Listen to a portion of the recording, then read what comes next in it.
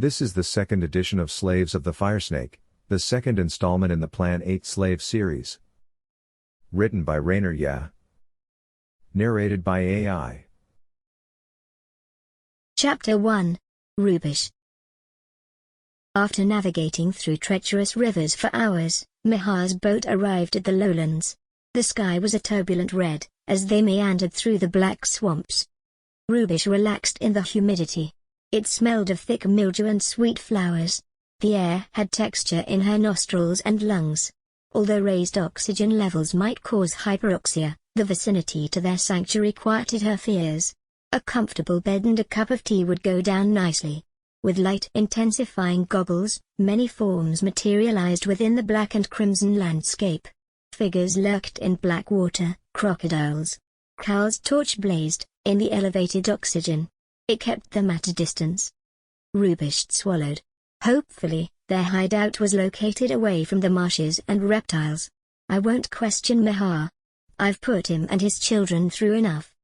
Nudging the river's edge with an oar, Mihar steered their canoe to the riverbank. Rope in hand, he scrambled up a muddy ledge, and tethered his boat to a tree. We're here. It's too dangerous to stay on the ground. We need to climb a very tall tree. I'll make a platform once I find my stashed toolkit. Rubish smiled with a clenched jaw. Why hadn't Mihar prepared for their hideout? They needed rest. Carl, toss me the ropes, he said. Carl slung him a canvas bag, and Mihar yanked out a rope. He coiled it around his waist and secured it. Rubish and Carla followed the men onto the riverbank. Rubish was empty-handed, and Carla hauled a second canvas bag on her back. Mihar pointed at Rubish. You hold this torch. You're much taller than us, so you'll deter more crocodiles. He leaned back to view treetops. Scared of heights? Not after living in the Marzi Pass with the Sky People for so long. Rubish didn't mention living in tree branches felt unstable. Still dizzy from time travel, she accepted the torch from Carl and held it high. Her breath came shallow as she followed them into the black jungle. Mihar halted in front of a large tree. This one will do. He straddled a log and slipped off his muddy boots, then climbed barefoot up a thick trunk. He gripped his tiny hands into bark grooves pressed with his toes to scale the trunk to the lowest bough, 10 meters from the ground. With his children and Rubish inspecting his handiwork from below, Mihar secured the rope's end around the bough, fastened a complicated knot, and then let it drop to the ground. Rubish, climb up first. She passed the torch to Carl and yanked on the rope. She pressed a foot against the trunk and pulled herself up. But she lacked upper body strength, and her foot skidded, causing her to graze her leg. The sting shot up her thigh. She tried again, but her body swung from side to side as she lost her footing. Carla, Mihar bellowed to his daughter. Tether the rope around Rubish, so Carl and I can hold her up. Sure. Carla set her bag on the ground. She wove rope around Rubish's waist, between her legs, over her shoulders and under her armpits. Rubish flushed as she watched. The bag, Carl hollered. A crocodile snatched it. He yanked a dagger from its sheath and bolted through the brush with his flaming torch. No, his father screamed after him. It's not worth it. We can find more food. It's dangerous, Carl. Either Carl didn't hear him or he ignored his pleas. Mihar slid down the rope and darted after his son. Get up the tree, he boomed at Carla. Hold Rubish up. With panicked eyes, Carla did as ordered. Rubish climbed as Carla hoisted her to the lowest bough. Luckily, Sotsongs had superior arm strength for gliding. Rubish's pulse pounded in her eardrums. She struggled for breath and peered at the river, nothing but calm water. The swampland was silent, no panicked shouts. No voices. Carla gripped its trunk and panted, tears in her eyes. By the time Mihar returned alone, hours had passed. Rubish's fingers pressed into the jagged bark of the tree. Carla wailed, scaring birds from nearby trees and causing them to flock skywards. Mihar joined them. Tears wet his face. Carla's sobs mollified, and they waited for him to speak. When I got to the water's edge, he'd disappeared. Our extinguished torch was floating in the river, and so was my empty bag. He rubbed a small hand over his shapeless face. I saw no blood. Water and soil are so black. I searched the riverbanks, saw marks in the mud. His body must have been dragged into the water by crocodiles. Carla sobbed. Her father embraced her. He's gone, she wailed. I felt him die. Oh no, Maha howled. Please don't say that. Your twin has to be alive. He's dead, father. As you said. I'm sorry, Rubish said. It's my fault. They didn't reply, confirming she spoke the truth. I wish my memory had never returned. I ought to have remained in Glass City. When she was 20 years younger, Cal was the son she'd never had. Cal and Carla's mother had died giving birth 5 years before Rubish met them. Rubish had been their mother figure. During her time on Orpheus, time ceased in the Firesnake. She'd missed out on Carla and Cal growing up when she'd left and lost her memory. But with her memory back, her love had returned, too. That love had never dwindled, despite forgetting. She had no right to speak these words anymore. Maha had known his son better, and Carla had known her twin brother best. Is he dead? So quick? Where's his body? In a crocodile? She shouldn't have let them lead her to Arceus's lowlands. Now Cal was dead on a mission to protect her from Maharani. She'd find a key to Mount Alamatzi's pyramid. Cal could live again. As long as she journeyed back in time, she could fix everything. It didn't matter what Crowleen had warned her against all those years ago. It would be meaningless to Rubish if Plan 8 went into chaos. He had to live again.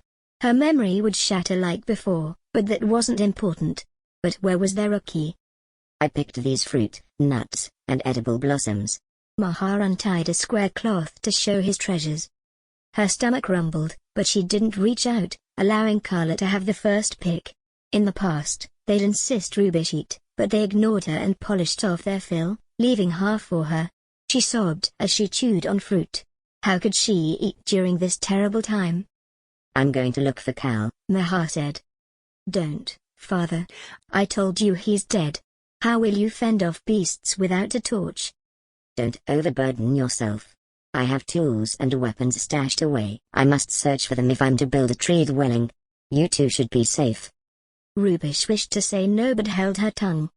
How long will you be, father? Not long. 2 hours. Will we be safe, Rubish? Rubish nodded. The dangers under the canopy.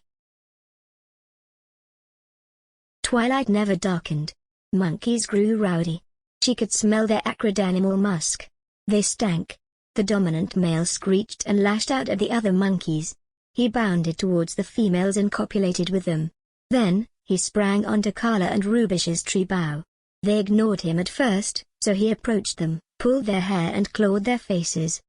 Carla shouted, "Go away!"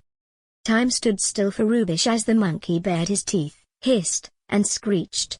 He plunged towards Carla and gnawed her neck. Blood gushed out and soaked her clothes. "Hey!" Rubish screamed and elbowed him off. He somersaulted, landed on another branch, and swung to a branch above them. He grabbed a giant fruit and dangled on it until it loosened and tumbled, almost knocking the women from the tree. Dozens of monkeys gathered near and cheered. They chucked sticks at Rubish and Carla. "I'm so scared," Carla said. "They want to kill us. If I glide to another tree, they'll follow me and leave you alone. We can't separate. Your brother's dead. I don't know what's happened to your father. These monkeys are worse than the crocodiles. I can get help, find father. Go before that monkey nips you again." Carla glided away. Rubish swallowed her tears and glared, on alert for another assault. Chapter 2. Adra. The stink of dirty laundry within the lorry's container burned Adra's nostrils.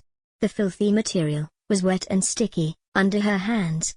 Yasmin's leg pressed against hers, as Yufang's rasping breaths came in spurts over the rumbling engine. His shadowy form hunched over the dead gangster. "Spider?" Adra mind spoke. "Ah, you there?" "Yep. Watch out for Yufang. He kills too easily." "I expect he's a criminal. I mustn't kill anyone else." "There's chaos at the Mafia hideout. Android maids have rebelled and are freeing prisoners." "That's great. Glad I deactivated their devices." "Great to an extent. but the place is on fire. Many have died. Innocents, karaoke goers, clubbers, and slaves. Smoke inhalation, and crushing. Adra put her head in her hands and sobbed. She should have listened to Spider and left with evidence. Not meddled to save Yasmin. "What's wrong?" Yasmin said. "I feel awful. I murdered that gangster in the basement. He raped me." Yasmin's voice cracked. "Wish I'd killed him myself." She rubbed the teenager's back while Yufang sucked in a sharp breath. Whether from pain or shock, Adra couldn't tell. "Listen. Send those files to the Maledian Interstellar Police, MIP, before Inarmotson Police Force ransacks the joint for treasure and forgives Bamda for a bribe." "Send how?" "Go in person. That's what my book says." "Huh?" "I'll explain another day." "I travel now?" "Yep. But it don't fly there. There's no time. Wait. Let me search for you." How could she vanish without Yufang noticing? Was it dark enough? She crawled to the other end of the lorry's container. "I'm back," Spider said. "There's a public toilet up the street from MIP. Appear from inside an empty cubicle. Order what you wish." "What form shall I take?" "Do you know what Fennerks look like?" "Purple skin?" "That's correct. Thin, glossy, black hair, purple eyes, flat noses." "I know. I've watched many Maledian sitcoms." "Make sure not to resemble a famous actor." "What should I do? Go to MIP and hand my video file to a receptionist?" "Or should you just go straight to the human trafficking sector? Oh, wait, it says here your file's gotta be copied to some downloader thingy." "I don't have my Aura Shield remote. It's on my finger at the river in Giyok." "They won't need that particular one. But the MIP will expect to scan your Aura Shield.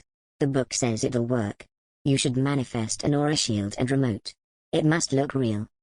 Adra frowned, and she wondered what book he owned which contained such esoteric information. Just order it? "You know what to do."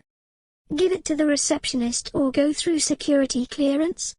"We'll discuss that when we're there. Meet me in that toilet cubicle first." "Yufang will see I vanished." "Tell him.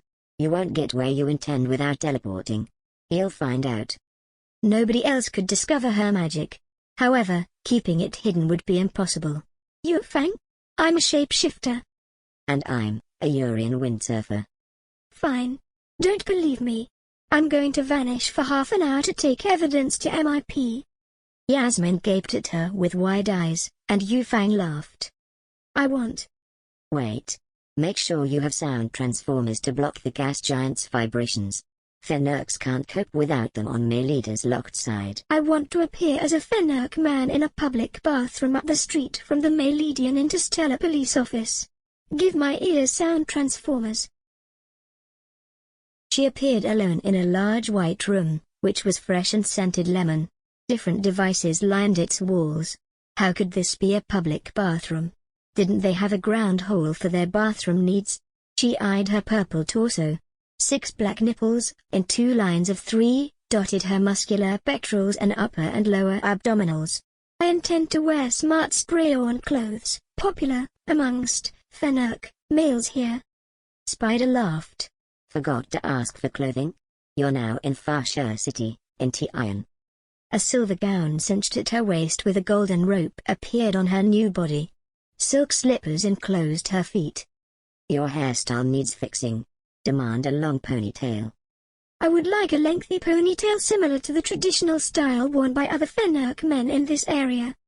Sleek, black hair cascaded down her back. "In case MIP interrogate you, say your name's Dean. I've copied Dean's identity into your Aura Shield. You look Fennerk. It's raining, so activate an Aura Shield now." "Please give me an Aura Shield for rain protection." "Use this Maledian citizenship number, KA5NAY6A." Adra gave her intention. "Hope their real person doesn't get into trouble." Time to go, before Yufang goes crazy." "What's he doing?" "Nothing dangerous. Hurry though." Opening the door, she gazed in awe as she stepped onto a wide pedestrianized street, constructed from what appeared to be black marble. Amidst the offices and shops, People of various ethnic backgrounds from across Plan 8 leisurely walked or effortlessly glided on hoverboards, hoverchairs, or hovershoes. Green towers on either side stretched up to the gas giant, Tushing, which spanned a third of Melita's blue sky. The purple and golden planet with rings looked surreal. Storm spots swirled in shades of desert sand and mauve. A gentle breeze caressed her new body through her silk gown. Gardeners levitated around towers, attending to foliage growing from green chloroplastic windows. Others harvested fruit or organized pollinating insects and blooms. Sunlight beamed through vegetation and glass, twinkling on pedestrians. Robotic discs swept over the obsidian paths and plazas, sucking up fallen dander and dispensing it into hatches in the road. The MIP office is across the street, Spider said. Good luck. Only its entrance was transparent. The remaining tower used chloroplastic windows for photosynthesis. Adra walked up the black marble steps and searched for a handle. None. She touched the glass. It snapped open, and she approached a reception desk centered in a black and white hall. A young receptionist with ebony skin, a red blouse, and perfect teeth smiled at Adra. "How can I help?" "I have important information for your human trafficking department." Adra's breath hitched at the deep pitch of her voice. The woman raised a well-groomed eyebrow. "Sure. Leave it in this tray. Someone will get back to you once they've read it." "I have video evidence recorded from my aura shield." "Wait." The receptionist disappeared behind her desk. Spider said, "Request video evidence from the Ixan complex, specifically transferred from your aura shield to MIP, excluding any footage captured outside the complex. We must ensure our covert travel remains undisclosed." Adra made her orders. The woman re-emerged with a device. "May I make a copy, and pass it to the right person?" "To who?" "Someone who views evidence handed in by the public." "When will they do that?" "When they have time." "Today?" "No. Everyone's very busy. But it needs to be viewed now." The receptionist frowned. "You have no idea how many people come through these doors, claiming to have vital information. 99% is junk." "If someone doesn't watch this, another human trafficker will be free." The woman sighed, opened an apple-sized air sphere, and whispered. "Oh no," Spider said. "She's calling security." "What should I do?" "Go to the director of MIP's human trafficking department." "They'll see me disappear and reappear elsewhere. They'll have CCTV footage. It's too risky." "It's the only way you'll get those arseholes to take you seriously. They'll never track you. Security's coming. Do it."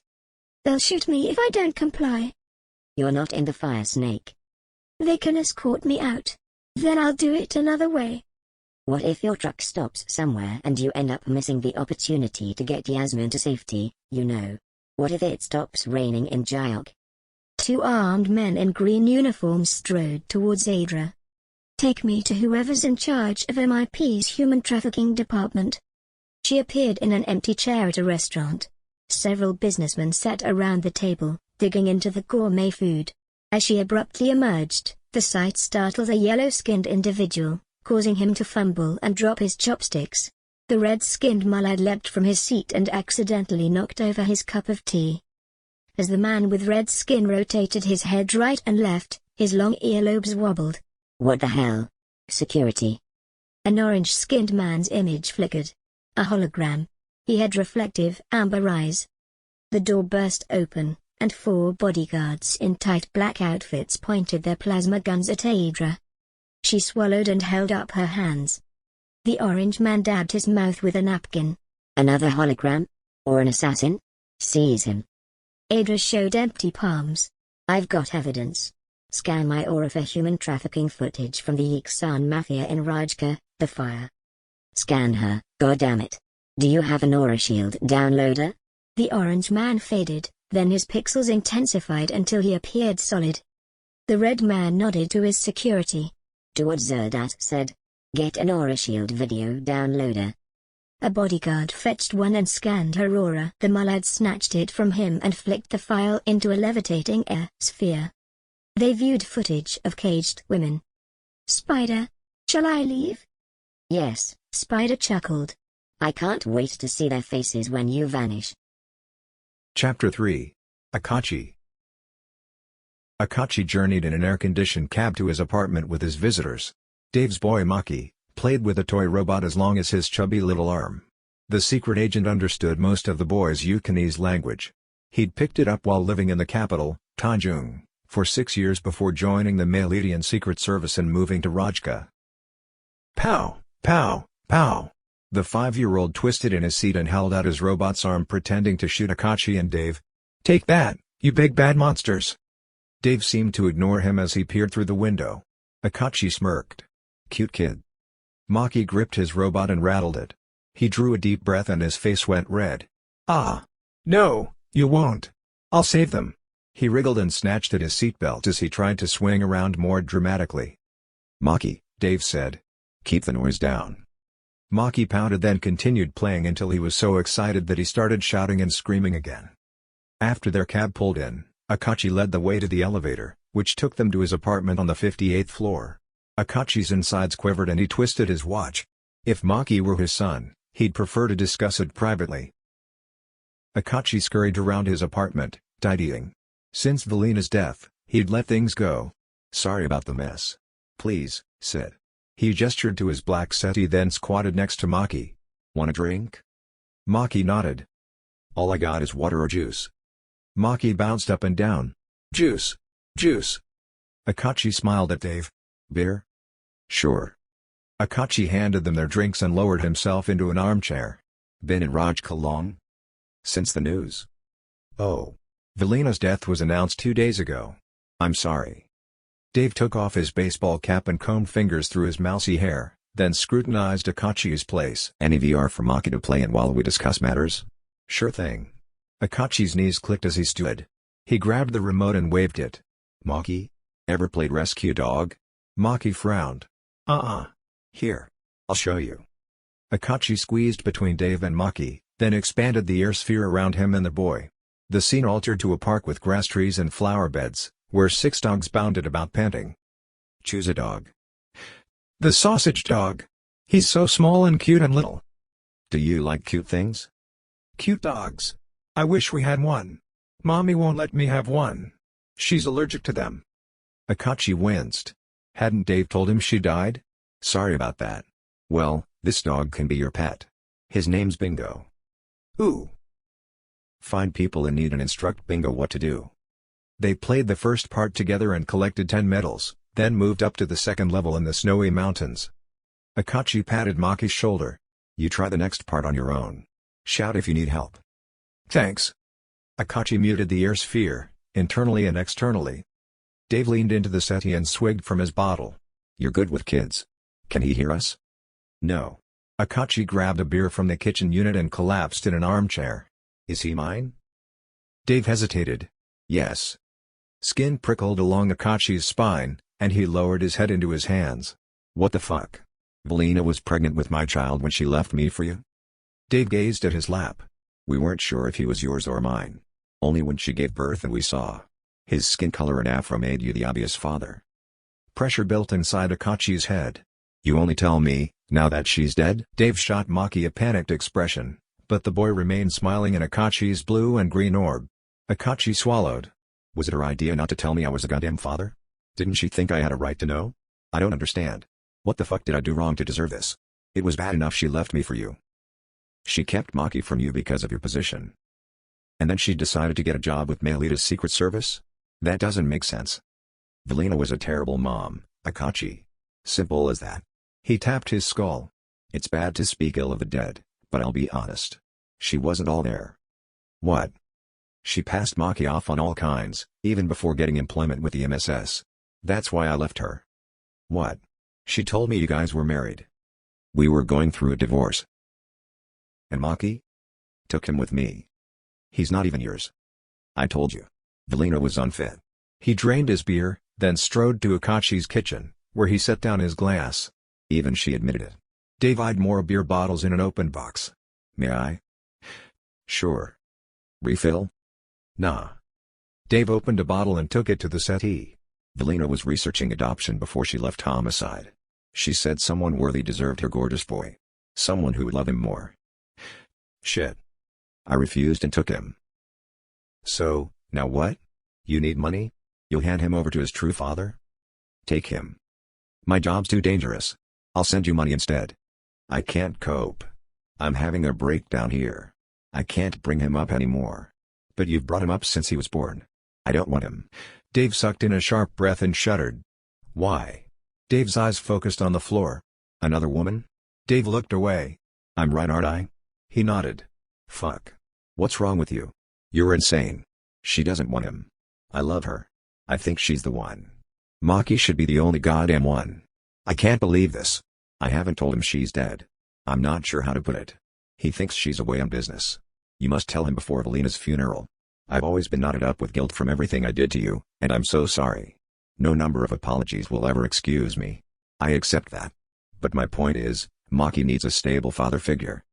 Tension hardened Akachi's body and he leapt to his feet and paced the room. They'd not only cheated on him and kept the truth about him being a father but treated his son like crap. How had these two people he'd once loved become so heartless and cruel? Lightning flashed. Akachi stopped pacing and rested his hands on the windowpane. Thunder boomed and a monsoon pelted a crowded street below. Pedestrians scurried for shelter. I'd like to have a relationship with him. I thought you would. That's good. Don't give him up for adoption. I'll visit on my days off, and I'll send you half my salary. That's not what I want. That's not why I found you. Wait, Dave, listen. That's a lot of money. You never need to stress about finances again. Be a full-time parent. To a boy who's not mine? I'd like to travel. Start my life again with my girlfriend. Have my own kids. Akachi glared at him. He'd love to shoot this fucker. You haven't changed. You're still a selfish piece of shit. Dave drained his second beer. If you don't take him, I'll give him up for adoption. You want strangers raising your son? Akachi squeezed the bridge of his nose. I hate people like you. This child is a human. He put all his trust in you. Dave grabbed Akachi's airsphere remote and switched off the globe. Hey! Maki said. That's not fair. I almost got 10 medals. Dave stood and pointed at Maki. Let's go. Oh daddy. I don't want to go. Akachi gulped. Didn't Maki know Dave wasn't his real pops? Dave shoved a piece of crumpled paper into Akachi's hand. Here's my number. I'll pray choose what's right. Akachi gazed at the lit-up Republicans' tower slicing through the dark sky, unsure why it made Rajkan so proud of their city. Just another slab of concrete in this godforsaken capital. He inhaled warm air. At least air pollution was less extreme in South Rajka. The right place for a run with green spaces and roads reserved for street vendors. A young family stopped strolling and pointed at him while whispering to one another. He'd heard the word harang more than once tonight. Tanjung might have been another shithole, but at least it was multicultural and he wasn't treated differently for having brown skin and an afro. What did they think about Maki in these parts? Was he considered a Noctur or a harang? Native Reds would likely laugh about harangs and Nocturs conceiving a child together. If only he could retire and take Maki in. If only he could be the father Maki needed. Money wasn't an issue. Zerdas had already told him how much an early retirement would bring. They'd return to Melita and live a good life, or live with mom and pops in Markaz. Imagining mom's expression of pure delight sent shivers across his cheeks. But if he left the Melitian Secret Service he'd lose access to secret files. Then he'd kiss the search for his long-lost sister Ebony, goodbye. If mom and pops took care of Maki in Markaz Arrest Sky Capital, Akachi might keep his job with the MSS and continue searching for her. If Ebony were alive, she'd be 37. His throat constricted as it did every time his memory took him back to that terrible day. He pressed a fist against his lips. He was 7 when they snatched his baby sister from his grip. She was 4. How did they get away with that? Ghani's sky cities were as developed as those on planet Earth's. Even in those days they were. In such a busy place with his parents, other adults, and security, how could Markazian's police force have found nothing? The memory would haunt him until he died. Perhaps files from Bamdar's joint had already downloaded onto the microchip in Akachi's cerebral cortex. They might hold information about his sister's whereabouts. Bamdar had human trafficking rings outside the Firesnake, too. He plugged his earphones in and jogged. The next day he contacted Dave on his holophone and invited him and Maki over. Hey, Akachi, Maki said. Can I play that game again? Sure thing. Would you like some juice first? Maki hopped up and down before dancing into Akachi's kitchen. "Juice! Juice!" He grinned and stuck out his tongue as far as it would go. Akachi chuckled and poured it into a mug. "No beer for me today, thanks," Dave said. "Coffee? Tea?" "Coffee." Akachi handed out the drinks and set up VR. "It's safe where you left off." "That's great." Maki made himself comfortable on Akachi's settee. He looked like he belonged. "I was thinking about that game a lot when Daddy made us leave the other day. Thought I'd lost all my medals." Akachi smiled. "Everything's there for you. I viewed your results. You made it to level 4. Maki grinned and stuck out his tongue again as Akachi slipped on his headphones. He swigged some coffee and approached Dave. "I've had an idea. Let's put Maki in a boarding school." Dave frowned. "Maki won't get much love in a boarding school." "Maybe not. But he'll have a routine, be safe, and make friends." He'd considered Mom and Pops, but while Akachi was an agent, Maki would be at risk with them. "I'll visit him. It would be good if you did, too." He held out his palms in defense. "No pressure though." "Sure, I'd visit him. He might stop calling me daddy and call me uncle instead." "You're an asshole." "Anyway, once I'm ready to take early retirement, I'll take him out and be the father he deserves." "Why don't you take early retirement now? Remember my sister I told you about?" Akachi cringed about telling Dave all his deepest secrets over their years of friendship, and then the asshole having an affair with his pregnant woman. "Still looking for her? Wouldn't you? You should give up. You'll never find your sister." "I will if it kills me. MSS has files on Plan8's human trafficking rings. I doubt she made it farther than Earthus or Kwanja." "That's the total of." Dave did sums on his fingers. 14 billion people. And with intelligence you have access to, how would you find her? How many years ago did they take her?" Akachi pinched the bridge of his nose. 33. "You're chasing a ghost. You have a son now. He needs you more." Chapter 4.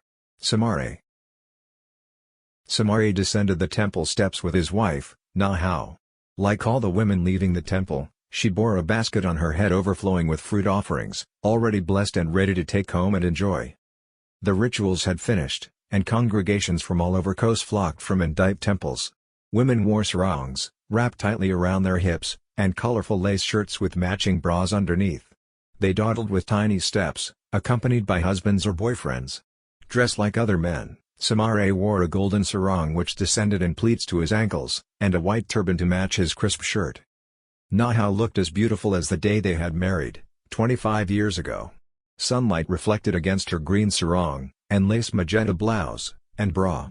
She reminded him of a lotus flower as she floated along Monkey Forest Road, with other Gyoks and Dai followers. He was a fortunate man. But he wouldn't be fully content until Adra found the key to Gyok's time portal. His jaw tensed. If Adra still hoped to travel 5 light-years home, he'd need to raise enough money to buy her a ticket. Perhaps go into the past, smuggle one, or more antiques, and sell them. "What shall I cook for our anniversary dinner?" Nahao swayed her hips as she balanced the basket. "Perhaps we could drive into town to that new supermarket." "Why? Kos has plenty of shops. It's better to support our local farmers."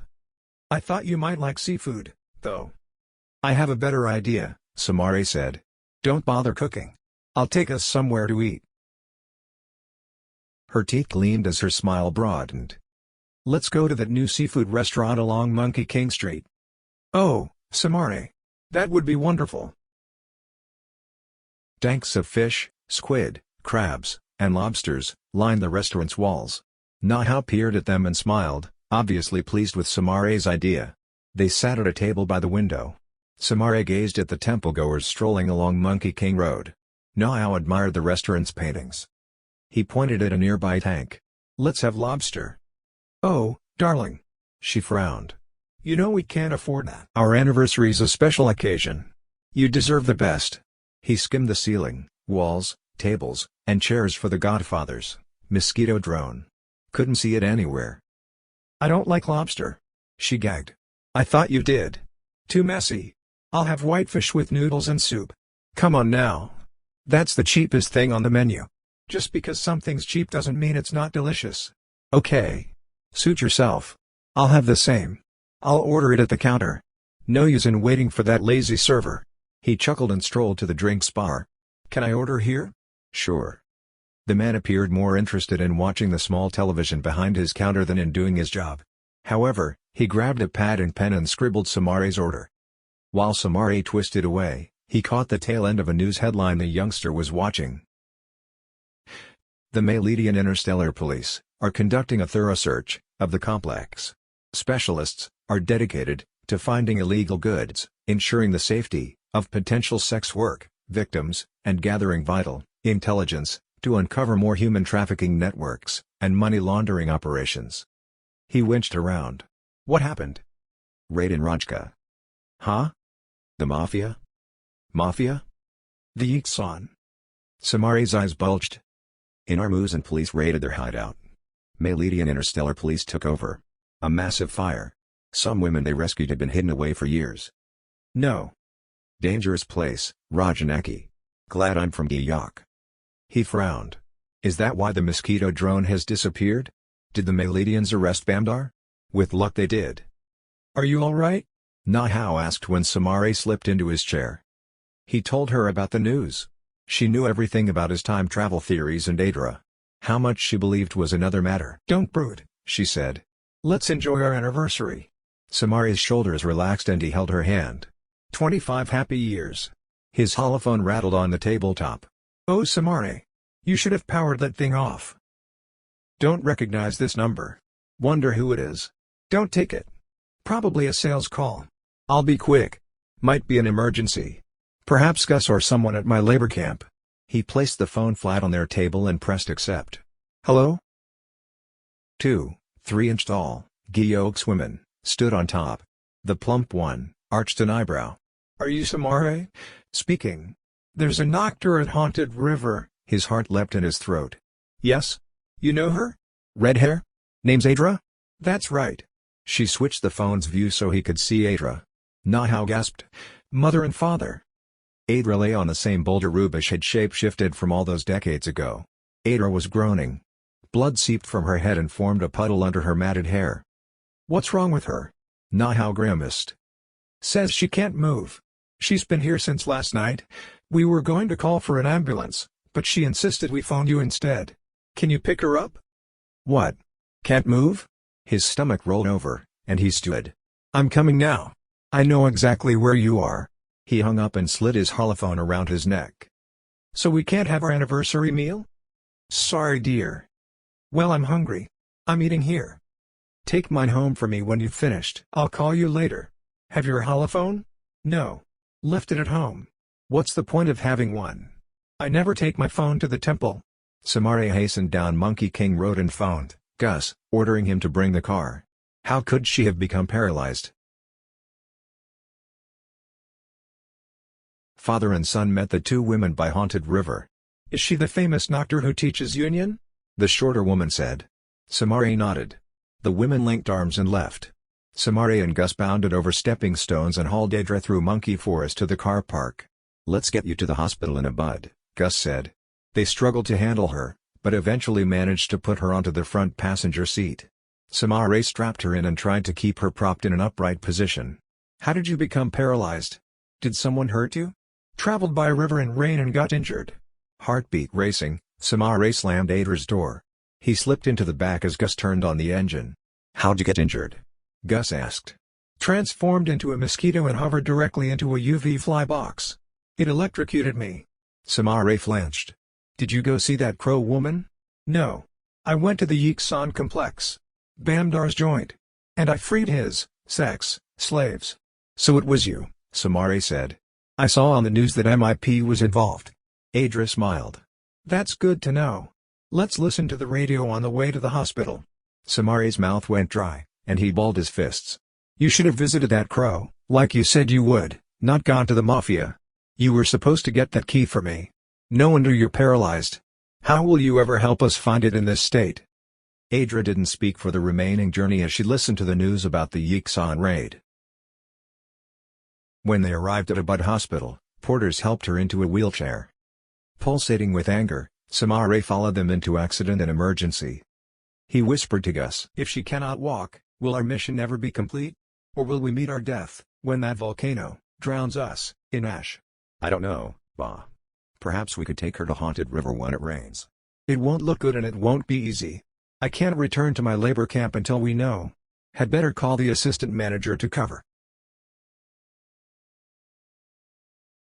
The next day, while Samare faced rice paddies in his front garden, puffing a cigarette, his holophone rattled on the table. A bud hospital. He accepted the call, and a 3-inch nurse in a paper-white tunic stood atop his screen. "How's Adra?" Samare scrubbed his face with a palm. "Does she have family nearby?" "No. Adra's ba lives on Earth. Can you tell me how she is?" "You need to talk to our consultants. Can you make hour 24? "Yes. Legal representatives and other care professionals will attend the session." Gus accompanied Samare for moral support. The hospital receptionist directed them to an office on the second floor. When they entered, Samare gaped at 15 smartly dressed Inaramuzans. The native reds sat around a large oval table. Each person was arched over his or her flat-screen device. A tall woman, in a shade of red brighter than her skin, stood, smiled, and beckoned for Gus and Samare to sit. She returned to her chair, and cleared her throat. "Good morning. Everyone is present, so we can begin now." She waited for everyone's attention before continuing. "We're here to discuss Adra's condition, and where legal responsibilities lie for her ongoing care. Dr. Mata, could you explain what Adra's test results indicate?" A stocky man stood and clasped his hands in front. Our patient, Adra, has quadriplegia. Her condition's often referred to as tetraplegia. For those who aren't trained in medicine, those terms mean she is paralyzed below her neck. Samare's skin tingled in discomfort, and he rapidly blinked as he tried to process the information. "Indefinitely?" Everyone peered at him, and the doctor cleared his throat. "We don't know. Sometimes paralysis can be temporary." He surveyed the assembly as sweat beaded on his brow. "Please, continue," the woman said. Adra has suffered a brain hemorrhage to her frontal lobe. We've ruled out an ischemic and hemorrhagic stroke, tumors, and there are no external injuries to suggest impact, or any other traumatic brain injury. She is taking antibiotics, and we won't know much until her brain swelling goes down." "Is that all?" the woman said. Not quite. Adra has also suffered from catastrophic nerve damage throughout her body, enough to suggest she was electrocuted. Samare frowned and scrutinized Gus, who shrugged. "Is the patient conscious?" she asked. "Oh, yes. Adra can talk. While her ability to speak remains intact, there is a possibility that it may deteriorate at any given time. Her breathing is functional, without intervention. But Adra will require a diaphragm pacemaker, should she have complications. All her other neural functions are good, though she requires a catheter and colostomy bag." "Thank you, Dr. Mata." Dr. Mata lowered himself back into his chair and gulped water. "Who brought Adra to this hospital?" the woman in red asked. "I did," Samare said. The woman frowned. "How did you transport Adra here?" "My son and I carried her to my son's car, and then we drove her." "Are you aware you shouldn't have transported Adra without a neck brace and a backboard?" He shifted in his chair. "No." "How did you lift her?" Heat flooded his head. "I carried her from under her arms, and my son carried her from under her legs." "You could have killed her by transporting her in such a way." He gulped. The woman tilted her head. "I believe she requested you to collect her from the river." "Yes." Gus nudged him and nodded for him to stand. Samare stood and shifted from foot to foot. "She was a laborer, at the government labor camp I manage in North Guyok." "Had she finished her sentence?" "No. But she was, an outstanding union teacher." Soft murmurs permeated the air as the people around the table received this information. The woman rubbed an eyelid. "A Saxon died?" "No. But Adra was a good union guru. The physical and spiritual aspect. I thought she'd be an asset to our small village." "In what way?" A young man wearing a gold and brown batik shirt stood. "If you don't mind, I'll quiz the man about his relationship with the victim. I'm Police Detective Booty." Samare gulped and traced the base of his neck with his fingertip. "Victim?" With a heavy sigh, the woman took a seat. Detective Booty nodded. "And I'd like to talk to you about this in private." The woman stood again, frowning. "Dr. Mata said there were no visible injuries. The head injury was non-trauma induced. Adra also told us she wasn't assaulted and didn't have an accident, but woke from meditation unable to move." Detective Booty gazed at Dr. Mata. "Can't poison or drug abuse result in brain injury?" Dr. Mata steepled his fingertips on the tabletop. "There is an array of causes for non-traumatic brain injuries. These include tumors, infection, arteriovenous malformation, a ruptured blood vessel, Loss of oxygen from drug abuse, strangulation, drowning, choking, anaphylactic shock. Thank you, Dr. Mata, Detective Buddy said. I don't need a medical lecture. Can drug abuse cause brain injury? Yes, drug or alcohol overdose can. And insufficient oxygen? Of course. So, mining selenite 300 meters below Quanja's crust could be a likely cause of hypoxia? Yes. Excess heat and pressure could be leading factors too. The spectators whispered together again, and Mata sat. Detective Buddy regarded the woman in red before pointing at Samara. Adra might have been targeted, or inadvertently placed, in a vulnerable position. If a butt hospital intends to place Adra under the care of this individual, I strongly recommend waiting until he has been cleared of any charges of negligence or attempted manslaughter, resulting from an unlawful and dangerous act. Samara gasped like a fish out of water. Pressing his palms into the table, he sharpened his focus on the detective, replaying what had been said. He wouldn't go to prison. Should Adra fail to obtain the key, she would need to instruct him and Gus on the techniques of teleportation and shape-shifting, enabling them to visit the Crow instead. Chapter 5. Numi Foster. Stars twinkled above the lunar landscape which surrounded Numi Foster's greenhouse glass dome. On her hands and knees, she picked weeds around saplings she'd planted last week. She placed them in a bag, and stepped onto the steel-gridded path. Her trees would grow stronger if weeds didn't choke them, and one day, they'd flourish to produce fruits and nuts. She loved gardening. It helped her face her grief, and she'd let pain flow through her in waves of weakness and nausea. Cultivation opened her mind to her emotions. When she allowed her mind some space to wander, long-buried sadness bubbled from within. In the past, she tried to avoid grief by studying.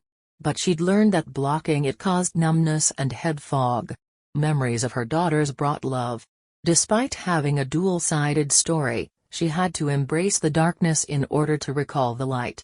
She had to accept Glass City had murdered Ingafar, made Yasmin a sex slave, and turned Albina and Naomi into concubines. Her love for them would never perish, and her memories kept them close. Recollections of her daughters, growing from baby girls to teenagers, arriving at milestones in between. Their high-pitched squeals, as they played their imaginative games. Their toddler and teenage tantrums seemed so stressful in those days. But the memories now made her laugh. A bird sang a gurgling tune, and Numi Foster rubbed her aching muscles. She stretched her arms overhead, and gazed at the stars beyond the dome. A rushing waterfall in the center of the greenhouse washed away her thoughts, bringing her to the present. Her stomach rumbled, and she made her way to the canteen. 2 guards blocked her path. "Numi Foster?" a guard said. "Yes. The director wants to see you." Her insides quivered as she clutched her moonstone pendant and nodded. She hadn't known Glass City had a director. What could be wrong? Was it because Rubish had vanished? Guided by the guards, she was taken through secret underground tunnels hidden within reinforced steel walls, leading her to doorways that were typically off-limits. Eventually, they entered a platform. A maglev train waited inside a glass suction tube. Who'd known there were maglev suction tubes on Kronos? How big was Glass City to require high-speed underground transportation? Despite living there for 39 years, she had gained and imparted knowledge about every aspect of Plan 8 while preparing her daughters for their concubine exams. However, she remained unaware of the true nature of the place she called home. Holes in the tube and 3 carriages gaped open. She crawled inside and lay on a tubular bed. The guard belted her in, and then exited and re-entered a different carriage. Blue glass melded the carriage holes to a blemish-free, transparent veneer. She watched through the shell as a guard secured himself within the carriage in front. The tube sealed shut, and the train hummed into life. It floated off a magnetic rail. A red countdown appeared on the glass ceiling. Numi Foster clutched handles on each side. Her stomach lurched into her throat as the force propelled them forward. If this suction tube was anything like those in Nubilu's oceans or in Earthus's sky cities, they could travel up to 4,000 miles per hour. After a minute, her mind adjusted to the speed, though her body remained tense. Another minute, the train decelerated to a halt. With her spine erect on a metal bench, a young woman with cropped bleached hair waited on a platform. She wore a tight black catsuit and red stilettos. Numi Foster would never comprehend why certain women subjected their feet to such excruciating pain. The guards vacated the maglev tube, and helped Numi Foster to her feet. The woman approached them. Her large blue eyes bored into Numi Foster's, and her arms remained at her sides. "My name is Delizer. I'm the director here. Will you follow me?" Heart still thudding from her high-speed journey, Foster followed Delizer. Under the protection of armed guards, they traversed many high-security doorways and tunnels, before reaching a transparent elevator. Ascending through lunar rock, the elevator emerged inside a glass dome. As they entered Delizer's home, the view beyond pulled Numi Foster's attention away from the interior. A lunar valley stretched to a starry horizon below. It was gray and spotted in craters and hills. Her heart rate picked up as she tipped her head back and rotated 360 degrees. After the guards left, Delizer cleared her throat. "My home rests on Kronos' highest mountain, Mount Krone, at 6,000 meters. Wow. Please." Delizer gestured for Numi Foster to walk with her, through the living quarters, to the blue glass shell. Over the transparent floor, they passed cozy seats and white sheepskin rugs. The rock under the floor stopped at the mountain's edge, but they continued to walk over the cliff. "Isn't it beautiful?" "Yes. Quite scary. I feel like I might fall." Delizer laughed, perfect teeth gleaming in a face yet to succumb to age. "Few come to visit me on Mount Krone. It's nice to have a guest. Would you like a drink?" "Please." "Are you comfortable sitting over my mountain's edge?" Delizer arched an eyebrow. She attempted to keep her voice light. "Yes." Delizer tapped the blue glass floor with a stiletto heel. "Cozy seat." A transparent water balloon arose from the floor. Numi Foster bounced into it as Delizer tip-tapped in her ridiculous shoes, towards the drinks bar, by an opaque wall. There, she prepared 2 cocktails. She returned to Numi Foster, and offered her a glass of light brown liquid topped with sugared cherries and cream. Numi Foster accepted it with a watery smile and rotated away from the shell, her seat reforming around her.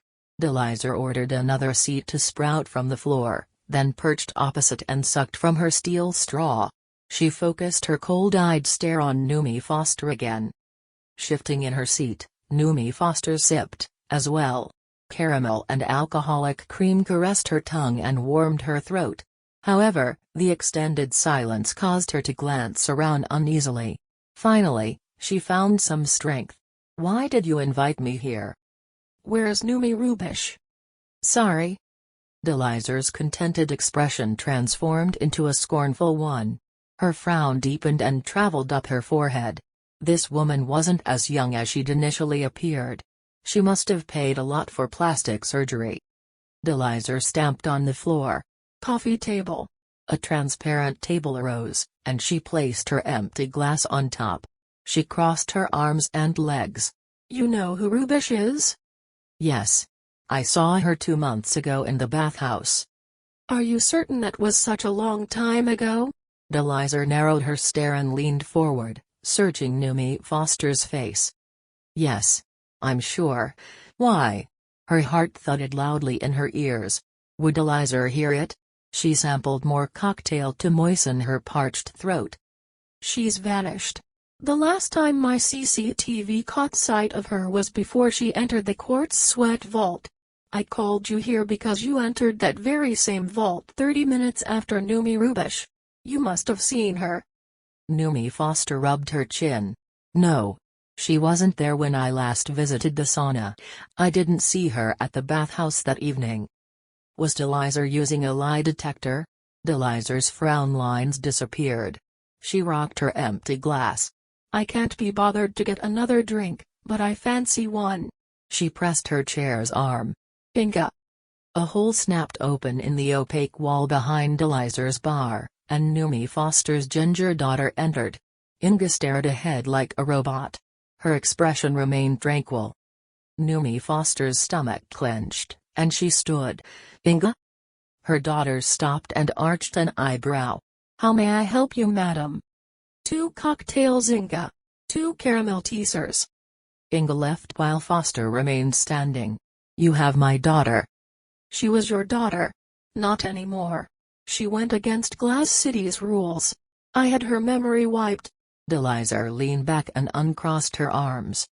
Heat flushed through Foster's body. When Inga returned with 2 drinks, Foster hurried over to hug her. Inga remained stiff. Numi Foster spun around to glare at Delizer. I want her back. You restore her memory and give her to me. Excuse me? Is that how you talk to Glass City's director? Delizer clip-clopped over to Inga. She swept Inga's long ginger hair over her shoulder, tiptoed, and kissed her cheek. You leave her alone. Numi Foster tumbled to her knees and sobbed. Please. What, Inga with her old memory? Tell me the truth about Numi Rubish. Tell me everything you've ever talked about and everything you've seen and heard about her. Numi Foster gasped for breath between sobs. Delizer would never believe her if she told her what had happened. No one would. They'd declare her insane and administer a lethal injection. Or would they put her to sleep and wipe her memory, as they'd done to Inga? Which was worse? Dying, or living in an empty shell? Okay. I'll tell you. But you won't believe me. Finally. Delizer took their 2 glasses from Inga, strutted back, placed them on her coffee table, and flopped into her seat. Numi Foster returned to her chair and told her everything. Rubish said Adra would free the Yixan sex slaves? Numi Foster nodded. Remarkable. And Rubish said Yasmin would be freed? Yes. She must have been very careless in her rescue attempt. Delizer picked a thumbnail and glimpsed up. Most slaves suffocated from smoke inhalation. Dizziness overtook Foster, and her chest heaved. Yasmin died? Likely. She kneaded her chest with the heel of her hand. Adra did it? Her powers were genuine? Yes. I've always believed what Numi Rubish said. She was right about every daughter. I installed microphones behind those crystals 18 years ago. You already knew everything I told you? Delizer nodded. Why question me? Just testing your loyalty. She tip-tapped to the dome's shell. If I'd known Rubish would pass messages to Adra through a psychic in Eporeo, I'd have locked her up and kept her as a pet. Adra caused havoc. The Yixan Mafia was our biggest client. Now their godfather's been sent to jail, Glass City is jeopardized. Why are you telling me? Because I hope you'll be interested in working for me. How? As a spy, keep your ears and eyes open for any strange occurrences. Any shape-shifting entities. If Adra is still alive and knows about Glass City, she'll be coming here next. You'll give me my Inga? Yes. With her memory? Yes. A tear rolled down her cheek. Okay. Chapter 6. Rubish. Under a purple and red sky, monkeys continued flinging fruit at Rubish. She ducked and shielded her head with one arm, hugging the trunk with the other. After a while the monkeys grew bored and proceeded with their activities of preening, chewing, swinging, and shrieking. If she made a sudden movement they stared and resumed their bullying. So she kept still and quiet. It seemed strange that Mihar and Kala were so sure Kal was dead. Mihar said he had found no blood, because the ground was so black. Satsang had unique eyesight, adapted to their red dwarf star. Mihar's vision would surely pick up the blood. Those marks he'd spotted could have been crocodiles, dragging their tails or pulling other prey into the river. Kal might still be alive. Perhaps he climbed a tree then glided away, like Kala. Her belly fluttered, and she clutched the tree trunk tighter as she prayed. Please, Mother Artheus, let this nightmare turn out fine. Protect Kala. If Kal's alive, heal him. The Monkey King screeched from above and sprang onto her bow with a sharpened stake in his strong little hand. Rubish stiffened and squeezed her eyes shut. Something whooshed past and she opened her eyes. An arrow thudded into the monkey's chest, and mouth agape, He crashed to the ground. Mihar stood next to the dead body, pulled the arrow from his heart, and slotted it into his quiver. Monkeys screeched and dispersed into distant trees. Mihar swung 3 bags with his quiver over a shoulder, shimmied up the tree, then straddled the bough beside Rubish. Peering through her light-intensifying goggles, his face appeared grey within the black terrain. His eyes were hard and cold. I found Carl's remains within mangroves downriver. I buried him. A sudden numbness overtook her, and she placed a hand over her face. Where's Carla gone? Gone to get food? She glided away, Rubish said. The monkeys almost knocked us out of this tree. So where did she glide? Can you see her? No. She's gone. He soared to an adjacent tree and vanished into its canopy. Carla, where are you? You can come back now. The monkeys have gone. Rubish's groans developed into wails as time stood still. When Mihar returned, Rubish said, "No sign of her?" No. "I should hand myself over to Maharani." Pull yourself together. You can't give yourself up over guilt. My son is dead, but you can help me save my daughter? But listen. You owe me. If Carla doesn't return, you'll search for her. How? By river and rain. I have this. From his pocket, he pulled out a ring with a red gem. My aura shield remote. The gift from your friend in Rajka. Mosh. He nodded. Should have handed it to you and Carla earlier. It could have protected you from those monkeys. I doubt it. It protects from rain and other weather, but not violence. Is it charged? Yes. But it takes longer under this red sun. Doesn't matter if it still works well. She gazed at the water. Is that a magic river? No. We must travel 10 miles to where Alamartsi's glacier feeds the river Ranya. Then we venture farther up the glacier. But that's the ice side. Yes. How will we see? I'll have enough vision to guide you. She took a sharp inhale. I'll hold on tight. Will we remain in lowlands? If we don't, Mother will find you and kill you. Then you won't be able to search for my last living child. Goosebumps prickled her skin. Oxygen concentration will increase with lower temperatures. Yes. But you already said you're prepared to die. Dying from hyperoxia to save Carla will be better than dying under Mother's orders. You're right. I'm not afraid to die. Her voice cracked. I'm ready. Let's sleep first. In the zone of constant twilight, day and night meant nothing. But Rubish's limbs ached, and her eyelids drooped as if they become granite. Mihar rubbed his oversized forehead. We'll need energy for the journey. I'll build a platform. He sawed branches, stacked them in a layer, and secured them onto a base using ropes and nails. Afterwards he glided from tree to tree calling for his daughter, to no avail. When he returned, Rubish fell into a fitful slumber, woken now and again by Mihar's sobs. Can you find a key to bring him back? He asked. I'll try. Search Plan 8? Yes. Silence. She sighed. I will search everywhere. When I find a key, I'll change time. But your memory? I don't care. I despise myself. She straightened her spine and took a deep breath. We can do this. You couldn't find a key before. Her chest tightened at secrets she'd kept from the Satsang Sky people. She lowered her gaze. Maharani had trusted her to find one key, but she'd accidentally led the most dangerous slaver through a time portal. Her guilt didn't end there. She discovered 3 keys and never told the Satsangs. Crowleen, the crow woman, kept those keys. She stopped Rubish from being hanged for witchcraft. Her flying kicks of talons, and hand-thrown daggers had helped. She'd let Rubish live with her, and told Rubish about her mission to collect the 8 keys and destroy them. She'd also said the Satsang were dangerous. It made sense not to give them a key after all of Crowleen's horror stories about their ruling era.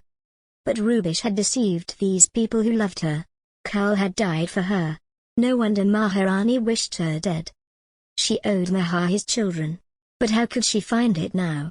When Crowleen was a mere human, 3,000 years ago, she'd stolen all the keys from the Satsang elite during their reign of Eporio. After that, Crowleen traveled time, genetically modified herself, and bought enough clones to live for millions of years. Would she still own a stash of keys? I will try again, Rubish told Mahar. A breeze rattled black trees, causing leaves to sprinkle with new rain. Rubish gasped. It's raining. Shall we go now? Yes. You haven't slept long. I can't. My son is dead and my daughter's missing in hell. Rubish nodded. Let's go now so I can travel by river and rain sooner. Travel by glacier and rain sooner, you mean? Is that even possible? I don't know. Do you have an amethyst? He handed her half an amethyst heart pendant. I took it from Carl before burying him. Thought I'd present it to Carla. She has the other half. Chapter 7. Yufang. Yufang stretched out on an oversized beanbag with his left leg secured to a splint. The temple room was immaculate. The white walls and glossy tiled floor were pristine. A breeze swept through the open doors, offering some comfort from Rajka's heat and humidity. A low wooden tea table occupied the heart of the room. With its distinctive Georgian design, it featured purposeful filter holes that allowed for the rinsing of tea leaves with hot water. Concealed beneath the table's surface, a network of tubes intertwined, leading to a hidden tank. Adorning the table's expanse were an assortment of porcelain tea utensils, tiny round cups, a collection of jugs, and petite tongs for lifting the hot cups with utmost care. How did a mage bring me here? A chill groped his spine. His skin prickled. Was that ginger woman, Adra, an enormous spider? Or was she human? 3 days ago when Yao Li had refused they stay, Adra had phoned the old master, Arpek. From his hospital bed he'd insisted they make themselves at home. He'd returned to his temple in good shape but Yao Li remained aggressive. She refused to cook for them, so Arpek bought street food every morning. Despite Yao Li's whining, the Faili temple offered peace and comfort. Arpek gave them endless cups of Georgian tea, and Yasmin's pretty face set Yufang at ease. Better than hiding from drones in a cave or being tortured by mobsters. Arpek, Yao Li, and Yasmin appeared blurry through Yufang's swollen eyes as they sat cross-legged around Arpek's tea table. They discussed political problems between Georgians and native Reds in Rajka. "Are you Georgian?" Arpek said to Yasmin. "My mother is. Don't know about my father." Yao Li recoiled. "Did your mother never marry?" Yufang cringed. Judgmental bitch. She was probably still a virgin at 30, and she, like most Inarmuzans, didn't agree with premarital sex. Yasmin smoothed her long baggy dress which she'd borrowed from Yao Li.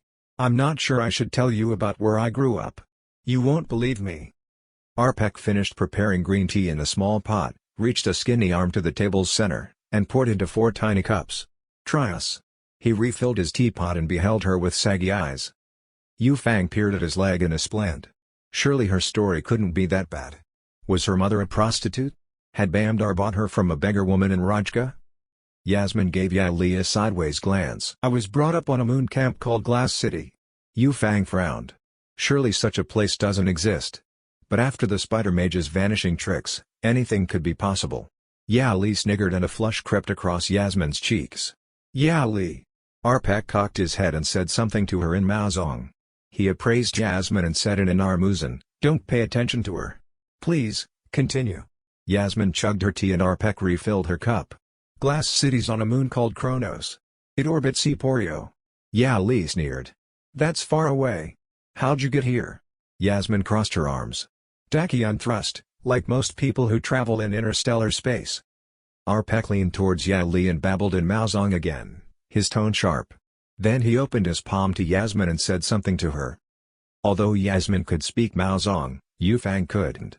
Yasmin continued in Inarmuzan. She placed her hands on the tabletop. "Only women live in Glass City. We're brought up from babies by women called Numis. Each Numi brings up between 3 to 5 daughters. Numis mother us and teach us." It sounded like make-believe to Yufang, but something told him she wasn't lying. She took a deep breath and sighed. "When we're 16 we have a concubine exam. If we pass we go to other planets, to become concubines. If we fail, we become sex slaves." Yao Li narrowed her eyes and stood. "That's the most stupid thing I've ever heard." She swiveled on her heel and left. Yasmin gazed into her cup and twisted it around. "I knew no one would believe me." "I believe you," Yufang said. "Bandar must get his slaves from there." She nodded. "Me included. That's why they wipe our memories, so clients don't find out. They didn't wipe mine because they handed me around the mobsters instead." Her bottom lip quivered. Arpek handed him a full cup. Yufang gulped it in one and nodded. Arpek's body creaked as he lowered himself to the floor and returned Yufang's empty cup to the tabletop. He stared at Yasmin. I believe you, as well. I am sorry for everything bad that's happened to you. Stay as long as you like. Thank you. When Adra returns, she'll be content you're safe. I hope she can go to Glass City and free its slaves, Yasmin said. Like at the Yixon. Yufang crossed his arms. Heaps of innocents died. Yasmin glared at him. She saved your life. Arpek shrugged. I watch the news regularly and hear nothing about lunar camps. They're a conspiracy, Yasmin said. No one knows. Yufang's throat constricted. His face would be all over the news after committing a mass murder in Kalak. Arpek and Li didn't seem to know he was a fugitive. His face was still swollen and bruised, and he'd shaved his beard off since then. Will you tell us about yourself, Yufang? Yasmin's lip twitched. We'd like to learn more about you. Heat washed through him, and sweat beaded on his forehead. He wiped it away. I'm not ready. Yufang sank into a slumber so deep, his hand wouldn't lift from his heart. He and his brother, Tao Tao, lay side by side in a desert. They stared at the starry sky and 4 different-sized moons, all in different faces. YuFu. Tao Tao. Eat food. Eat food. They descended through a hatch in the ground. If he hurried ahead he might glimpse Mama. He leapt off the ladder, sprinted through the tunnel, and descended the other ladder. Mama. He strode through the dining room and entered the kitchen. Fried fish sizzled in a wok of oil and chopped green onion, ginger, peppercorn, and garlic were piled high on a wooden board. Steam rose from a rice cooker. Mama? A little Georgian woman with short hair and glasses, too big for her face, shuffled out of a pantry, holding a large jar of pickled cabbage. YuFu. Go tell your brother to hurry. Eat food. Have you washed your hands? Yes, he said. Mama. I love you so much. His body convulsed as he bawled like a baby. What's wrong now, YuFu? You remember me? Go. Sit and eat. Let's celebrate. Yufang returned to the dining room. A round table held 12 dishes containing meats, noodles, vegetables, and steamy dumplings. His brother and Baba scarfed it down, dipping their chopsticks in and pulling out delicacies. Mama entered, carrying a dish with an entire deep-fried fish. Yufang's mouth watered at the sight and smell. The scene vanished. He reclined on a cliff bench with his arm curled around a Svad woman. His heart tingled as she nuzzled his neck, the wind blowing her strawberry blonde ringlets over his face. The lower end of Tushing occupied the upper sky, far above Melita's ocean. The gas giant's rings twinkled and its body swirled in different shades of purple, yellow and gold. While Melita's binary white suns ascended, casting their radiant light through the gas giant, the landscape grew dim. Yufang exchanged a mischievous smile with the woman. I'm pregnant, she said. He awoke exhilarated and covered in sweat. He pinched the thin sheet which covered his legs and peered underneath, grimacing at his swollen limb. Sucking in a breath he struggled to reach for his crutches. When he gripped them, he hobbled along the passageway and stopped outside the last door. He tapped, and Yasmin opened it a crack. Dressed in joggers and a t-shirt, with her messy hair fastened in a top knot, she looked gorgeous. Are you all right? Need to talk to you. Think I'm going crazy. She didn't let him in but whispered through the gap. Talk later with everyone else. It made sense. She wouldn't trust him after what she'd been through. The other day I refused to talk about myself. She nodded. I'm ready. Want to tell Arpek and me together? Not if Li's around. Her shift doesn't start for 2 hours. Arpek will be meditating in his inner temple. Shall we wait outside for him to finish? YuFu agreed and they went downstairs to wait. When Arpek strolled into the courtyard garden, he did a double take. Awake already? Doubt food vendors have set up yet. Don't worry about that, Yasmin said. We came because Yufang's ready to tell us about himself. Before Li arrives, Yufang said. I know she hates my guts.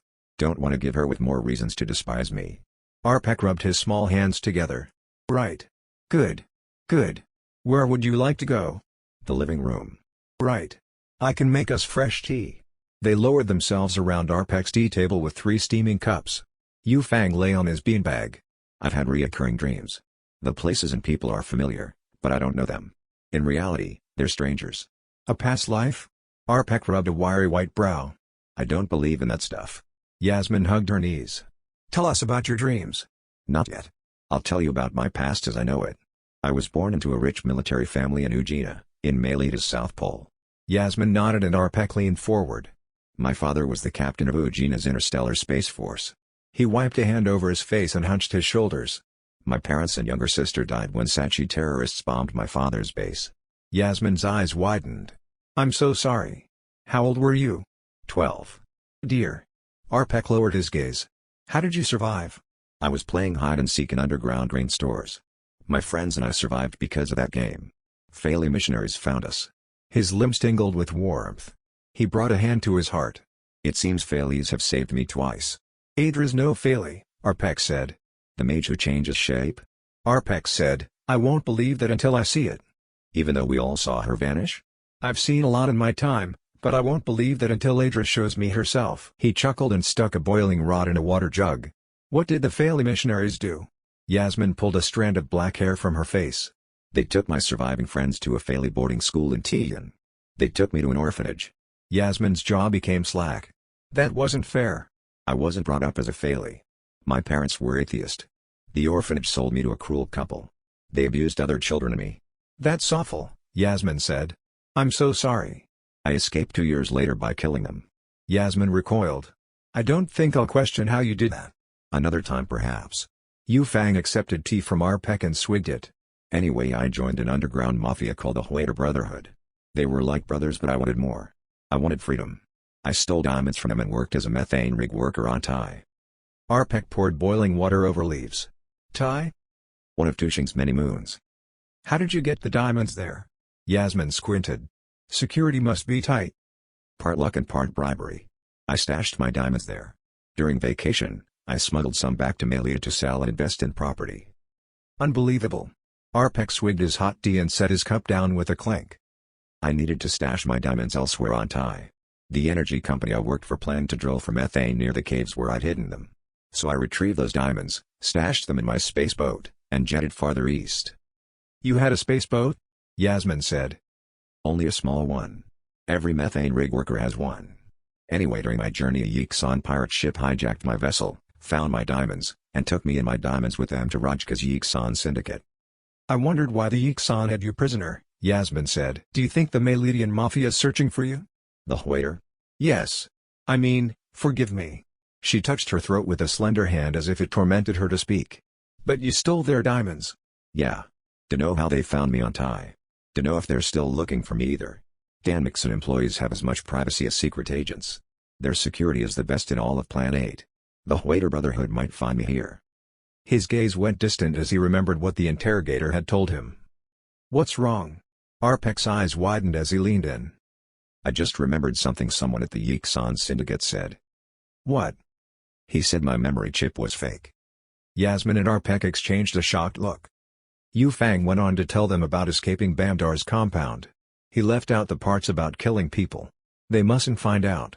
He needed to recover before making the next move, plastic surgery, perhaps. He also had to figure what these dreams were. Yasmin and Arpek were good listeners and had become good friends. Yao Li burst into the room. She waved a newspaper at Arpek. Yufang's a wanted man. He's a murderer. Look. Yufang's stomach grew heavy. He couldn't speak. He examined his palms.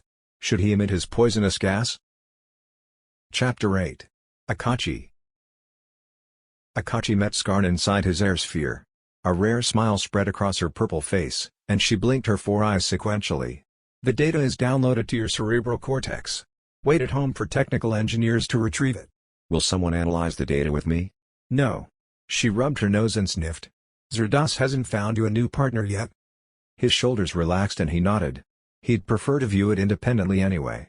Then he could follow leads dating back 33 years. There'll be memory chip copies too, she said. Some were sold as porn. That'll help bust other human traffickers. Skarn slumped in her seat. The hard drive in Bamdar's memory wiping room melted in the fire. Engineers hope the necessary data has been preloaded into your internal microchip. After the departure of MSS's engineers, Akachi enjoyed a bowl of noodles at the kitchen counter with 3 air spheres floating above.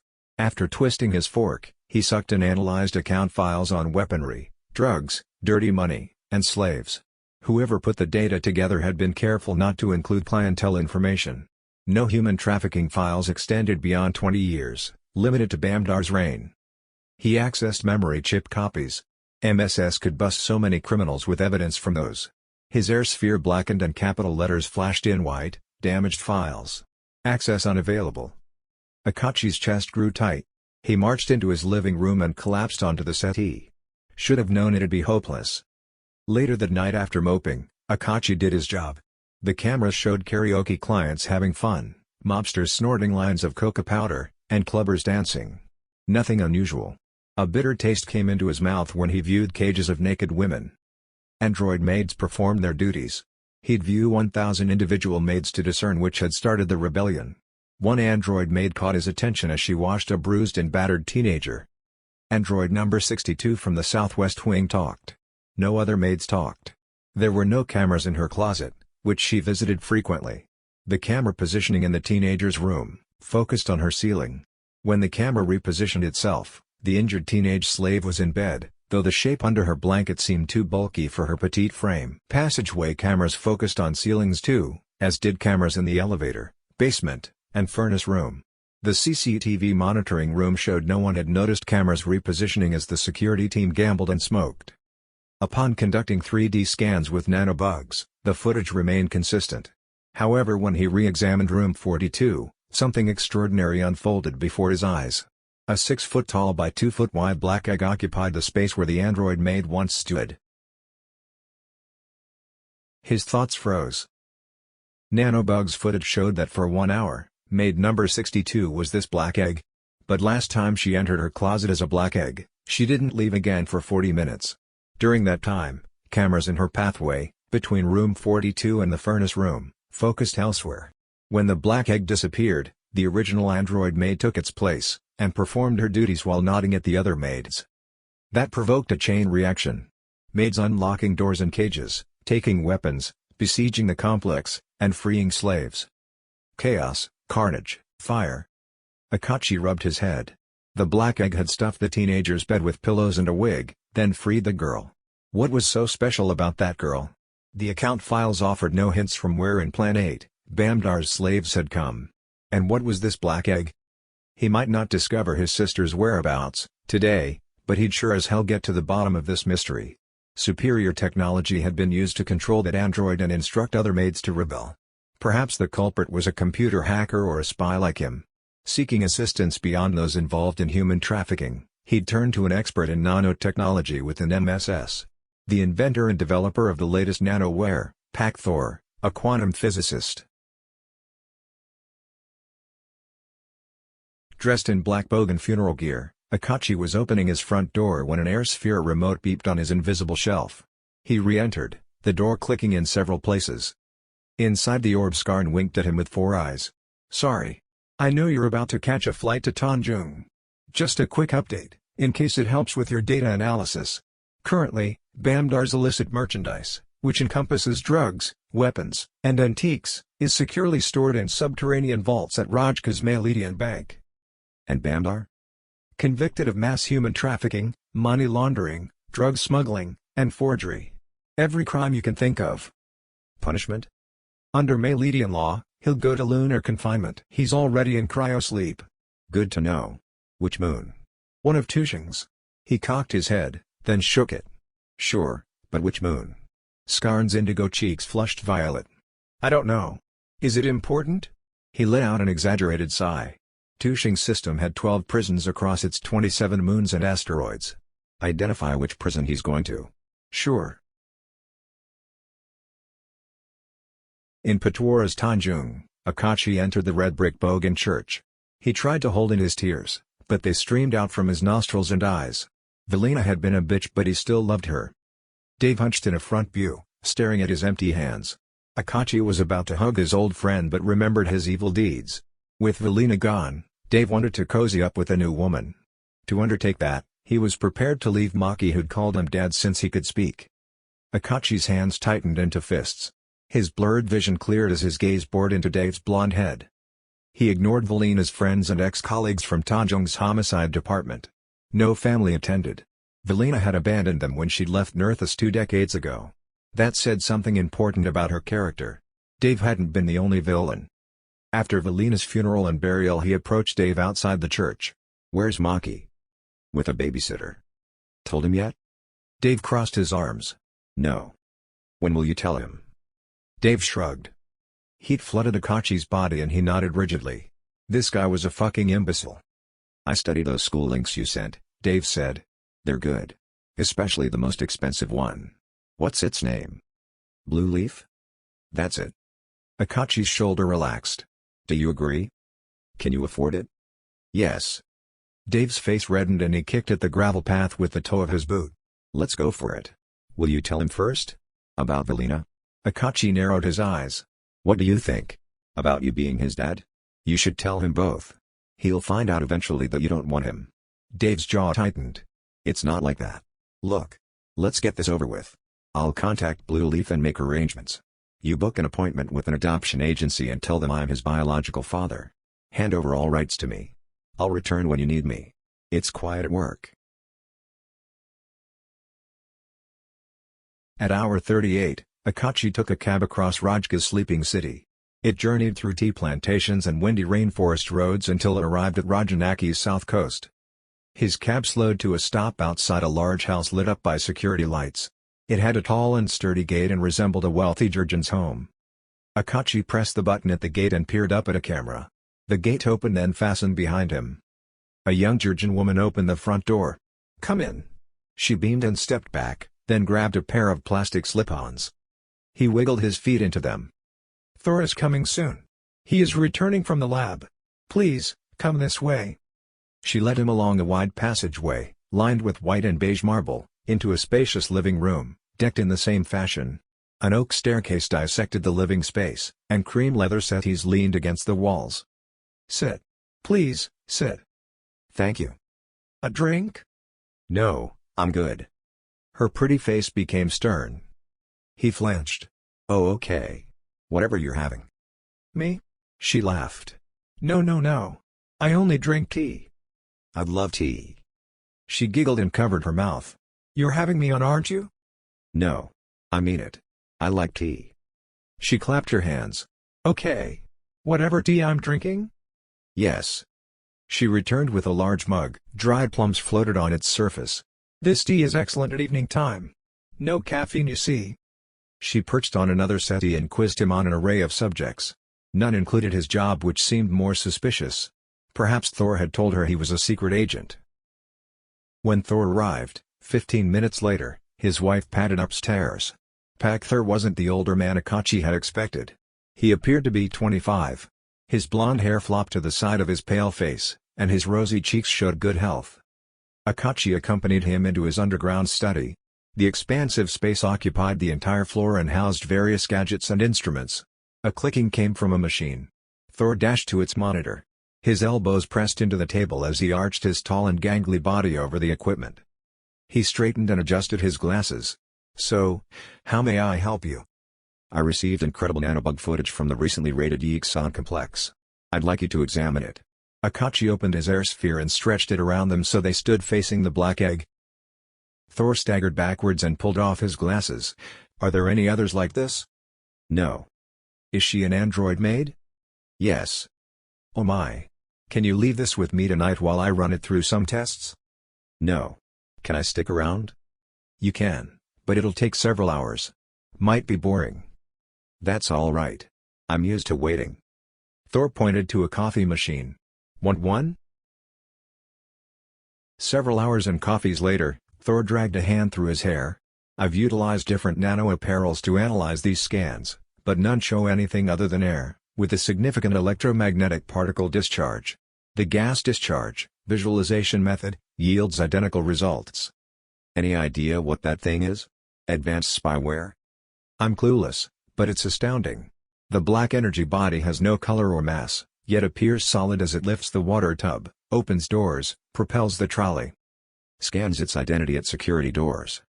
"Yes, but my nano-imaging shows the droid's energy body is completely foreign compared to other androids." He pinched his lips together. "If it was taking place now, I could send a twin photon into that black space and observe its partner's reaction." I wonder if Babdar was aware of this technology. Maybe it was an area he was exploring, and something went awry. He employed Maledian mosquito drones. MSS has nothing like this. Bamdar has scientists. Have you observed him? Are you aware of what Bamdar was doing during that period? No. Can we now? They watched Bamdar take his woman from behind before the black egg took over his body and the surrounding space. A sudden chill expanded in Akachi's core. He exchanged glances with Thor, whose pink face was now white. You think this is Bamdar's technology? Akachi said. Let's continue observing. After 10 minutes, it was clear Bamdar didn't want to be tethered, and that someone, or something, had ambushed him. Thor pulled off his glasses to rub his eyes. Do you think this thing escaped? Akachi nodded. I think it took the teenage slave from room 42 and they escaped through the laundry chute. Are there cameras down there? No. When is that laundry taken away? I'll check now. As Thor put the scans through more tests, Akachi scrutinized the Yixan files. He determined that the laundry chute entered a container on an 18-wheeler, then traveled to a dump. Would you like to access Rajka's CCTV network? Thor said after Akachi explained his findings. I do, but is it safe to view fragile information here? Of course. I'm employed by MSS. This is my lab. I make and test classified technology here. I solely visited my external lab to retrieve electronics for my upcoming project.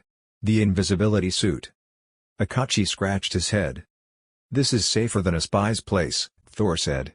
I promise. Okay. Using CCTV footage, Akachi tracked an 18-wheeler to a landfill. Before the container tipped its contents into a pit, a giant spider crawled out and attached itself to the semi's roof. He leaned over and pulled his chair into the air sphere, pausing, and commanding replay, to examine closer. Found something interesting? Akachi expanded the orb around them both. Thor's mouth gaped as he peered at the spider. What's that? They watched the spider spring off the roof, and transform into a young woman. The silk parcel disappeared to reveal a man and woman, both bloody and bruised. The woman from room 42. Akachi pointed. And this redhead, Thor said. This is the woman you want. Akachi snorted and rolled his eyes. You mean, this is the woman you want to experiment on? Thor chuckled. That as well. You must keep this secret, Akachi said. Even from your superior? Yes. Well, you should have mentioned that before you came. Unless you include me in your findings, I'll bring it to Zerdos. Chapter 9. Yufang. Yufang had to kill them all. Shame. Yasmin and Arpek were helpful. He longed to lull them to sleep for a few hours, providing him an opportunity to make his escape. He had no choice but to release his poisonous gas. He held his breath and pumped his abdomen. Holes opened in his palms. Sorry guys. Never wanted to do this. A sharp pain stabbed his arm. It radiated from his armpit and burned his neck. Unable to wriggle his limbs, he glanced to his left. Arpek had thrust 4 long needles into Yufang's tricep. Yali. Arpek's face reddened. You are to keep quiet. But, Yali said. There's more to this. Arpek inspected Yufang's face as he held his needles in place. If I let you move, you mustn't hurt us. Yasmin's frown deepened. She scrutinized the newspaper which Yali had slapped on the table. Before you release him, I'll get a gun. We don't have weapons, Arpek said. Only my needles. Can you keep him paralyzed while he speaks? No. But I have ropes. This is stupid, Yali said. He's killed people. He deserves punishment. She pivoted on her heel and marched towards the door. Sweat beaded on Yufang's forehead as he watched his future slide away. Arpek did 2 forward rolls towards Yali and stuck a bunch of needles in various spots on her shins. Ow! She crumpled to the floor unmoving, except for her shifting gaze. Yufang swallowed. The old man was agile under his stiff exterior. Yasmin stood as Arpek hobbled back pointing at her. Can you tie good knots? Between them, Arpek and Yasmin dragged Yufang into the courtyard, and tethered him to a red column, in a passageway bordering the garden. They repeated with Yali, securing her to the pillars on the opposite side. Panting, they gazed at their handiwork. Yasmin put her hands on her hips. I like Yufang. But if he killed all those people, we should turn him in. I've already said. There's more to Yufang, but his picture's on the news. It's him. If it was only a bank robbery, I might forgive, but murder? Arpek, he killed innocent children. Can you forgive someone for mass murder? I can't, not even the mentally ill. Arpek gasped and stumbled, then held himself steady on the pillar. I'm taking out my needles so he can speak. As he pulled them away, sensation washed through Yufang. I'm sorry about Yao Li's interference, Arpek said. Tell us about your dream. Yufang's mouth was dry from excessive swallowing. Can I have some water or tea? The old man's face softened. He fetched a full pint of tea this time and Yufang gulped it down. A bird tweeted in a nearby tree, unaware these humans faced terrible dilemmas. Arpek sat cross-legged and exchanged a few Maozong words with a spiteful Yao Li. He must have taken her needles out, because Yufang could hear her kicking and squirming.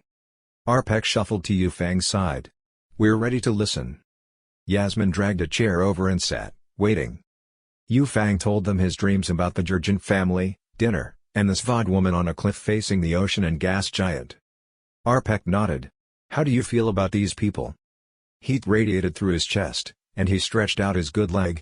Warmth. Love. Longing. Have you dreamed about these strangers before? Not the Svad, but the Jurgens, yes. Will you allow me to try my best to heal you? Yufang flinched. I've noticed blockages in your meridians. Ether in many people doesn't flow perfectly, but yours is blocked. It's not flowing to your brain. But what about my crimes? Arpek's forgiveness was puzzling. Forget them for now. First let's stimulate your mind by helping your ether to flow there. Behind him, Yao Li muttered angry words. What about Yao Li? Yasmin said. Arpek chuckled. I don't know. It's not funny, Yasmin retorted. Arpek scuttled around, chattering in Maozong. Yao Li answered in the same language. Arpek loosened her ropes and watched her leave the premises through the red gate. What are you doing? Yufang bellowed. She'll run her mouth. No. For Yao Li's silence, I offered her something she's always wished for. What? Yasmin flinched. A position as a nun at a well-known Faili temple in Markaz. Yasmin frowned. She couldn't join before? Only after intensive training with me. Would have taken 5 years. Now she's free to go. She won't get the cops? Yufang quizzed. If she does, I'll tell the elders at that temple we cheated. Arpek put a hand on Yufang's shoulder. You wish for me to heal you? It will hurt. Must you? For my silence, yes. Prior to the healing process, Arpek attended to Yasmin and Yufang's injuries by applying potent-smelling traditional Jurgen medicine. You rest Yasmin, Arpek said. Help yourself to food and tea if you need it. First, healing for you, Yufang. Massage. But you're old. Yes. Old monks are wiser. You are lucky. But your body's old. Oh, old, but well-trained. Same as my mind. Old and strong. Yufang cracked his knuckles, weighing his choices. Arpek laughed, revealing gaps between his lower teeth. Follow me. It won't be an ordinary massage. It's an ancient Faili healing technique for your energy channels.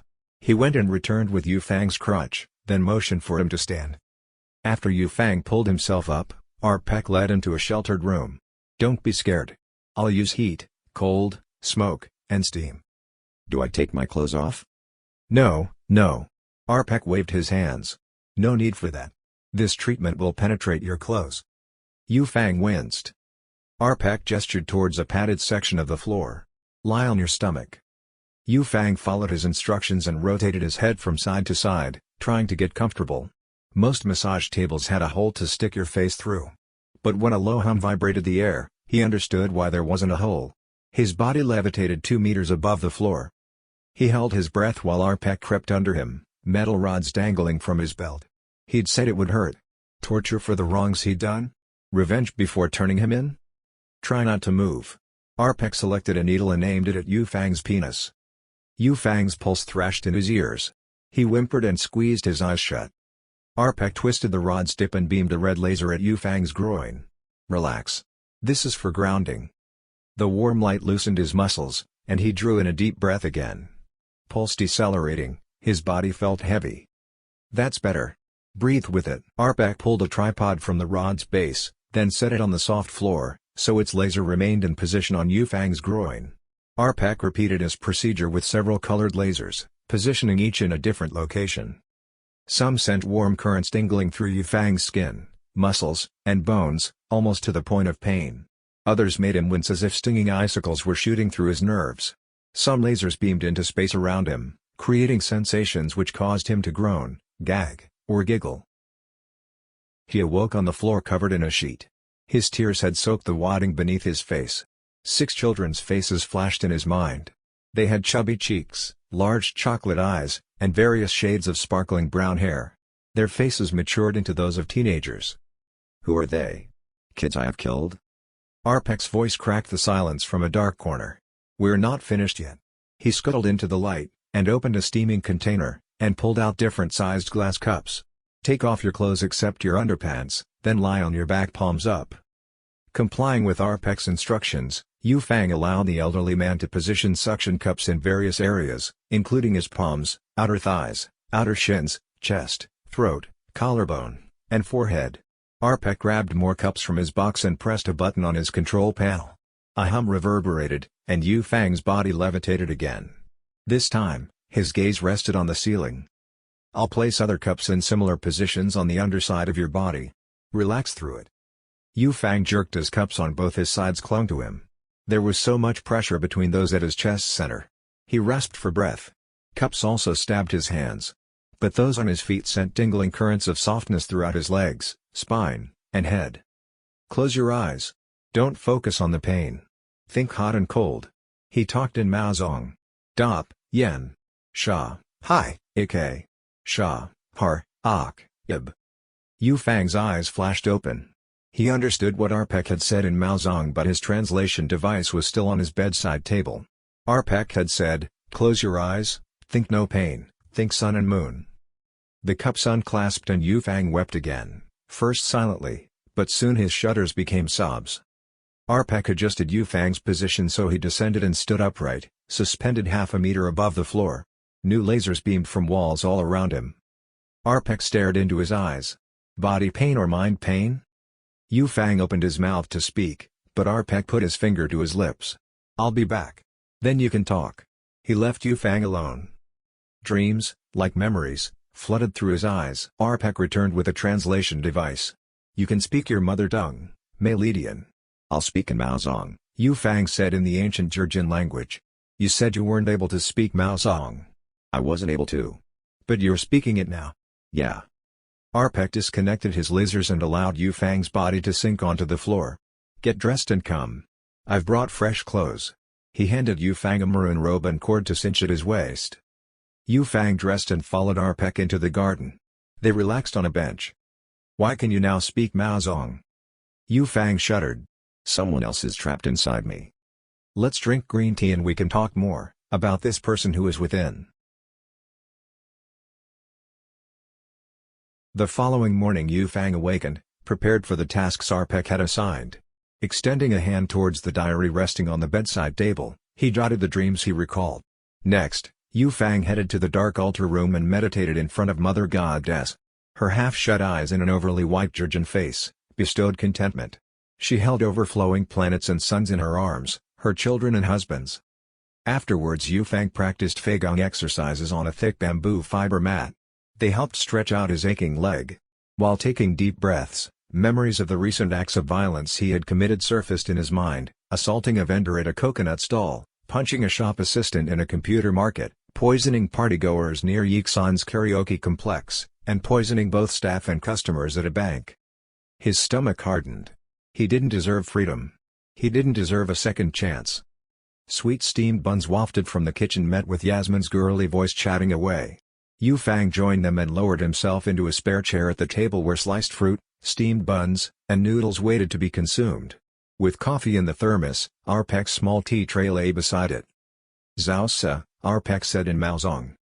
YuFang repeated the good morning greeting.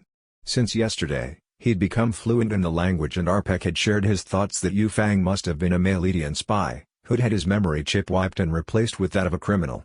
This might explain his internal bioweapons. He stabbed a slice of mango with his fork and slipped it into his mouth. Yasmin sipped her coffee and smiled at Arpek. Where's Yali? She's packed up and gone to that temple in Markaz. Without saying goodbye? She bid farewell through my holophone. Yali's young and innocent. She's displeased about YuFang's freedom. A lump rose in YuFang's throat. His voice cracked. She's right to feel like that. I should hand myself in. That's the new you speaking, Arpek said. Eat. Have you had any more dreams? Yasmin said. I dreamed I had a space vessel and traveled through Tushing's rings to fish for diamonds. Yasmin giggled. Sounds like a scene from a science fiction novel. Arpek slurped up noodles from his chopsticks, then dabbed his lips with a paper towel. Let's not make any assumptions, Yasmin. If Adra can shapeshift and travel at the speed of thought, perhaps she can find out if they're real. Yufang dragged his chair closer to the table. Adra held the potential to uncover the identities of these individuals. But despite that possibility, surrendering and consenting to a lethal injection became a viable option. He took a deep, pained breath, and closed his eyes. With a snippet of his true past came his true self. That new person was as guilty as sin. Chapter 10. Adra. Gus edged into Adra's hospital room, hands deep in his pockets. The nurse propped up Adra's bed and pulled her from behind, enabling her to sit without slipping. "Thank you, Sarah. That will be enough." Sarah arched an eyebrow at Gus. "No tea for your guest?" "No, thanks." He glanced from Adra to Sarah, then to Adra again. "I'm good." Sarah left, shutting the door behind her. Adra used to get aroused when she saw Gus, even in her most depressed state. He was a good-looking guy. Now she felt nothing. After laboring in the Shard of Swords, she'd given up on the idea of romantic love. But now she had quadriplegia. Would she ever orgasm again? Gus approached Adra's bed and gripped its handrail. "Is it safe to speak?" "I think so. Bamda's drones have disappeared since he was caught." "My bar also noticed his missing drones. The Maledians shipped Bamda to a lunar prison." "I know."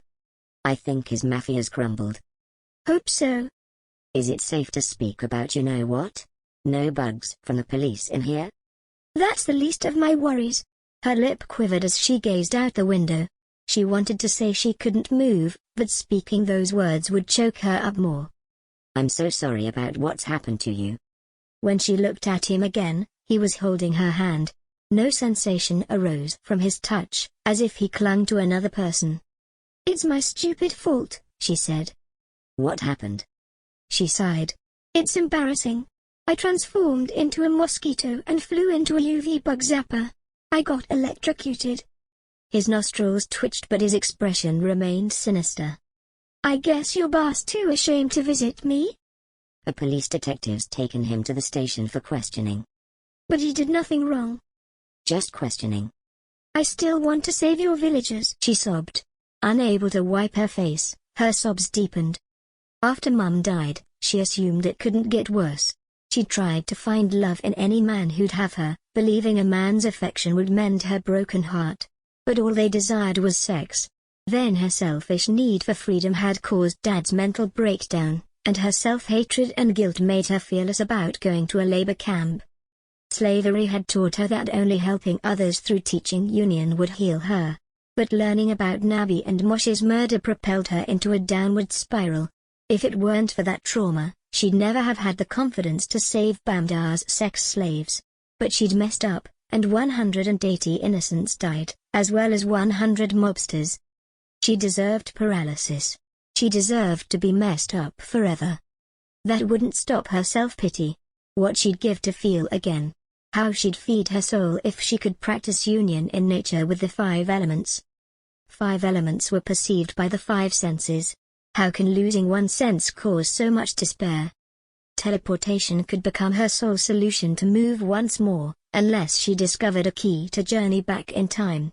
But then there'd be 2 Adras, and as Rubish had told Samare when he was a boy, she'd lose her memory. Anyone who traveled to their unfrozen lifetime would. Rubish had. Gus pulled tissues from his pocket and dabbed her face. A tear from his eye dripped onto her sheet. "I doubt you can go to Haunted River. Who knows how long you'll be in care." Her heart rate picked up. "But I wanna go home. I need a ticket." She needed to see whether Yerli had thrown her friends out too. In that condition, Yufang faced the risk of death while bad individuals could exploit Yasmin's vulnerability. The poor girl deserved a safe home. Gus inspected his shoes. "My bar's broke, anyway. He had no money to buy you a ticket." Adra frowned. "What?" "He said if you found that key, he could travel into the past to deal antiques, then return the money to you." "Was he lying about the volcano?" "No. That part is true. At least, that's what Bar thinks. He blew out his cheeks. Seems certain. You don't believe the pyramid's a time portal? Kinda. But it's hard. Mom doesn't. I wouldn't either. But your Bar knew my spirit guardian's name. I've told no one about her before. Her breath hitched. Who was YuFu, anyway? What was her valid reasoning behind directing Adra's future? There's still time. She gazed out the window at the car park. I can find that crow woman and quiz her about the key's location. But you're paralyzed, and the hospital won't allow it. They'll have to let me. If I can save lives, I won't be useless. You'll be here for ages, and Haunted River runs nowhere near a bud. We have 10 years until the eruption. There's time. Adra blinked. Sooner's better, though. This crow woman he speaks about isn't supposed to tell anyone other than me where the key's hidden. The next day, while a nurse spoon-fed Adra sweet and spicy curry, someone tapped at her door, opened it a little, and poked his head through the gap. He was tall for a native red, and his black and white striped hair was secured in a ponytail. Adra? Yes. Sorry. You're eating. Shall I come back later? The nurse paused her spoon halfway to Adra's mouth and shrugged. It's okay. I don't mind people watching me eat. He smiled and entered, arching an eyebrow as he approached. It smells good. Western Firesnake curry? The nurse nodded. Not too spicy for a doctor? Adra grimaced. No. Not as spicy as ghee yolk's sambal. He clasped his hands together. My name's Tak, and I'm from the Nerthus Embassy. You don't look like an earthling. That remark should compensate for him calling her a nocta. He chuckled and lowered himself into the empty seat.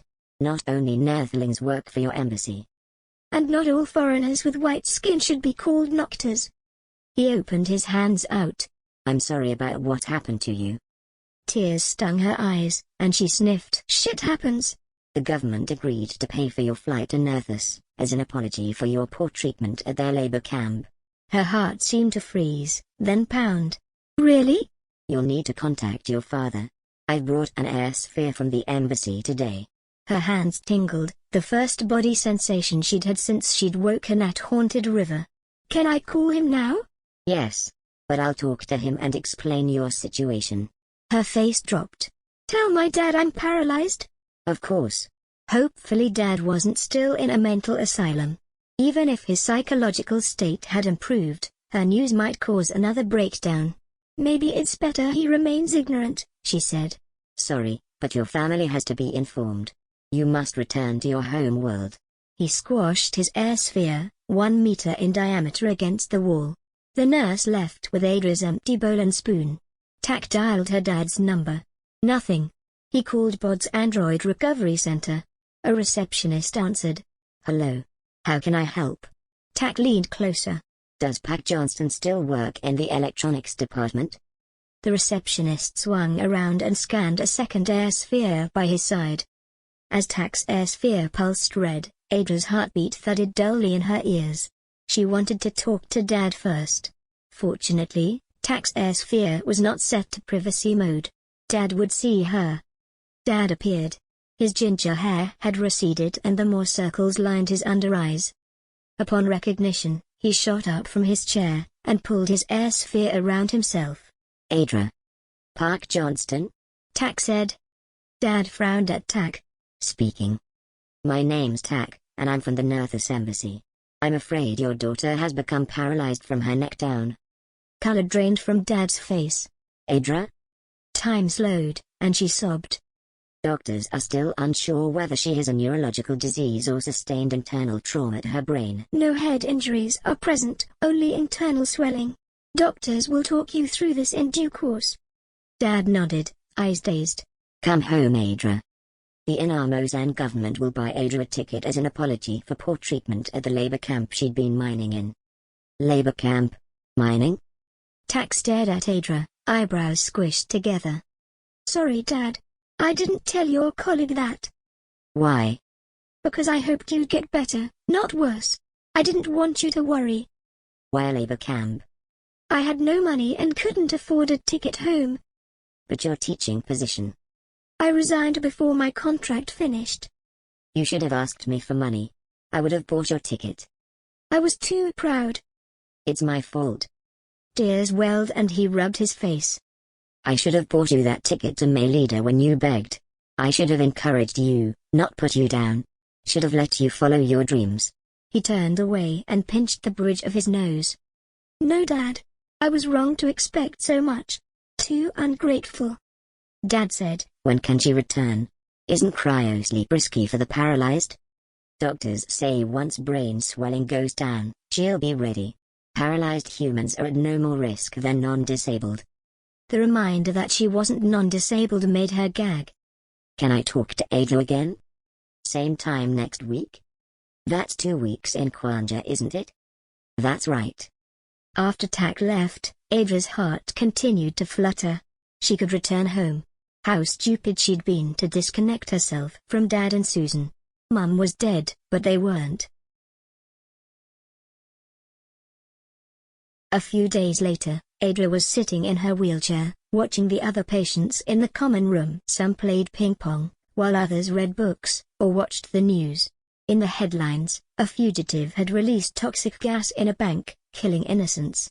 The image displayed a YuFu look-alike. A lump formed in her throat. His sturdy posture, rounded shoulders, square jaw, and full black beard told her it was him. What had the Yixan mobsters wanted with YuFu? Even worse, what had he done to Yasmin and Yerli? Were they safe? Was Apex still secure in the hospital? Or had he returned to carnage at the temple? When Gus next came, she'd arrange for him to take her to Haunted River. She'd tell her doctors she wished to perform a water ritual for luck. Gyok's Indites appreciated elemental worship. Gus wheeled Adra to the hospital reception where the only receptionist lay asleep behind her desk. As rain slammed into the porch's plastic roof, Gus struggled with Adra's aura shield remote. Once outside, her aura shield protected them from the monsoon, and Gus wheeled her to his car. Lamplight illuminated Samare, as he climbed out of the car and greeted them. Father and son hoisted her into the front passenger seat. Samare belted her in. Thank you for doing this. He slammed the door and dashed around to the back. He leaned between the two front seats. Gus said you didn't think that crow woman would listen to me. That's right, and I must help these villagers. Once I find it, hold on to the key for 10 years before the eruption. The government is buying me a ticket home, so the sooner I know the key's whereabouts the better. That's great news. I'll take care of the key.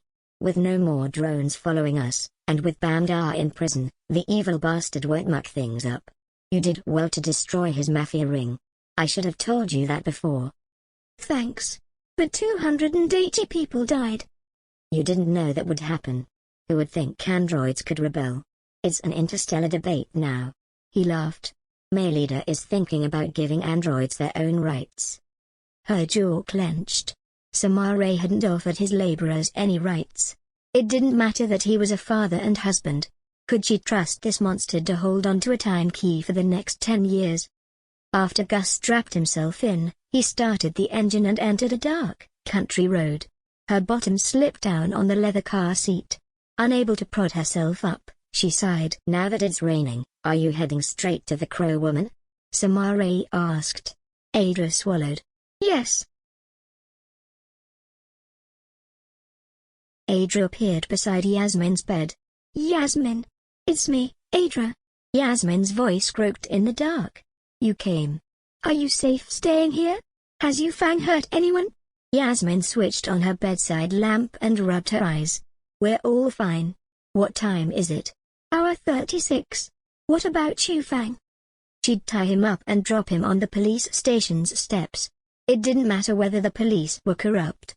The government offered a generous reward for his capture. She let them argue about who received it between them. He's here as well. Apex helping him heal and get his memory back. Says YuFu's memories aren't real. He thinks YuFu was a different man called YuFu, with a different past. Adra winced. What rubbish had YuFu been feeding them? How could they be so gullible? You understand that he's a murderer? I'll either tie him up and call the police or take him there myself. Please leave him alone for now. He has to find out who he is and won't hurt us. He's dangerous. Please don't. You trust Harpek, don't you? Yes, but... I beg you. Adra heaved a sigh. Do you want to learn how to travel by river and train? You could rescue your mum. Chapter 11. Akachi. As Akachi watched live footage from within his aura shield, his head ached from clenching his teeth. What was a bank robber and mass murderer doing hiding out in a Faili temple? Taking advantage of kind people? The elderly man and young woman in the temple treated him with fondness, even though they knew he'd murdered children. Disgusting. That elderly healer believed Yufang's pathetic stories about a different life. Akachi stepped out, and opened up a communication channel with Pacther on another air sphere, which he cupped in his hand. A sheen of sweat twinkled on the smiling quantum physicist's prominent forehead. Been watching drone footage? Yes, look. Thor directed his air sphere's camera to another air sphere displaying an aerial view of the same three Jurgens around the tea table. Thor rubbed his skinny hands together. It's getting exciting. I can't wait for Adra's arrival and hope she reveals some dirty secrets about how she does it. I wonder if she's from outside Plan 8's boundaries. Heat flooded Akachi's face. Did you realize Yufang's the murderer from Kalak? Certainly do. I've been watching since you activated the drone. I'm telling MSS. Please, don't. Not yet. Not until Adra arrives and exposes everything. Akachi tapped his foot. He's dangerous. Not while he's hiding there. Wait for the Sax girl to come. If she knows Yufang's been arrested, she might not return. Akachi's stomach hardened, and he cursed under his breath. Akachi was his drone's controller. Although he couldn't stop Thor from viewing Drone 1, he could reconnect it to a control system, and tag a second drone to Harpek. Akachi left his apartment early that morning, hired a car with blacked-out windows, and made his way to Jurgentown. With light traffic, he should arrive in time to see Harpek on his morning stroll. The neighborhood was peaceful, and the road outside the temple was more akin to a wide footpath, bleached chalky white from the sun. Outside the temple, he slipped on monitor glasses, retrieved a magnetic programming disk, and opened his window a notch. Then he commanded his temple drone to float to him. It made its way from the second floor and landed on his disk. Using a monitor implanted in his palm, he reprogrammed it to respond solely to him. The drone returned through an open window after Harpek exited the temple in plastic slip-ons. From a small pouch, Akachi retrieved a metal rod and aimed an invisible laser beam at Harpek. He slipped a mosquito drone from his pocket and programmed it to tag him. His drone whirred out the window and followed Harpek down the street. Akachi rubbed his brow to ease his throbbing head, and used his monitor glasses to command Drone 1 to follow Harpek, as well. That would fool Pacther into believing their drone still tagged Harpek. Akachi would keep a constant watch on both drones. Drone 1 would appear to tag Harpek, but when Adra came, he directed away from her revelations, and record her information with his secret Drone 2. While Rajka slept, Akachi went to a quiet bar. He swigged his third glass of liquor and lowered his face to gaze at his reflection on the polished wooden countertop. While Maki's skin was lighter than his own, they shared the same eyes, large and dark. Maki was safe in Blue Leaf School, and Dave had passed on all parental rights. Shame, Akachi had to announce to the boy that his mom was dead. Not a good first impression. The bringer of bad news. Maki would most likely blame him for Valina's death and Dave's disappearance. Fucking Dave. Upon discovering the fate of his baby sister, Ebony, negativity would cease to permeate all aspects of his life. He'd be free to quit his job, and be a father to his son. His holophone pinged, and a miniature Thor stood on top. "Where on Kwanja are you?" "In a bar." "Go home. The redhead's shown up." Shit. He sprinted home to view the live footage. How much had he missed? The redhead, Yufang, Harpek, and Yasmin, sat on the floor around the tea table. "Is that redhead a sax? Does she even look like that?" "I don't have long," the redhead said. "I've promised someone else a favor. Should have done it a long time ago, but it didn't rain." "What do you mean, Adra?" Harpek leaned in. "She has a name," thought Akachi. "Adra. I can only travel and shapeshift when it's raining." "It's not raining," Harpek said. Adra nodded. "It's raining where my physical body lies."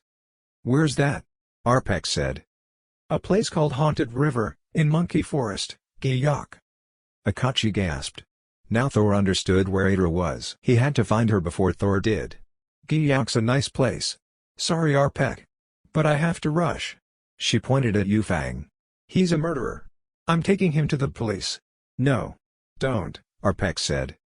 Akachi knew what he'd say. That would buy him time.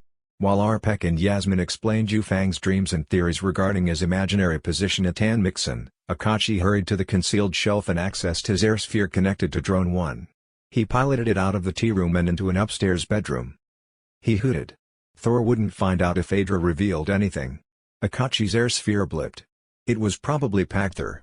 He didn't accept, but continued to watch Drone 2's footage, moving the drone closer to Adra. Yufang lowered his head, then peered up. If it makes you feel better, once I've contacted these people I've been dreaming about, I'll surrender to the cops. Good. Adra nodded. Akachi nodded, too. That seemed reasonable. Can you rescue my mother from Glass City? Yasmin's eyes were wet with tears. And determine if these individuals from my dreams actually exist? Yufang added. I don't know. Adra blinked tears from her eyes. They rolled down her cheeks and rested on her small pink lips. She wiped them away. I'm paralyzed. I had an accident at the Yixan complex. No. Yasmin said. Akachi's jaw dropped. How the hell did that happen? It's my stupid fault. Serves me right for getting 300 people killed. The androids did that, not you. Arpek's eyes narrowed. I started it. Akachi nodded. He knew guilt all too well. Yasmin yanked her long black hair into a ponytail. 100 were mobsters. Think of all those slaves you freed. I'll never forgive myself for those innocents I killed. 100 partygoers and 80 slaves. If it makes you feel any better. Yufang crossed his arms on the tabletop. I purposely killed as many innocents to save myself. Adra glowered. She must have disliked Yufang as much as Akachi did. I'd never do that, Adra said. Despite my paralysis, something good happened. What's that? Yasmin leaned forward. I can go home to Nerthus, and be with my dad and sister again. The Inarmusan government's buying me a ticket home. Yasmin clapped and smiled. That's great news. Why are they doing that? They think mining in their volcano may have caused my paralysis. Yufang's face twisted. You mined in a volcano? I don't have time to explain. She scrutinized Yufang. I'll teach you how to travel by river and rain so you can repay your wrongdoings. Also, you can determine who those people from your dreams are. Akachi's eyes widened. No. Don't tell him. She peered at Yasmin. If you travel by river and rain, you can find your mum in that lunar slave camp. Glass City? Yasmin straightened and nodded. Don't do what I did, though. Record footage and send it to the human trafficking department at the Maledian Interstellar Police Station. I'll tell you about that as well. Akachi's heartbeat slowed, and he smiled. This girl Adra had a kind heart. Yasmin and Yufang nodded, likely filled with the desire to possess the same power as her. Thank the mother Pacther wasn't listening. Adra leaned in closer. Make your intention about where to go. You can be with the person you dreamed of. A wave of warmth surged through Akachi's chest, causing him to clench and release his hands. If he also had this power, he would be able to locate his sister, without searching through MSS records.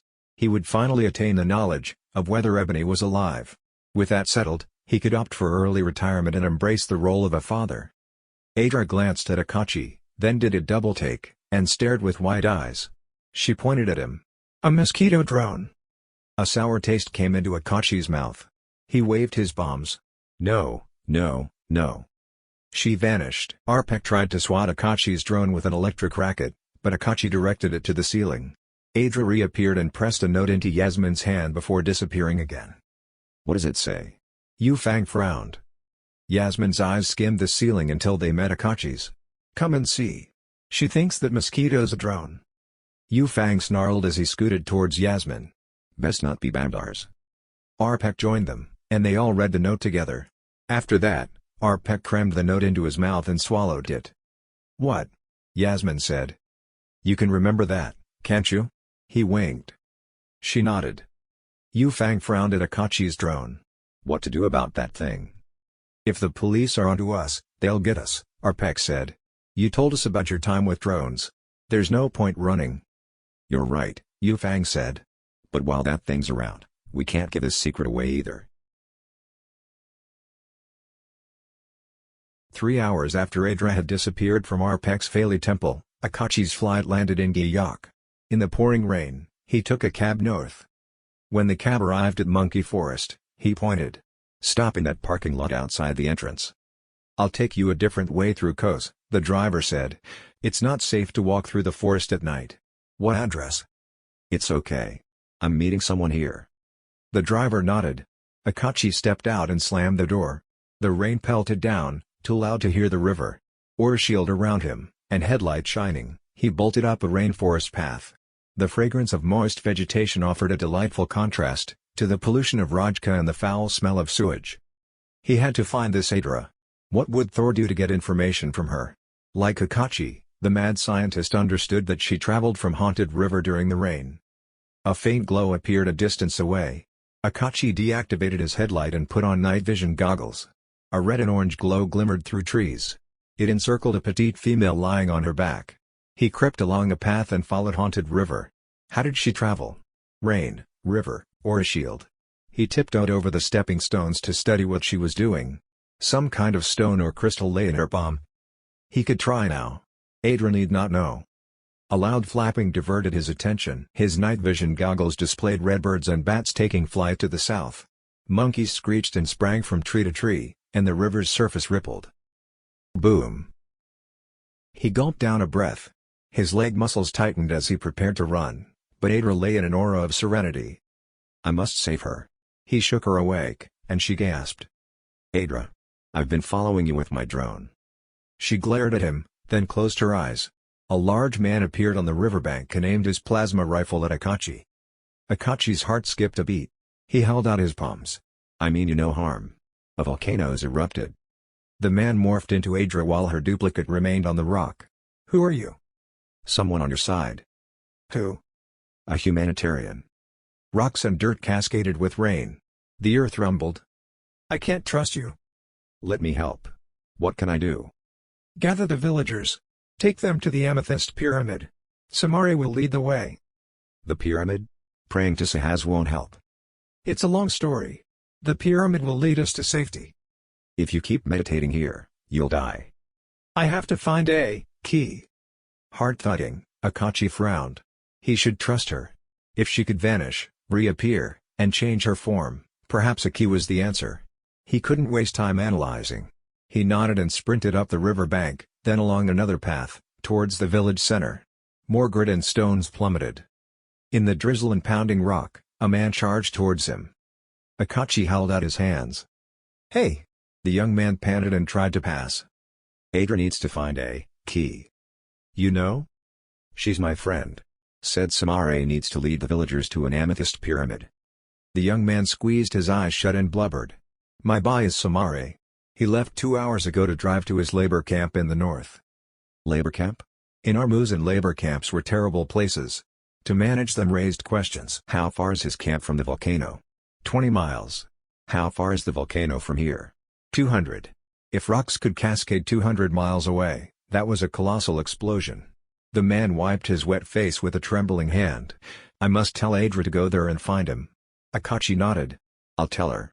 Gather your villagers and take them to that pyramid Adra was talking about." "You know the one?" He nodded. "We'll search for your father. When we have him and the key, we'll join you." "Adra can't walk." "I'll carry her." The man sprinted away as dust and fumes congested the air. Chapter 12. Maharani and Rubish.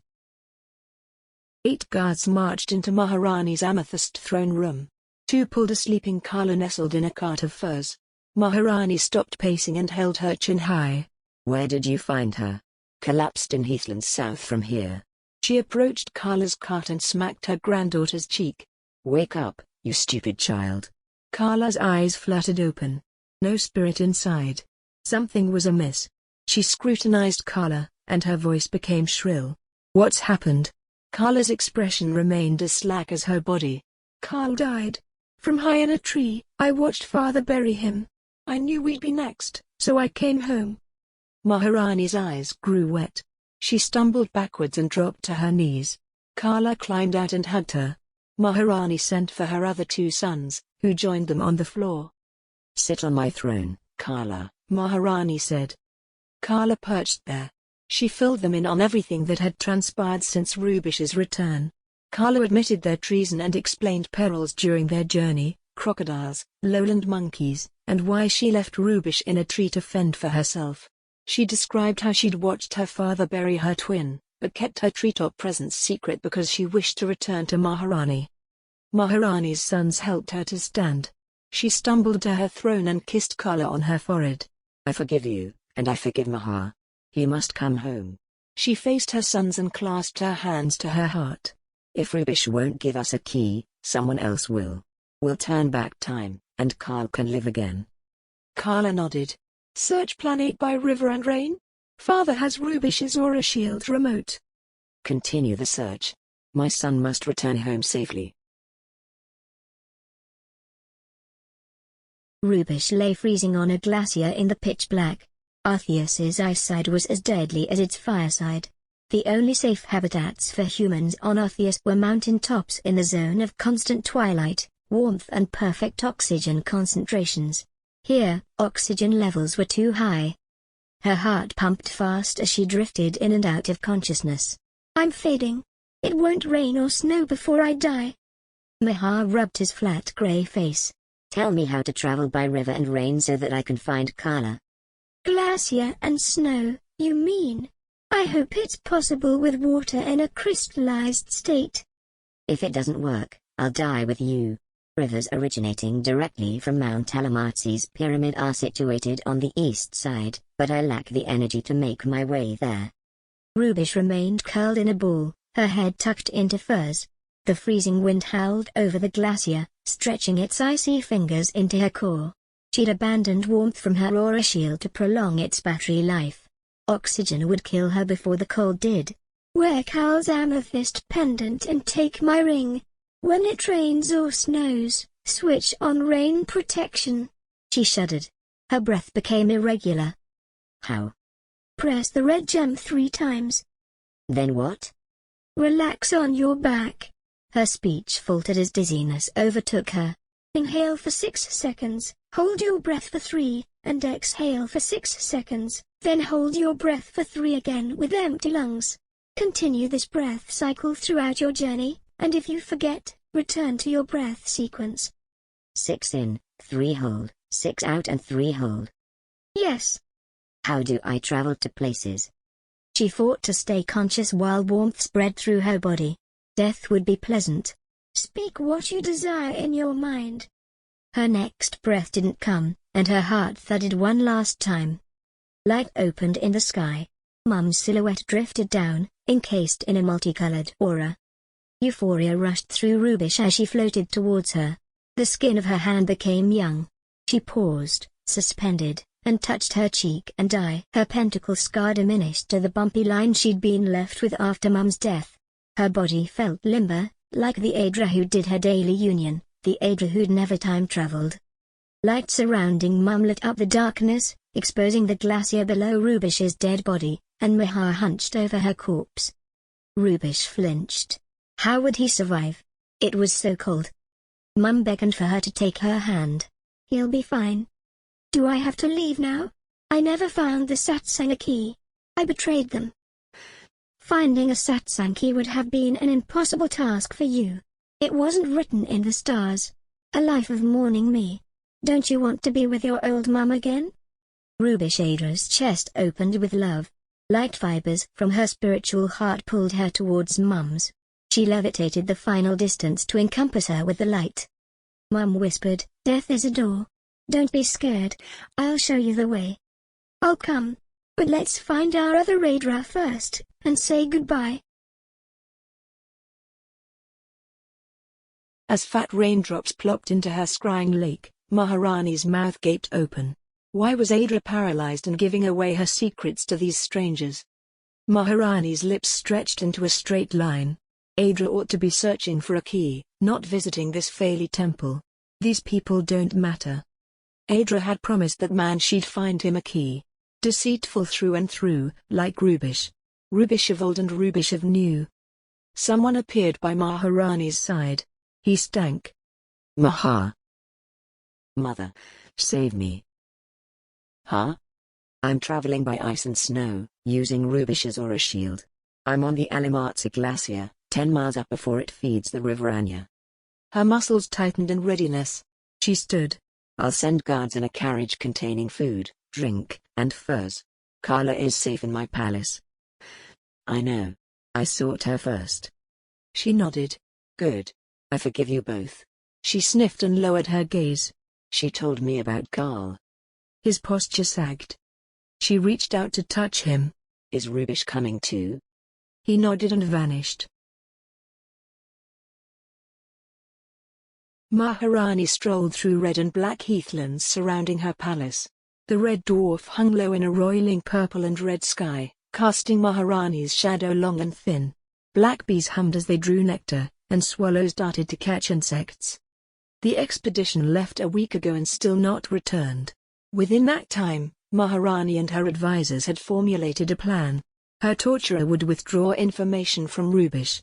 They'd make a timeline for different solar systems, planets, moons, countries and satsang pyramids. With her knowledge, they'd predict where keys were and send Maharani's best guards by river and rain to collect them. They only needed one key. Plan 8 had 8. A traveler only needed one key to sacrifice his memory and reshuffle time to when Rubish still lived in Glass City. The traveler would send a message, advising Maharani to show leniency towards Rubish, thus preventing Mahar and his twins from concealing her in the Uthoin lowlands, and preventing the death of Carl. Low voices drifted on a warm breeze, and she squinted towards a dust cloud ballooning under the red sun. 12 guards lumbered in a line, pulling a cart behind. Adrenaline revived her, and she tramped to her palace. Once home, she ordered her kitchen staff to prepare a feast, and for servants to draw 14 hot baths. Rubish had to be comfortable, well-fed, and healthy before her torture. During Maharani's feast, the wine poured liberally, causing her guards to loosen up and indulge in bird meat, baked roots, and fermented vegetables. Mahar came last. Clean, shaven, and thin, he sat by her side and ate little. Is Rubish still bathing? She said. The room fell silent. All eyes were on her. Mahar gazed at his lap, then beheld her face. Rubish is dead, mother. Her vision flashed, and she squeezed his arm. Did she die peacefully? She left with a smile. She jabbed a finger at his face. Carl died because of her trickery. No, mother. Carl died because of your desire for vengeance. In the black grasslands, they laid Rubish on a funeral pyre and burned her. Smoke wafted in the wind, and flames spiraled, licking the forever twilight sky. Only Mahar and Carla cried. The next day, they took her ashes to Mount Alamatsi and tossed Rubish's dust into the wind. Maharani stood at the pyramid's entrance and surveyed the attentive crowd. Rubish befriended us and promised to free our species from extinction. All Satsangs loved her for her innocent desire to help. But a monster followed her through time and made slaves. Bamdar would have made slaves of us, too, had not Rubish sacrificed her memory. She failed at killing Bamdar, though. Uncle Bok failed, you mean? Mahar planted his legs wide apart. There was a tightness in his expression. His brothers frowned as their gazes shifted from mother to him. Maharani's cheeks burned. She crumpled under their stares. Uncle Bok escorted Rubish to the Firesnake for her protection. He insisted because he loved her like a sister. He sold her to Glass City slavers so she could hide there. Then, he tried to kill Bamdar by a river and rain. And what happened? Did he die? Her eldest son implored. Yes. I saw it in my scrying lake. Villagers found him dead in their river. Her body shuddered with every sob. My only sibling. My treasured big brother. She gagged at the memories of those visions. Because of his satsang appearance, they'd thought Bok was a demon. But we had no key. Her eldest grimaced.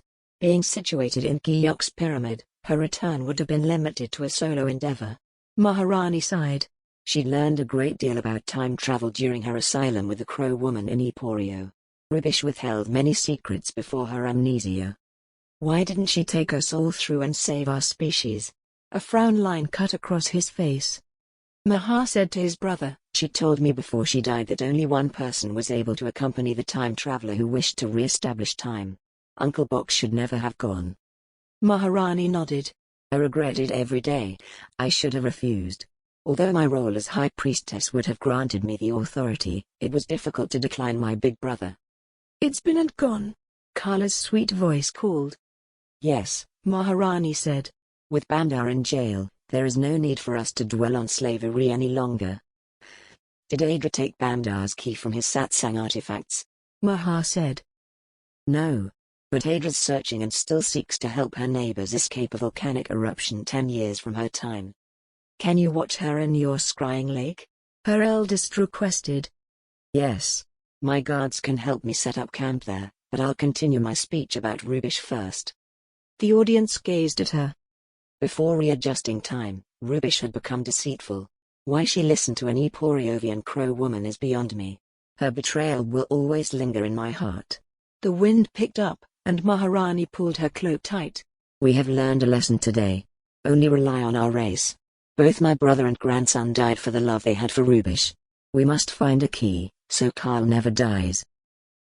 Chapter 13. Bandar. Zedrom entered Bandar's air-conditioned room wearing his white doctor's coat. Short and stocky with olive skin and a hooked nose, he resembled a snow penguin as he waddled forward to view the medical air-sphere surrounding Bandar. He rubbed his black stubble and crept to Bandar's bed. "Can you see me?" Bandar's voice was croaky. "Of course I can see you, fool." He smiled and nodded slightly. "Can you remember who I am?" "Dr. Zedrom." He nodded more eagerly. "And who are you?" "Bandar. Yixan's godfather." "Good.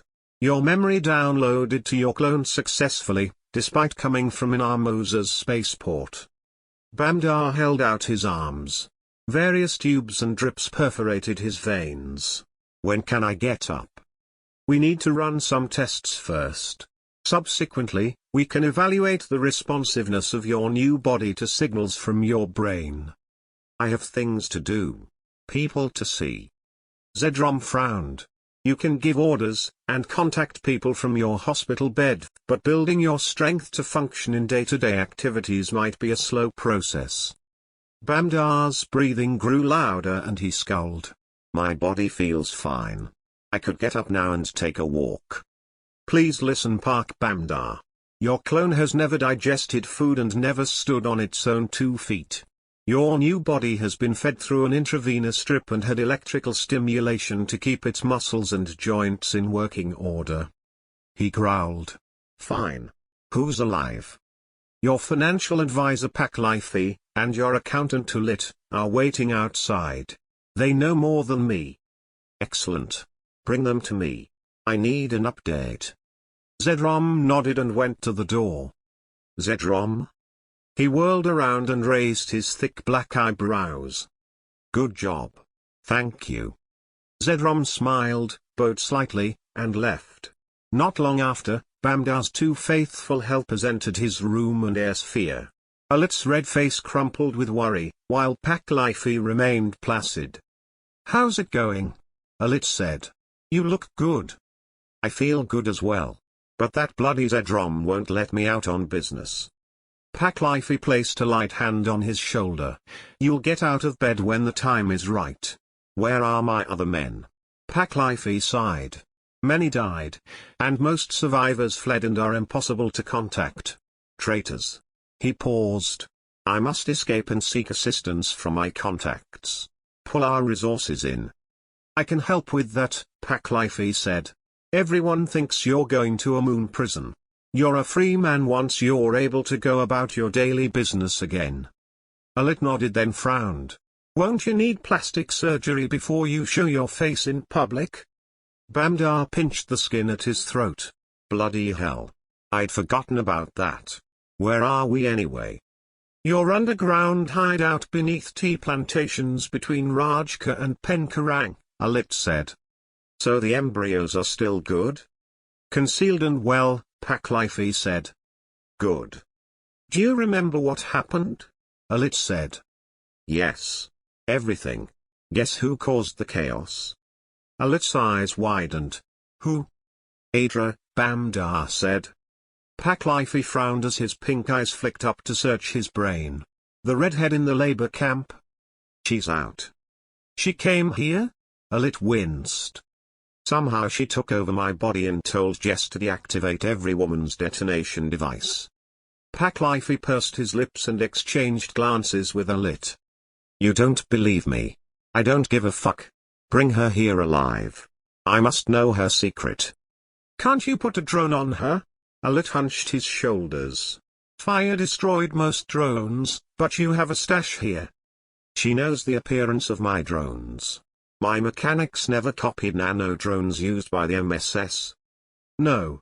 Paklifey raked peach fingers through his peach-colored hair. How are you going to get information from her? Torture? Bamdar chuckled. Threaten her family. Find out who they are. They live in Enderland's Oxfire. Her father's employed at the Android Recovery Center there. Paklifey smirked.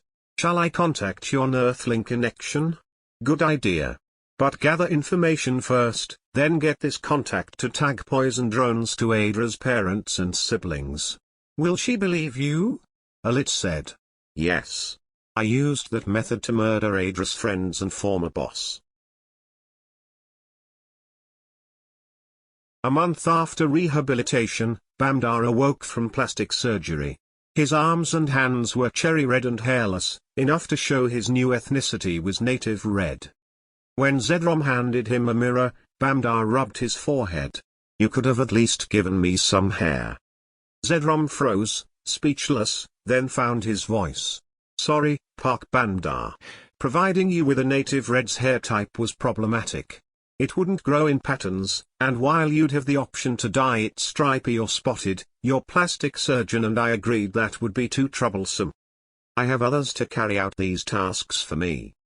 Zedrom cleared his throat and glanced around the room, then beheld Bamdar. Native reds would become suspicious if your dark roots came through in white locations. We agreed you wouldn't have the patience to have sections of hair bleached every few days. What will women think? You're still rich.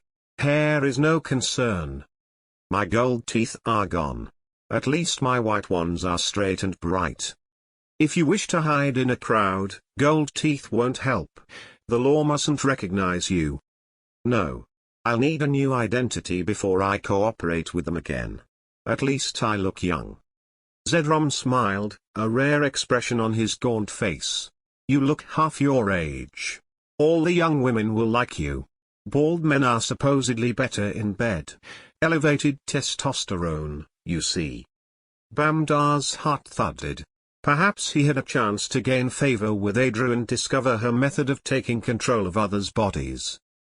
We performed electrolysis on your entire body, leaving your pubic region. Good. Native reds don't have patterned pubes? Apparently not. I've been with enough native red whores, but I like them waxed.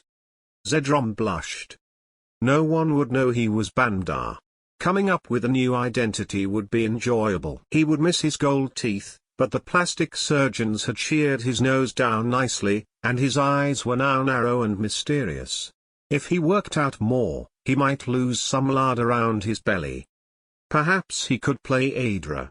Befriend her, shag her, and get her to fall in love with him.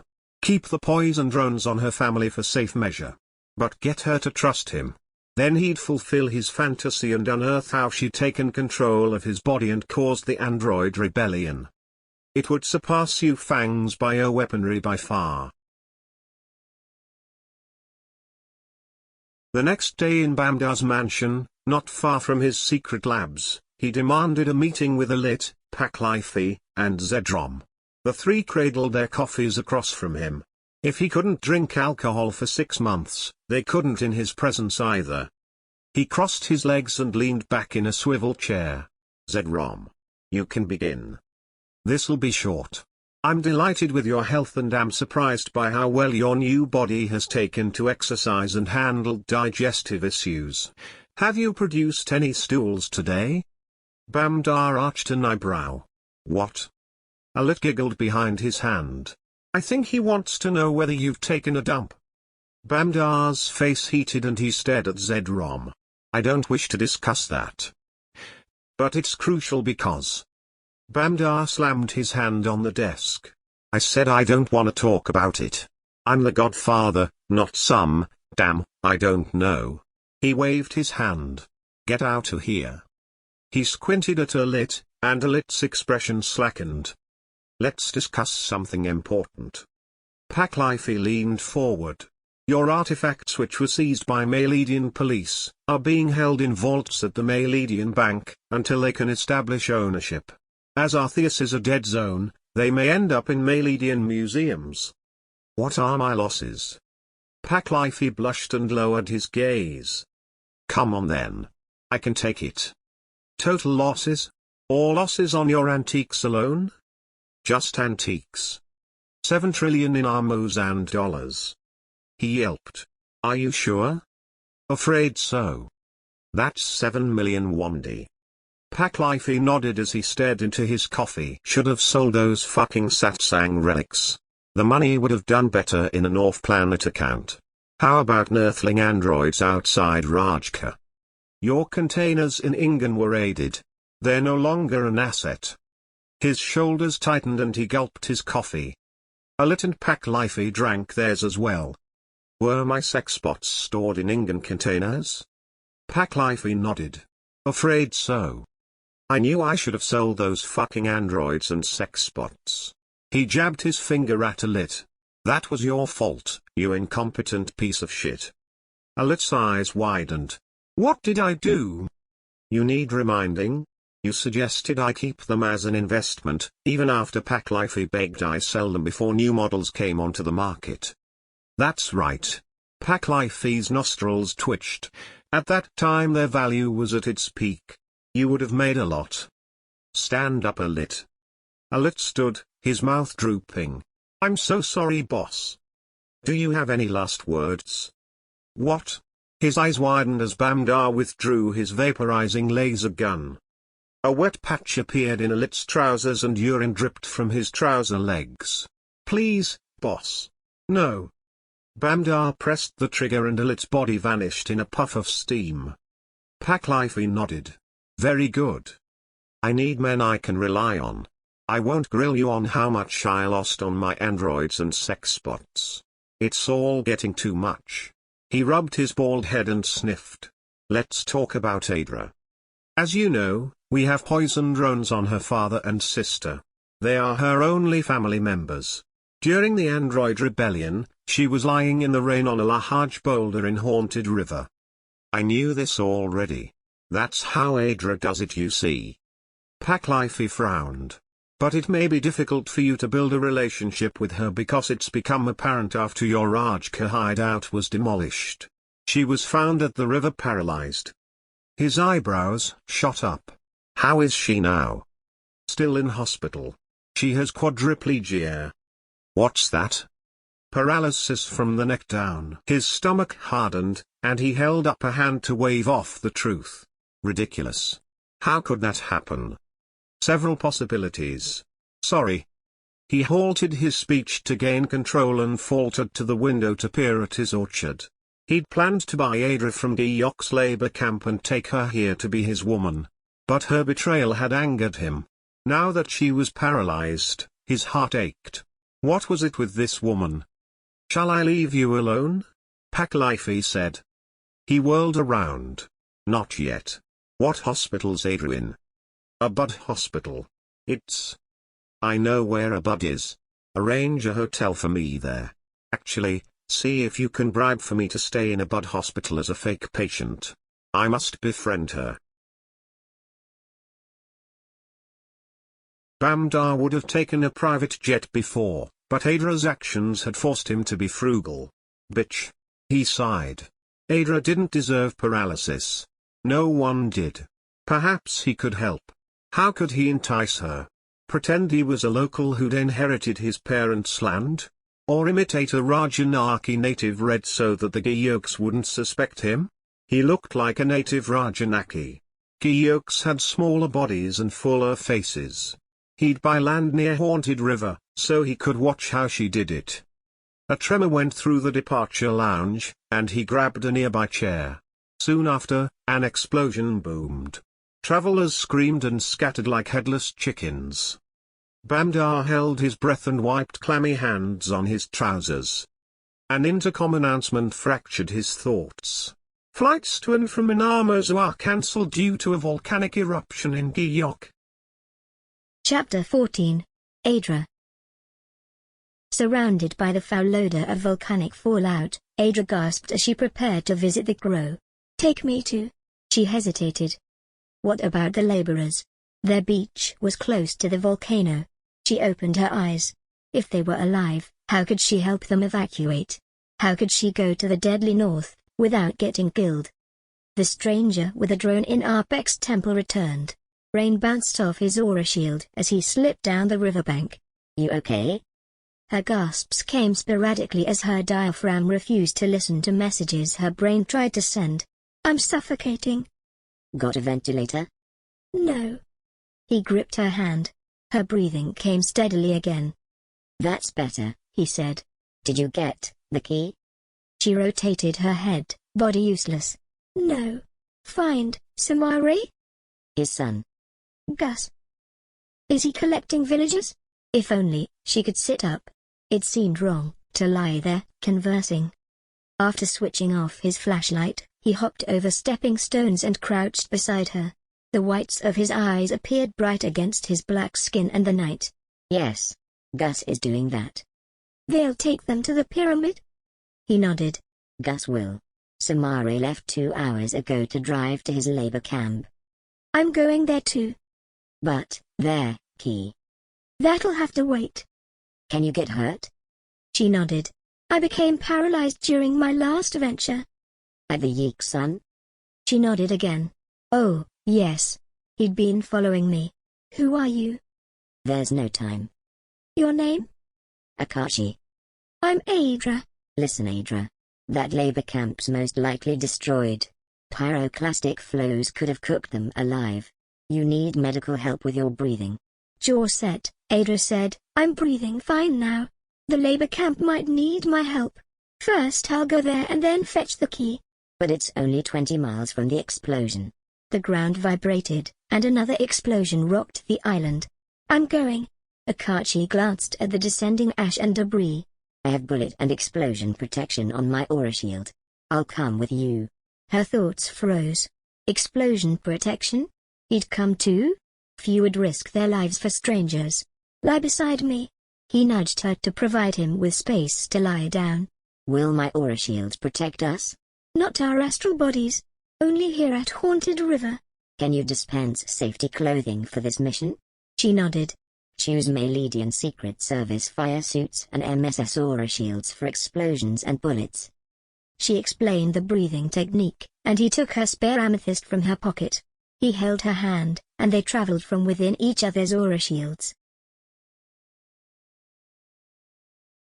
They levitated above the ocean, upwind from the volcano. Brown steam exploded from seawater beneath them as a boiling mudslide with tumbling boulders gushed down its north face. A caldera flamed red on the southern side where the volcano had blown. It spat lava, gas, and steam. The wind blew tumbling ash and hot gas south, devastating everything in its path. The pyroclastic flow rolled over forests, jungles and villages. Lava cascaded down river channels. Unlike her numb physical body, Adra's spirit body could move and feel. Her belly fluttered, and she clasped her hands in prayer. The camp's northwest, and lava's flowing southeast. They ascended farther north over the ocean while dodging soaring debris, lava, and gas. Their MSS wear protected them from heat. The west coast had been scorched black and grey like charcoal in a barbecue. Trees blackened like burned twigs, and sand transformed to molten glass. Akachi seized her as they levitated above the area. Laborers and guards with melted skin lay strewn amongst the wreckage. Bodies floated in the ocean like boiled meat in a Georgian hot pot. Adra pressed a palm against her chest and gasped to control her breathing. They decreased altitude over the area until an MSS warning alarm rang out. Akachi took her by the shoulders and pulled her around to face him. If anyone is alive down there, they'll soon die. We don't have long. You wanna save Gus and his villagers? We've gotta find that key. Hold my hands. After he did, she said in her mind, take me and Akachi to the crow woman in Eporio. The one Rubish told Samare about. Blue glass glow balls lit a cavern from notches between stalagmites. A 6-foot crow sharpened a blade on a swollen rock formation. Apart from her human arms and hands, everything about her was bird-like. Nothing like Shashuvu, no human face, legs, or feet. On the ground beside her lay a jumble of swords, daggers, and arrowheads. 3 amethyst stars perched on a stone shelf. Adra squeezed Akachi's hand and stepped forward, but he gripped her wrist and nodded towards the weapons. The crow woman scrutinized them. Her hands froze for an instant before she continued to rub her blade with a whetstone. Rubish, you returned. You're much younger. Oh, Adra, I mean, you came. The volcano in Kiyok has blown 10 years too early. I need that key. Now. The crow stood slowly and perched a talonfoot on the boulder in which she'd been sitting. Her wings folded over her bare human arms. No. That was a ploy to bring you here. Rubish never planned to save the villagers. You need to collect my keys so we can destroy them. Adra's vision tunneled towards the crow. If Rubish was me, I'm certain she wished to help them. I became paralyzed by saving Bamdar's slaves. Rubbish. The lass only had one intention, helping her stinking satsang friends invade. Until she met me, that is. I put her on the straight and narrow. Those satsangs are dangerous. We don't have time. Akachi pointed at the purple stars on a stone ledge. Those are the keys? The crow nodded. 3 of 8. Give us one, he said. You can't carry things through space when traveling by river and rain, Adra said. But she knows where the key in Kiyok is hidden. Akachi glared at the crow. Where's the key? I won't tell you. The crow pulled back her wings to exhibit daggers in a holster running down her feathered chest. Akachi's eyes bulged. The crow folded her wings again. If you allow me to explain why we must collect all 8 keys and demolish them, you'll understand why no one should use those pyramids. Akachi's aura shield glowed, and a spear appeared in his hands. Adra tugged on his wrist. Don't. The crow clutched her chest, whipped it back, and hurled a dagger. He grunted and stumbled backwards as it wedged into his chest. Adra screamed and dropped onto her knees, clutching his hands. Take us to Haunted River. Hand in hand, they darted through tunnels and exited. As they elevated into the cloudless Eporiovian sky, Akachi's grip vanished, and so did he. White light flooded Adra's surroundings. This isn't the river. Take me to Haunted River. 2 figures appeared before her. An identical Adra held hands with Mum. She took a deep breath. Mum? Adra. Sweetie. I've missed you so much. What's going on?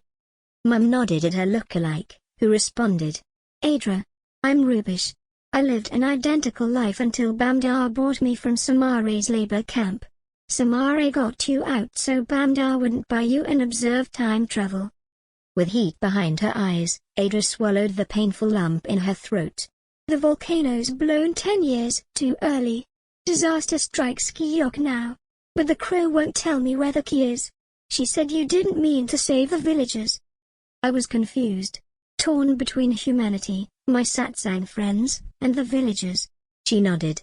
When you awake, moving your arms and legs will remain impossible, but I can help you keep your breath and voice. I'm also giving you my memory. A pink light glowed from Rubish's heart center, surrounded by electric green. She touched Adra between her breasts, and the colorful light drifted out of Rubish's arm, left her hand, and swirled in Adra's spirit heart. Mum cuddled Adra. I love you, Adra sobbed. Don't leave me again. Let me come. You'll join me when the time's right. Take Rubish's gift and use it to achieve your desires. Adra's physical eyes flashed open, and she rolled her head to the side. The rain had stopped, and the fumes intensified. Lungs obstructed with ash, her diaphragm reacted to her wishes, and she gasped for breath. Akachi lay beside her, clutching his chest. The dagger had vanished, but his wound had not. Her brows pulled together.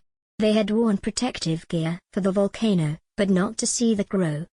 He slipped a hand into his pocket and pulled out his aura shield remote. The ash in the surrounding air cleared. A rumbling came from downriver. Unable to roll, looking was impossible. Akachi struggled to kneel. His head swung towards the noise.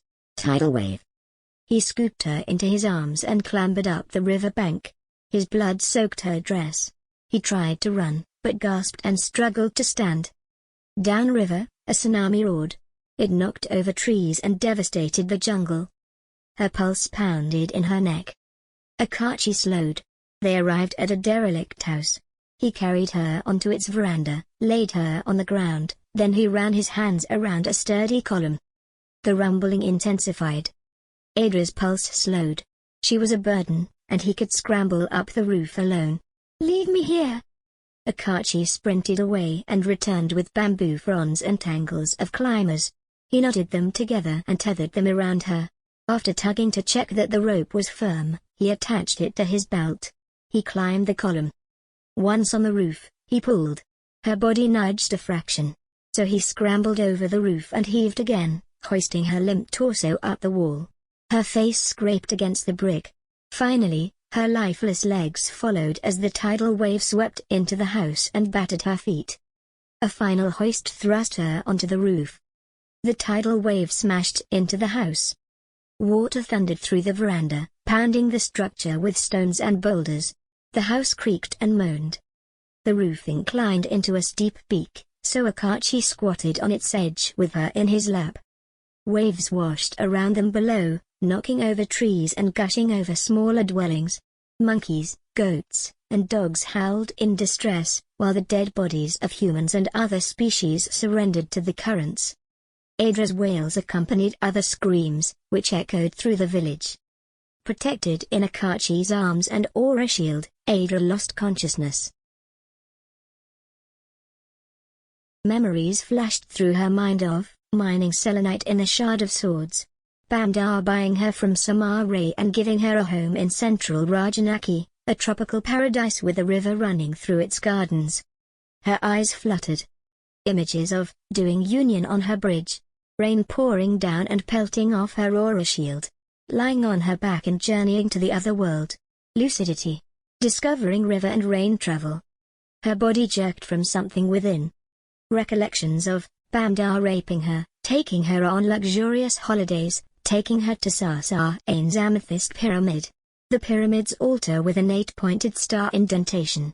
Satsang messages in her dream. Taking Bamdar's star key from his mansion's museum. She had a floating sensation. The remembrance of getting Bamdar's permission to practice union alone in Sar-Ain's pyramid. His guards waiting outside. Slotting Bamdar's antique key into the indentation and following Maharani's instructions. Scrolling to -1 million on the star's dial. Akachi called her name in the distance. But as her sensations floated, her mind sank into Rubish's consciousness. She recaptured the scene of entering indigo light and appearing blind in another world. Light intensifying goggles giving her sight. Mount Alamartsi's pyramid, Artheus. Befriending the Satsangs. Maharani naming her Rubish. Living with them for many years, then returning to Sar-Ain's pyramid to find the guards still waiting and time frozen. Examining her reflection to learn she'd aged. Memories from Rubish flooded through Adra's mind like the tsunami through Monkey Forest. Flashbacks of searching for another key in Eporio. Bamdar following her through and making Eporiovian hybrids into slaves. The clay people branding her with a pentacle across her original scar.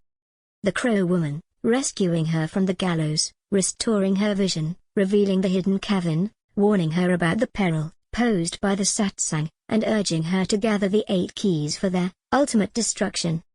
Crowleen giving her a key to hide in Giyok, for her future self to use for her return to Eporio. Finding a Giyok's stonemason to hide the key in a statue. Adra opened her eyes. Her white dress was dark with Akachi's blood. Sweat rolled down his face, catching the light from the 2 half-moons. "I know where the key is," she said. The river flowed under the roof, missing it by inches. How would she and Akachi ever get to the underwater bee-goddess statue? Chapter 15. Yufang. Disguised as a Faili monk in a maroon robe, Straw hat and sunglasses, YuFu joined Yasmin and Arpek on their excursion to Yakar River in central Rajanaki. Through the cab's window, torrents of muddy rain cascaded from the ash-laden clouds that had cast a dark pall over the sky since Skiok's volcanic eruption. YuFu opened the cab's window, instantly greeted by a rush of humid air that carried the distinct aroma of damp soil. The sound of raindrops pitter-pattering on the roof, mixed with the distant rumble of thunder, created a symphony of nature's elements. Their cab drove through highland tea plantations and downhill through rice paddies before entering a jungle and coming to a halt outside a wooden cabin. The driver helped with their bags and placed them on the veranda. "You've chosen the wrong season to stay here." He skimmed the sky. "Gonna be rain, rain, rain." "Good," Arpek said. "Better for meditation." The driver shrugged, returned to his car, and drove away. As Yasmin and Arpek settled into their dwelling, YuFu limped to the gully's edge to view the Yakar River 5 meters below. Without a way to descend, he followed a path upriver. As he limped, the Yakar River became shallow. After half a mile, a second footpath from a meadow intersected the first and continued to the gully's edge. Furrows dented its clay, so he climbed down. Banks of silt arose from the water, perfect to lie on. Tree trunk-sized driftwood lay grounded near the river center. Ripples radiated from a log. He pulled off his shoes, rolled up his pants, and waded towards it. A water snake with red, black and white stripes slinked on the surface. He blinked rapidly and hobbled to the bank. Finding a perfect place to meditate wouldn't be simple. He must watch over Yasmin when she visited her mom in Glass City. Her life had been at risk on the moon, and it was by the river, too. When he entered their log cabin, smoke wafted from the kitchen, assaulting his senses. "Fucking hell!" Yasmin shouted. YuFu followed her bellows to the kitchen, where she poured water into a burn pan. He opened a window and limped to the table, where overcooked greens sagged on a plate, and red beans sat in a bowl. He tossed a bean into his mouth and chewed, still hard. Never cooked before? "No. In Glass City we ate in a cafeteria." Food like this? "No, decent food." They fed you well, then sold you at the market? She frowned. Arpek entered. He yawned and rubbed an eye. "Would you like some dumplings?" They nodded. "Ada loved dumplings," Arpek said. "Why talk about her in the past tense?" Yasmin nibbled her lip. "You think she's dead?" Arpek gave a watery smile and nodded. He swiveled away to open a cupboard and rubbed his face before retrieving eggs and flour. When he staggered to the table with the ingredients, he averted his bloodshot eyes. "I cook. Do you like to eat egg with garlic and chives inside?" "Sounds good to me." YuFu told them about what he'd found upriver. "You must meditate somewhere higher and safer," Arpek said. "There's a rope bridge 3 miles downriver."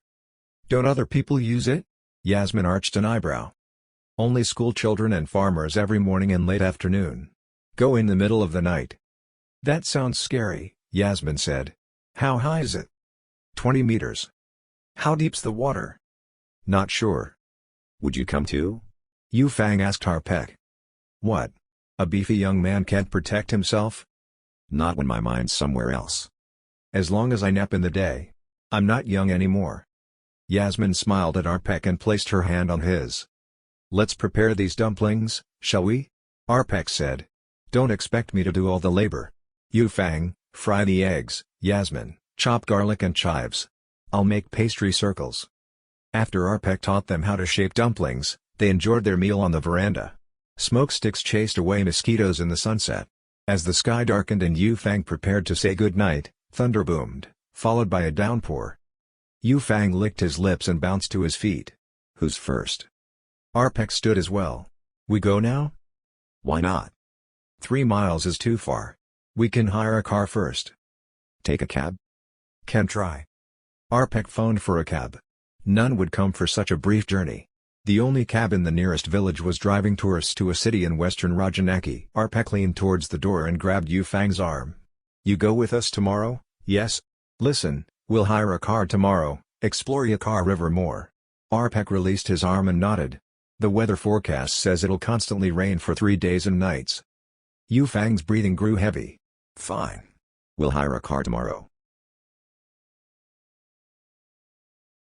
Yasmin gazed at the dripping jungle through the front passenger window. "It's no good. Nowhere seems suitable." "What do you suggest we do?" Arpek steered a little too tightly around a bend. "I ain't lying on that rope bridge," YuFu said.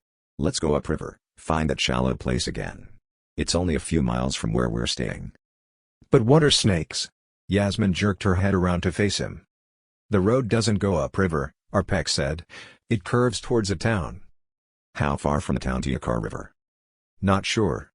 Look, old man. I think you should drop us off, and Yasmin and I will try this together. Yeah. We'll be okay, Yasmin said. Arpek sighed. Where shall I drop you? In that town, Yufang said. Arpek pulled over outside a string of shops and said goodbye. From the town, Yasmin and Yufang shared the aura shield to stay dry and followed the footpath leading to the Yakar River for a mile. Once there, Yufang pointed at its high water level. Those silt banks are way under now. We'll never find anywhere to lie down. They pursued the path running parallel to the river, and after an hour, the gully flattened out. In the distance, stilted houses perched on either side, like pelicans waiting to catch fish once the plains flooded. Yasmin squinted and pointed. Boats. Perhaps we can rent one. Yasmin smiled, and her ponytail bounced as her pace picked up. I'm starved. The locals will think we're rich if they see our aura shield. Shall we switch it off and get drenched? Yasmin said. No. She giggled. Not sure how they'll treat a Faily monk in these regions. Satchis don't mind Failis. These are people, anyway. Not terrorists. I know. Just saying. Don't want to create friction. If I take off my gear and they recognize me as a fugitive, believe me, they'll be worse. Amidst the relentless rain beating down on Lumpur's mudflats, red-skinned women and girls sought shelter under verandas and in stilted homes. Skillfully weaving fishing nets, they paid no attention to Yufang and Yasmin, who strolled 7 meters below, shielded by a radiant aura shield. They remained unfazed by their presence. Yufang slipped on his translation device as Yasmin hollered to an overweight woman hanging laundry under her stilted house. Excuse me. Are there any stalls around here to buy food? The woman pointed her chin towards a house farther along. Yufang powered off the air sphere Arpek had borrowed from a friend. Under a stilted house, a man boiled a pot of water with peppercorns and chilies floating on its surface. On a counter, a plastic basket overflowed with vegetables, bean sprouts, tofu, and noodles. Yasmin took an empty bowl and loaded it. Yufang copied. The man tipped their contents into 2 drop-down sieves and placed them in boiling water. Want soup with those? Yasmin nodded, so Yufang nodded too. Peanut sauce? It's spicy. They agreed and then took their meals to the only table, pulling 2 plastic stools from underneath. After they slurped their food, Yasmin checked with the vendor about renting a boat. His eyes lit up when she offered 5 million in armus in dollars. He told them to take his boat for the day. Yasmin warned the vendor they'd be using his boat to meditate on, and he laughed and directed them to a rowboat, strapped to a house stilt. After he pulled it in, they clambered aboard, and the man half undid the knot. No, Yufang said, we'll stay anchored and meditate like this. If anyone sees us, please tell them not to disturb us. After the man departed, Yasmin urged, you go first. I sense your desperation to uncover the identity of that Svad woman. Yufang's senses heightened, as he gazed across the slow-moving water, rippling under raindrops. Nothing was against them. He lay down and stared at the thick gray clouds. You can't stay dry in our aura shield unless you join me. Oh. Yasmin grimaced. I'll get wet. Want to join me? I need to keep watch. We should be safely bound to that house. She tapped her foot. But the man's gone to his food stall. He won't see us if something happens. Go for a little while. See the woman. Then we can borrow an umbrella. Just quickly. Okay. She lay down beside him, and they held hands. I'll lead us. Transport Yasmin and me to the Svad woman from my dreams, transforming us into houseflies. Don't take us through space. His vision was clouded by a jumble of indistinct green patterns when he attempted to focus on a single object. In response, he intentionally defocused his gaze, and suddenly, the entire scene became clear. Yasmin's fly form hovered beside him. Can you hear me if I talk in my mind? Yep. Good. Can you see straight yet? He asked. Sure can. Look through the trees. Is she the Svad from your dreams? His breath caught in his throat. Yes. Sunlight glistened on her golden-orange skin, illuminating her strawberry blonde hair, as she made her way towards a grassy burial mound, and gracefully sank to her knees. Yufang and Yasmin drifted closer. The woman placed her forehead on the grass and wept. After some time, she kneeled and rubbed her eyes. I miss you so much. The kids miss you. Baba, Mama, won't die happy, knowing it died before them. We're all so broken. Yufang tingled all over. It was his chance to appear and question her about who he really was. A Jurgen man stepped into the clearing. Yufang stiffened. He appeared familiar, kneeling next to the woman. Shoo, we all miss YuFu. Life will never be the same without him. Yufang's breaths came fast. The Jurgen mama in the desert had called him YuFu. This woman, Shoo, was the Svadin Izdrea, the one who'd told him she was pregnant. My wife. He reminded himself to breathe slowly in the pattern he'd read about on Ader's list. Shoo gazed up at the man. At least we have each other. She kissed him on the lips, then they hugged. Yufang's heart pounded, and his body quaked. He faced Yasmin. My wife's kissing that guy. She thinks I'm dead. The woman stood. Come on Tao, let's go. Mei and Linlin will be waiting. Yufang's pulse speeded. Tao, the boy from my desert dream. My brother. Let's leave, then return later, Yasmin said. You can approach her another time. No. I want to follow them now. It'll be safer if we borrow an umbrella so that I can guard you. No. I want to see Shoo. I miss her so much. What's she doing with my brother? Do my kids call him Baba? Yufang curled his hands into fists. The idea of his beloved lying with his brother made him sick to the core. He'll be sorry for taking my wife. Chapter 16. Adra. Distant screams rang out as rain lashed the flooded village. Adra choked. Akachi's aura shield was clogging with ash once more. He cleared it and ripped off his shirt. Fresh blood gleamed from a gash beneath his heart. He tore strips and fastened them around his chest. Are you going to die? Adra's breaths gasped in and out. The ground oscillated. He gripped the overhanging roof tiles and tightened his other arm around her. I have a mission to complete. Where's the key? Underwater, 2 streets away. But there's no way to get there. Can we perform your magic travel from here? Can try. Who'll make the commands? Are you familiar with Melidian spyware? He nodded. You make intentions then. Where's the key? Inside a statue in Wyong and Komong's compound garden. It's a statue of the Indite Bee goddess. Her hair prickled on the nape of her neck. Had Wyong and her family drowned? We mustn't tumble off the roof. Can you secure us with the bamboo and stuff? He laid her down. Hauling a bundle of bamboo, he scrambled over the roof and returned. I've secured your ropes to wooden beams. He tugged. Should be stable. He tethered himself to her, lay down, and held her hand. They appeared within a small submarine that beamed its headlights at the statue, surrounded by heaps of bricks. Adra chewed on a knuckle. Were Wyong and her family under there?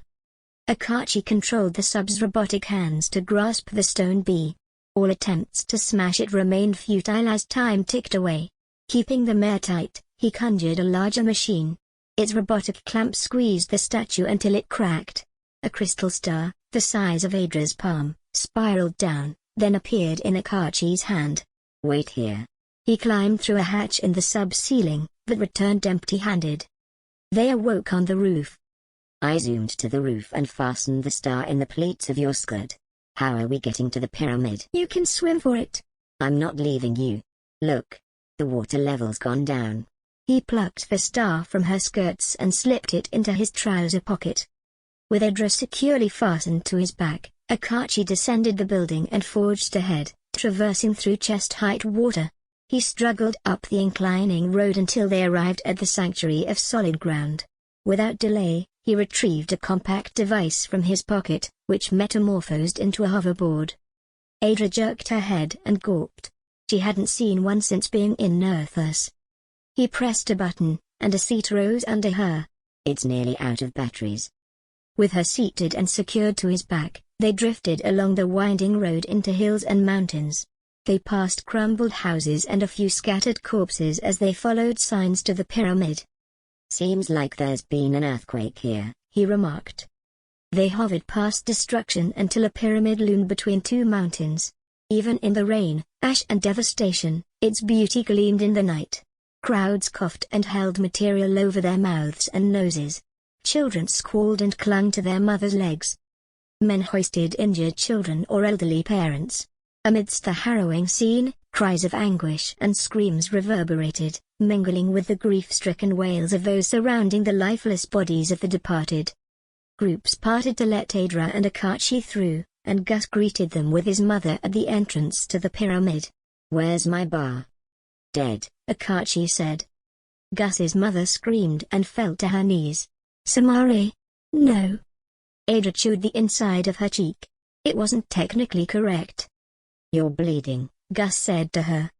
"It's his blood, not mine." Gus heaved her off Akachi's back. The ground convulsed again.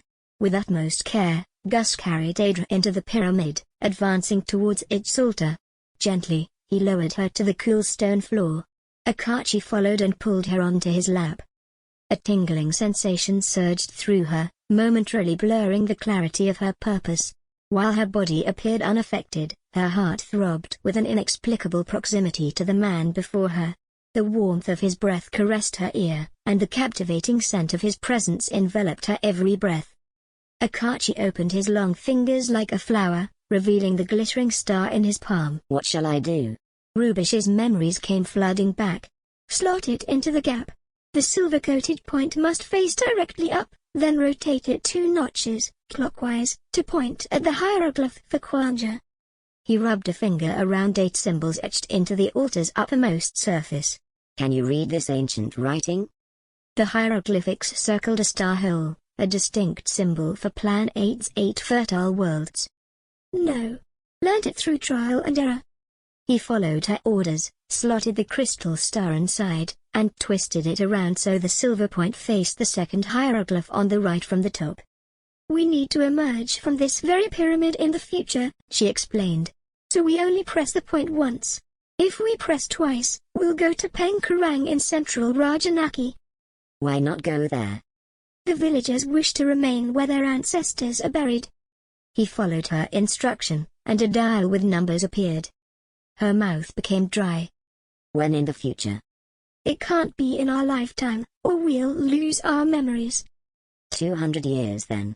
He twisted the dial to +200, followed by 3 blanks. From the very heart of the altar, a radiant indigo light emanated, intensifying until it illuminated the entire expanse of the pyramid. Collective shouts and chat echoed in the air. The masses outside surely witnessed to the spectacle. It beamed through the pyramid walls.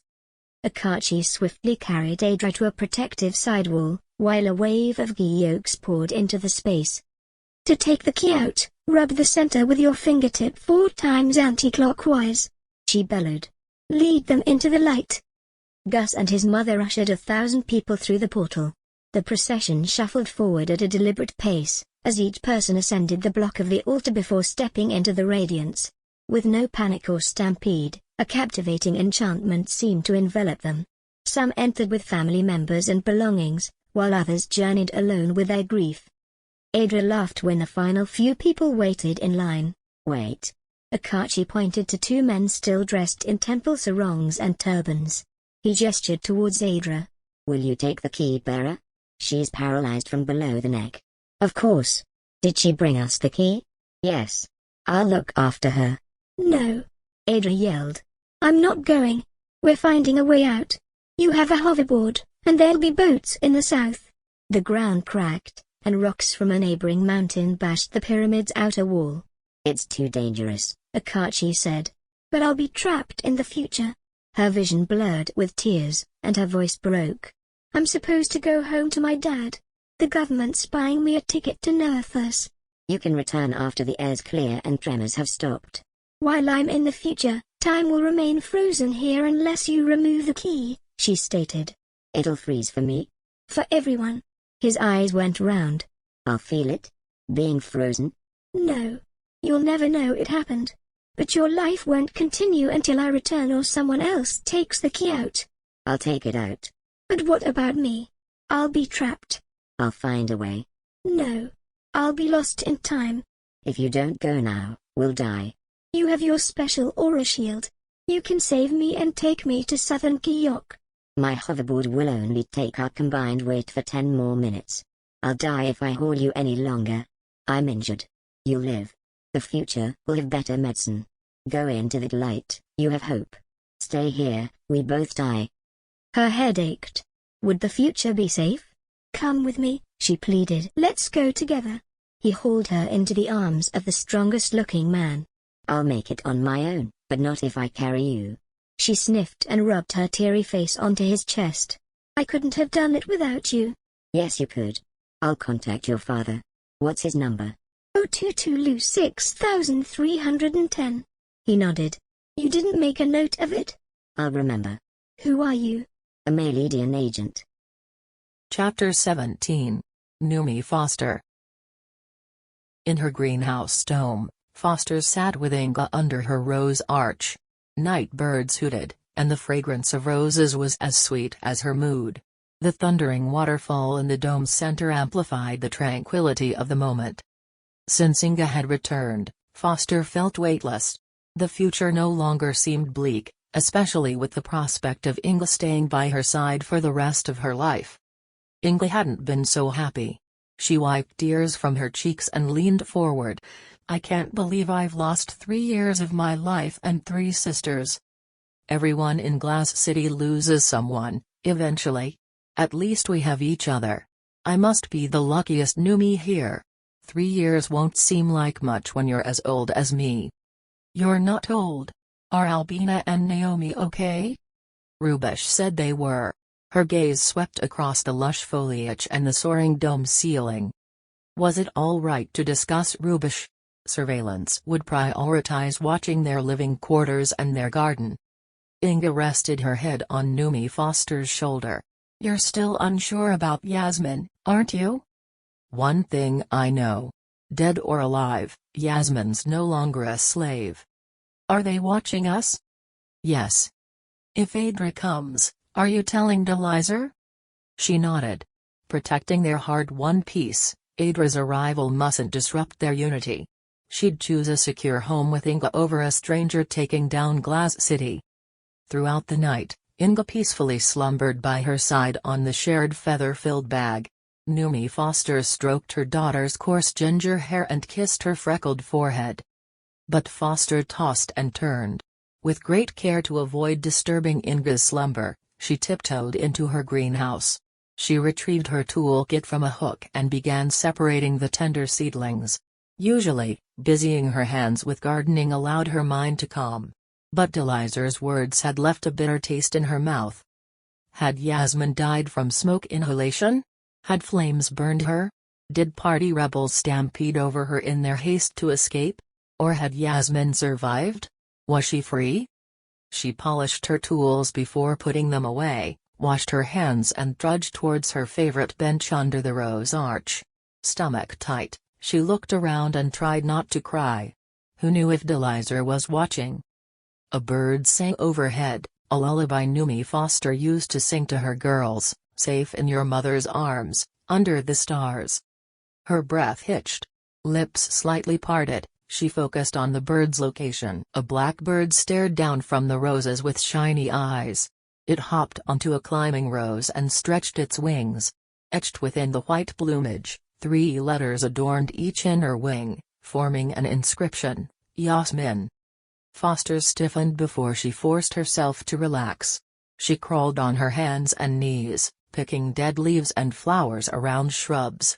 What should she do? Tell Delizer? But that bird could possess information about Yasmin. Perhaps she could use leaves to construct a message. If Numi Foster detected the drone's vantage point, she might block its view while scraping a message in the dirt. But it was easy for mosquito drones to hide in vegetation. She threw the plant matter into the compost. Stationed near the cascading waterfall, she awaited the bird's arrival. It soon fluttered into a neighboring tree. Numi Foster acknowledged it with a nod, hoping that Delizer's drones didn't see. Once again, the bird unfurled its wings. On the underside of one wing, the word "I'm" adorned its plumage, while the other side unveiled the unmistakable name Yasmin. Pulse racing, Numi Foster tapped her chest with a fist. Yasmin was alive. But the warmth radiating from her body soon cooled. It was imperative for Yasmin to stay away from Glass City. However, openly expressing this could endanger Inga's safety, possibly leading to separation or worse. She stood and approached the bird. Keeping her gaze on the waterfall, she made up a song. Come because you love me so, come because you care, but they're watching you and me, my dear, although you're unaware. The stars are gleaming on your face, the wind howls through your soul. I know you're here but I don't want you. Just let me, please grow old. Faltering into the side tunnel, she peered at the waterfall one last time. The bird was nowhere to be seen. A sudden giddiness overcame her, and she stumbled towards her bed, then lay down. Yasmin was free. She'd used Adra's astral travel, so Rubish's prophecies were correct. Inga turned onto her side, her face centimeters from Foster's. Numi. She stretched her fingertips towards Numi Foster's ear, then combed them through the ends of her bobbed hair. That was Yasmin's form of comfort, not Inga's. I can't let you grow old here. I'll be careful. Numi Foster clutched her hands in hers. Oh Inga, my dear. Yasmin, she mouthed, nodding. I hope Adra never tries to bring down Glass City. Otherwise I'll have to tell Delizar, the director. Why, Numi Boomy. Foster smiled and sighed with relief. Only Yasmin had ever called her that. She saw Yasmin's gaze through Inga's pupils. Inga's eyes were windows to Yasmin's soul. Because Delizar will take you away from me again if I keep any secrets. Maybe kill you. Do you think Yasmin's dead? No. Why? I have faith. That's good to know. I think Yasmin is free as well. I think she's safe. Night-night, Numi Boomy. Delizar sent for Inga and Numi Foster to visit her on Mount Crone. During their journey, Numi Foster clutched her moonstone pendant and repeated a silent mantra, please let us be safe. This time, Delizar didn't meet them at the terminal, and her guards escorted them through the elevator shaft to her dome. When they exited the central column, the guards didn't lead them farther into Delizar's home, but stood to attention. Donning red stilettos and a black catsuit, Delizar positioned herself 7 feet away. With hands resting on her waist, she subtly leaned to one side, accentuating her bony hip. All blue glass furniture absent. Her home resembled a fighting arena, with the wild cat waiting in its heart. Delizar crossed her arms and held her chin high. You disobeyed me. Foster swallowed. I don't know what you mean. A colossal air sphere materialized, unfolding with the image of a blackbird spreading its wings, revealing the words, I'm Yasmin. Inga's eyes had rounded. Numi Foster's song blared. Come because you love me so, come because you care, but they're watching you and me, my dear, although you're unaware. The stars are gleaming on your face, the wind howls through your soul. I know you're here but I don't want you. Just let me, please grow old. Now you know what I mean? Why yes. I'm sorry. Guards, seize them. The guards clanged handcuffs onto their wrists, then escorted them into the lift. It descended underground, and its doors opened into caverns. Inga sobbed and thrashed her arms. A guard shoved her, then steered her in the opposite direction, away from Foster. Numi. Inga threw her a glance. The guard yanked her farther away. A wave of heat flashed through her. Inga. I love you. Don't give up hope. Someone will save us. You're being shipped to different planets, Foster. Her guard sneered. No one will save you. Glass City doesn't want you anymore. Chapter 18. YuFu. Yufang lurched upright, causing the rowboat to rock. Although the rain had ceased, the sky was still as brown as the Akar River and its surrounding mudflats. Yasmin folded her umbrella and stared at him with large brown eyes. Are you all right? Didn't expect it to stop raining. That was a sudden jolt of reality. Yasmin's gaze rested on the riverbank where 2 boys plucked water snails from silt and tossed them into a basket. I hope Adra didn't die in that eruption. What if she's still alive and needs our help? The area's off limits, Yasmin. He inhaled then puffed out his cheeks. I think she's dead. I hope you're wrong. Have you made any progress in uncovering the identity of YuFu? I'm YuFu. I'm not sure who Yufang is anymore. Can you call me YuFu from now on? Don't want to be related to that psycho. Yasmin saluted. Yes sir. I mean YuFu. Someone's been toying with my memory. Replaced your memory with Yufangs? He nodded and looked into his empty hands. What did you see on your journey this time? Tears stung his eyes.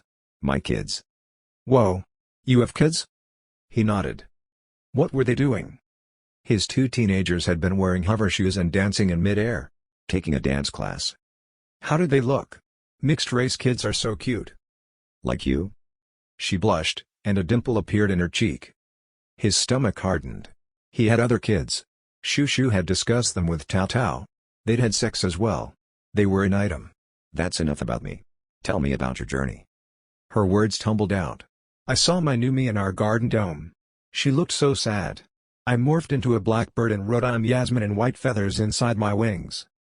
Ingenious. Your mother read them? Her eyes danced. She did. But she sang it was dangerous for me to be there, and that Glass City was watching her. She told me to let her grow old and not return. YuFu drew his eyebrows together. I even overtook my sister's body and whispered to her as we lay in bed. She was expecting me. Glass City isn't ignorant about Adria and her magic travel. That's worrying. They rode to the river bank. On their way to their log cabin, Yasmin talked non-stop about her plans to rescue all the women and girls from Glass City. He half listened as he imagined appearing at his old home in Ujina and getting back with Shushu. If she still loved him, he'd forgive her for sleeping with his brother. The next day, as rain relentlessly pelted on the roof, YuFu rolled up the living room rug, intending to bring it along for their journey. His leg was gaining strength, so they power-walked to Lumpur's mudflats and hopped into the boat. He laid the rug on the bottom. Wanna go first? Not today. I need advice on how I can record evidence at Glass City. Mustn't get vaporized while I'm there. You mustn't get your ma or sister into trouble either. I won't look for them until it's safe. The security of Glass City is unparalleled. Wise words. We'll talk about that later. I can go to Glass City as well. You might get zapped. I don't mean now. But another time? Maybe. Adra took her consciousness into technology and controlled it. It might be something to consider. She rubbed her hands and nodded. YuFu settled into relaxation. Take me to the place I was employed before coming to Kwanja. Transform me into a tiny fly and put me in a position where I'm safe from harm and out of view. He stuck to the interface of a concave window with his sticky black feet. Accustomed to compound eyes, he unfocused his vision until the image became one. Stars all around. What lay behind? He found himself unable to pivot his body and take in his surroundings. So he lifted off the glass and darted to the opposite side. Cushing's brown storm cloud roiled ahead. A heaviness expanded in his core. This was what he did before. For years, he fished for diamonds. He didn't recognize the fisherwoman with indigo dreadlocks at the control panel beneath. But he needed to confirm what had happened to him. If a previous colleague is talking to another person right now, let me occupy that other person's body so I can talk to my colleague. He settled behind a stainless steel table in a bar. Through the window lay a gray landscape with silver puddles and streams. A familiar purple-skinned fennec perched across the table from him. Rex. YuFu thrust his chest out. You remember YuFu? Rex froze for an instant, glass halfway to his mouth, then swigged. Yeah man. He was my buddy. YuFu gazed at his orange hand, clutching a glass of drink. Was it okay to eat and drink? He loosened his grip. What happened to him? You're shitting me, right? No. Rex twisted his glass with long slender fingertips. Vessel got hijacked. I was fishing when it happened. We were arguing as usual. Fuck. Really? Rex frowned and leaned back. What did they tell his wife? What they typically tell them when men go missing. What? Rex sniggered and looked YuFu up and down. What's going down with you today, man? How long have you been working here? 10 years? Around. Not heard of this before. Rex raised his black eyebrows. It happens all the time. Come on, Rex. What did they tell her? Rex sighed and lowered his gaze. They told her his oxygen tank exploded when he was pumping liquid methane. YuFu hesitated and forced himself to come closer. Did they wipe his memory and replace it with a different one? Yeah. Rex waved at a robot server. You understand the protocol. The robot came. Same again.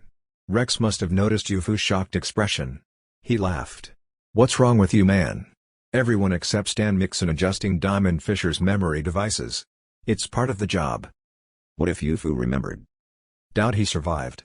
He had diamonds in his cargo. Now it made sense. He stared through the window at silver methane puddles. Let's pretend that he survived, his memory returned, and he went back to his family to tell them he was alive. Doubt that's going to happen. But what if?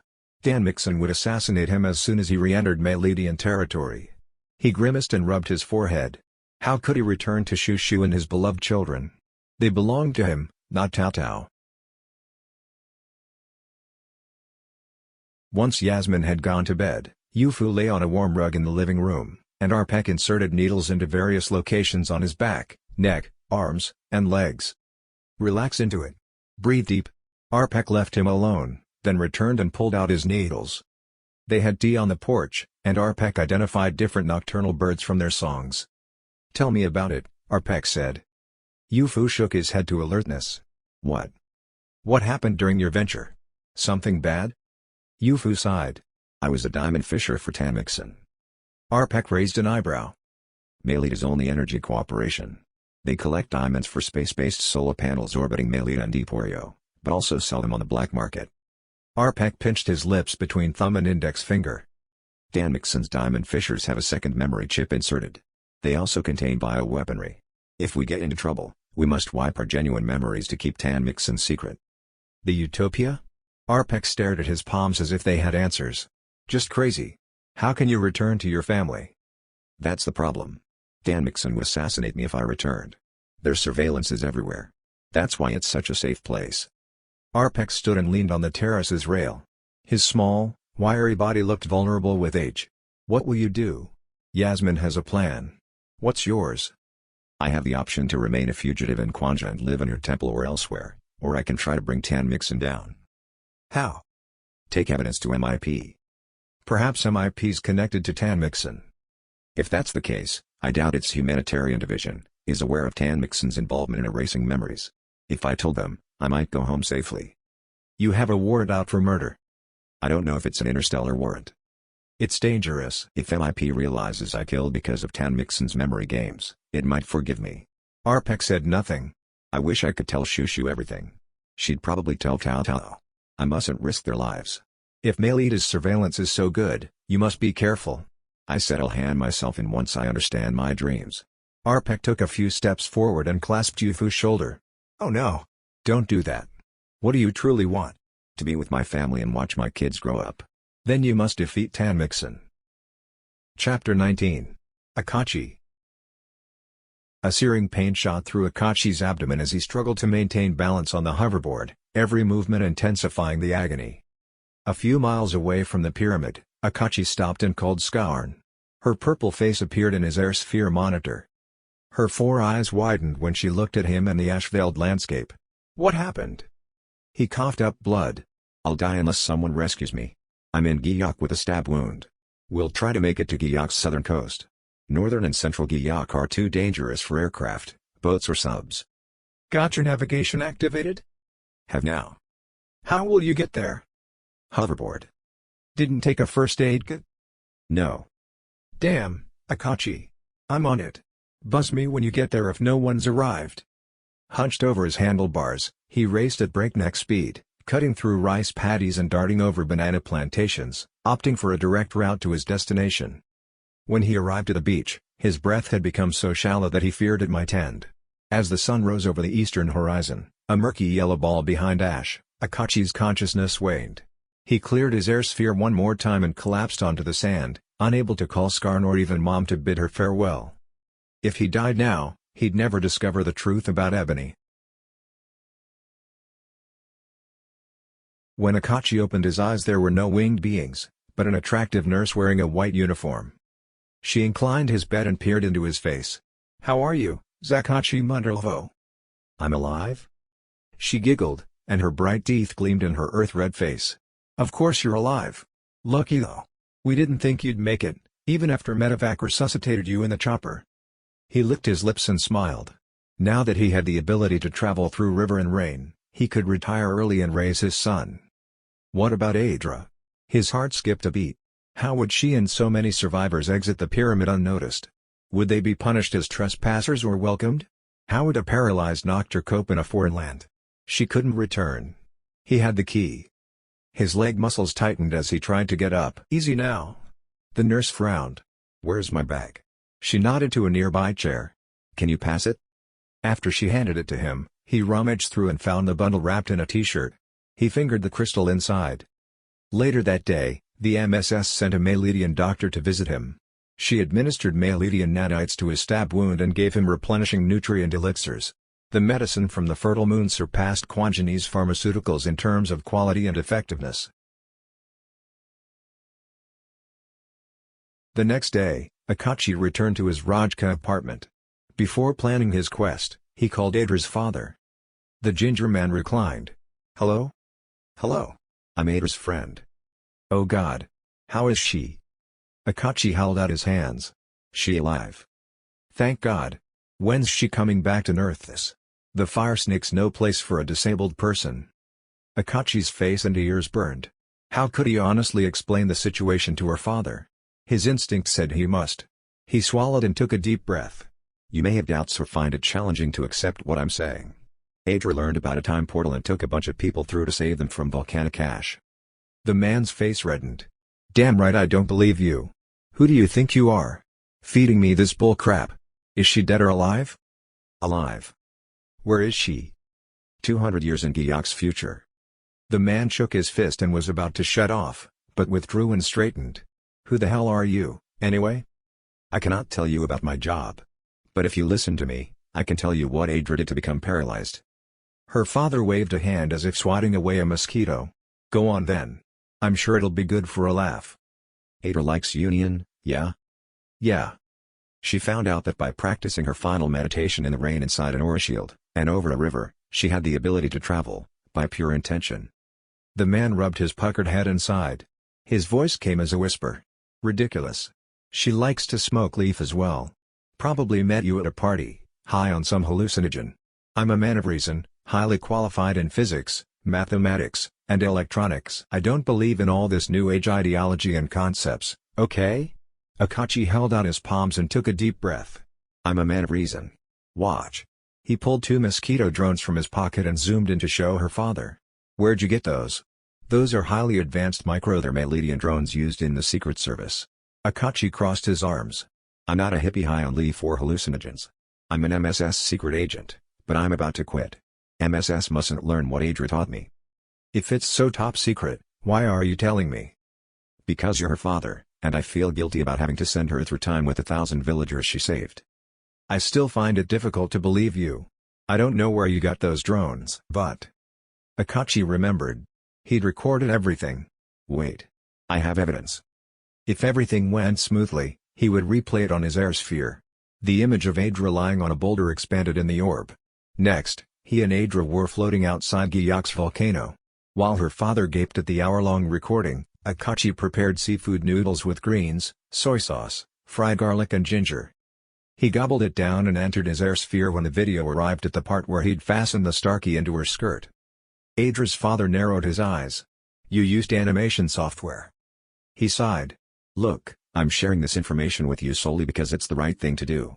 I'm not asking you to trust me, but I think it's important for you to know what happened to your daughter." "I didn't see a time portal." "We visited the pyramid in our physical bodies. I had the opportunity to record, but I didn't consider it." "Is there a way I can contact you?" "I'll attach a contact. I'd appreciate you keep this information confidential." Adra's father rubbed a freckled hand over his face and hung up. Not long after the talk, Zerdas pinged Akachi on a different airsphere. "Packthers told me what you've been keeping from MSS." Akachi frowned and shrugged. "He showed me the footage. Quite remarkable. Shame you steered the drone away from the superhero. She returned to tell the monk, fugitive and ex-whore about her superpowers." He rubbed his cropped afro. "I want to take early retirement. Now." "It's not that simple. Did you meet the superhero who brought down Bamdar's joint while you were in Gyak?" Akachi swallowed and stared into the distance. He needed retirement, not a discharge. "Yes." "Was she a Fenyak?" "No. She was an Earthling Sax.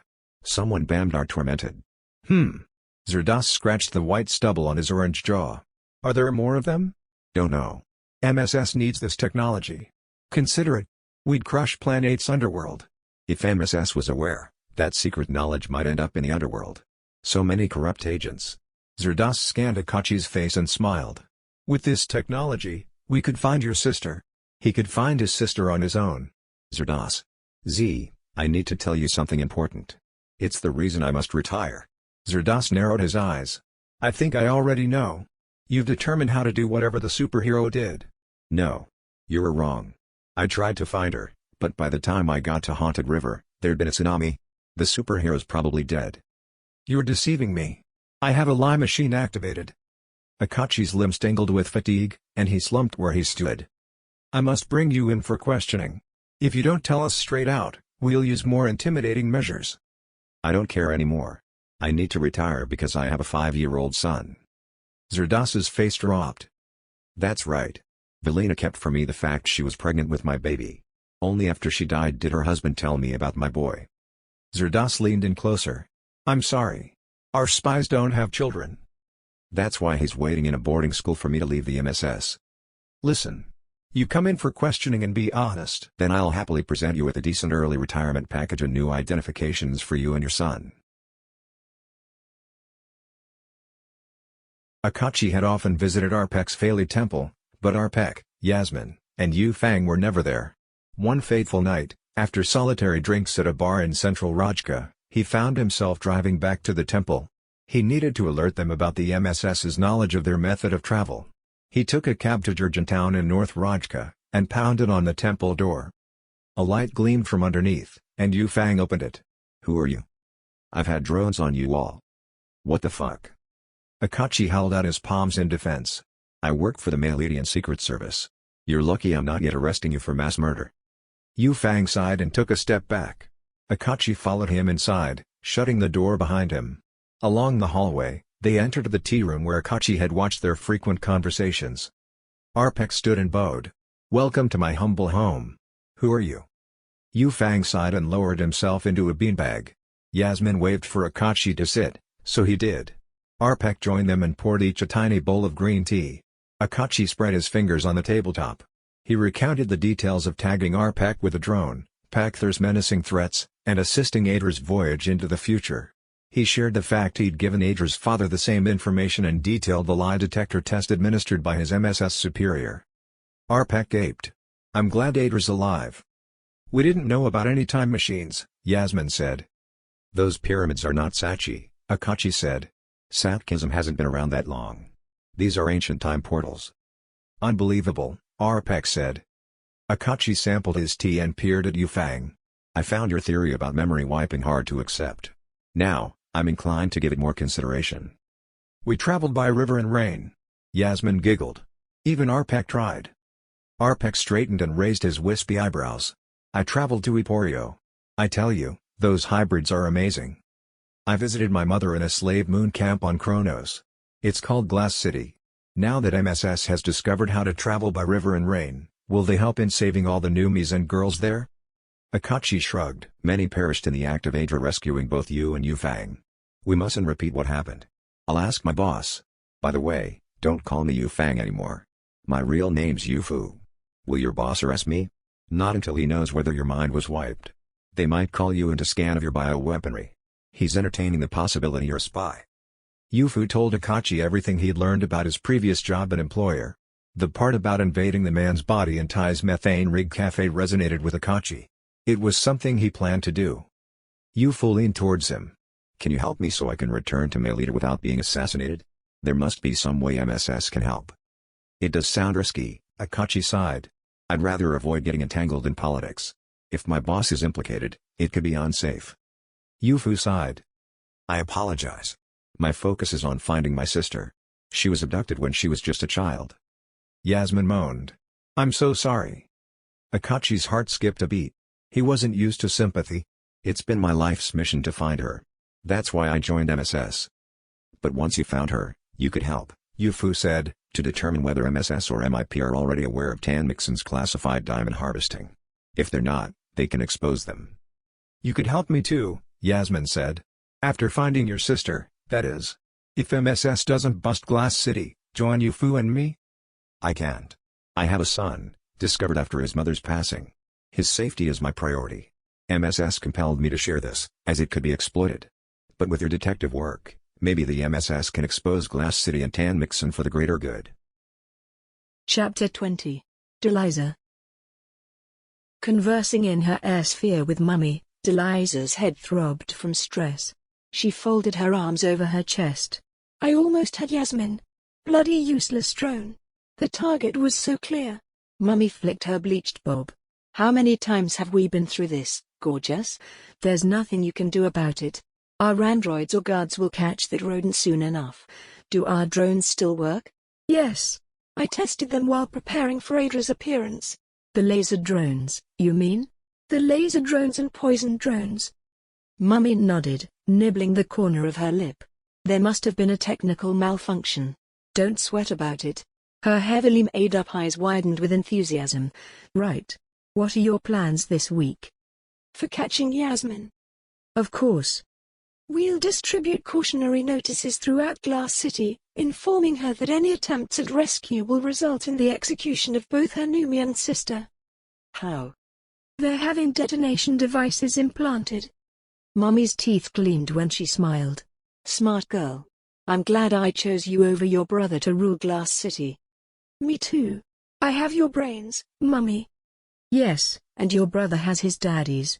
Anyway, I have good news. Deliza reclined in a cozy seat and inspected her red fingernails. Oh yeah? What's that then? Bamdar's alive. She wrinkled her nose. Yes. In cryosleep and going to a moon jail. No. Mummy tilted back her chin and peered at Deliza down her hooked nose. You won't believe this when I tell you. His body's going to a moon jail, and everyone will think he is there not causing any harm in Plan 8.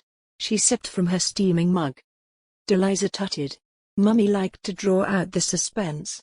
Tell me what's happening. Mummy leaned forward. Bamdar's best scientists inserted his memory chip into a clone. No way. How'd they do that? You'd be surprised what money can buy. I'd never heard of anything like that in my life until his financial advisor, PlayHT, contacted me. He'll need to lie low. Mummy cackled. He's had plastic surgery, made himself look like a native red and a handsome one at that. How do you know? Did you talk to him? No. PlayHT enjoyed showing me his photo. You and Bamdar would be a match made in heaven. He only looks 20 years old now. Deliza frowned. I don't like native reds romantically. They're not my type. Now. That's racist, isn't it? I don't mean it like that. I simply don't fancy them. Don't fancy Papsnans or Sacs either. Mummy banged her fist into her palm and pointed at Deliza. You wish to succeed in this life, learn you can't just pick and choose as you please, young lady. Heat flooded Deliza's face and neck, and she swallowed. Anyway, Mummy said, I've offered him your hand in marriage. An uncontrollable shudder swept through her. No, Mummy. No. Why? Because he is a wealthy man with connections, and we need his help now more than ever. If these magicians destroy Glass City, what will happen then? Deliza's words dried up, and a lump formed in her throat. I've offered him a sweet proposal. I'll pay double for his exotic embryos. Deliza swallowed. And what did he say? He didn't think twice. He'll marry you right away. But first we need you to leave safely. Mummy, please let me stay. Can't he come and live with me? You're baffling. Can't you remember what happened at Bamdar's Yeeksan complex? Mummy banged her cup on the table and waggled her finger. No. I'm not having my daughter killed or sent to a moon jail. Deliza rubbed her hair. I wish I had a clone. One with fewer wrinkles and 10 years younger. You and your vanity. Mummy rubbed her chin, and her overly made-up eyes glazed over. I wish you had a clone in case your life was ever at risk, but those things cost more than you can imagine. Only kings and queens can afford them. And Bamdar, of course. Bamdar's not rich anymore, Mummy. I heard from Daddy that Mayleader's interstellar police took his assets. Mummy sucked her teeth. Don't listen to your father. What does he know? Through her air sphere, Deliza watched as Mummy stalked through her pod where Deliza had grown up. Mummy entered a bathroom and perched on the toilet. I've been talking to PlayHT. He showed me the figures. Bamdar remains a wealthy man. With our collaboration, we can build more moon cities and keep the sex industry alive. You will marry him, and I won't say any more. Deliza hunched. When's the wedding? Mummy activated her toilet's wash and dry mechanism, then stood and pulled up her lacy knickers. When you get to Kwanja. She washed her hands. Where in Kwanja? Mummy faced her. Mark has. She directed her air sphere to follow her to the dining room. At least we're not getting married in that shithole, the Firesnake. No. Only the best for my daughter. She bit into an apple. Unfortunately, Bamdar's an atheist, so there won't be a church ceremony. Deliza shrugged. I don't care. If I did, I'd believe I'm destined to go to hell after I die. You won't go to hell. Derek the Almighty will always forgive your sins if you beg for mercy. I'll go to heaven, however many people like torture. I beg for forgiveness every night. That evening Deliza lay in her black Bolivian sexbot's arms. They watched an action movie on her air sphere, which she'd flattened against her pods in a shell. She gazed into his extra-large black eyes, with no whites, and her reflection looked back, a pretty, petite young woman. Her roots were showing. They'd need bleaching ASAP. She pouted, unsure whether he was looking at her or the screen. She usually liked that about black Bolivians, dark and mysterious. I wish Mummy wouldn't order me to marry Bamdar. It's you I love. I love you too. How will I live without you? I won't let them recycle you, but you mustn't go to another rich woman either. I would never be with another woman. I'll ask Daddy to send you home to Nerthus. Perhaps you could be his chauffeur. He smiled and pointed at the air sphere's monitor. Don't miss this bit. He's about to get his head blown off, ha ha. Chapter 21. Bamdar. Bamdar paced his video surveillance room. 10 employees operated their mosquito drones from within air spheres. He stopped and flicked on his orb of light, where he piloted the drone from ward to ward in a bud hospital, looking for Adra. The doors had screens to guard against flying insects, so he had to wait for someone to open them. He landed his drone on the ceiling and withdrew from his air sphere. Toby. Yes, boss? The native red lad looked young enough to be his son. You take over. Understand who you're looking for? Yes. Life's been through it with us. A Nocta with curly red hair. Bamdar snarled, took 2 steps forward, and whipped his hand through the air. He paused midair as Toby ducked and shielded his head. Bamdar lowered his hand and glared at the boy. Don't use that word around me. Sorry, boss. Never use that word around me. As I'm a man, Adra's a woman. We're not Noctas. He swung his head around. Any phone or radio reception yet, folks? A female swiveled in her chair. Sorry, boss. There isn't. Too much ash in the atmosphere. He clenched his teeth and marched through the door, slamming it shut behind him. This place was getting on his nerves. With the need to go outside pressing upon him, Bamdar swaggered through an underground corridor to reach his mobster's lounge. Inside, 10 indolent individuals indulged in drinks and cigarettes. With a gesture, he signaled for someone to pass him a poppy oil cigarette from a jeweled box resting on a coffee table. The man retrieved one and brought it over with a lighter, then lit it for him. Bamdar took a deep drag. His muscles relaxed. Can anyone catch a flight to Guyok to see Adra for me? Can't, boss. A new guy with oiled black and white striped hair leaned forward. No transport to the island. My private submarine? The Maledians took that along with your androids and sex bots in Ningen, a tall and wiry native red said. We'll keep trying the connections for you, boss. Zedrom came into view. His olive skin and stocky body contrasted with the other men. Why not go for a massage or see a girl for something else? Too much stress isn't good for your health. You'll resume the search for Adra while I'm gone? I will, the new guy said. I'll oversee the drone surveillance. Who's monitoring phone and radio reception at a bud hospital? I will, the lanky one said. Bamdar nodded and strolled to the spa in his other underground building. He was still rich. Only his closest mobsters knew he was Bamdar. The others considered him their new boss. He was still careful with his money, though, so employed 10 prostitutes for his use only, and a few tramps for his men to share. He'd have a massage first, followed by something more exciting. He chose a bubbly blonde with yellow skin. Pac-Lifey had found her in the city. She wasn't a bleached blonde, but a real one, even down there. She had big tits, too. Good to stick his head between. He lay naked on her massage table. She climbed onto him and kneaded his shoulders. Wow! She pressed deeper. You are tense today. He said nothing. Anything you'd like to talk about? Searching for a woman. Well, she must be quite important if you're searching for her. Where is she? She glided her hands to his right side. Warmth radiated throughout his body, and he relaxed into it. In a hospital in Giyok. The hospital's still running? Yeah. Far enough from the volcano. She changed sides. So, who's this lucky lady? Not such a lucky lady. Paralyzed from the neck down. Oh, dear. I'm sorry. Is she family? No.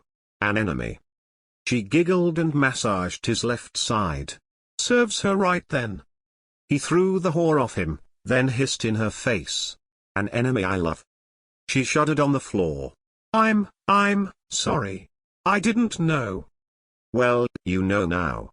Though she's paralyzed, she embodies strength, courage, and a womanhood that surpasses yours by 100-fold. She lowered her gaze. He dressed and returned to his lounge. Zedrom stood. That was a quick massage. The girl pissed me off. Good timing, though. We have a phone connection. You wanna ring? Yes. Zedrom dialed the number on his holophone. A nurse stood on top. Hello. How can I help? Bamdar rubbed his hands together. Hi. I have a friend in your hospital. An earthling Sax. Was wondering if she was safe. Her name? Adra Johnston. She's paralyzed. And your name? Red. Wait please. Let me check the hospital's computer system. She disappeared, so Bamdar poured a glass of water. She reappeared with downturned features. I'm sorry. Adra got permission to leave her bud hospital for an outing to a river in her village. She hasn't returned. She was escorted to the location on the same evening as the tragic event. No. That can't be right. Sorry. Earthquakes and ash destroyed the entire Kos village. There was also a tsunami. Most residents died or remain unaccounted for. Bile burned his throat. He opened his mouth to speak but could not find the words. She blinked. Is there a number I can call you back on if the rescue team finds her? He nodded dazedly. JH5372D. Bamdar and Pac-Lifey dined in an upper-class sushi restaurant in Rajka. Pac-Lifey tasted his red wine and dabbed the corners of his mouth. How does it feel going out again? Bamdar prodded his food with his fork and shrugged. I'd like to discuss your marriage with Glass City's director, Park Deliza. Bamdar continued to play with his food. You are still game, aren't you? Bamdar frowned. I don't care. Marriage is only a word. As long as she doesn't expect me to stay faithful. No. Not likely. It's a business proposal to join your assets. I don't give a pig's ass, then. He looked up at Pac-Lifey, whose peach face darkened to red as his gaze shifted around the restaurant. Pac-Lifey relaxed at the last eye contact. She's leaving Glass City in a week with those who failed the recent exam. The ship's tachyon thrust is superior. It'll only take 2.5 years to get to Markaz. Your wedding will be held there. The hollowness in Bamdar's chest since hearing about Adra's death felt somehow heavy. His food was tasteless, whatever he pecked at. Adra was the only woman for me. Pac-Lifey's eyes widened, and he placed his cutlery on a serviette. But you agree to marry Eliza? You think I should? Yes, you'll make more money. And possibly be able to build more glass cities elsewhere. Adra's death means there won't be a repeat of what happened last time. I'd prefer it if she were alive. How can you say that? Pac-Lifey blinked. She ruined everything you ever had. Bamdar's pulse beat slowly as he stared at his food. Money doesn't seem to have any meaning now that she's dead. Nothing has meaning anymore.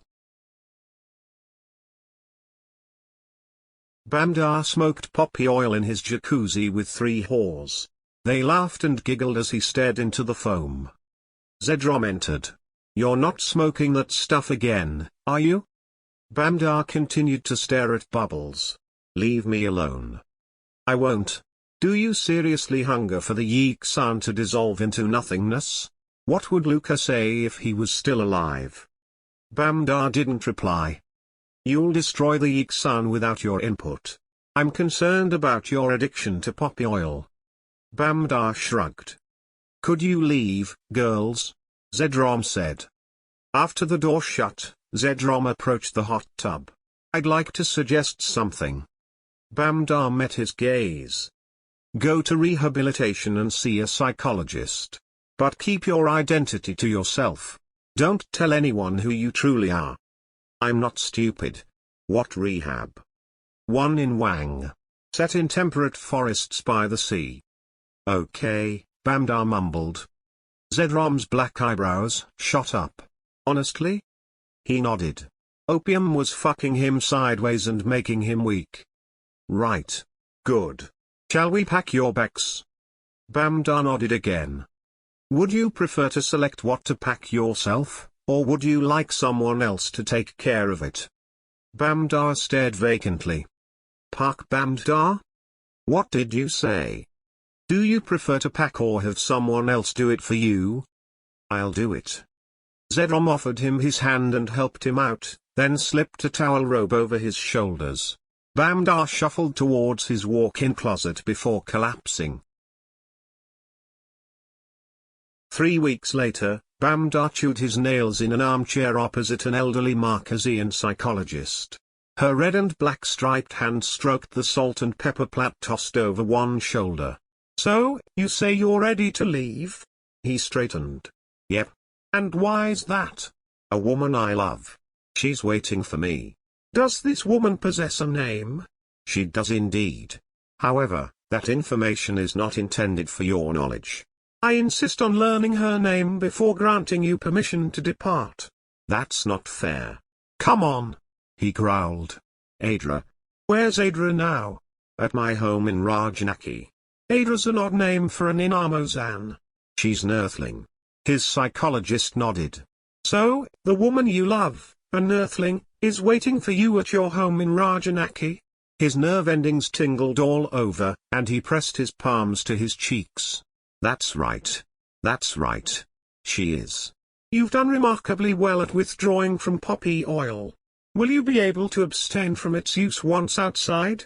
He perched on the edge of his seat and nodded vigorously. "Your friend will pay you a private visit tonight. I will discuss what we talked about with my colleagues. Everything's looking positive."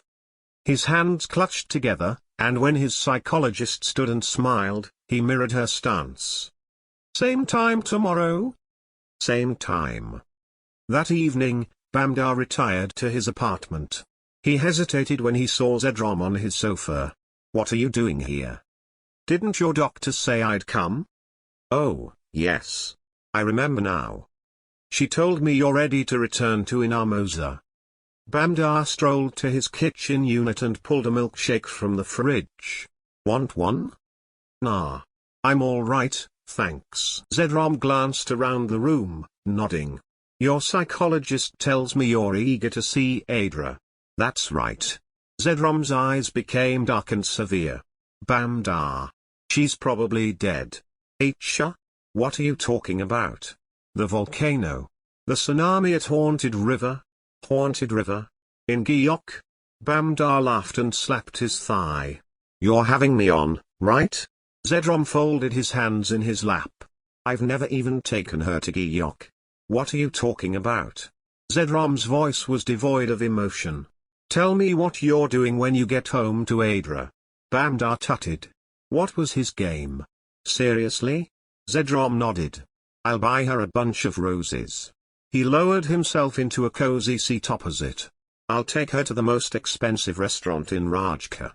She can wear her long black dress which cuts low behind to expose her elegant back and swan-like neck." "Where's home?" Bamdar chuckled. "You're joking, right?" Zedrom's face remained deadpan. In my tea plantation hideout. You didn't tell anyone your real name, did you? No, I'm red now. Good. Bamdar clambered closer to Zedrom, dragging his cozy seat along with him. Look. The sooner I can get out of here, the sooner I can follow her through Sarsine's pyramid into Eporio's past. What? There's a lot of money that can be made farming those hybrids and making exotic concubine training camps. Eporio's past? Through the time portal. Zedrom gaped at him and opened his palms up. I told you about it the other day. My crystal star's still in there. It looks like a ruin, but the altar's still there, and so is my crystal star, which that cheeky rascal stole. Cheeky rascal? Adra. She thought she'd keep it from me, but I'm not that stupid. Zedrom gazed downwards. I'm sorry, my friend. You're not ready to come out. It appears you've become completely insane. Heart thudding, he stared at Zedrom. I'll have you killed when I leave here. You traitor. Zedrom retrieved a gadget from under his shirt and pressed a button. Two large nurses rushed into Bamdar's apartment. One carried a syringe and injected something into his backside. Bamdar's vision blurred and muscles slackened while Zedrom left, slamming the door behind. Chapter 22. Crowleen. Within her bed of straw, Crowleen, a crow woman, reflected on the news. She wouldn't have heard if she hadn't gone to the market to buy seeds. That was the place to learn the latest. Bamdar off to a lunar slammer and a volcanic eruption in Kwanja's Firesnake. She picked mud off her talons and threw it out her window. Although her mind told her Adra hadn't opened a portal, her bones told her otherwise. However long it had been since Crowleen or anyone else had travelled in time, that same feeling haunted her bones, like rattling. The more keys she had, the stronger her bones rattled when someone crossed a portal. Right now, they rattled like rain sticks. She grimaced. Rubish had seemed smarter than her younger self. Ada could have made the request to the river and rain controller instead. Would have gone straight to her host family's garden altar if she'd done that. Perhaps she'd eventually figured it out. That wasn't the only news that had been all over the market. Shoshuvu would hand her royal title over to her squirt of a brother, Shanus, that night. If Crowleen moped about there any longer, she'd miss the whole deal. She shrugged her sheath of throwing daggers over her shoulder and adjusted it to her chest before taking flight from her porch. As the sun peaked, she soared over forest and desert, stopping now and then to catch her breath, eat animals, and drink from an oasis and a couple of streams. When she arrived at Red Plateau's edge, the sun grew heavy above the western ocean. In the distance, the impact crater looked like a fat, ugly pockmark on smooth red skin. She focused on that blemish and continued north. Now, it looked like a plague of ants had gathered to drink from a drop of sweet syrup splattered onto the plateau. In reality, spectators had come from hundreds of miles around to watch Shoshuvu's handover ceremony. With the sunset behind her, the wind brought the scent of wood smoke and the sound of rumbling drum beats to her ears. She glided through the air, descending and finally landing on the rim of the crater, hidden amidst a crowd of spectators. She was 6 foot tall, but couldn't see over their heads. Only royalty and Clay tribal members could set foot inside their crater for their ceremony.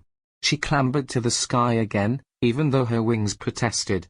Couldn't hear sod all from up here, but her sharp vision didn't miss a thing. The chief wore his feathered headdress. Clay people clad in loincloths danced energetically to the rhythmic beat before encircling him. The music abruptly ceased, and the Clay tribe froze in place, fixating their gaze on the chief and his distinguished guests, the Boobo King, his children, and their human ma'am. The hybrid owl family stood in a line, and the chief talked to each in turn. Crowleen dived towards homes carved into shadows of the crater's southern rim. She perched on a bobbled dwelling molded with clay. The chief's voice echoed, amplified by a nifty Maledian device. Shoshuvu. Before you leave us to enter your art scholarship, I'd like to reward you for steering your spirit in need, Adra, and saving Eporio's future.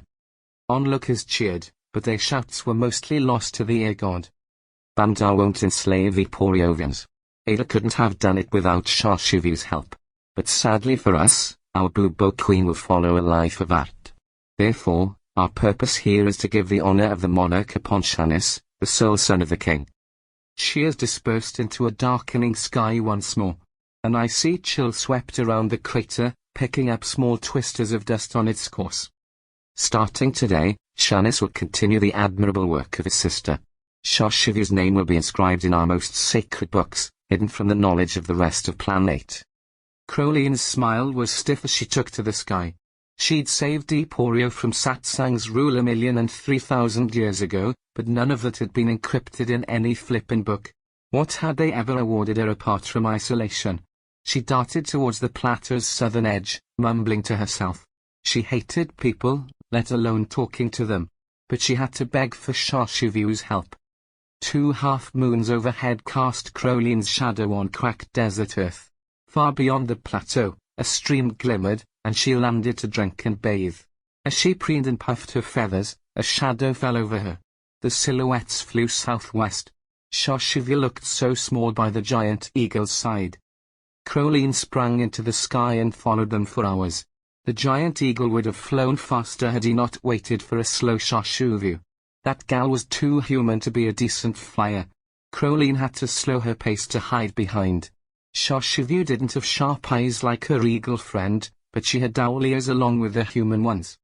With a little luck, she wouldn't hear Crowley following. Storm clouds built. When the heavens opened and pelted them with fat drops of chilly rain, Shashivu and her companion changed their course towards the coast. Eventually, they soared over a cliff and touched down on a beach.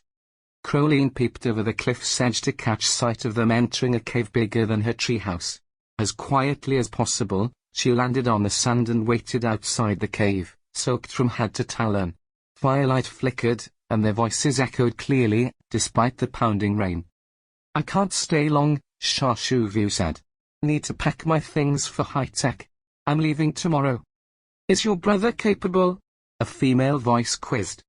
Odd. Didn't know eagles could speak human. "Of what? Saving spirits in need or changing Eporio's destiny?" "Changing Eporio's destiny, of course." "I guess so. There's a problem." "What?" Shashivu said. "All our psychics are getting mixed messages since the Maledian police put Bamdar into cryosleep."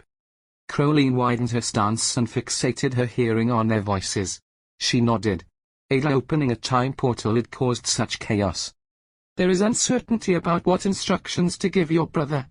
We lack knowledge about the messages for communicating with spirits in need." "I don't see why that's my problem," Shashivu said with irritation in her voice. "I've passed my title, and I'm leaving." Crowley's jaw throbbed from clenching her beak. That Shashivu was a stubborn lass. The eagle sighed. "I understand, but I thought you should know." "Has Rubish been in contact?" "Perhaps she knows." The eagle said, "Rubish is dead." Wrenching pain in her heart sent Crowley stumbling backwards. "What's that noise?" Shashivu said. "Hey, what are you doing?" A half-naked clay woman had crept outside. It had been her talking to Shashivu, not that giant eagle. Must have ridden on its back. The woman scowled at Crowley. "Why are you listening to us?" Feisty one. "I've got to speak to Shashivu." Shashivu poked her head out. "Come in. You're soaking. It's cold out there." Crowley followed them inside. The giant eagle, 10 times bigger than herself, perched on one half of the cave, eyes shut and white head lowered in sleep. A fire blazed on the other side, where Shashivu and the clay woman sat, leaving space for Crowley. She puffed out her feathers to dry them, then perched. The clay woman's hematite pendant glinted above her breasts as she frowned at the flames. Shashivu ignored Crowley as she spoke to the human. "Can't believe Rubish is dead. That's awful. How did it happen?" "Rubish dead?"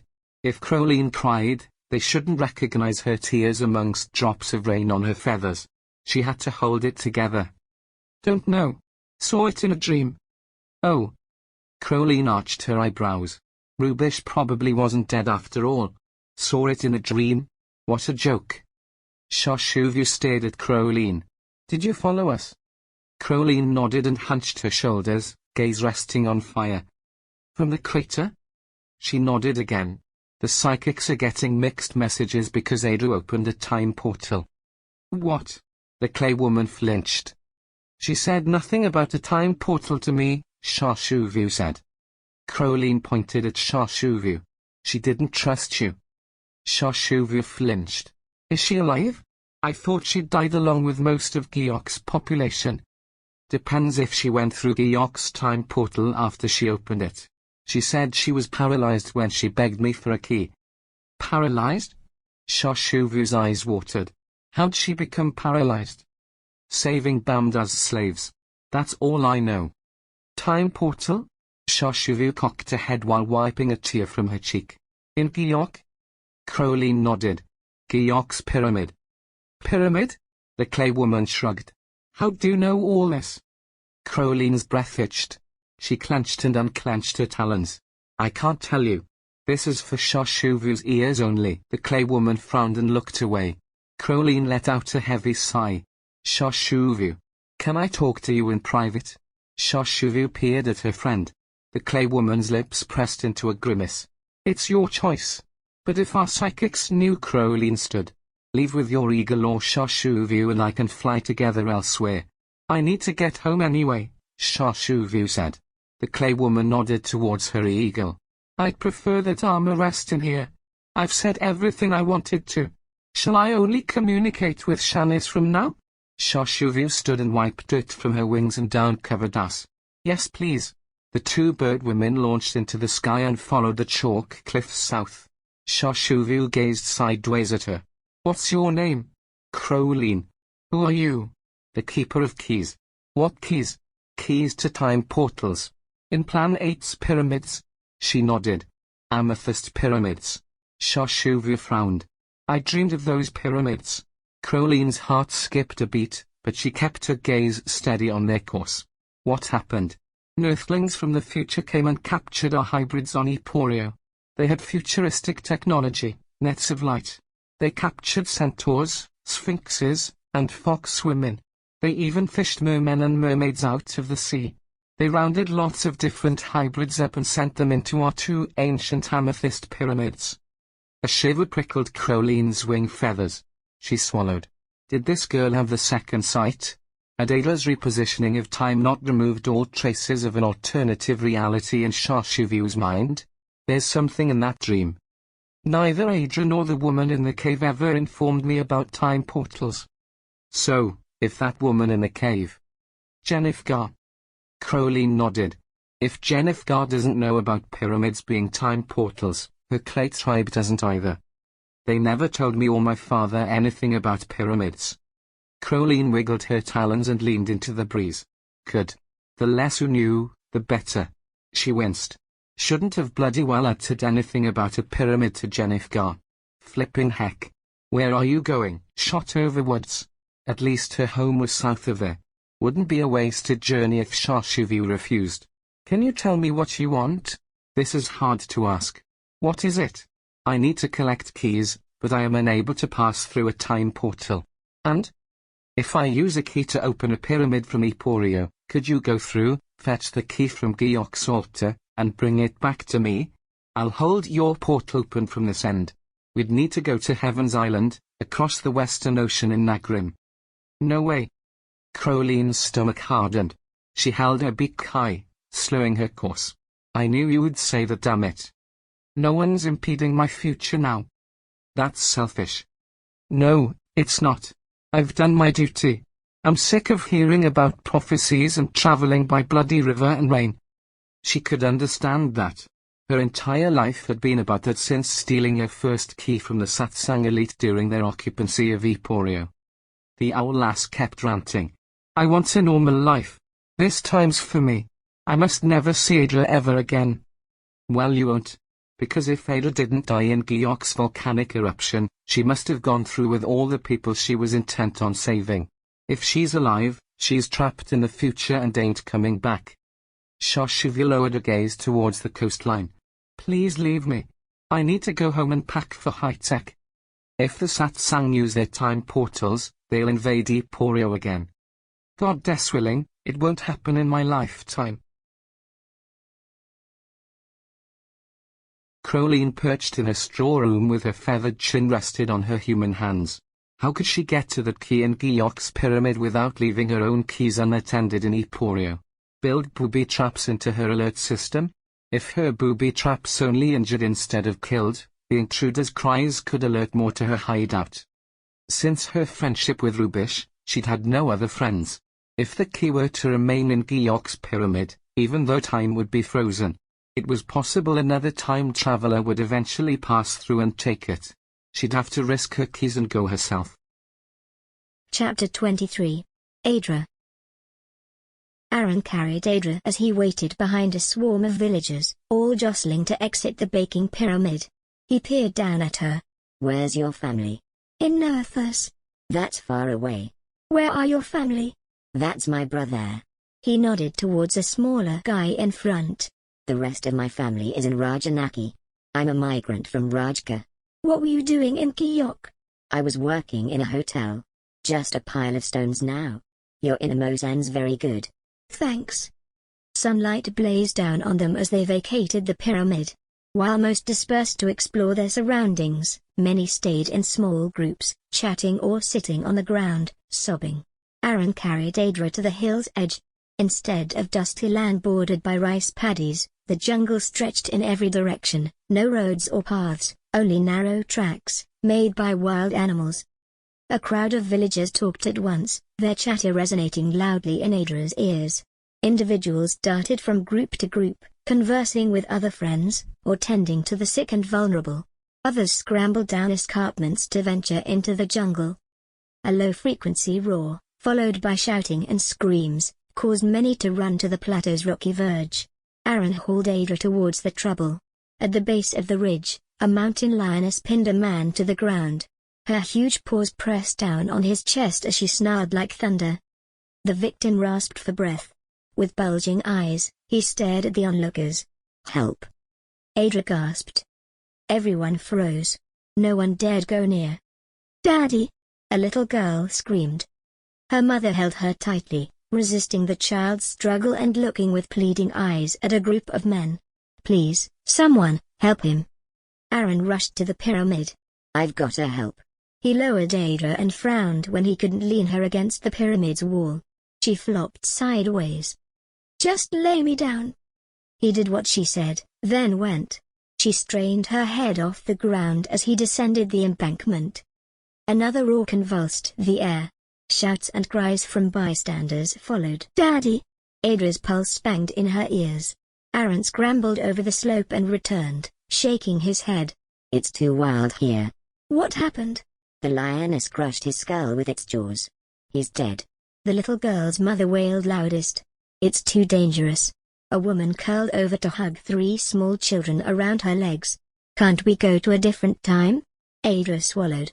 Akachi had the key now, 200 years in the past. Where had civilization gone? Look, Mama, a child said. There are houses in the clouds. Adra's breath stalled. She squinted into the sky. High above the clouds, there existed a vast network of infrastructure, surpassing any heights she had ever witnessed. It didn't twinkle, but was black. Unlike the sky cities on other planets in her time, it appeared that this infrastructure was not connected to the ground through blue glass stems. It looked to be affixed to the sky. Adra's carrier pointed. That's where we need to go. I wager there are no wild animals up there, the woman with 3 children said. An elderly woman reclined beside Adra. Adra felt nothing when she rubbed her arm. I can't get up there with my old bones. Doubt you can either. No. Some men argued over what to do. Some suggested they build homes on the hilltop, and others wanted to split into smaller groups and search for alternative places to stay. Many groups and individuals had journeyed over the hill in different directions and not returned.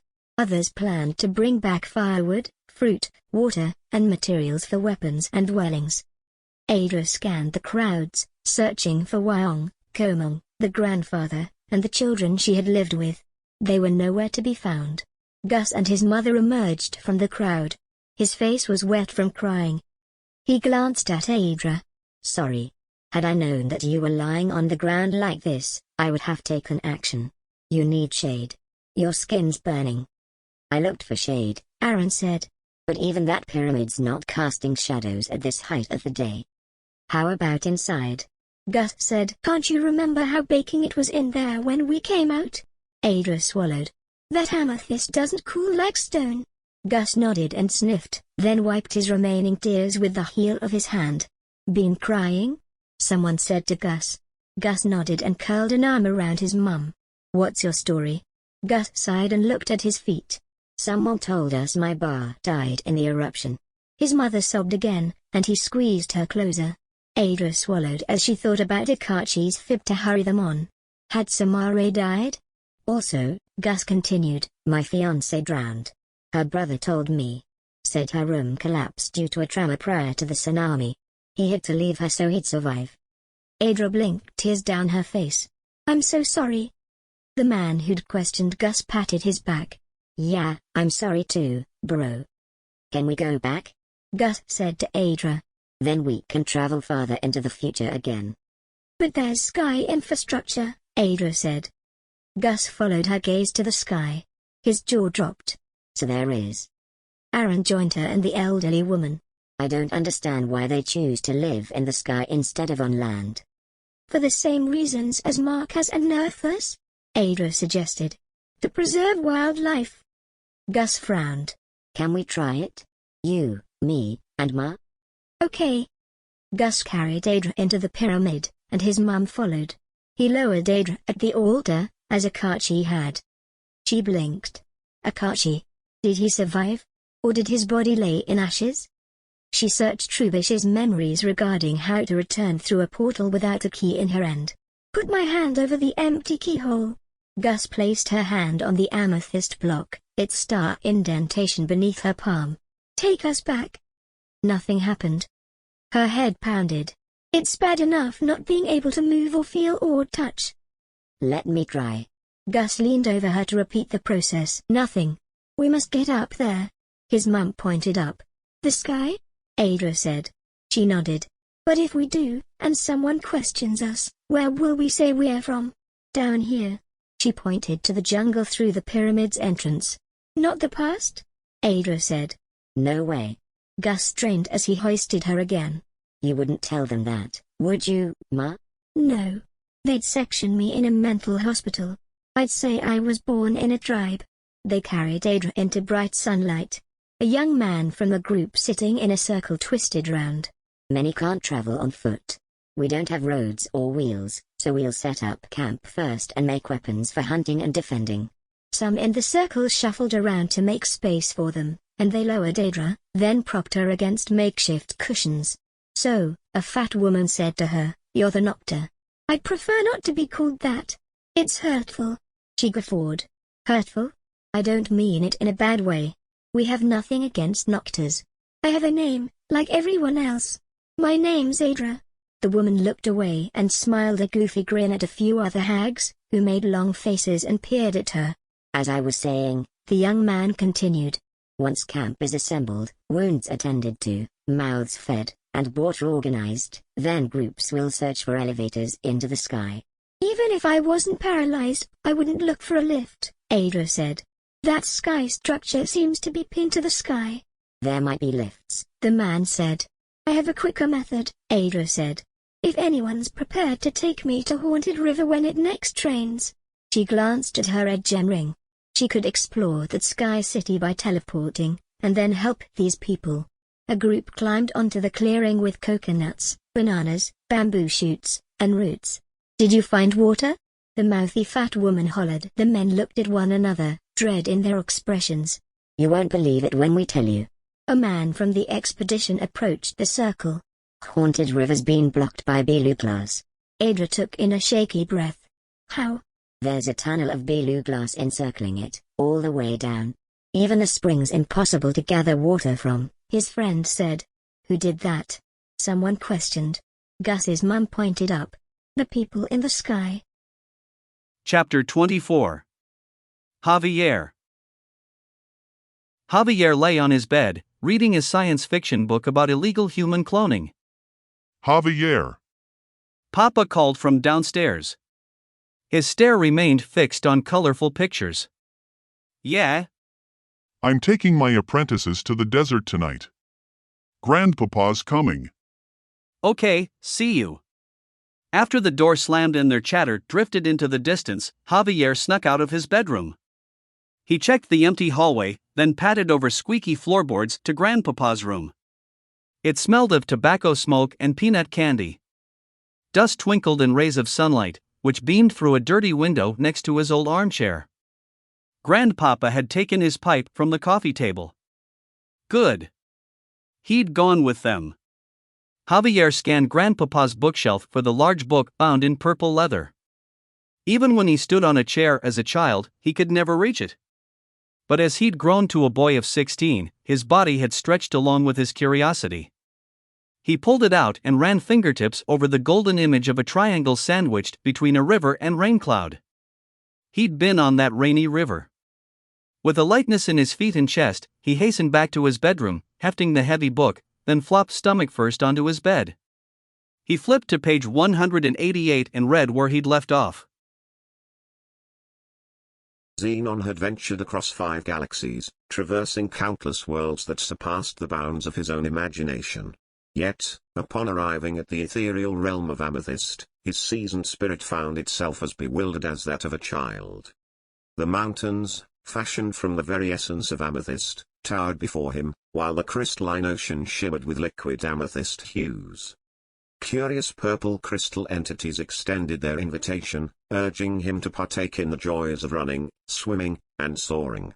As Xenon explored further, he discovered pyramids of various sizes scattered atop each continent's peak, acting as temporal gateways. The diligent Satsang Sky people toiled ceaselessly, constructing these structures for the crystal beings. When the rain eventually ceased, Xenon bid farewell to the otherworldly realm, returning to his beloved Mexican mountains in Sonora, beneath Earth's radiant white sun. There, he traced the path of the river, eagerly anticipating the day when rain would once again bless the land. With hope in his heart, he anticipated the possibility of encountering fellow water travelers who could aid him in liberating the enslaved Satsang Sky people. What are you doing? Grandpapa's voice croaked from the doorway. Javier's heart thudded. He hid the book under his chest and wheeled his head around. Nothing.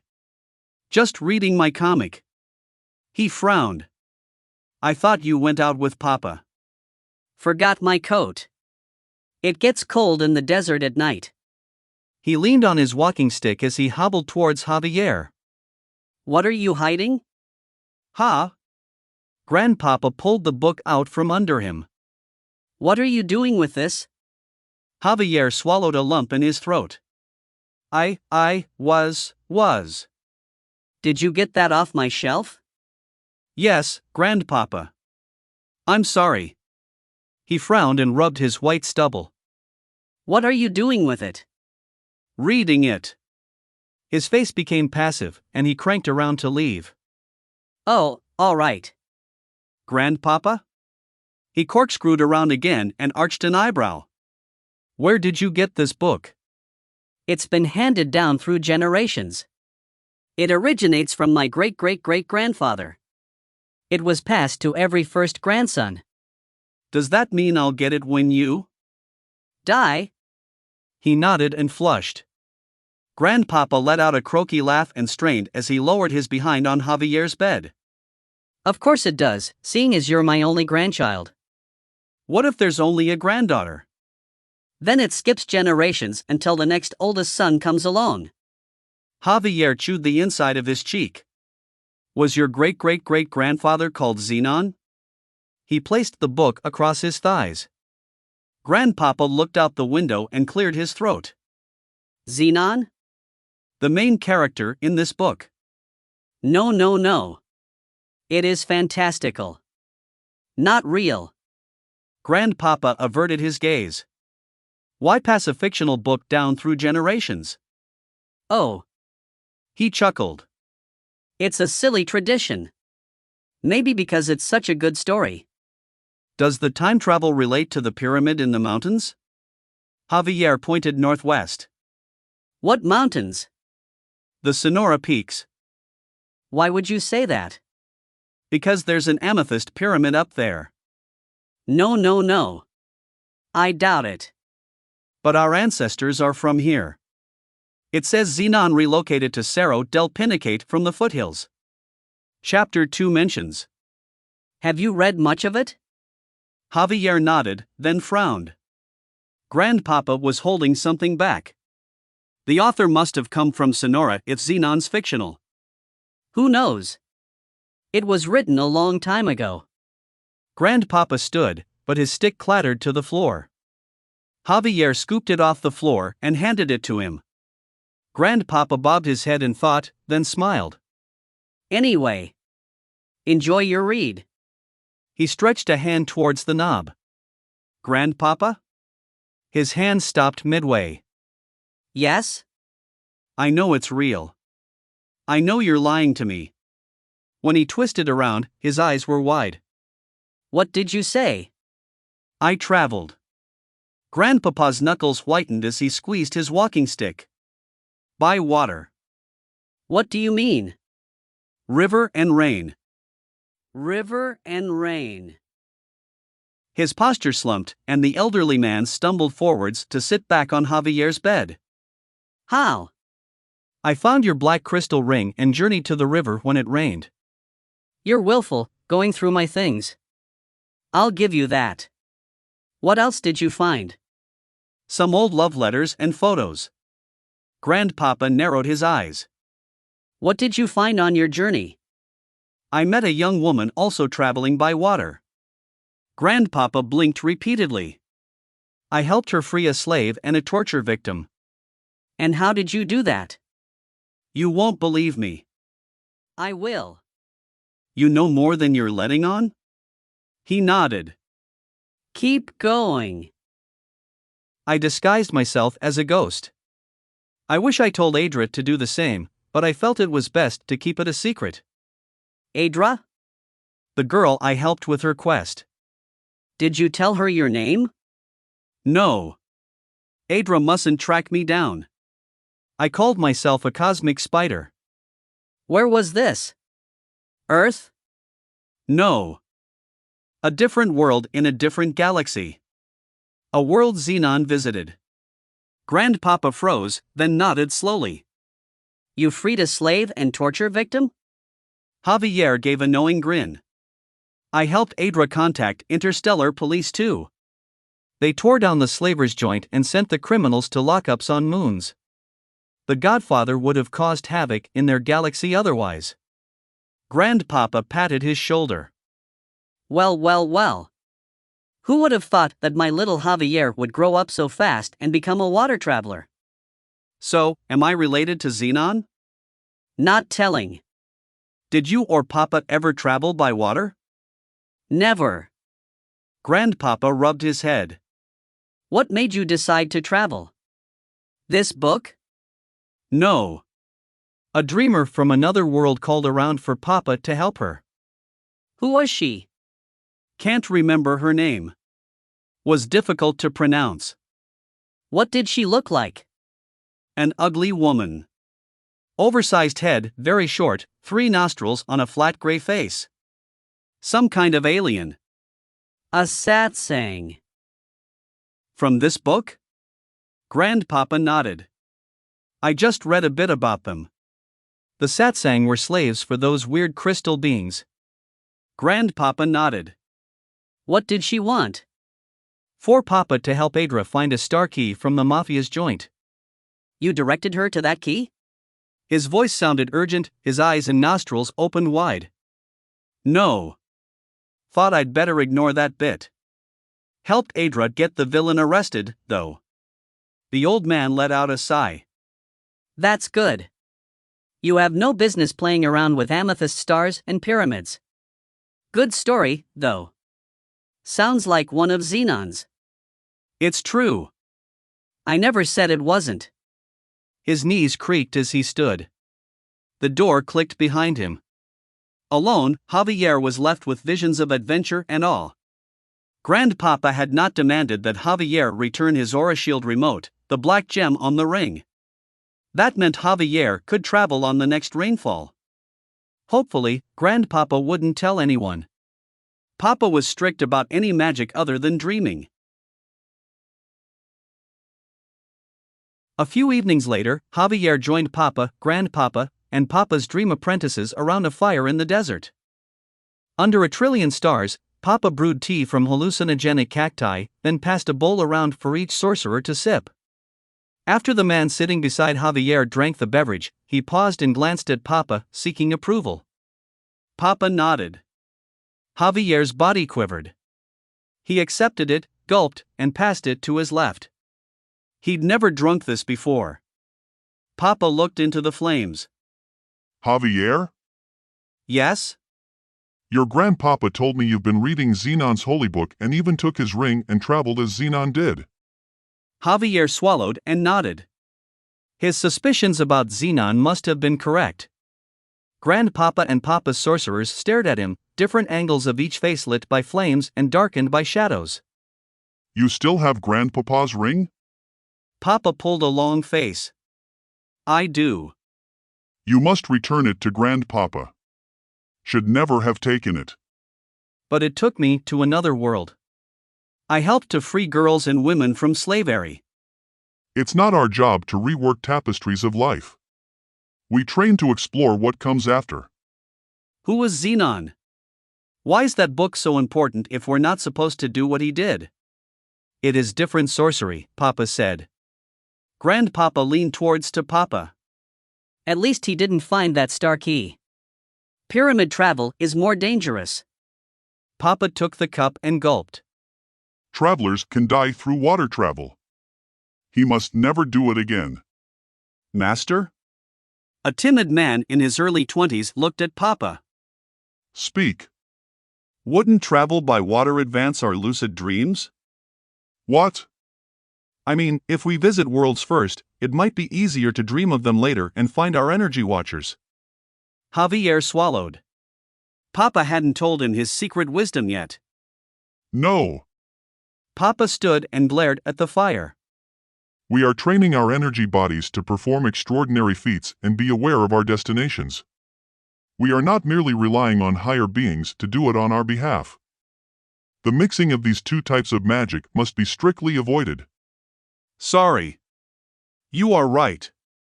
Papa's apprentice lowered his head. Javier. Give grandpapa his ring. Pain stabbed Javier's chest. He shook his head in denial. No, Papa. It's my duty to water travel. I'll write a book, like Xenon. I must free more slaves. Do you know how many slaves are in infinity? Even helping one will set me on the right path. Papa pressed his lips into a grimace. The hallucinogenic tea made Javier's limbs weightless. Time slowed as Papa rolled onto his knees and jammed a stick into the fire. Crackles sent shivers up Javier's arms. Demons twisted and danced in flames. Warmth. Airspace fragmented his consciousness. Coolness. Thoughts transformed into a meaningless waste of time as Javier's awareness of the whole sharpened. But Papa's voice brought him back to the circle. You must leave us if you decide to become a water traveler. His words echoed off dunes and bounced off stars. Time stood still as those words sank into Javier's heart. Flames stood still, the air solidified, and sorcerers turned into statues. Papa's gaze penetrated Javier's soul. Are you interested in becoming my apprentice in the realm of dreams, or not? His vision blurred. The universe weighed down on his shoulders, intensified by effects of the tea. If I decided to become a water traveler, how would I survive alone? You wouldn't be alone, child. Grandpapa's face was full of sympathy and wisdom. You'd be together with beings from all the galaxies. Dizziness overtook him, and weakness spread through his legs. There are wolves. I don't know how to hunt. Grandpapa pointed to the distant mountains. You could live in Xenon's home with him. He knows ways of the wild. Xenon's still alive? He's immortal, Papa said. Your flesh and blood. Beads of sweat pricked his upper lip as images of a wild man living in a cave entered his mind. Javier's home was so comfortable. Would he feed me? You're related to him. Grandpapa leaned forward and smiled. He'd look after you. But have you met him? Do you know what he's like? Grandpapa nodded. Yes, Papa, Papa said in a warning tone. Grandpapa nodded at Javier as if willing him to go. Would he give me rules? No, Papa said. The moment you leave us is the moment you become free of all authority. Hypersensitive to sound, Javier flinched when a stick crackled in the fire. He didn't wish to leave. He loved them. But something pulled on his heartstrings from a faraway river. He slumped, gazing into the fire. I choose water. Energy rushed up his spine and spouted out and over the top of his skull. The sensations continued to circulate throughout his body, going in and out. His skin breathed invisible energy strands, which Papa had talked about so frequently. He was indeed a cosmic spider. I ask one thing of you, Papa said. The webs unwound, but vibrations remained high as he spun on a thread of silk. Don't go to the pyramid. His body thudded, and cheeks swelled. Barely able to contain himself, he managed to mumble. I couldn't. I have no key. The desert screamed at him. Sorcerer's black eyes swam with anger and jealousy. Stars twisted in disgust. Nausea set in. He vomited into the fire, then rubbed his mouth and singed eyebrows with a sleeve. Laughter crackled all around. No longer cruel. Brotherly. He'd miss these men. That night, he dreamed of trekking in a dark rainforest, following an indigo glow through trees. When he arrived at a clearing, a young girl with fiery red curls sat in a wheelchair with her back facing him. They both stared at the crystal pyramid, emitting the light. What are you doing? His chest tightened. You're not going into that pyramid, are you? It's a time portal. When she swiveled her wheels to turn and look at him, her face was wet with tears. She was Adra, but only a child. She wasn't in her early 20s. His arms prickled with goosebumps, and he flinched at the sound of a hooting owl. Adra? What are you doing? She held up an 8-pointed crystal star. I'm going through, Spider. It's the only chance I'll get to walk again.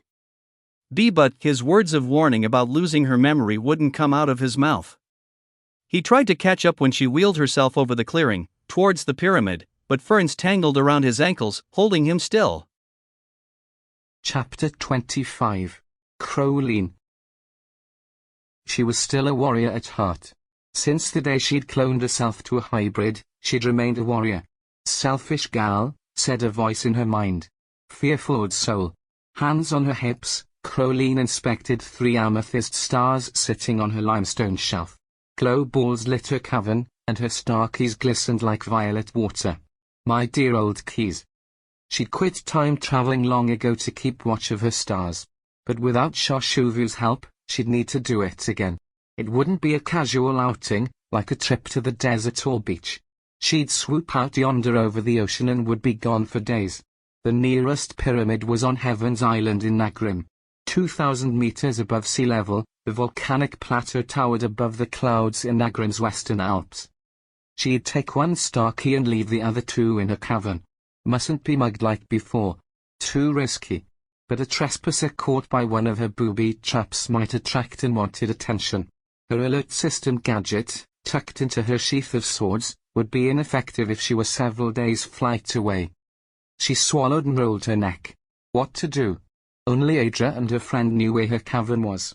Hopefully, they were dead or trapped in time.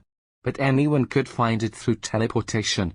Adra's friend, the man Crowleen had stabbed, traveled by river and rain. Had Adra taught anyone else? Feathers prickled on the back of her neck as she kneeled to sharpen her throwing daggers. She picked up a wet stone and tapped her heel. If she deactivated her booby traps, would her keys be safe? The act of leading them through the pyramid carried a higher level of risk, particularly if she were to be discovered by anyone. She weighed the pros and cons before deciding to leave 2 behind. When evening approached, she tucked a key into a pocket on the underside of her dagger sheath and strode into the night. Flapping over forest, grassland, and sea. She kept a keen lookout for pursuers, but only gulls and ocean creatures blessed her with their presence. 3 days gone by, Crowleen kept soaring, her wings flapping lively. Ocean gave way to rocky terrain as an orange sun melted into the plain. After recalling her bearings, she ascended through clouds to meet the dark sky. Water droplets condensed on her feathers and arms, and she trembled. At last, mountain tops poked their heads above dark red clouds. Heaven's Island rested in the fluffy center, 13 by 7 miles. It looked like a black hole in a sea of blood. She glided over land, searching for a pyramid. Called an island in heaven, in her opinion, it was hell. The volcano beneath could gas a whole village in a matter of seconds. How villagers remained in this hell was beyond her. They rarely saw sunshine, just mist and fog. No one smiled up here, their faces as grim as the cabbages they grew. Locals in the lowlands enjoyed tropical climates. Not here. She glided over small stone villages and barren land. White pools bubbled like witches' cauldrons. They stank of rotten eggs. In the distance, a pyramid gleamed like cookies. She flapped erratically, then landed at its gaping entrance. Site vacated for the evening, the ticket booth was empty. No tourists tonight. Once inside, her eyes adjusted to the darkness. She staggered to its altar and knelt. With a shaking hand, she slid her key out and placed it into the notch.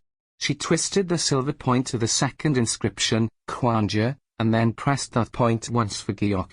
Violet light fanned out. She stepped onto the altar and into another world and time. This pyramid was baking inside. Ash lay in heaps on its floor like a small desert.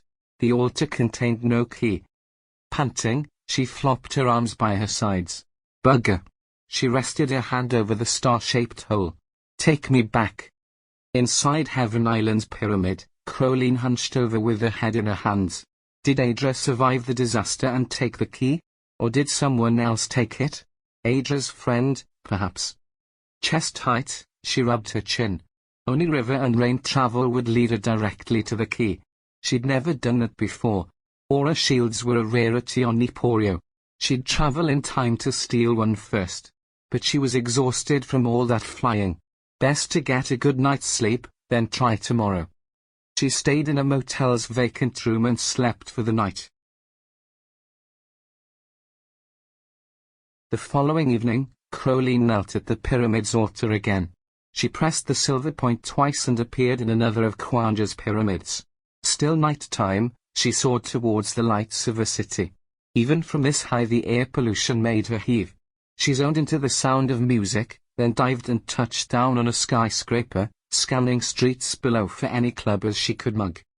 Eventually, it drizzled, and a group of giggling teenage lasses tottered down a street, each protected within her own aura shield. Crowleen swooped down in front of them, her talons clattering on the wet concrete. They screamed and ran back the way they'd come. But she sprang over them and flashed her sheath of daggers. Give me an aura shield remote, and I'll leave you be. The gals looked at one another. The smallest stumbled forward and slipped an orange gem off her finger, then placed it in Crowleen's outstretched hand. She should have searched for the key next, but it didn't rain. River and rain travel was impossible without rain. Also, visions of thieves stealing her keys in Hearthrum kept haunting her mind. She followed that mind of hers, instead of her heart, and journeyed home with the aura shield remote on her finger. When Crowleen returned to her cavern 3 days later, she stalked towards her granite shelf. Not a glint of light. Nothing lay upon it. Biting down on her beak, she marched outside. Flipping heck. She'd best go back to Nagram again and travel by river and rain, then take back her 2 damn keys from the bugger who'd stolen them as well as the third she should have got in the first place. After 2 weeks of hunting and gathering in jungles surrounding Nagram's western Alps, fat raindrops descended from the clouds. Well prepared, Crowleen stalked to a bridge she'd made over a stream that branched out from the magical river. Rain pounded her aura shield as she lay down. Her insides vibrated, and she let out a throaty laugh. Luckily, Rubish resetting time had never affected Crowleen's sharp mind. Obeying Rubish's instructions from many decades prior, she eased into a state of relaxation and embraced the distinctive breathing technique. In her thoughts, she silently uttered, "Guide me to the star key that Ada had recently used in Geok." A neat and tidy apartment greeted her with views of a bustling city. A burglar alarm wailed around her. Flip. Her gaze shifted. "Take me to the key." Teleported next to the room's black sofa, she still saw no star. "Give me the means to find the key." "Nothing." She clasped her hands to her chest. "Take me to whoever lives here." She appeared in a meeting room beside Adra's friend. He wore black military clothing and looked well. Must have survived her dagger wound. He arched an eyebrow. "What the?" "Seize it!" someone yelled. Soldiers surrounded her, aiming their plasma guns. 2 men grabbed her by the arms. She froze. "Take me back to that apartment." She returned to a wailing alarm. Head aching and too much to bear, she returned to her bridge. She'd stay in this jungle and revisit Adra's friend when he was alone.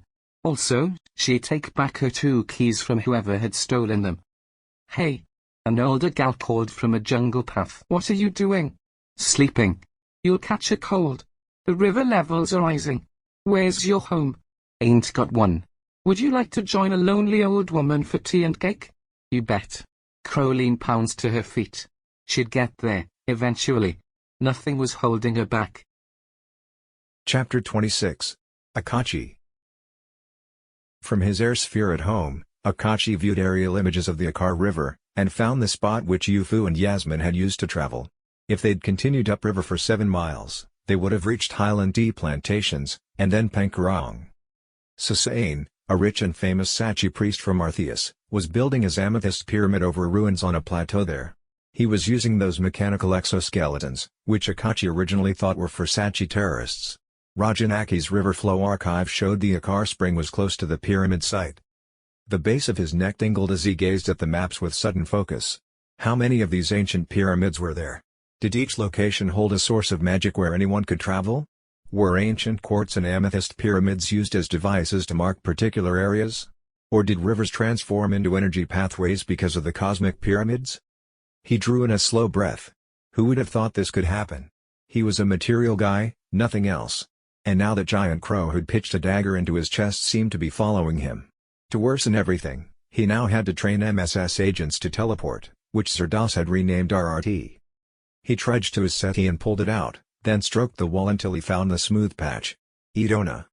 His invisible shelf materialized, and he took down a box he'd bought specifically to hold the star. As he opened the lid and retrieved it, his heart hammered. It fitted perfectly in his hand and soon warmed to his body temperature. Each of its 8 points was for one of Plan 8's inhabited worlds. He'd seen primitive inscriptions for each world around Gyok's altar. He glanced at the star, its 7 amethyst points shimmering. The pads of his fingers caressed the silver-coated spine of one of those points. It needed to be rotated to align with a hieroglyph representing one of the 8 worlds. Then, a specific number of presses would determine the precise location within that world. Kwanja boasted a collection of at least 6 of these pyramids. Was it possible to set the time to 0 and instantly travel to a current destination? Such an ability would surpass space travel and other conventional means of transportation. There were countless mysteries waiting to be unraveled, but he hesitated. This key held inherent dangers. He swiped off his air sphere and opened the blind. Sunshine beat down on buildings, traffic, pedestrians, and the river. He pressed the key to his heart. Traveling time could cause chaos, but teleporting held so much potential. Slaves could be rescued. Children protected and nurtured once more. Melita was a good moon. It welcomed refugees to live in harmony with its environment and to heal from trauma. Slaves could be saved and taken there. But he'd execute his plans before collecting his son, wouldn't he? He couldn't build a relationship first and then get himself killed brawling with human traffickers. His need to help shouldn't destroy his son's happiness. Akachi still had to build a relationship with him and tell him his mother was dead. No one should hear such news from a stranger. His primary goal was to locate his sister, and once accomplished, he planned to accompany Maki and embark on a fresh start, leaving behind these enigmatic mysteries for good. He'd scout out the magic river in Pankarong, wait for it to rain, and travel from there to find Ebony. Akachi's bus rumbled to a halt in the mountain town, Penkaring. He plodded off and flung his sack over his shoulder. The sunny sidewalk was warm from the tropical sun, but the freshness of the mountain air was a welcome change from lowland heat and humidity. All around him, ancient Satnaran colonial buildings stood tall and narrow. Each home and hotel had been built from a locally mined stone. Covered in mosaics, an array of lavenders, indigos, midnight blues, and lilacs, seemed to rest and stimulate his mind all at once. Some tiles, made from mirrors, quartz, and silver, glinted in the sunlight. Penkarong's architecture had been well preserved, which was to be expected, considering Satnaran migrants had brought Satkism to the Firesnake 1,000 years ago. At the foot of the hill's intersection, he peered up at his hotel.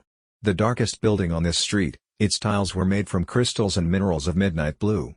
Like all buildings in Penkarong, it had a pointed roof. While the rooftops of other buildings displayed hues of violet and indigo, this particular roof stood out in stark black. A breeze chilled his bones, and he ascended its steps and through a narrow doorway. After lunch, Akachi dressed into hiking gear and trekked uphill and farther into Penkarong's jungle. Every so often, he slipped on his monitor glasses to view directions to Yakar River. While no paths led there, many steered towards Sissane's pyramid. When Sissane's laborers, wearing mechanical exoskeletons, finished his pyramid, many Sachi pilgrims would walk these paths. To get to the Yakar River, Akachi had to wander off the track. Undergrowth tangled around his knees and snakes played heavily on his mind. He tramped down the steep slope of a valley, following a red line indicated on his monitor glasses until he reached Yakar Spring. Its water tasted sweet and bubbled up through the rock. He followed the stream through tropical trees until it widened to a meter across. But for miles, there were no places to lie above the water. Boulders below a waterfall were irregular and jutted out at various angles. When the stream meandered into a cave, he surrendered.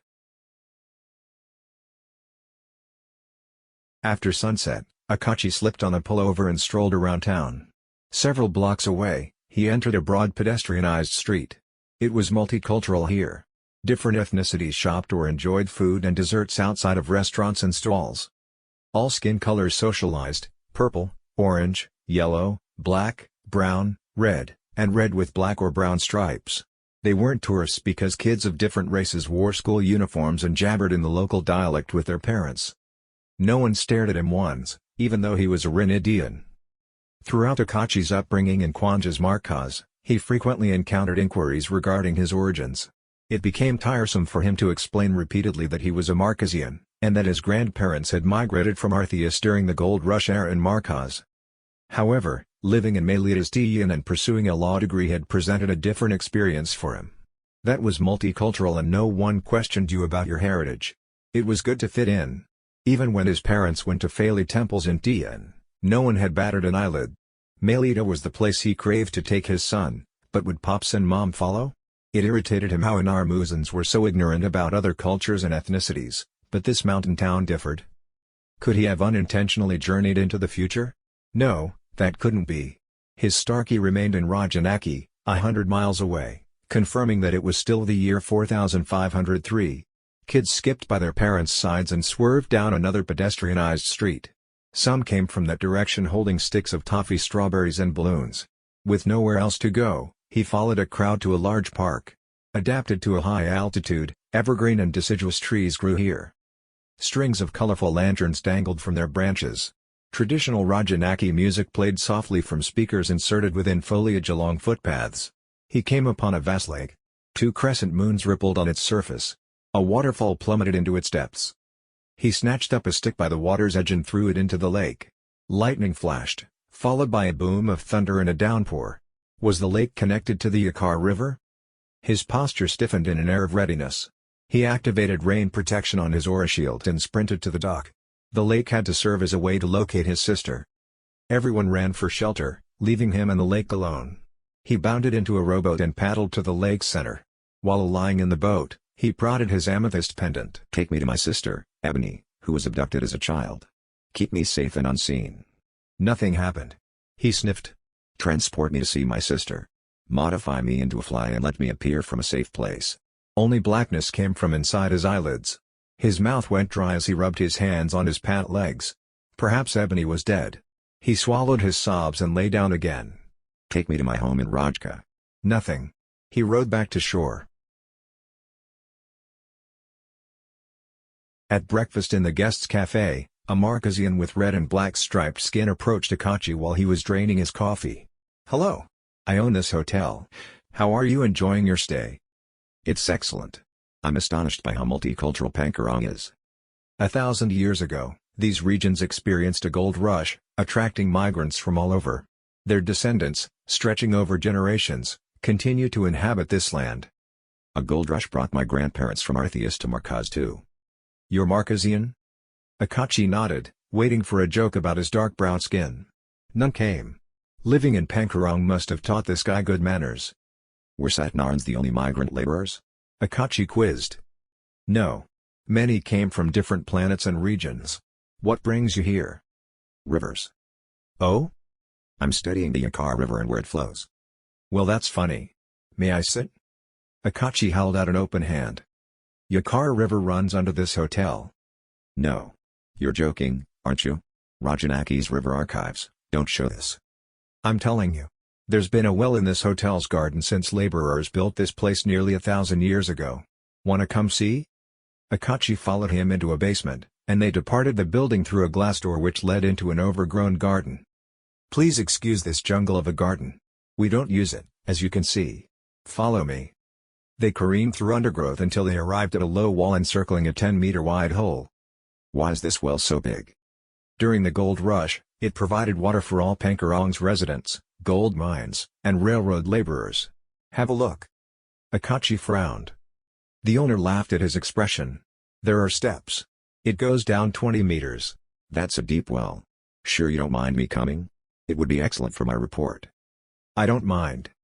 Akachi followed him down spiraling steps to a cavern with the Yakar River running through it. Stalactites and stalagmites glittered against the flashlight. "Our very own underground river." A giddiness overcame Akachi, and he pressed a hand to his heart. Perhaps this could be where he'd discover whether Ebony was alive. "It's a shame," Oliver said. "Despite our dreams of creating a museum for this place, my wife and I found little interest from the local authorities." "That's hard to believe." Oliver peered at his feet. "Now my wife wishes to return to Markaz. We're trying to sell our hotel." "How much for?" $500 million in Armuzan dollars. Akachi's stomach fluttered. He took a step towards the owner. "I'll buy your property if it includes this garden and well." Chapter 27. Adra. Rescued from volcanic ash and a tsunami, 1,000 people talked around campfires on the pyramid's plateau. Conversations hummed around her, but Adra was more concerned with her discomfort as her upper body slipped and scrunched against a heap of clothes. Her breathing grew shallow, and tears welled in her eyes. "If only someone would prop me up correctly, then leave me alone to cry." A family approached her campfire, and Wayan's voice boomed. "Adra. My dear. Adra." Wayan hastened to kneel beside her. She clutched both her hands. "Look what's happened to you." She wiped streaming tears from both their cheeks and whispered, "It's that selfish man's fault, Samare. Who could trust a man like that?" Samare's wife, Nahao, and their son, Gus, mingled around a different fire, unaware of criticism. Komong approached with his 3 little daughters. "Where's your father?" Adra said. "Asleep in our tent." "You're all alive." Adra's mounting depression took the back bench. "Wonderful." Wayan pressed a fist to her lips. "How?" She scanned Adra's body up and down. "You can't move?" Adra's lip trembled. "No." "Let me help." "Komong?" They pulled her up against pillows. Wayan frowned. "You need a harness to stop you from slipping." "I can make something," Komong said. "How did you become paralyzed?" Wayan's chin dimpled as she held in tears. Through sobs, Adra explained everything she'd done. Many around the fire gathered to listen. They'd all gone through a time portal, so they should believe in teleportation. After she finished her story and answered questions about Bamdar's slaves and the Maledian Interstellar Police, the gathering dispersed, some to visit other campfires, some to return to their tents. Adra questioned Wayan about whether any doctors or nurses had come through. "I need my catheter and stool bag emptied, cleaned and replaced." "I can do that for you, sweetie." Wayan wiped a curl from Adra's face. "I worked in an elderly people's home when I lived in Markaz. Emptied those bags regularly. We'll go somewhere private." Komong can carry you. You poor girl. You've been through too much. After you've helped me. Adra's voice trembled. Could you leave me alone for an hour? Komong's deep voice boomed. It's too dangerous. We need to stick together. Wayan placed a chubby arm around Adra's shoulders and drew her in. I know all the grief you're suffering. Did you know my mum died 4 years ago too? Wayan offered a deep sigh. Her voice soothed Adra. I didn't know that, sweetie, no. With her other hand, she stroked Adra's forehead. Listen. I'll be your mum from now on, okay? Adra sniffed back tears. Okay. I'll be your nurse. But first, we need water. Komong? Before we relocate Adra, can you find someone who has water? I certainly will. He gazed at Adra. All individuals present should attend to your every need and desire. You saved our lives. Samare may be a piece of shit, but he brought you to us. Wayan blushed and looked at her feet. Well said. I won't speak ill of him again. Did he make it through? No, Adra said. He didn't. After Wayan helped with her catheter, Komong hauled Adra back to the fire. Wayan stood and clapped. Please, listen, everyone. The conversation's muted. Adra's paralyzed from her neck down. Help her whenever you can. She saved us from certain death. She went to great lengths to find a key for Gyok's pyramid and guide us inside, even prior to the volcano eruption. She became paralyzed for us. Chatter picked up, and many pairs of eyes goggled at Adra. Komong's words scattering around the encampment. From then on, Adra didn't feel isolated again.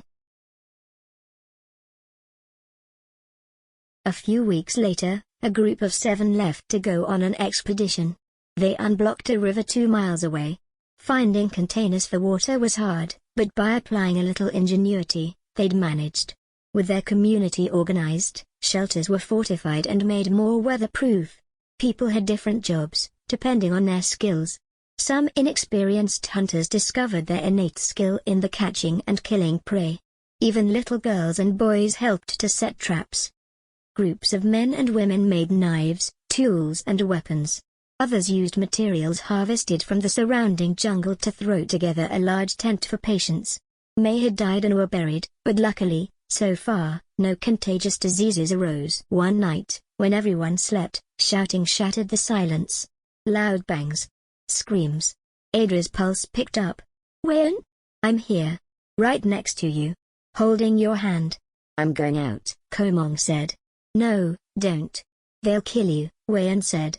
Let's escape. Carry Adra into the jungle. The children blubbered. Shh, Komong said. Please, Ba. Don't make us go, a little girl cried. No, sweeties, Wayan told them. We're all staying here together. Everything will be all right. After an hour of screaming and shouting, their tent flaps separated and a bright light beamed in. We're going, a man bellowed. Get out.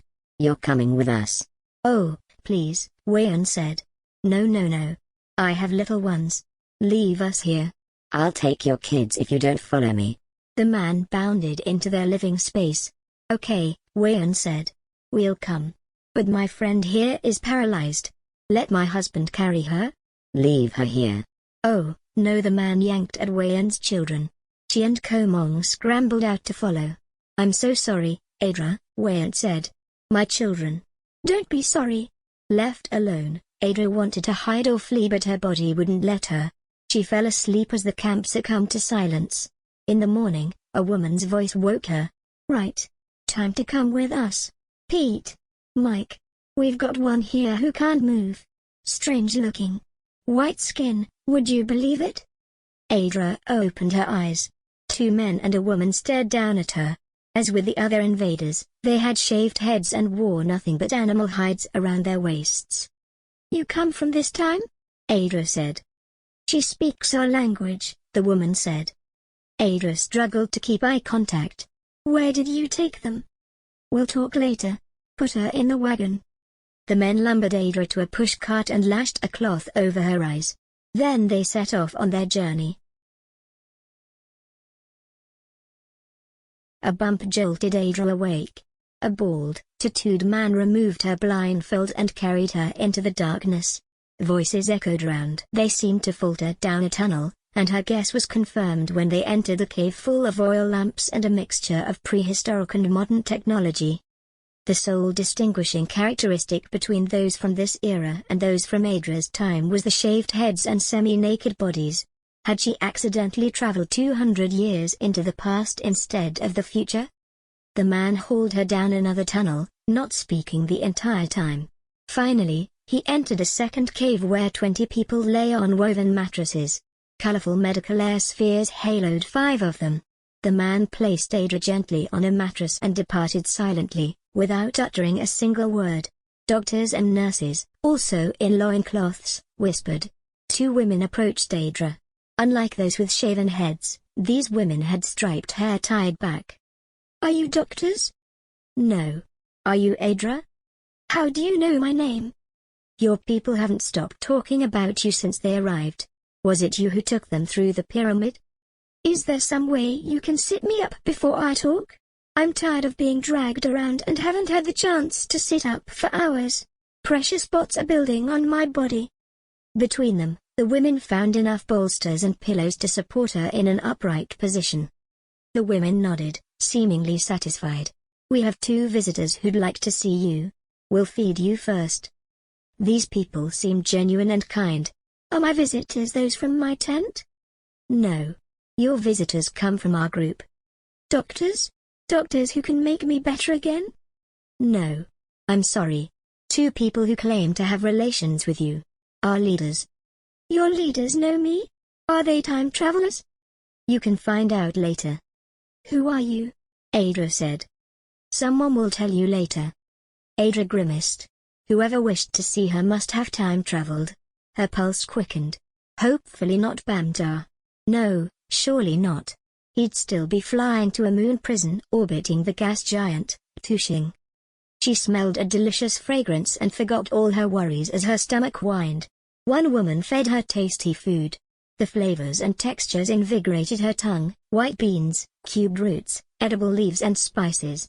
At least she hadn't lost her sense of smell and taste when she'd become paralyzed. After she'd eaten, the woman took away her spoon and empty bowl. Strange sounds came from the tunnel, clicking, some words, and clapping. Adra's heart thudded in her throat as 2 short beings wearing robes approached her. As they advanced on her, their huge gray heads under their cowls became obvious. Her mouth opened, but nothing came out. "Rubish!" the woman yelled, running towards her and hugging her tightly. Adra's thoughts scattered, too excited to concentrate. She didn't need to wonder anymore and beamed. An odd language of clicks, words, and taps of her teeth came out of her mouth. "Carla and Carl. Oh, Cal, you're alive." The Satsang twins cuddled her, and all 3 whimpered with happiness. Rubish's children. They weren't young anymore, though. Wrinkles radiated around their eyes. "We've had your story retold by many tongues," Carl said. "You're a hero." The twins pulled away from her and sat cross-legged on either side. "How is it possible that you're here?" Adra said. The twins exchanged knowing looks and chuckled. "Should you tell her, or me?" Carla said. "Let's do it together," Carl said. "You start, but don't shout at me for interrupting, okay?" "As long as you don't get mad at me either. It's a deal." "You're older now," Adra said. "And you're young," Carl said. "Your scar's so small." "That's because I'm Adra, not Rubish. Sorry. Rubish died.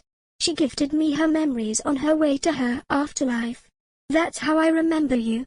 That's how this strange language is coming out of nowhere." "Not from nowhere." Carla's eyes twinkled. "From your soul. Rubish's soul." "A soul you share over space and time." Carl pursed his lips. "But what happened? Why are you paralyzed?" "Can I tell that story another time? I'm dying to find out how you found a key." "Okay," Carla said, in her sweet voice of high-pitched words and clicks. "We Satsang have a lifespan of 300 years. How old are you?" 77. Carla was 20, based on Nearthling years, when Rubish died in the Earth-Oin lowlands. Carl said. "What about you?" Adra said. "I thought you were twins." "I had recently died." Adra gaped, and Carla gestured for him to continue. "And Carla was 27 when one of Grandmother's soldiers got hold of a key, Would you believe, Carla said in a bubbly voice, the key was embedded in Mount Alamarty's rock? No. Yep. She nodded frantically. With Rubish's aura shield remote, one of Grandmother's soldiers found it. Removing it required days of persistent chipping. The same soldier volunteered to sacrifice his memory for our species, Carl said. He brought scripts into the past which Grandmother had written to herself. More like instructions, Carla said. Okay, instructions then. He winced. Carla nodded. The soldier reset time and brought Rubish and Carl back. That was how I lived again, Carl said. I don't think time changed for me though. No. Only Earthwine time. But when I reset time, it included the whole of Plan 8. Did it? I thought you'd only reset Kwanja's time, so Bamdar became young again. No. The Clay tribe forgot all the terrors Bamdar had brought them. Carl and Carla exchanged thoughtful looks. Carla sniffed and smiled. Rubish lived a full and happy life with Carl and me. She died down here of old age. That was ages ago, Carl said. Sax don't live as long as such songs. So Rubish's memories I have, of hiding in Orpheus lowlands, never happened? Only in an alternative reality, Carl said. I guess you don't have Rubish's memories of traveling here, then? No. Where's Maharani? Did she die of old age too? Carla's face dropped, along with her tone. Grandmother invaded Kwanja 50 years ago. The chairman of New Bilu and his army of chloroplasts helped her. Chairman Jacopo? No. One of Jacopo's many successors, Chairman Yorick. Adra gasped. Did Chairman Yorick provide the sky structure? Carl and Carla nodded. The Satsang live up there with the White Biluvian military. Carl rubbed his grey chin. Chairman Yak and his other White Biluvians live on Artheus. What happened to Chairman Yorick? White Biluvians only live for 50 years before execution. He died. Oh, yes. Silly me. But how can other White Biluvians live on Artheus? Isn't it still a nuclear wasteland? Carla half smiled. A lot can happen in 200 years. That's another story.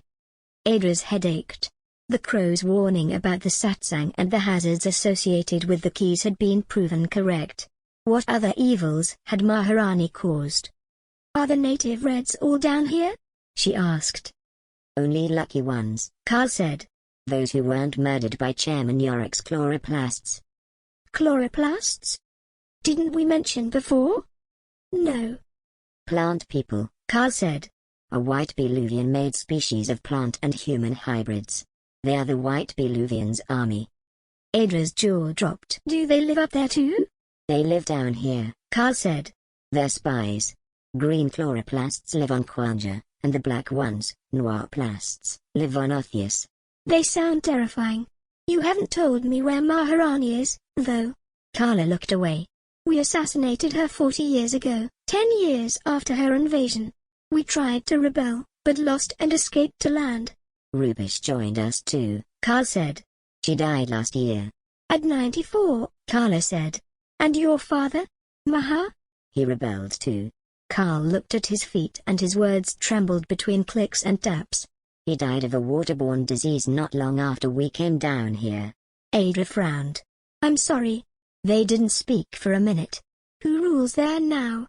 She said. Carl rubbed his face. A Satsang army general, General Kai. He rules a military government of White Biluvians up there. He has close ties with Chairman Yak and his White Biluvian Council. They're all evil. Carla let out a long sigh. Kwanja, Artheus, New Bilu, and Old Bilu are not even a part of Plan 8 anymore. Maledians have surrendered and renamed the Alliance Plan 4. That's crazy, Adra said. Would you like a drink? Carl said. We have chocolate milk, bean milk, nut milk. You can have it hot or cold. Sweetened with honey, if you prefer. You're joking, aren't you? Carla stood. We have everything. I'd love chocolate milk. Goat's milk or cow's milk? Carla said. Cow's milk, please. Okay. Carla bounded away, then looked over her shoulder. We've had 40 years to form an organized community. I hope your people will be happy living with us and agree to join our cause. As Carla disappeared into the tunnel, Adra's heartbeat became sluggish. She chewed her inner cheek. What cause? Carl straightened. Rebellion. Blue glass blocks haunted river, and I don't have a star key. We must do it another way. Some of our community live on Guyok's west coast and are making ships as we speak. Carla returned with a coconut shell of chocolate milk and tipped some of it into Adra's mouth. She gulped it down, then smiled. Thank you. Carla nodded and stood. Will you join our revolution? Adra squinted. I'd be a hindrance. You'd have to carry me everywhere. The villagers want peace. They won't find much peace with a constant threat of chloroplasts, sotsongs, and white Beluvians. Chapter 28. Akachi. Rain smashed down the well's throat, rebounding off Akachi's aura shield. He'd constructed his bridge that day, after watching the weather forecast and buying materials from a local hardware store. The strength of the monsoon made relaxing difficult, but he eventually convinced his muscles to soften. He visualized breathing light from Kwanja's core, as Adra had taught him. Inhaling, he pulled white light through magma, crystals, crust, water, and finally, into his heart. Confident all shadows and impurities had gone from his body and aura, he transmitted his intent. I want to take over the body of a person who is with my sister right now. Bright blue surrounded him. Wearing VR goggles, he swam with a cocoa-colored Rinidian woman, Ebony. Heat radiated throughout his chest. She was alive. Her long black hair floated around her, and her smile looked like a crescent moon lying on its side. He stretched his small white arms and propelled himself through the water. To his left, two girls, aged between 8 and 10, swam, tittering and poking each other. Like Ebony, they wore faded gray tracksuits and had black hair. The smaller girl, characterized by purple skin, was a Fenyak. Her companion looked to be a dark red mulhad with long earlobes suspended to her shoulders. Whoever he occupied must have been of a similar age, judging by his skinny limbs. "Hey! What are you doing taking over my body?" A child's voice screeched. A flush of adrenaline tingled through him, and his posture stiffened. Just borrowing it while I visit my long-lost sister. Who? My new me? His stomach hardened. He performed a forward roll. You heard me? Well, yeah. You're hijacking my brain. Neither Adra, Yasmin, nor YuFu had said anything about telepathy with inhabited humans. YuFu might have talked to that guy he'd possessed in the cafe at Ty's lunar methane rig if he tried. Adra might have communicated with Bamdar, but she didn't say she had. The furious child's voice reverberated in his mind, questioning. "What are you muttering about? YuFu in a lunar cafe?" He gasped. Could she hear his thoughts? "Well, yeah. It's getting cold back here. Can I have my body back sometime soon?" Where had she learned this sarcasm? Surely not from Ebony. He dived and did a backward roll. Sorry, kid. I'm not a bad person. I know. Don't tell anyone about me. I won't. Are you going to free us before our concubine exams? Threatening tears stung his sinuses. Yeah. Good. I love Numi more than anything. I love my sisters as well. I must never leave them. Hey kid. What moon you on? I don't know. They never told us. Who never told you? The Numis and guards. His muscles quivered and he ground his teeth. The scene flickered and diminished as his breath became shallow, so he deepened it and forcibly relaxed. Do the Numis know what solar system you're in? Or the closest planet? No. Can you get out? It's freezing back here. Sure. Sorry kid. Teleport me into the nearest security camera. He viewed a cavernous room carved from the rock. From a settee, he held out his arm. Furry, with paws, an android cat recording their every move. Smart. Cuter than a mosquito drone. That reminded him. Record all video footage from now until I return to my body in Pankarong. Could MSS help? Above a metallic hoverpad, Ebony and 3 girls swam in a large electric blue air sphere. The girl he'd occupied looked like an Arthun albino. She had suction lenses over her vulnerable small yellow eyes. How did human traffickers get hold of Maelidian and Arthun children? He had to save these females before he collected Maki from boarding school. Where was this place? Any rescue operation needed to know its location. Take me to an inhabited planet or moon in this solar system. Nothing happened. Turn me to a satellite so I can observe this whole solar system. Deep space surrounded him, and a metallic shiver vibrated through his mechanical body. The silence was like nothing he'd ever experienced. From this angle, he couldn't see the entire solar system, only a gas giant, similar to Tushing, and a bright white star. He rotated 360 degrees. Perhaps by video recording constellations, he or an astronomer could figure out the location. He'd check security first. When Adra brought down the Yixan syndicate, Bamdar's women had self-destruction devices implanted into their bodies.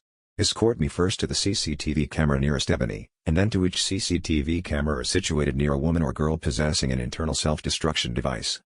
He flashed from camera to camera, viewing groups of women and girls studying, dancing, using VR, and gardening in glass domes.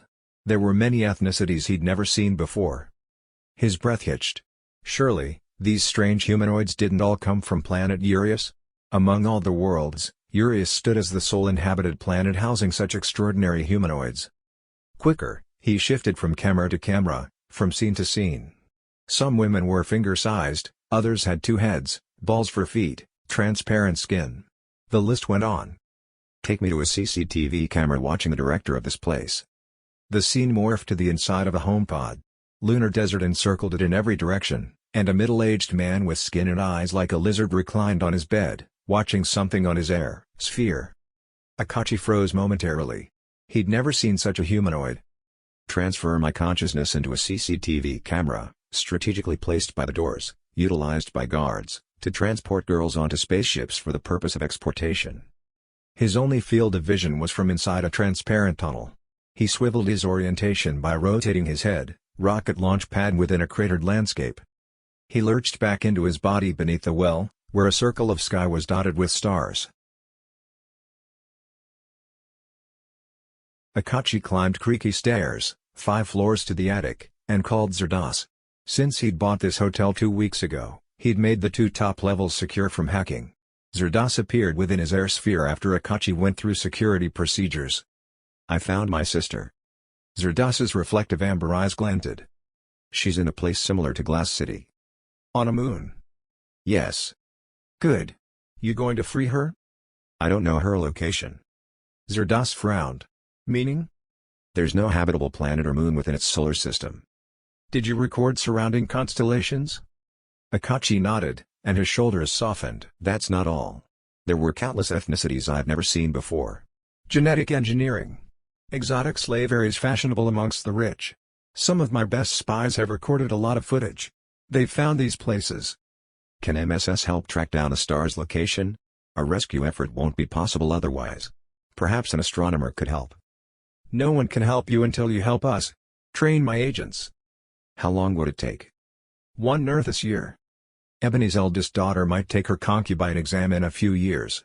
He had to rescue them before that happened. But Maki would have to stay in the boarding school for another year. Can someone look at my data while I train your men? Not sure. We must plan lots of rescue missions. But I gave you this information. If it weren't for me, you wouldn't know about Adra. Wrong. I met your Adra at a holographic meeting in Melita. If you had information about the moon where your sister resides, our rescue planning would be expedited, but the absence of such details places her at the lowest priority on our list. What if she's outside Plan 8? Be right back. Akachi switched off and stumbled out of his air sphere. He held himself tight, then beat his fists against his wardrobe door to the point of swelling. When he joined Zerdas again, he clutched his injured hands behind his back. Look, Zerdas said. I've been pondering and will strike up an offer. Akachi stared and waited. Train my men for 2 months. Then you can retire and take your boy. And my sister? That's more complicated. It would mean staying with us for a year. Can you wait a year before having your son? I cannot be a stranger to him for that long. He still had to tell him his mom was dead. He took deep breaths in the effort to calm himself. I'll gather evidence about Glass City and join my friend's mission in freeing her mom. MIP assisted Adra. Perhaps they can help me. No. MSS own the MIP. I won't allow it. How can I change your mind? Train my men for a year, but don't expect our help straight away. There are lots of slaves in Plan 8. Akachi looked down. Was your sister in a bad way? No. Ebony's a Numi. So in reality, do you need to save her? She has 3 daughters who'll take their concubine exams. Then, they'll be ripped away from her for a life of sex slavery. And think of every other slave in Plan 8, slaves whose locations we know. You can bring your boy to our training camp with you. Hell, maybe he'd train as an agent, as well. We have a youth package. No way. And I'm not training anyone for a year. Come for 2 months? Akachi's breath sounded loud in his ears. His chest heaved. Give me time to contemplate. He switched off. Fucking hell. Surely Mayleda's humanitarian division would assist him, especially if he got their NGO frap involved. They might attempt a rescue once they possessed evidence, with or without Zerdas's permission. Once Akachi brought down Glass City, he'd train Zerdas's agents for 2 months only, then he'd retire and take his son. He'd save Ebony with or without the MSS. He groaned. Don't want to do that with my little boy around. Chapter 29. Shashuvu. Shashuvu trembled at the pyramid's entrance. Under dark clouds and drizzle, its amethyst glistened indigo black. Fingering star keys in her canvas bag, she looked over her shoulder one final time. Nobody had followed, so she padded in. The amethyst floor was cold underfoot. She dropped to her knees at the central altar. She intended to reset time to a month prior, when Adra still had the ability to walk. Then she could warn her to be careful when she brought down the Mafia. She fumbled for a key. Was this a mistake? Someone gripped a strong arm around her neck. She gasped. Rasping for breath, she rummaged through her bag and placed them on the floor. The assailant released her. Shah whirled around. Crowleen towered over her, blades exposed in a sheath down her chest. I'll do what you requested before. Shashuvu wheezed. I'll get the key Adra left in Giyok's pyramid. It's not there. That's where I was when you stole me flipping keys. The keyhole's empty. Her friend has the star, and Adra's 200 years in the future. How'd you know? I sensed it on the second engraving. How? I'm the keeper of keys. Been involved with them for over 1,000,000 years. Can't believe you bloody well stole them after refusing bluntly to help me. What a bitch. Can't I borrow one to help Adra? She pointed at the empty keyhole. You can take this key out after I leave. How do you plan to help her? Reset time before her paralysis. Fool. That'll obliterate your memory. Shashuvu gulped. Not all time travelers wipe their memories. You didn't. Crowleen tapped her crow's head with a human finger. 'Cause I ain't got peas for brains. Only gone to periods outside my lifespan, and I never overused a key when I could return from an empty keyhole. How'd you do that? Place my hand over the hole and say, take me back. Shashuvu clamped her lips together so Crowleen wouldn't see her amusement. It seemed unlikely she possessed such cunning, willingly divulging information on time travel. You wanna forget everything? Shashuvu heaved. No. It was now or never. She held her breath, dived to the floor, and grabbed a key in each hand. What you doing? She crawled to the altar, but the crow arched over it, holding open 2 hands. You're driving me mad, Les. You can't beat me. Shashuvu dropped the keys into Crowleen's palms, and head lowered, followed her outside. Crowleen sprang into a drizzly sky and flapped. The sun peeked from behind clouds, the rain stopped, and Crowleen flickered before vanishing. Thud. Thud. Crowleen's keys tumbled onto the barren ground. Shashuvu's belly fluttered, and she flapped to the closest shiny object. Crowleen must have traveled here by river and rain. Now she'd be back at a river empty-handed. Each key was still intact. She returned to the altar and slotted one in. She'd leave that one wedged in the hole. Even if Crowleen were to reclaim it, Shashuvu would still possess another key for her eventual return. Indigo light fanned out all around her. She'd better hurry. Anyone close would see its brightness. She hesitated. Should she sacrifice her memory for Adra? She swept a shaky hand across her forehead. No. She'd search for her instead. Crowleen had said memories were lost when time travelers visited a point in their own lifespan. Shashuvu wouldn't still be alive so far into the future. Crowleen had also told her that planet Kwanja was the second inscription. Second from the top? She blew out her cheeks and swiveled the silver point to that place. A dial opened from the star's silver finger. After rotating it to +200, she pressed twice, climbed the altar, and entered the light. This pyramid was freezing, and snow piled its floor. A snowstorm swirled at its gaping entrance. Unless Kwanja's tropical equator had experienced an ice age after 200 years, she must have pointed to the wrong inscription or pressed too few or too many times. With her palm above the empty hole, she said, "Take me back." Back where she began, the key remained in the slot. The rain had not resumed, and neither had Crowleen returned. Surely, she'd be flying here now. She reeled the silver point to the next engraving clockwise, rotated the dial to +200, and pressed twice. Heat and humidity harassed her this time.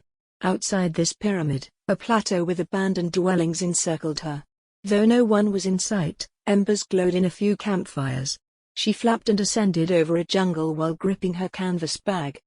A Nora shield remote which a wealthy friend had lent her felt small and hard between her fingertips. If it rained any time soon, she could lie in the haunted river and make a mental command to be with Adra. There had been a recent exodus down a southern slope, and beyond it lay wide tracks. She landed. Fresh footprints, bare feet and shoes. Many cart tracks, too. Her pulse increased, and she squatted to inspect a print in the dirt. Had Adra been pulled from within this vehicle?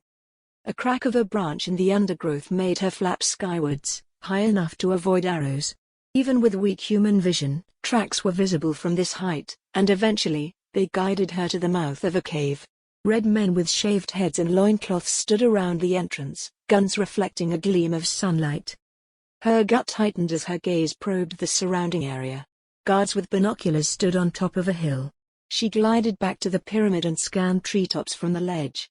She'd search for the haunted river and await rainfall after she rested a while. YuFu sat on her haunches and gazed at the clouds. Her jaw dropped at what lay beyond, fine networks of black and red sky structure. She'd been so engaged in what lay beneath, she'd never noticed the city far above. If she had her father's eyes, she'd see more. An hour after gliding over rivers and following their courses in search of the haunted river, she noticed something. Touching down on a riverbank, she examined the material enclosing a river. A tubular body enclosed the water and resembled a miniature maglev suction tube without carriages. From above, she followed the contained river to its source, which was close to the pyramid. She landed beside the enclosed spring. Someone or something had blocked off access to the haunted river. No one could travel by river and rain. But who'd done that? The people from the sky? Or the people from the caves? Her muscles tightened in readiness. She took a deep breath and soared through the air towards the caves. Adra needed her. YuFu landed as silently as a purebred owl. Guards positioned at the cave's mouth panicked when they saw her. Some whipped out shaky guns and aimed, others dropped their weapons and kowtowed. She nodded and attempted to exude false confidence, although her pulse drummed in her ears. Perhaps they'd never seen a hybrid. I'm a sky goddess, and I've come to help you. The men and women with shaved heads exchanged wide-eyed glances. She pointed at the cave's entrance. Do you have red-headed woman with white skin? She's a time traveler. No. The semi-naked woman had large sagging breasts. Only reds and greys here. You're wrong, another woman said to her companion. One was taken in yesterday. She couldn't move her body at all. That's her. YuFu said. We'll send for our leaders. The man hurried into the darkness and came back, accompanied by two beings. Standing half her height, they had grey skin, heads 2 times bigger than hers, and instead of noses, 3 small holes tunneled into the middle of their flat faces. Their small dark eyes twinkled, and their dry grey lips curled into smiles. You want to see Adra? One said. YuFu swallowed and nodded. Follow us, spoke the other in a melodic, higher-pitched voice, indicating she might be a woman or girl.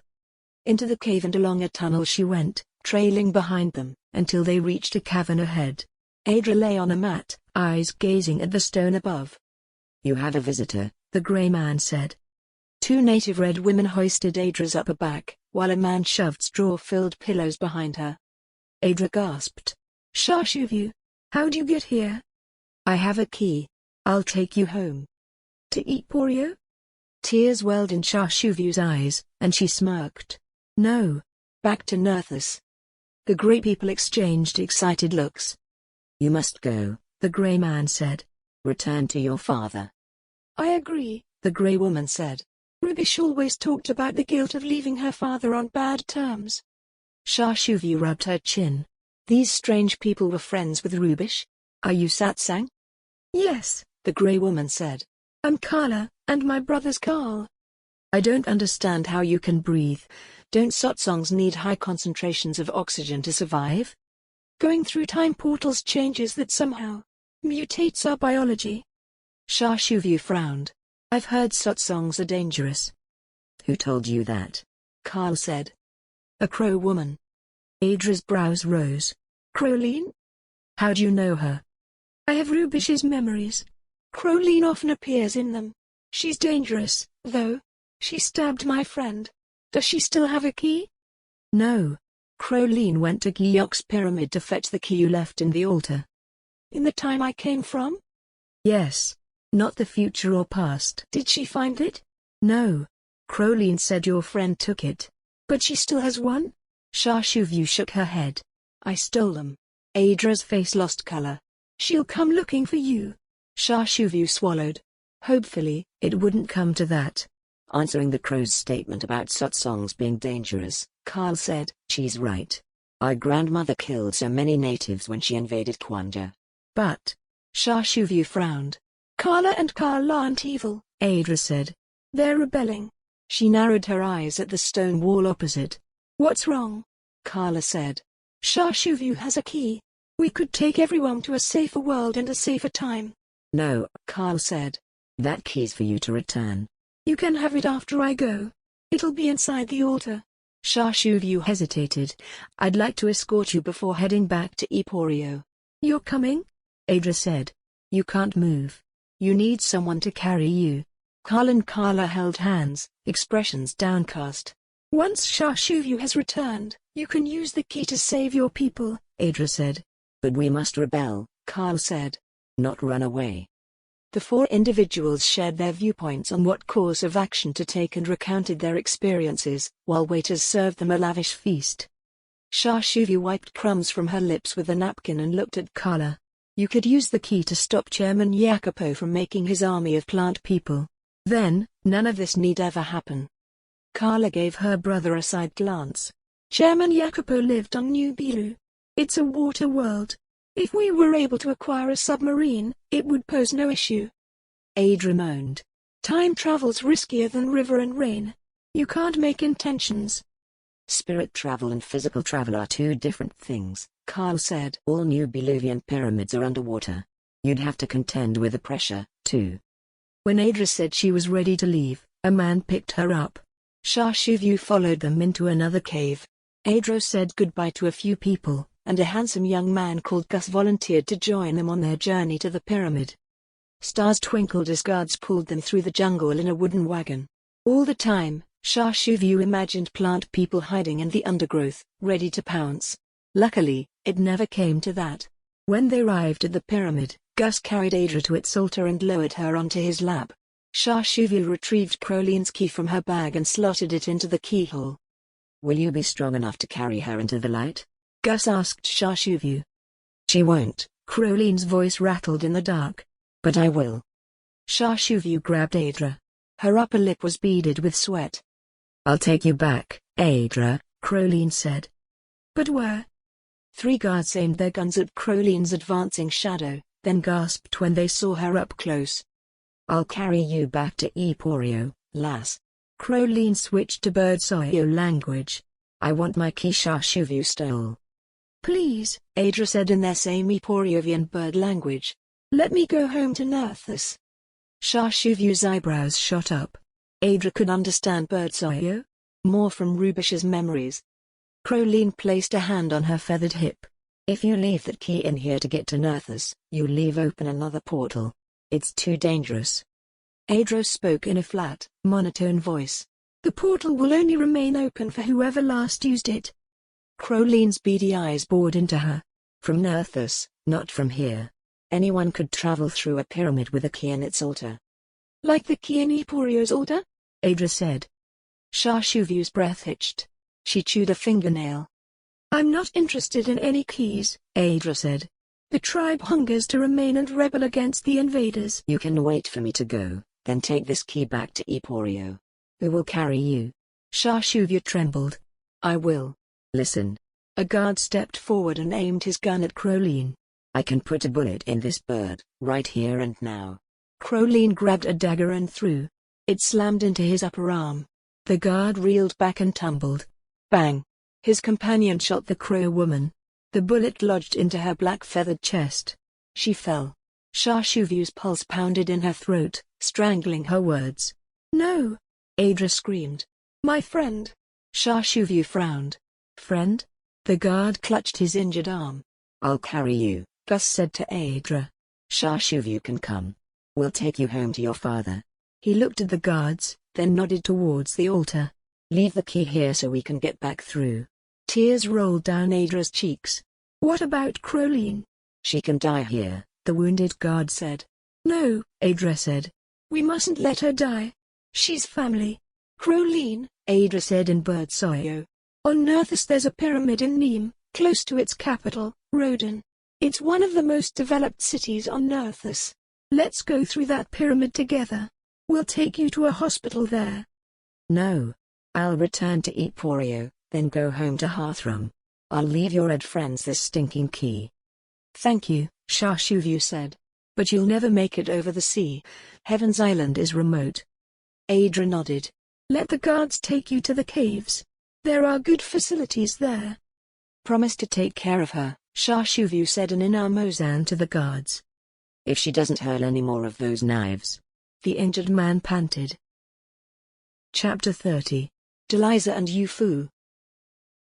Deliza gazed at stars and lunar mountains from her chair. Perhaps marrying Bamdar wouldn't be so bad. At least she'd stay rich and alive. Nothing beat this view, though. Out of all Plan8's habitats, the cold, desolate moonscape of Kronos was the best. As a teenager on Nerthus, her brother and daddy thought she was crazy to be excited about living on Kronos. They'd question her about what she'd do and how she'd make friends. Being an introvert, she was much happier alone and hated hearing about others' trivial matters. Having spent 2 decades in this place, she couldn't envision a better existence. Now Mummy had tipped her happiness upside down. Deliza had to leave, allowing her mother to demolish Glass City. Zoe, make me a hot chocolate. Her brainwashed maid appeared from an entrance, hauling Deliza's final possessions in matching designer bags. She placed them next to the lift, then padded to the kitchen. Not long after, Deliza perched on a kitchen stool, nursing her beverage.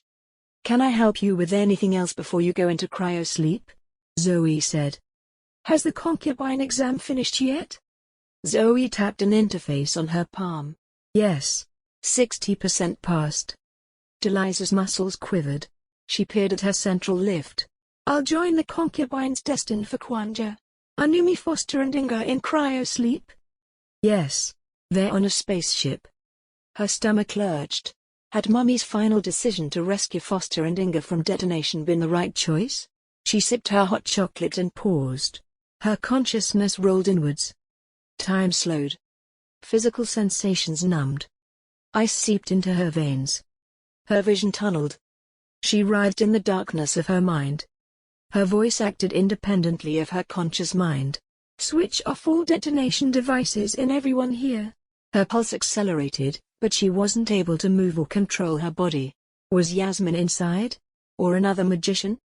Zoe turned a calm face towards her, lips parted. I can't do that without an identification check signature. How do I do that? Zoe narrowed her eyes and hurried towards an emergency button. Deliza's breath hitched. Zoe froze without pressing it. Turn on your air sphere. Had another magician overtaken Zoe? Deliza's air sphere dinged, and her occupier opened it. Mummy appeared on its monitor. Get to the spaceship quickly. Notifications, presume a breach in our security system. Engineers are attempting to reactivate it. Deliza's occupier gasped in Deliza's voice and using Deliza's mouth. Where are they? Mummy's eyebrow arched. At home with me. What about Hanumis and girls? The occupier said. The place will explode once your spaceship is safely away. Double check that all guards are in cryosponges. Can anyone deactivate those bombs? It is crucial the magicians are unaware of how to prevent the explosion. Only your identification check will do that. Look, Deliza, gorgeous. I've got to talk to my engineers. Be safe. I love you. With her captor now in control, she could only watch helplessly from a secluded corner of her mind, rendered utterly ineffective. Would she ever escape? YuFu sighed and raked his hand through Deliza's short hair. This girl and her mom were worse than Yufang, ready to sacrifice so many women and children. Yasmin mind spoke from a security camera. Shall I inhabit Elizer's mother? I'll tell security to deactivate all Numis and girls so we can ship them out together. Dunno, YuFu said. Seems suspect. She might have already warned someone her body could be possessed. Does she know river and rain travelers can do this? Depends. If Bandar told her Adra possessed him, she might. YuFu rubbed his jaw, surprised at the smoothness of his skin. She didn't suspect Elizer, Yasmin said. You know what would be more useful? What? Check past CCTV videos. See if you can find Elizer's login procedure for deactivating those detonation devices. What reason could I give surveillance? He rolled his neck. Dunno. This just ain't easy. He staggered to a kitchen counter to pour a whiskey. How do women put up with wearing these shoes? Beats me. Yasmin giggled. Flirtation might do it. Arpek smiled from Zoe's face and clasped his hands behind his back. Huh? YuFu said. About forgetting the code. Men always fall for a damsel in distress. They like to feel useful. Good idea, YuFu said. But her mom's gonna figure it out. Actually, Yasmin. Transfer to Elizer's mom. Ping me from her air sphere. We'll make our conversation more relaxed, calm the tension. Okay. I'm into Elizer's mother. But she's freaking in my mind. I'll try to block her out. YuFu frowned. That's odd. Elizer's silent in mine. I know what you're doing. Elizer's hateful voice said. You'll pay for this. I am acquainted with individuals of influence, YuFu. Or are you Yufang, the mass murderer? Odd. I have different memories here. Ooh, it looks like your brother was shagging your wife. He went cold and chugged his whiskey. The liquor set fire to Elizer's stomach. Better. The air sphere chimed. YuFu opened it around him. Hello, darling, Yasmin uttered, taking on the appearance of Elizer's mother. He smirked. Hello, Mummy. What now? I've changed my mind. Yes? You must deactivate everyone. Oh, Mummy. That seems dangerous. Not in the least. If someone invades us, we expect our girls out alive. Yasmin. What are you doing? Arpek said. Changing her mother's plans. I don't trust MIP or MSS. Me neither, YuFu said telepathically. Akachi warned us about his boss's threats. We didn't plan this, Arpek said. Yasmin said, please trust me. I thought you wanted them dead, YuFu said to Elizer's mother for the sake of anyone watching. No. I've changed my mind. They're too valuable. Get someone to send for more ships. Oh, Mummy. I'm uncertain how to do this, as it's not something I usually do. Get help. YuFu hobbled over to the intercom. These shoes are killing me. Very bad for posture, Arpek said. You can't imagine associated health problems. Blockages in ether flow cause an array of diseases. Wish I could take them off. Pretend you're sick, Yasmin said. Take them off and haul them over your shoulder. Then find a hero to assist a helpless woman. Exactly, Arpek said. I agree with Yasmin. YuFu pressed the intercom's button. A woman's voice chimed. Hello, Pact Lizer. How may I help you? I feel exhausted, and my mother's making all kinds of requests. I'm unsure how to deal with this workload. Can someone help me? Second in line? The woman on the intercom questioned. YuFu chewed his bottom lip. Yes. Should Colonel Benberg come to your home pod? Or would you prefer to join him in the General Assembly? Can he come here? My feet are killing me. He took off Elizer's red stilettos and placed them beside a seat facing the lunar landscape. The surroundings reminded him of Tai, where he'd lived as a diamond fisher, except there wasn't liquid methane here. He paced up and down. How did these human traffickers get away with this? Wasn't Eporio's government aware of a slave camp on one of its moons? He came to a halt and accessed a security check on Elizer's air sphere, scanning his eyes, fingertips, and hair DNA.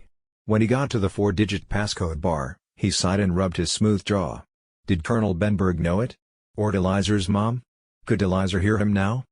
Of course I can, and I'll never fork over Glass City's passcode. Never. He drew in a sharp breath as the central Belu glass stem unfolded, and a Marquesian stepped out. The man looked menacing in tight black soldier wear. It blended with his black and red striped skin and high black ponytail. But his green eyes stood out. Mixed blood? Younger than expected, he looked strong and agile. Colonel Benberg strode in and dropped to a knee, waiting for something. YuFu frowned and shuffled closer. Benberg took hold of his hand and kissed it. Delizer. Did you call me for business or pleasure? What did that mean? Was she sleeping with this man? Any woman would find him attractive, so, perhaps. Business. He straightened. How can I help? Mommy expects to ship all our newmies and girls out as soon as possible. She thinks the magicians will raid Glass City. I thought she'd let Glass City blow. YuFu shook his head. She said it would be a waste of money. 180 concubines are ready for cryosleep. But no one will take the remaining 10,000 girls as spoiled mistresses. As a chill shot up YuFu's spine, his face remained deadpan. He hadn't realized there were that many girls. Wouldn't it be more prudent to wait for the younger girls to undergo their concubine exams now? Who knows, perhaps some of them may pass without requiring additional preparation. No. Mommy says they must be shipped out now. She knows someone who'll buy them. If you let 600 girls take their exam next week, it'd be more organized. He glanced at Delizer's bar and pointed. May I? YuFu nodded in a daze. You'll be letting down a lot of clients otherwise. True. But they're Mommy's orders. So do it. Colonel Benberg's face dropped. Muttering, he pivoted on his heel and poured himself a drink. With his back facing YuFu, he guzzled it down and poured another. I hope you're doing the right thing, Arpek said. Can anyone pilot spaceships? YuFu grimaced. If they're anything like the Quanjanese ship that hijacked my space vessel, no. The pilots will fly them at my orders, Yasmin said, still able to hear them across space and time. We can execute further rescue operations once these slaves land on habitable planets. That'll be difficult, YuFu said. At least there'll be oxygen and a safer environment to escape from. Colonel Benberg drained his second glass and stared at YuFu. Paxural wants everyone shipped out ASAP? YuFu nodded. Let me talk to her. Benberg rubbed an eyelid. See if I can change her mind. You can try, but she won't be happy. He winked at YuFu and squeezed his behind. YuFu maintained eye contact and smiled, however difficult it was. Benberg used his air sphere to call Yasmin. Delizer tells me you want to transport all our women out of Glass City as soon as possible. Certainly. And I hope you're not trying to dissuade me. We'd need a lot of tachyon spaceships unless you don't mind more economical cruisers. If I can afford tachyon, that's what I choose. It'll cause a high density of traffic in orbit, considering we only have 3 launch pads. How many spaceships would we need? Do you hope to take our newmies, too? Everyone. With newmies, girls, and staff, that'll be approximately 15,000 people. Yasmin nodded. So? 30 spaceships. It's impossible. It'll bankrupt you. But think of how much money I'd make once I sell them all. Benberg frowned. Spaceships are more expensive than slaves. If they were all concubines, no problem, but only 180 will be. Tell him you have a great offer from someone. Tell him it's top secret, YuFu said. Benberg scratched his black and red striped stubble. Maybe we leave the newmies behind? They hold little significance. Leave the children and babies as well. Heat pulsed in YuFu's chest. What an asshole. No, Yasmin said. I have a high offer for their services. I can't comprehend how a newbie possesses greater value than a robot or droid. It's a secret, Yasmin said. I'll tell you once we get everyone out. Those newbies are a huge asset. YuFu swallowed his amusement. Yasmin made a good actress. Bring the spaceships now. Traffic or no traffic, our entire business will collapse if we stay here much longer. Our girls, babies, and newbies offer us a brighter future. I'm not sure. Don't talk back to me. I've been through it with my accountants. Are you going to help or not? Benberg bowed. Before I go, I have another request. He arched an eyebrow. Implement all of Delizer's orders. She's feeling incredibly sick. YuFu's heart pounded as a small epiphany hit him. Yasmin, wait. Don't go yet. Tell him to place Delizer in cryosleep now. By doing so, you can inhabit the body of another individual or observe Colonel Benberg. Use time more wisely. As if Benberg had been listening, he said, when should Delizer go into the cryo lounge? Now, Yasmin said. Along with everyone else. But only 200 can go at a time, while we wait for more spaceships. Put our crew into cryosleep first, along with Delizer, Yasmin, and Numi Foster. They're in already. He flashed YuFu a puzzled look. Great, Yasmin said. My Numian sister. Excellent, YuFu said. You must inhabit Paxural until our operation's complete. I hope it keeps raining, Yasmin said. Arpek said, if we deactivate detonation devices, then hurry Delizar and Zoe to cryo-sleep. We can take turns occupying Delizar's mother. Or we kill her, YuFu said. Arpek hissed as old Jurgens did when disgusted. That's Yu Fang speaking, not you. Colonel Benberg said, Are you feeling alright? No. Mommy already told you how sick I am. Is it a good idea to go into Cryos Punch now? You might have a bug or... It's fine. But first I need to deactivate everyone. He strolled over to the only available Beelu glass seat and sank into it, gazing at the horizon. Go on then. I've forgotten the code. How could you forget? I've never deactivated internal bombs before. Phone your mother back. She's forgotten as well. He shot up and whirled around to face YuFu. What's going on, Delizar? What do you mean? There's something fishy. No, there's not. We've forgotten the password, that's all. Normal. He put his hands on his hips. You know it, don't you? YuFu said. Only you and your mother do. Shit, Arpex said in their minds. What can we do? Threaten them? YuFu said. Maybe, Arpex said. I must stay in Pac Shirl, Yasmin said. How are you gonna threaten them? Chapter 31. Samare. The temperature dropped from scorching to warmth within Samare's underground network of caverns and tunnels. The ground hadn't shaken for what felt like days, yet he'd been hiding in the dark all that time, so didn't know for certain. Scooping water from puddles scattered amongst stalagmites and mineral formations, he quenched his thirst. Next, he took off his t-shirt and soaked it in a nearby pool. If ash levels were still intense, he'd hold this over his mouth and nose. He crawled back through the tunnel he'd used to escape the cryoplastic flow and eventually waded through knee-deep ash in an outer cave. The ash outside had settled, and daylight lit the sky, welcoming him into the open. Charcoal crunched under his feet as he staggered into what had once been a lush jungle. Vultures circled in over a blackened landscape. He staggered with hot tears stinging his eyes. How he'd survived was a miracle, but what about his darling son and wife? He flinched at the sound of grunting like hungry pigs and directed his gaze to its source. A flock of vultures burrowed their heads into a group of burned human carcasses. Heartbeat racing, he looked away. Terrible. Why had the volcano blown 10 years too early? It was supposed to blow after Gus's wife produced his grandchildren. That terrifying image had haunted him over 60 years. Were Gus and Nahau even alive? He forced out a breath. They'd be safe in Kos. It was 200 miles away from the volcano. His labor camp would have suffered, but that didn't matter. Only his family was relevant. The white sun beat down, burning his scalp, face, and arms. He speeded towards a road and halted at the edge of the aftermath of a deadly mudslide. Within it, wrecked homes, turned over cars, and baked human corpses. A couple of 2-story and 3-story concrete houses poked their roofs out of the misery. He had to leave and go south. His stomach whined with hunger, and he glanced at another group of vultures. He'd never resort to cannibalism. Heat flushed through his body as he thrust out his arms. Help! Nothing but echoes responded to his plea. The only road was an expanse of deep mud. There was nowhere to escape. Without food, he'd die. In the cave network, he'd have an endless supply of water, but no food. He had nothing to haul fluid in. If there were coconuts, he'd smash them to drink. But where did life flourish? Only death greeted him here. He'd have to dig up burned animal carcasses and roots if he wanted to eat. A day of faltering in scorching heat made Samare stagger. He'd searched for burned roots and animals to no avail, too much charcoal. There was nothing but inedible sludge in what had once been a river. When he found a stream, its water flowed black and toxic. Everything was burned and dead, not a green leaf in sight. Only beetles and insects with articulated exoskeletons such as woodlice survived, probably because of their shells, ancient survivors of every geological catastrophe. He gathered them up and chewed them. But with no water to swallow, their legs and shells caught in his parched mouth and throat. He gagged.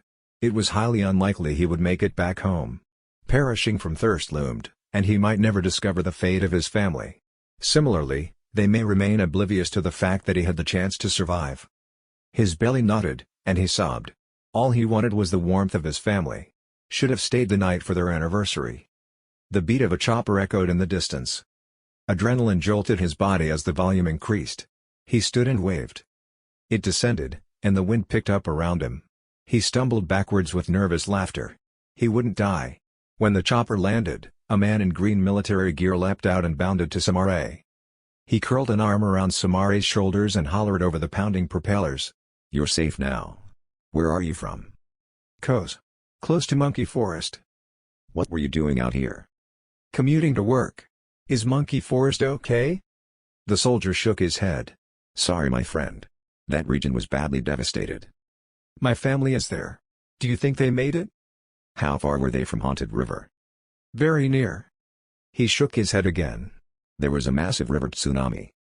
I want to find them. No. You can't.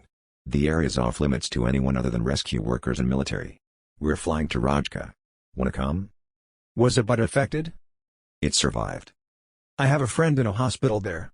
I need to see her. After conversing with the pilot, the soldier returned to Samare. Sorry. We're going to Rajka. You can join us or stay here. I wish we could help, but need to collect supplies for refugees. Do you have a water? Not enough for you to hike to Monkey Forest. It's devastated all the way there. Can't you please take me to a bud? No, sorry. We're evacuating Giyak. It's too unstable. If volcanic ash plumes again, we're stuck here. Stay here or come to Rajka with us. He squinted. Die here or survive in Rajka? His stomach growled. I'll come with you. Chapter 32. Akachi and Eliezer. Akachi hunched at the bottom of his well, with his elbows on his knees. When he last visited Arpek's Feli temple by river and rain, Arpek, Yasmin, and YuFu had told him of their plans. They were to rent a stilted house in Lumpur, because its floodplains had overflowed, enabling them to travel to Kronos. He'd agreed to help them rescue Glass City slaves during the next rainfall. The augmented reality display in his glasses indicated that a torrential downpour was occurring in Lumpur. Would they wait for him to join them on their quest? He lifted his chin to gaze at the well's mouth, a clear, starry sky. He sighed. Lumpur was only 7 miles downriver from Penkarong. Should have taken a cab. Half an hour later, black clouds swept over stars, and rain gushed down. He pumped his fist and lay on his bridge. Take me to YuFu. 6 meters above a flood, 3 Jurgens lay side by side in aura shields, on the roofless balcony of a stilted house. Take me to Yasmin, YuFu, and Arpek's spirit bodies, but teleport me into a CCTV device. He stared down from a security camera in a massive transparent home pod above a lunar valley. 3 humanoids stood frozen to the spot, looking at one another, a Marquesian soldier, a hot babe with cropped white hair, and a scared brunette. The tension was palpable, dense enough to be sliced through by a knife. We never deactivate them, the babe said. So we forgot the PIN code. Akachi here. Can anyone hear me? I can, Yasmin said. Thank God. I can too, Arpek said. I'm in her maid with dark hair. Anyone in Hati? He said. Woman in a black catsuit? YuFu asked. Yep. That's me, he confirmed. And this Hati is the goddamn director of Glass City. She's an evil bitch. I don't know the code, the Marquesian man said. Yasmin and him? Akachi said. No, she said. I'm in the Hati's mother, on Earth. Akachi said. We can hear you over that many light years? Seems so, she said. Well, I'm in a CCTV camera. Anything I can do? We need a passcode, Arpek said. This Marquesian has no idea. Only the director of Glass City and her mother know. Yasmin, YuFu said. Don't say too much in your mind. The director can hear everything. You're right about that. She's been nagging at me since I got here. But if I'm the only one with smart ideas, I can't hold back. True, Akachi said. What are we doing, guys? Yasmin said. We don't have time for this. The rain will stop, and we'll be fucked. Yasmin, Arpek said in a disapproving tone. Yasmin swearing, must mean things were getting tense. Akachi heaved a sigh. Let's take them to the bathroom. Bind them in case it stops raining. No way, Yasmin said. Guards will soon notice and raise the alarm. How about if we killed the CCTV? Arpek said. From the bottom of his well, Akachi ground his teeth. Too risky. Yasmin said, Akachi might be right. YuFu and Arpek, you go together to the bathroom. YuFu, tell this colonel guy that your maid needs to wash you. Sounds suspect, YuFu said. Not at all, she said. You'd be amazed at what rich people get other people to do for them. YuFu lowered himself into a cozy seat while the colonel helped himself to a drink. Akachi, Yasmin continued. Why don't you appear inside the bathroom with a rope? Tether YuFu's wrists and gag him, then think up a laser gun. She stopped but no one intervened. Then, YuFu, You shift out of her as someone scary. Request a PIN code or we'll kill her. Or perhaps we can threaten to kill her mother, Arpek said. What if this bitch doesn't care about her mom? YuFu said. That's something we've got to figure out later, Yasmin replied. Akachi inhaled deeply and forced himself to relax. Meet you in the bathroom. I'll check if there's a CCTV inside first and let you know. Take me to CCTV in the bathroom. Nothing. No cameras in here, guys. He appeared as a 7-foot man wearing leather, and his reflection got his heart hammering. Shouldn't Akachi inhabit the colonel? Arpek said. No way, Yasmin said. Once he's inhabited, he'll need to remain that way. He's best ignorant. Let's do that bathroom thing. I'm waiting in the bathroom. Looks scary, so don't freak when you see me. No one replied. You there? Nothing. Shit. Take me back to the same CCTV I was in a minute ago. The director clawed at the colonel's chest with feverish, overbright eyes.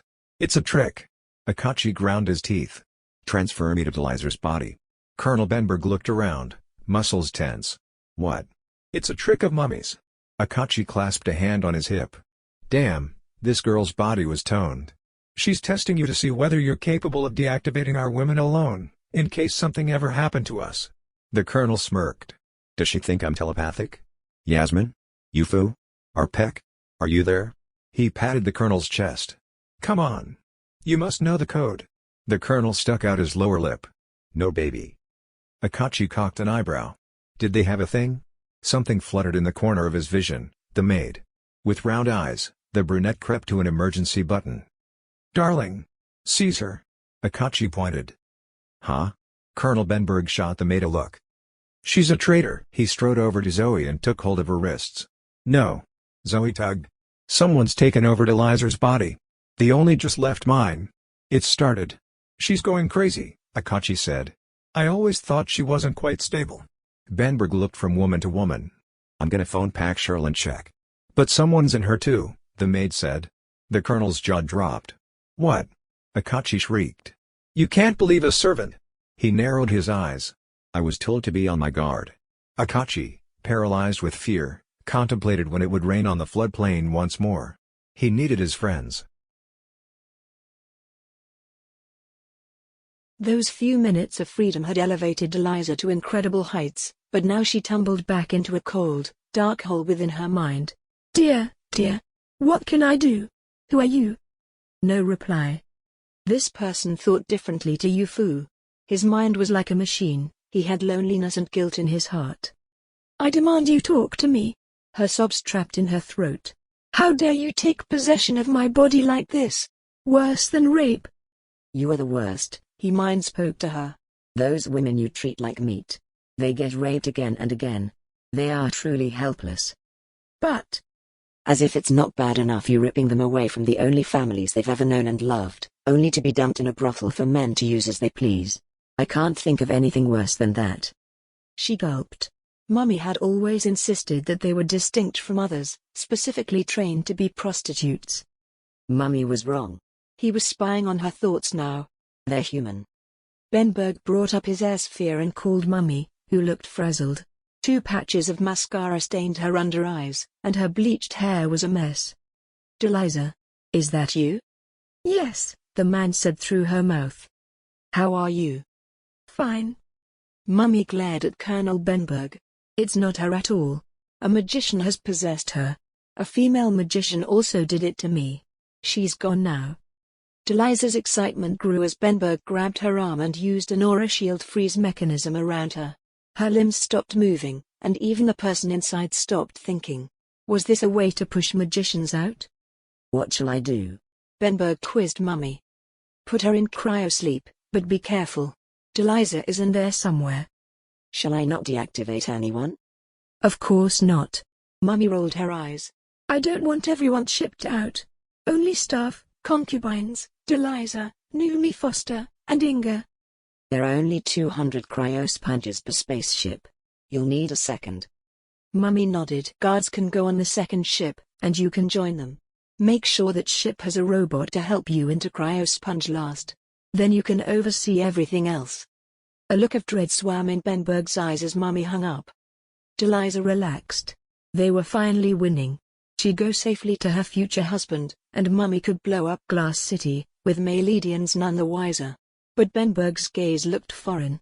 The glint in his eyes was different.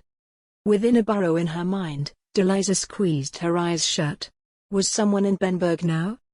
In the medical bay, Benberg and a bald Papsnin doctor smiled down at her as her eyelids grew heavy. Benberg frowned. What's the deactivation code? A female's voice shrieked. An image, 8826, floated across her mind before she descended into cryosleep. Akachi lurched back into his body. What could he do now? Was it raining again in Lumpur? His scalp prickled as he climbed the steps of his well. In his attic, he chose a private air sphere from his invisible shelf and contacted YuFu. The Jurgen's lids were puffy, and he picked sleep out of his eye. Hey dude. How'd things go for you? The rains just stopped. Fuck. What happened after we left? Colonel Benberg put Deliza in cryosleep. Her mom told him everything. The place will blow once the second spaceship leaves. Shit. It's all fucked? Looks that way. Chapter 33, Crowleen. After Adra, Gus, and Shoshivu disappeared through the lavender light, Crowleen eyed the key. Oh, no, you don't, a skinhead lass said. You're leaving that here for Shoshivu and Gus to return. The lass kept a keen eye on her as two other wildings hauled Crowleen's latest stab wound victim out of the pyramid. Left to cower with a bullet wedged in her chest, she weighed her options. Her mission wasn't complete. 8 time-traveling keys had to be collected and destroyed. She had to live. They looked like savages with their skinheads and tattoos, but she'd have to let them take her. She couldn't die in Heaven's Island with its stinking craters and cabbages. Her clones were too far away. She clutched her ribcage as blood seeped through her fingers. The skinheads returned and dragged her into a pushcart. As they charged, a tightening sensation traveled down her esophagus. The cart bumped along a path. The savages panted, taking turns to propel the cart forward. She lay on her back, groaning. All awareness vanished, even her perception that something was wrong, only the present. No memory. No care. Crowleen came to within an air sphere. Her vision gradually returned, accompanied by a throbbing headache and a queasy sensation in her stomach. Why was she in an air sphere? Through swirling blue light, cave walls greeted her. What had happened? Awareness flipped back on, along with her memory. She tried to sit, but her muscles refused, and her chest screamed in agony. This cave must have been in Giok. There were native reds all over the place. A short person wearing a long grey cloak appeared in the corner of her vision, a satsang. Crowleen's pounding heartbeat brought angry tears to her eyes. Flippin' songs. You've got to be bloody kidding. You good-for-nothing trolls. Scum of Eporio. The grey shape strolled towards her, plugging a translation device into its tiny grey ears. It clasped its hands behind its back.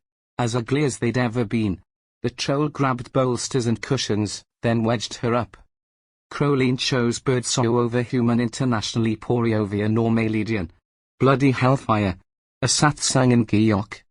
The satsang looked around. Please. Her tone came gently. Please keep your squawking down.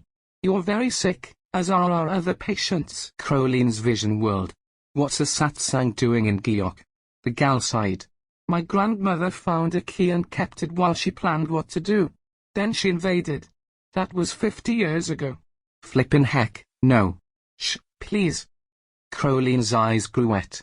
She grabbed a fistful of feathers on her thigh, then released. What the heck are you doing helping natives, then? Sotsongs only give a shit about themselves. I've seen it. I know. Not this satsang. I rebelled. I killed my grandmother, the high priestess. Her voice trembled. And now I'm hiding with my brother, planning a revolution. Your twin? She stroked her throat. You know Carl? Crowleen jerked her head back. You're Rubish's friends. You knew Rubish? I talked her into not giving your grandmother a key. The satsang narrowed her eyes. That's why she stayed in Eporio so long? I saved her life. She lived with me for many years. The gal gazed at her feet. Well? I was right, wasn't I? Sot songs are dangerous. Tell me, what damage have they done? The gal told her about their rebellion and how it had gone tits up. Adra was going to help us rebel, but Shashuvu came to rescue her. Yeah. That bird woman stole me flipping keys. Did they make it back to Nerthus safely? Crowley nodded. Too right. Left my flipping key in the altar for Shashuvu and a red man boy to return. The Satsang gal nodded. We need to travel by river and rain, but white Beluvians from the sky have blocked all of Haunted River. We're building ships to search for magical rivers in other parts of Kwanja. I know where those pyramids are located. Look, lass. If your granny's Beluvian friends made those tubes around Haunted River, they'd have done it around all of Kwanja's rivers. How do you know? Those white Beluvians are as clever as they are evil, I can tell you. But Chairman Yorick is the... Chairman Yorick is one of the same. A clone. He keeps all his memories when he renews his body. Not many realize. Evil bastard, that one. She rubbed her feathered face, reflecting on how she renewed herself in her clones as well. Can't believe Sot songs and white Beluvians are working together. That's why teleporting's our only chance. The pyramid keep your dirty paws off those pyramids. Should have never been invented. The lass nodded and gazed at her feet. Would you help us? How do you mean? Once you recover, would it be possible for you to fly to another pyramid and check if its connecting river is also obstructed? Cords twanged in her neck, and she flicked her gaze upwards. Need me keys. Need to wait for Shashuvu and her pal to return. Also left a key in the Heavens Island pyramid. What's more important? Chasing your tail in search of these keys, or bringing Plan 8 together again in peace? Crowley deepened her tone. There'll never be peace. Always slavery and war. If I destroy the keys, at least I'll take chaos out of the equation. We'll all know where we stand. So you'll go home when you're better? Yes. With or without Shashuvu. Chapter 34. Akachi. Akachi swam with Ebony and her daughters in VR again. They cavorted and did backward rolls. A relaxed smile spread across his face, and he rested his hand on his heart.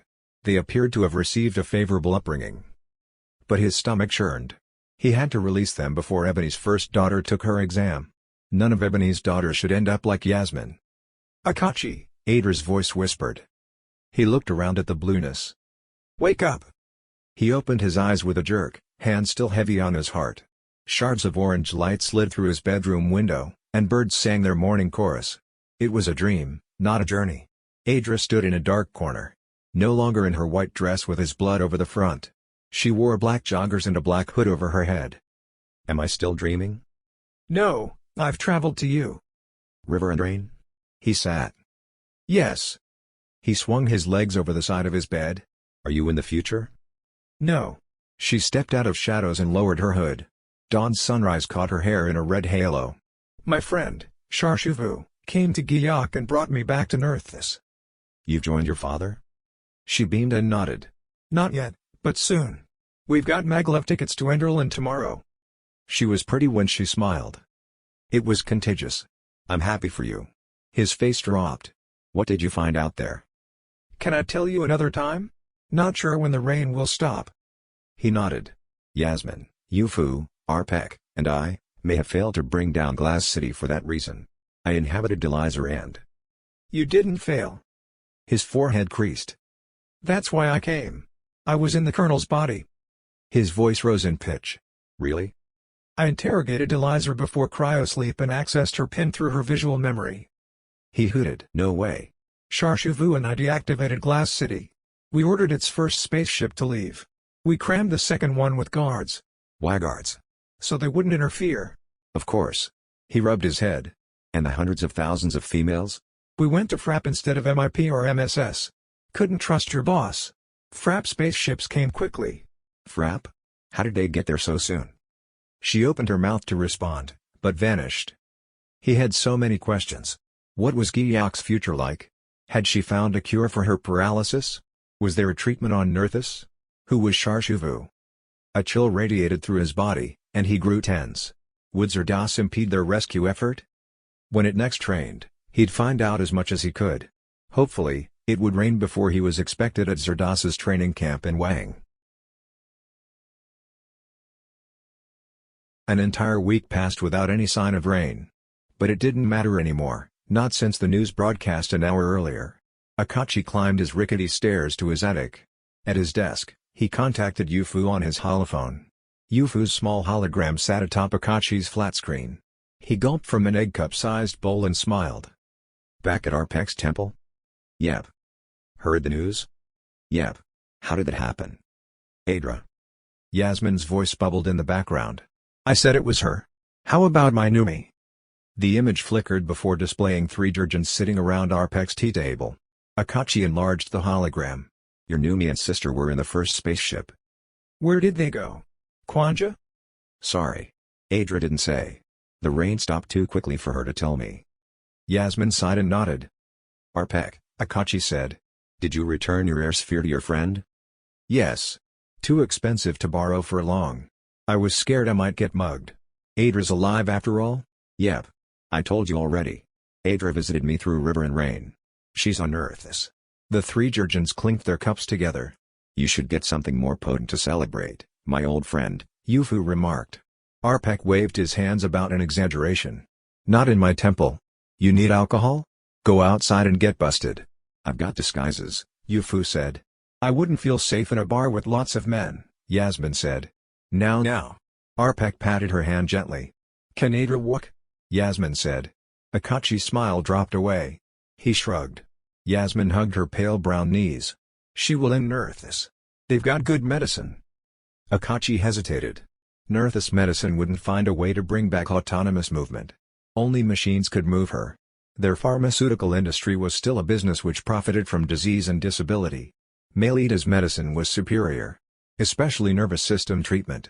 It was expensive for foreigners though. Zerdas's offer came to mind. YuFu? Akachi said. Yeah? I'll be training agents in teleportation for a couple of months. Wanna come? Hell yeah. Yasmin's chin dropped. You can. It's dangerous. Akachi squinted at her. YuFu ignored her and gestured for Akachi to continue. Go on. Zerdas knows all about you. He said you can come train and find a way to get home safely. Akachi glanced at Yasmin. Yasmin's right though. It could be dangerous. YuFu rubbed the back of his neck. But you'll be there for advice? Not sure. My boss is often manipulative. If I can obtain access in sufficient time, I'll head to Tan Mixon's data center to explore and uncover whatever information I can. MSS's training camp will have 48/7 rainfall simulation.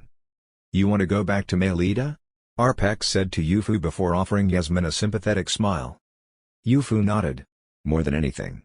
I don't care that cryosleep will take 3.5 years. At least you wouldn't age, Akachi said. Where's MSS's training camp? YuFu said.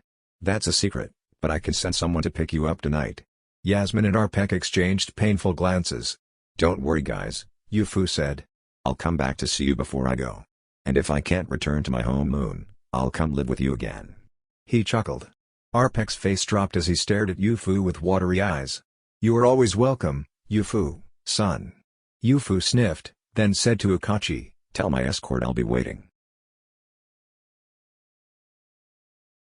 Underwater sprinklers in an empty dome, Akachi, YuFu and 12 MSS agents lay on metal discs surrounded by the river Budulja. Akachi rolled his head to the side. Relax and deepen your breathing. Inhale for a count of 4, hold for 2, exhale for 4, and hold for 2 once more. You must breathe like this throughout your journey. Otherwise, you'll return to your body. He straightened to view Zerdas's agents, who looked to be sleeping while droplets sprang off their aura shields. Yesterday, Murphy and Lewis didn't appear solid during training because their reactions affected their breathing too much. You need to work on that, as enemies mustn't suspect you. They'd already met in Melita's Chin Desert to practice shape-shifting. He'd wanted to take them to his sister's moon camp, but Zerdas hadn't allowed it. Today, you can be autonomous. You can make your intent to travel wherever you like but must make sure you won't die or get injured. Don't visit family or friends and record evidence so we can learn from each other. Before sunset, Akachi and YuFu took a hike through the temperate forest under Marka's Arrest Sky capital, Ghani, where Akachi's son lived and studied 3,000 meters above. YuFu's breathing rasped as they hiked up a steep hill. Akachi rubbed his lips. YuFu wasn't fit enough to be a spy. Do you know, Zerdas hopes you'll work for us? YuFu didn't seem surprised as he continued marching uphill. And you? Me? Yeah. What do you hope? I hope you can be with your wife and kids. My wife has a boyfriend. Huh? She's sleeping with my brother. Akachi blinked as he tried to process what he'd heard. Shit. Shit indeed. What will you do? You mean, am I gonna kill him? Shit, no. I don't mean that. After the first incline, YuFu lowered himself onto a log and swiped sweat from his forehead. He gazed at the forested valley below. MSS's round white dome reflected pink light from the sunset, and campfire smoke coiled up like a snake. I wanna see my wife, Shushu, and I wanna see my 4 girls and twin sons. 6 kids? YuFu nodded and pinched the bridge of his nose. Akachi remained sullen. Now wasn't the time to joke around. Once she knows you're alive, she'll go back to you. Can you help me as you said? Can we travel to Dan Mixon's data center? Try to wipe my name off the system? Akachi's breath bottled in his chest. He released it and glanced at the dome below. Let's go tonight. See what we can find. Akachi and YuFu shape-shifted themselves into moths and appeared in Melita's capital of science, Jirshusher. There, they perched on shrubbery growing up a chloroplastic wall and watched Dan Mixon's data center. Akachi focused on people entering and leaving. We must copy a couple of bodies to gain entrance. But I'm not sure who has access to what. Can't we inhabit whoever's in charge of data on diamond fissures? Akachi angled his wings towards YuFu. Worth a try. After giving his intent, Akachi jolted into someone enclosed within an air sphere. He had delicate orange hands and twinkling peach braids. A young Fenyak was sitting beside him. Are you the Fenyak chick next to me? Dunno, YuFu said. Are you the Svide with braids? Yep. What the hell? What's going on? A woman panicked in Akachi's mind. YuFu. My woman's freaking out. Mine too. But come on. We should be used to it by now. Listen, Akachi said to her. I wish to wipe someone off your system. If you help me, I'll never take over your body again. Are you threatening me? Hey man, YuFu said. Mine's gonna help. YuFu's fingers tapped, swiped, and pulled at air sphere levers until his face appeared on file. Then he deleted it. Is that it? Akachi said. My girl says so. You can enter Melitian terrain without a threat? Apparently. Wrong, said the woman who Akachi possessed. He's a wanted man. But he was a diamond fisher at Dan Mixon. Pirates hijacked his ship, and Dan Mixon told his family he died. That's protocol. In MIP's opinion, he'll be Yu Fang Lu, a bank robber and murderer. What's going on? YuFu said. The Svod's educating me. We'll talk about it later. Tell me now. She says you're wanted as Yu Fang Lu for mass murder. YuFu growled. Guess moon prison's better than assassination.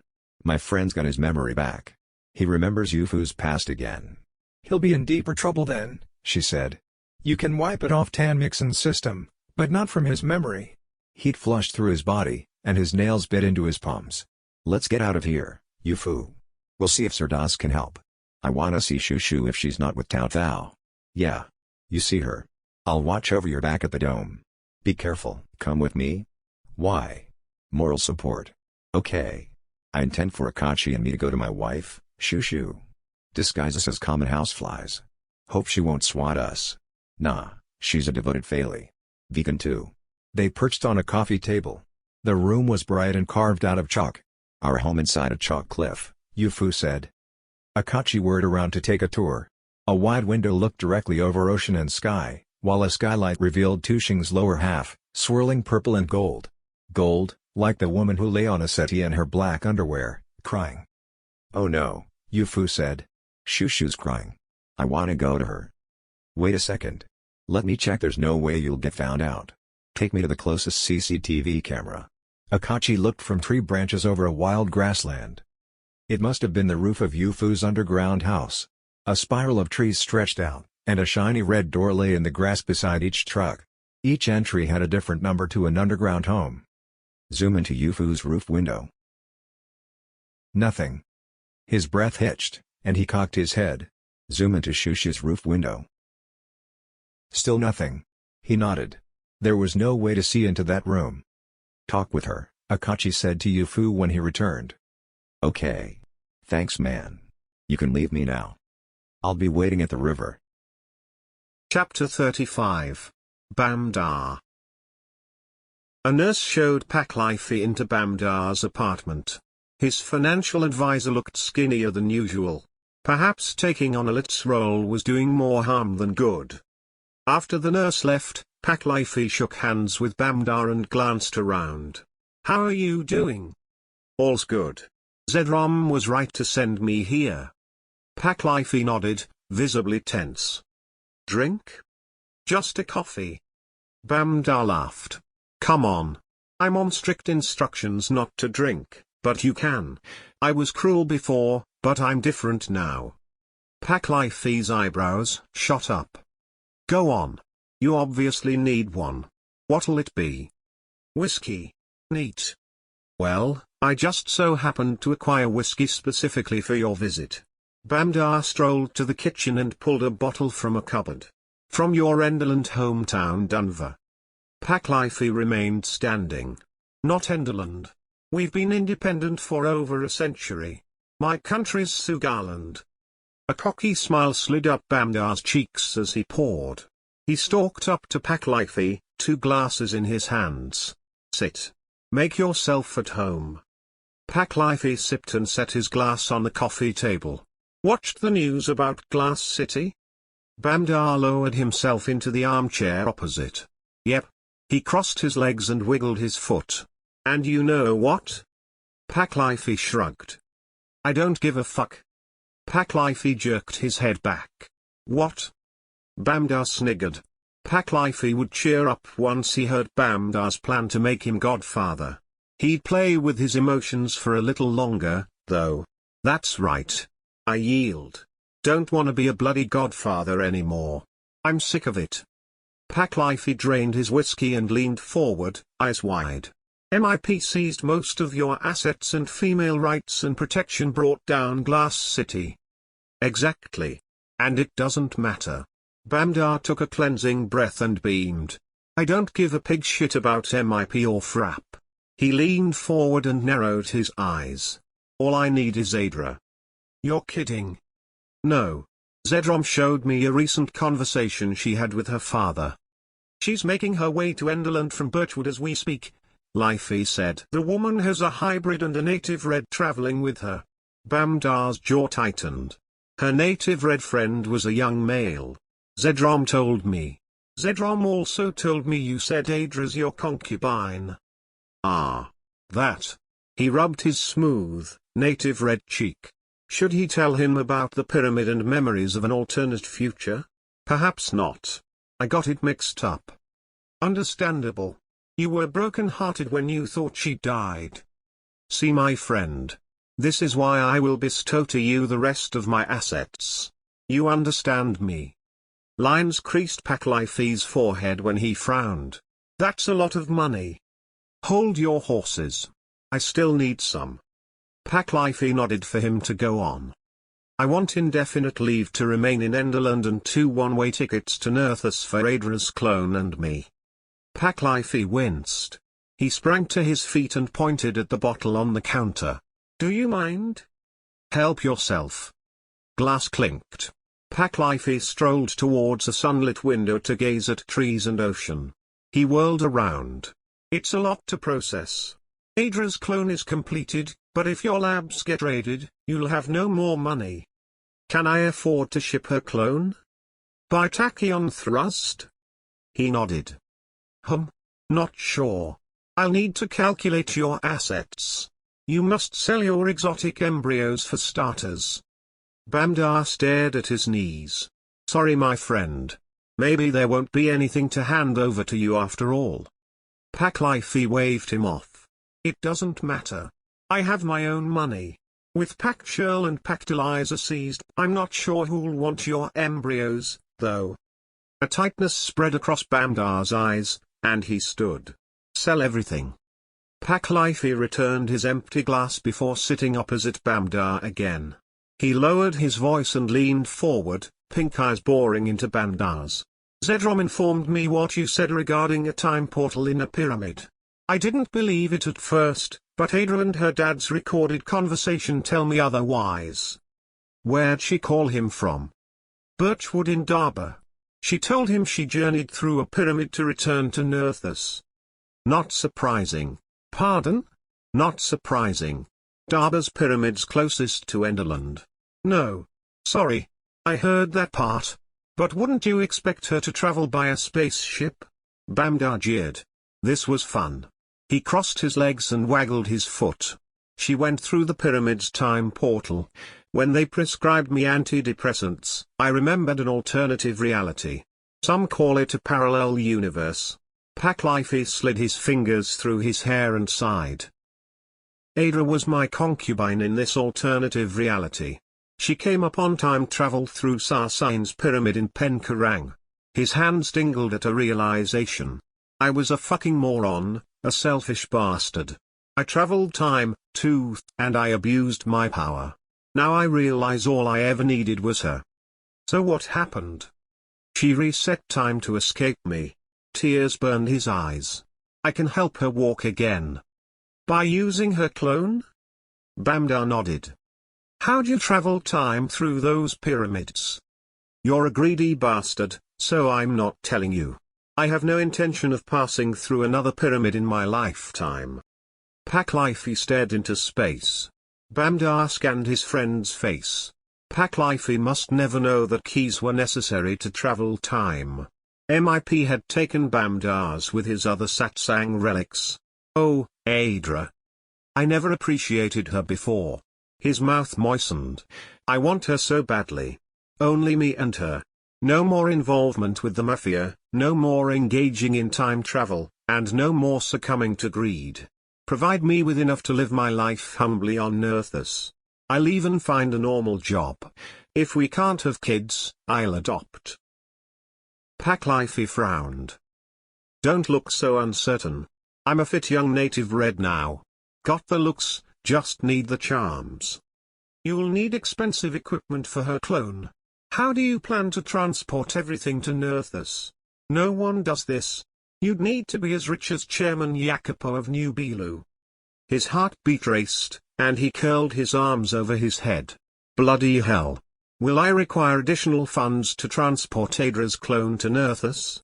He had assumed the cost would be comparable to that of any other humanoid. I don't think you have enough. Paklifey glanced upward and appeared to tally silently in his thoughts. Even if you sell your exotic embryos, it'd cost a fortune to put a clone into cryosleep. Shit. Take her clone through Sarsine's pyramid in Penkarang. Bollocks. He needed a star key to do that. The key MIP had taken. If you provide me with instructions on how to traverse that pyramid, we can depart immediately. With an air of readiness, Bamdar marched to his cupboard and threw open its doors. He unzipped his suitcase, then stuffed it with clothes and possessions. We'll rob the Maledian Bank's vault. Chapter 36. YuFu. Dressed in only her black undergarments, Shushu's golden-orange body twinkled like a sunset as she balled into a cushion. Show my true form. YuFu looked down at his naked body. Give me casual clothing. He took a step towards her. I'm here. She swung her legs over the couch. YuFu? Can it be you? He nodded. She ran into his arms. Her body shuddered with sobs and a damp patch soaked through to his shoulder. He held her tightly and inhaled her scent. She smelled of his wife. He kissed her all over her wet face, catching sight of a glint from her amber eyes. They told us you were dead. I know. But you're not. You're alive. Our kids. You mustn't tell them you saw me. But I'm in trouble. The government will assassinate me if it knows I'm alive. What did you do? Listen. My job. There was more to it than I let on. It was top secret. If Dan Mixon realizes I'm alive. She pressed a finger against his lips. Is it dangerous for me to know? He nodded. Will I see you again? Yes. When can our kids find out? He squeezed the nape of his neck. I don't know. Where are you staying? That's the thing. I discovered a method of traveling and changing form. I'm a spy. Look. Transform me into a rabbit. He looked up at her slim legs. Fucking hell, YuFu. Turn me back. She scanned his face. Is that you? Yes. It's a new technology. If someone sees me, I'll be assassinated or sent to jail. His eyelids became gummy, and he blinked back tears. Tao and I? I know. Shushu briefly covered her face with her hands before locking her gaze with his. I'll drop him. You and the kids are everything I need. I can't believe you're alive. Where have you been staying? In Kwanja. Using special technology to get here and see you. Shoo, I've missed you so much. I lost my memory, and it came back.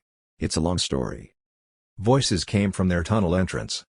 Shoo squeezed YuFu's hands. The kids. Go. See me again. If it's dangerous, change too. She giggled, that rabbit. I like rabbits. Transform me into a fly. He drifted up to the ceiling and waited. He had to see his babies. YuFu tramped down a forest path to Zerdas's blue glass dome, set on opaque white. He knocked and an arch separated. Within the confines of the dome, a semicircular bed adorned one side, while the opposite side hosted a desk and chairs. Zerdas stood behind his desk and swiped off a small air sphere floating there. Please, sit. A drink? No, thanks. In 3 steps, YuFu lowered himself into a chair. How can I help? I want to return to my family in Melita. Did you wipe your files at Dan Mixon's data center? I tried, but I'm under interstellar arrest warrant. Zerdas gazed at his hands and swallowed. A Svad, like Shoo, his cheeks shimmered orange. He nodded slowly. I'd thought as much. Did you wipe your work records? Yes. But the woman I inhabited may disclose what happened. It's not easy to inhabit others' bodies. They can hear your thoughts and mind spoken words. That'll be a flaw in our missions. We're not yet certain what actions we can take regarding it. Let's talk about you, though. I should take Dan Mixon to court. It's a crime against human rights, and a violation of Melita's interstellar policies. That would be dangerous. Dan Mixon might own Melita's government. Without Dan Mixon, MSS might not exist. Where do you think Melita's money comes from? Diamonds. YuFu sighed. But it's wrong. I should bring them down. Zerdas pulled a contraption from a box. He shoved a hand in his breast pocket and pulled out a small package of dried leaves. After opening a compartment on the top, he prodded the leaves inside and took a hit. Faint steam drifted from his mouth as he spoke. Hope you don't mind. It eases my arthritis. Not at all. Vapor. I don't understand why it's illegal on Kwanja, but the lack of smell will keep the authorities off our backs. YuFu nodded slowly. Who'd have thought the director of MSS's Kwanja division is a pothead? Zerdas vanished, and his contraption thudded onto the desk. YuFu glanced around. Zerdas reappeared, chuckling. This RRT is good. Huh? RRT. River and Rain Travel. That's what I'm calling it. Zerdas disappeared again.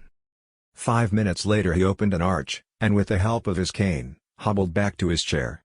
It appears being high in RRT is risky though. YuFu couldn't keep a straight face any longer. Sorry, YuFu. As I told Akachi, I can only help you if you help me. You already know about RRT and did well at defeating Glass City. I'd like you to work for me.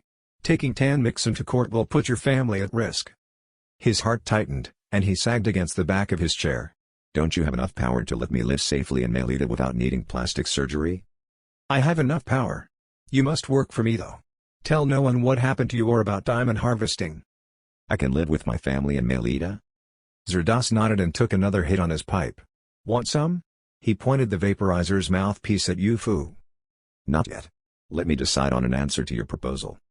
Zerdas stood and made the blue glass shell transparent, so the forest appeared around them.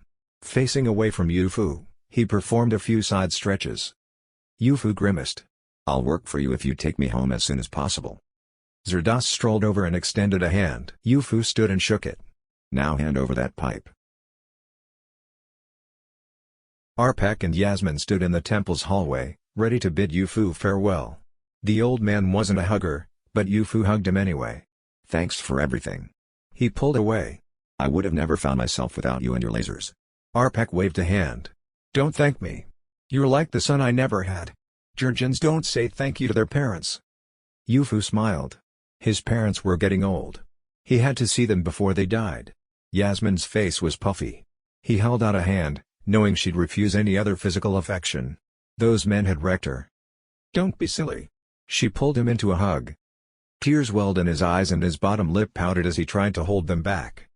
She kissed him on his cheek. I'll miss you so much. Go, Arpek said, shooing him out. The agents are waiting.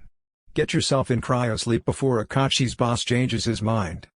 YuFu pressed a fist and palm together at his heart and bowed.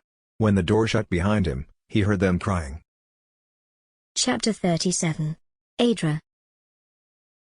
Within a bright blue sky and 600 meters above snowy forests, Adra's maglev decelerated to a stop at Oxfire's National Station. Tube and maglev walls melted into a series of holes, while bridges stretched between gaps in the two layers of blue glass. Gus swiftly exited with the other passengers, only to return a few minutes later with a hoverchair. Where'd you get that from? Rentals at the porter's desk. Sha Shuvyu's gaze shifted around the platform at other commuters. Let's go when they've dispersed. Like all public amenity pods in Nerthus, Oxfire Station was made entirely of blue glass. Gus and Sha Shuvyu pushed Adra around a spiral slope encased within the pod's shell until they arrived at the top floor. The noisy waiting hall bustled, yet sleeping forests beneath rested under a silent blanket of snow. Adra would have liked to hibernate there in peace. Nurthling adults were too polite to stare, but Adra could feel their eyes boring into the backs of her and her friends as they passed by, searching for somewhere to sit. Children gasped at Sha Shuvyu as if she'd popped out of a fantasy book or cartoon, and older women cast their eyes down with sympathy upon seeing Adra strapped to the chair. After waiting for 20 minutes, Adra recognized Dad's lolloping gait. There's my dad. He wore the red jumper she'd bought him for his birthday 4 years ago. Her eyes burned with tears. Sha, wipe my tears please. Sha Shuvyu folded a sleeve over her hands and dabbed at Adra's face. Dad's vulnerability was more apparent while he scanned crowds of nurtlings. She'd left a stubborn man bitter with grief and returned to one full of remorse. When his eyes met hers, his chin trembled. He meandered around people to get to her and ignored her friends as he kneeled and clutched her hands, sobbing. She'd shattered her rock of a father and now was broken before his eyes. Oh, Adra. You're finally here. I've missed you. I've missed you too, Dad. Sorry, I can't move. She sobbed. If I could, I'd hug you. He stretched a hand towards the harness, which secured her back to the chair. May I? Yes. He undid it, heaved her off her toes, and hugged her tightly. Numb to sensation, she still smiled. After he lowered and resecured her, she said, These are my friends. Gus and Sha Shuvyu each shook his hand. Thank you for everything you've done for my daughter. Let's go home. Adra interpreted. After that, Dad handed Gus and Sha Shuvyu translation devices which they plugged into their ears. We rented this chair, Gus said. I have a better one at home. The porter can pick this up tomorrow. There's a hover taxi waiting to take us over a crystal skywalk, and then it's a short trek home. I hope transportation authorities have cleared it of snow, Gus said. Dad scratched his head. Neither snow nor rain would settle on blue glass. For the remaining journey, Adra's jaw strained from grinning at her friends' reactions to their surroundings. Gus gaped when their taxi disc floated over skywalks and meandered around slower-moving hover vehicles. Sha Shuvyu wiped her hands on her waist feathers and squeezed her eyes shut, occasionally peeping down. Dad, could you make the disc opaque? I thought you liked the view. Adra nodded towards Sha Shuvyu. Dad fiddled with the central panel until the shell darkened to blue and a soft glow emanated from the small lights in the ceiling. Sha Shuvyu visibly relaxed. You scared of heights? Adra said. I fly a lot but feel unsettled in human-made structures so high. If it collapsed I couldn't escape. It's rare for this to happen, Dad said. You're more likely to get struck by lightning. Sha Shuvyu pressed her elbows into her sides. Does lightning strike hover discs up here? No, Dad said. What I mean is, lightning's more likely to hit you on the ground. Sky structure accidents are uncommon.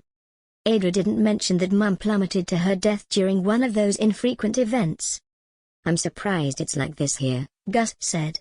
It's so developed compared to Kiyok. The sky cities in Kiyok's future looked developed, Sha Shuvyu said. Gus frowned. Nurtlings don't have an army of plant people killing off natives, Adra said. You wouldn't be surprised if you visited Markaz. Their sky cities are superior there. Gus sighed. Most Inarmuzans can't afford to leave the Firesnake, not even rich ones. Our government charges us a fortune to leave, even for a short vacation. That's very controlling, Sha Shuvyu said. Corruption, Gus said. Dad kept quiet. But Adra already understood his opinions. He'd warned her countless times before she'd traveled 5 light years to the Firesnake. Gus nodded. I'm distraught about what's happened to future Kwanja. 200 years isn't long. I hope Ma's still okay. Don't worry. Adra blinked at him. She's safe in those caves. We don't have sky cities in Eporio, YuFu said. Eporiovians rely on friends with wings to take them overseas if they don't have wings or boats. Dad chuckled. It's good you've got wings then. How come you're not fully bird like that terrifying crow? Gus cringed. Depends on what genes you inherit or whether you decide to become more genetically modified. Genetic modification is as normal in Eporio as visiting a dentist. Gus pursed his lips and nodded. An early sunset bled pink and orange when the crystal skywalk descended a gentle slope. Once on the ground, twilight set in, casting hues of indigo and violet, akin to light from time portals. An extensive transportation park stretched and divided into various ground-level crystal paths for pedestrians and hoverboards. When they left the taxi disc, Adra took a deep breath. Oxfire's crisp air cleared her lungs and caressed her face as they journeyed through snowy parks under twinkling homepods and educational institutions. Ascending via a lift along the stem of her family's homepod, they arrived at the main living area on the lowest floor. Gone were the days of Mum's perfume crafted from essential oils. During the heart of winter, Mum's cherished fragrances were sandalwood, frankincense, and ginger. She would infuse them in her baths and blend them with nut oil to caress her skin. Adra had never appreciated the scent until her mother's passing. Dad knelt and placed a hand on Adra's shoulder. I designed a device which should exercise your body and deliver more comfort. Do you have bed sores? Yes. I miss doing union. He nodded, then stamped his foot. 3 cozy seats. Her friends reclined on the bulging bags which rose from the floor. While YuFu shifted her posture for the chair to mold around her, Gus lay flat on his back, forehead puckered. You can sit up. YuFu chuckled behind a dainty hand. Gus leaned forward. As his blue glass bag expanded in size, he adjusted his posture. After straightening his back, it transformed into a solid form. That's better. You can change your posture whenever you like, and it'll reform around you. Dad palmed the arm of his chair. Doris. An android maid descended the spiral staircase encased in the pod's shell. Then she entered the living room. Adra grinned at the plump woman, intentionally designed to resemble an earthling sax. Rosy cheeks dimpled when Doris smiled back. Hello there, my loves. You must be exhausted. Need anything? Call me. I can make you anything you wish to eat or drink. When you're ready, I'll show you to your ensuites. Perhaps you fancy a kip. Doris is a nurse, Adra. Can she help you now? Adra nodded. Her catheter and stool bag needed emptying. Doris arched an eyebrow at Dad. Shall we use her hover chair or your invention? Oh. He lurched to his feet. I nearly forgot. He strode to a cupboard and retrieved a meter-long glass rod. This is made from blue glass. It'll help you stand, help you stretch your arms and legs, even help you perform some union postures. That will exercise your muscles and keep you flexible. Breathless, Adra said in a loud voice, Can I use it now? He nodded and released it. The rod levitated toward her. Tell it what you want. It has safety mechanisms in place and has been tested extensively. Please stand me up. It flashed and shifted behind her. Her bottom raised off the chair, and her spine straightened until she stood. Amazing. I can't feel, yet my body's telling me this is what it needs. Not sure that makes sense. Yes, it does. YuFu stood beside her and placed an arm round Adra's waist. This is fantastic. Can I walk? Adra said to Dad. His face dropped. No. That's something it can't help you do.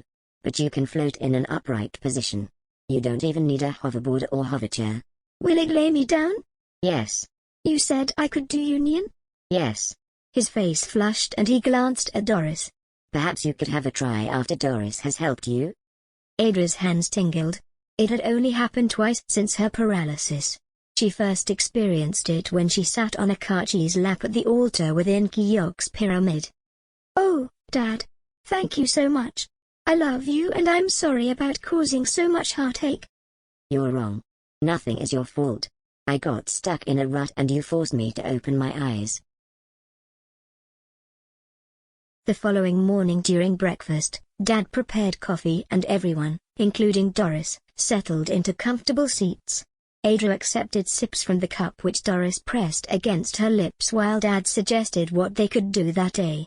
His ideas included visiting a VR games room, swimming, as Adra's rod functioned in water, visit local parks, or take a maglev to the capital and go shopping.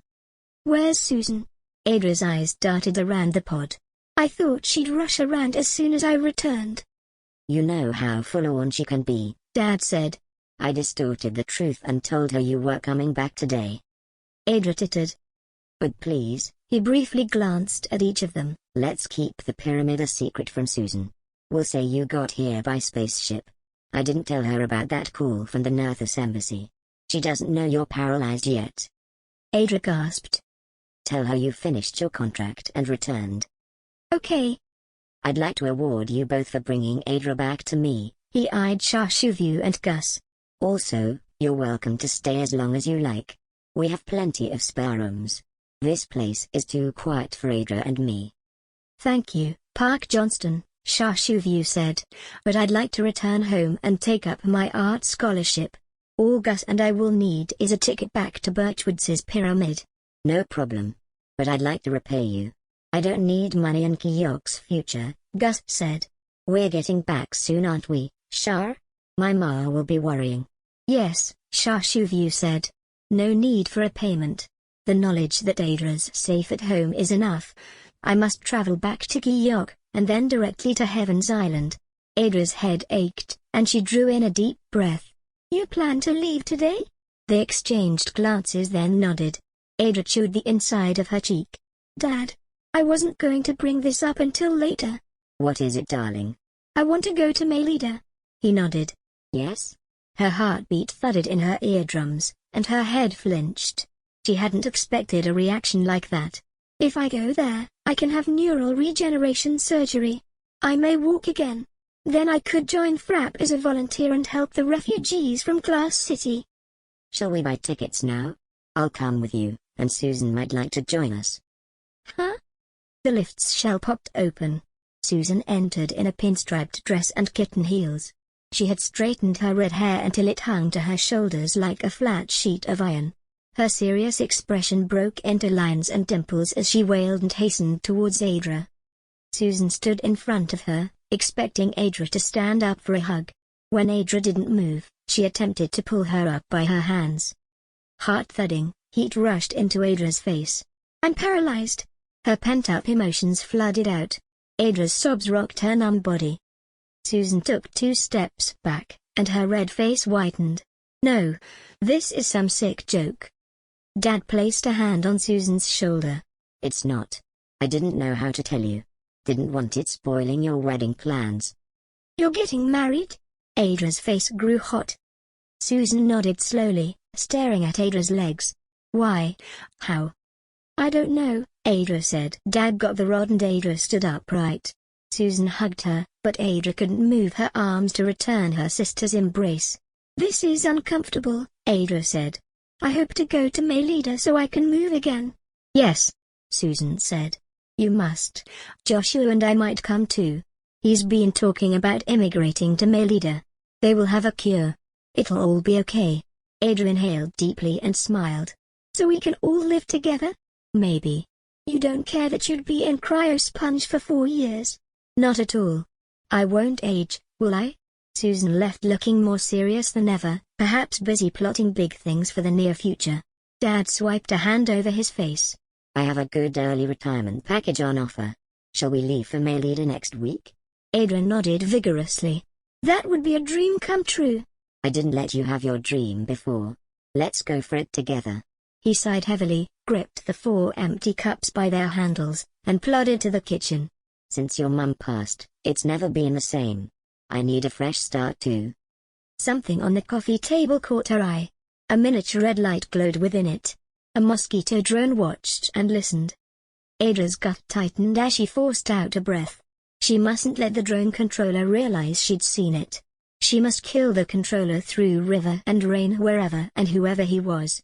I need a fresh start, too, Dad. But first I'll take Shashuvu and Gus back to Birchwood's pyramid. No need, Shashuvu said.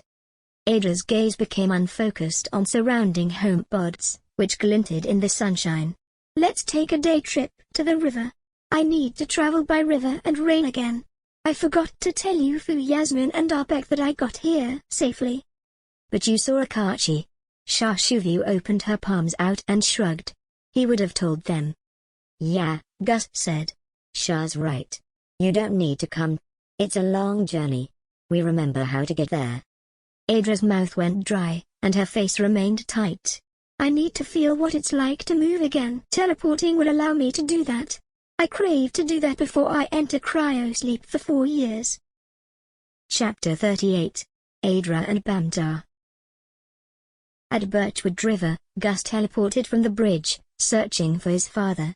Meanwhile, Bamdar's drone warbled round Shashuvu and Dad, who waited in an aura shield on the riverbank. I won't be too long. Adra lay farther along the bridge from Gus. I'll quickly say bye to my temple friends. She swallowed repeatedly and glanced at Dad, wishing she didn't have to deceive him. Take me to Bamdar. Disguise me as a housefly. Don't do it if there are fly zappers. I don't want to die. Familiar with compound eyes, Adra launched herself from a wall and gracefully landed on the back of a chair. She unfocused her vision so the scene came together. The small room contained 5 air spheres, each with a drone controller. 4 controllers sat inside their air spheres, while one held his orb in a cupped hand. Its footage showed Dad and Shashuvu sitting on the riverbank, talking. With heat rising in her body, she dry-washed her tiny fly hands. Where was Bamdar? The room exclusively housed native reds. Take me to Bamdar. Nothing happened. What is my darling doing? A young native red swiped off his air sphere and scrutinized the video of Adra lying on the bridge. Ain't sure, boss. Adra winced. Surely this man wasn't Bamdar. A Sax scientist entered. He wore a long white lab coat. Bamdar? Yes? The handsome man said. A ringing pierced her ears. Would you come and see her clone? Adra followed the native red, called Bamdar, and his scientist. They strolled along a passageway and into a medical infirmary. A gust of wind blew her away. Positive pressure fans like those Samar Ray had used to deter Bamdar's mosquito drone in the labor camp. Her pulse pounded in her ears as she tried to find her bearings. Help me inhabit a CCTV device where Bamdar is. She looked down at her own body, lying on a bed. Adra's clone fully functions now. The scientist picked up her floppy hand. We've tested her clone with someone else's memory chip. Her body is as good as yours. The native red rubbed his hands together. Thankfully, she won't need plastic surgery. That hurt me more than getting a new body. The scientist gazed at his shoes, forming a double chin. Yes. I'm sorry about that. But you must agree that I had to do it. Adra would never fall for you if she realized who you were. Static electricity shot all over her electronic body. This man was Bamdar. She had to kill him. When I gather sufficient funds, this clone will be ready for cryosponge preservation, Bamdar explained. The scientist beamed. Most definitely pack Bamdar. Your fake passport is ready, your visa is ready, and your men are devising a plan to carry out a robbery at May Leader's bank. Good. Adra and her father will never get to Nerthus's spaceport. A bag of sleeping gas has been implanted in her father's android maid. Adra had to control her breathing back at the river. She focused on Bamdar. He kissed the clone on its cheek.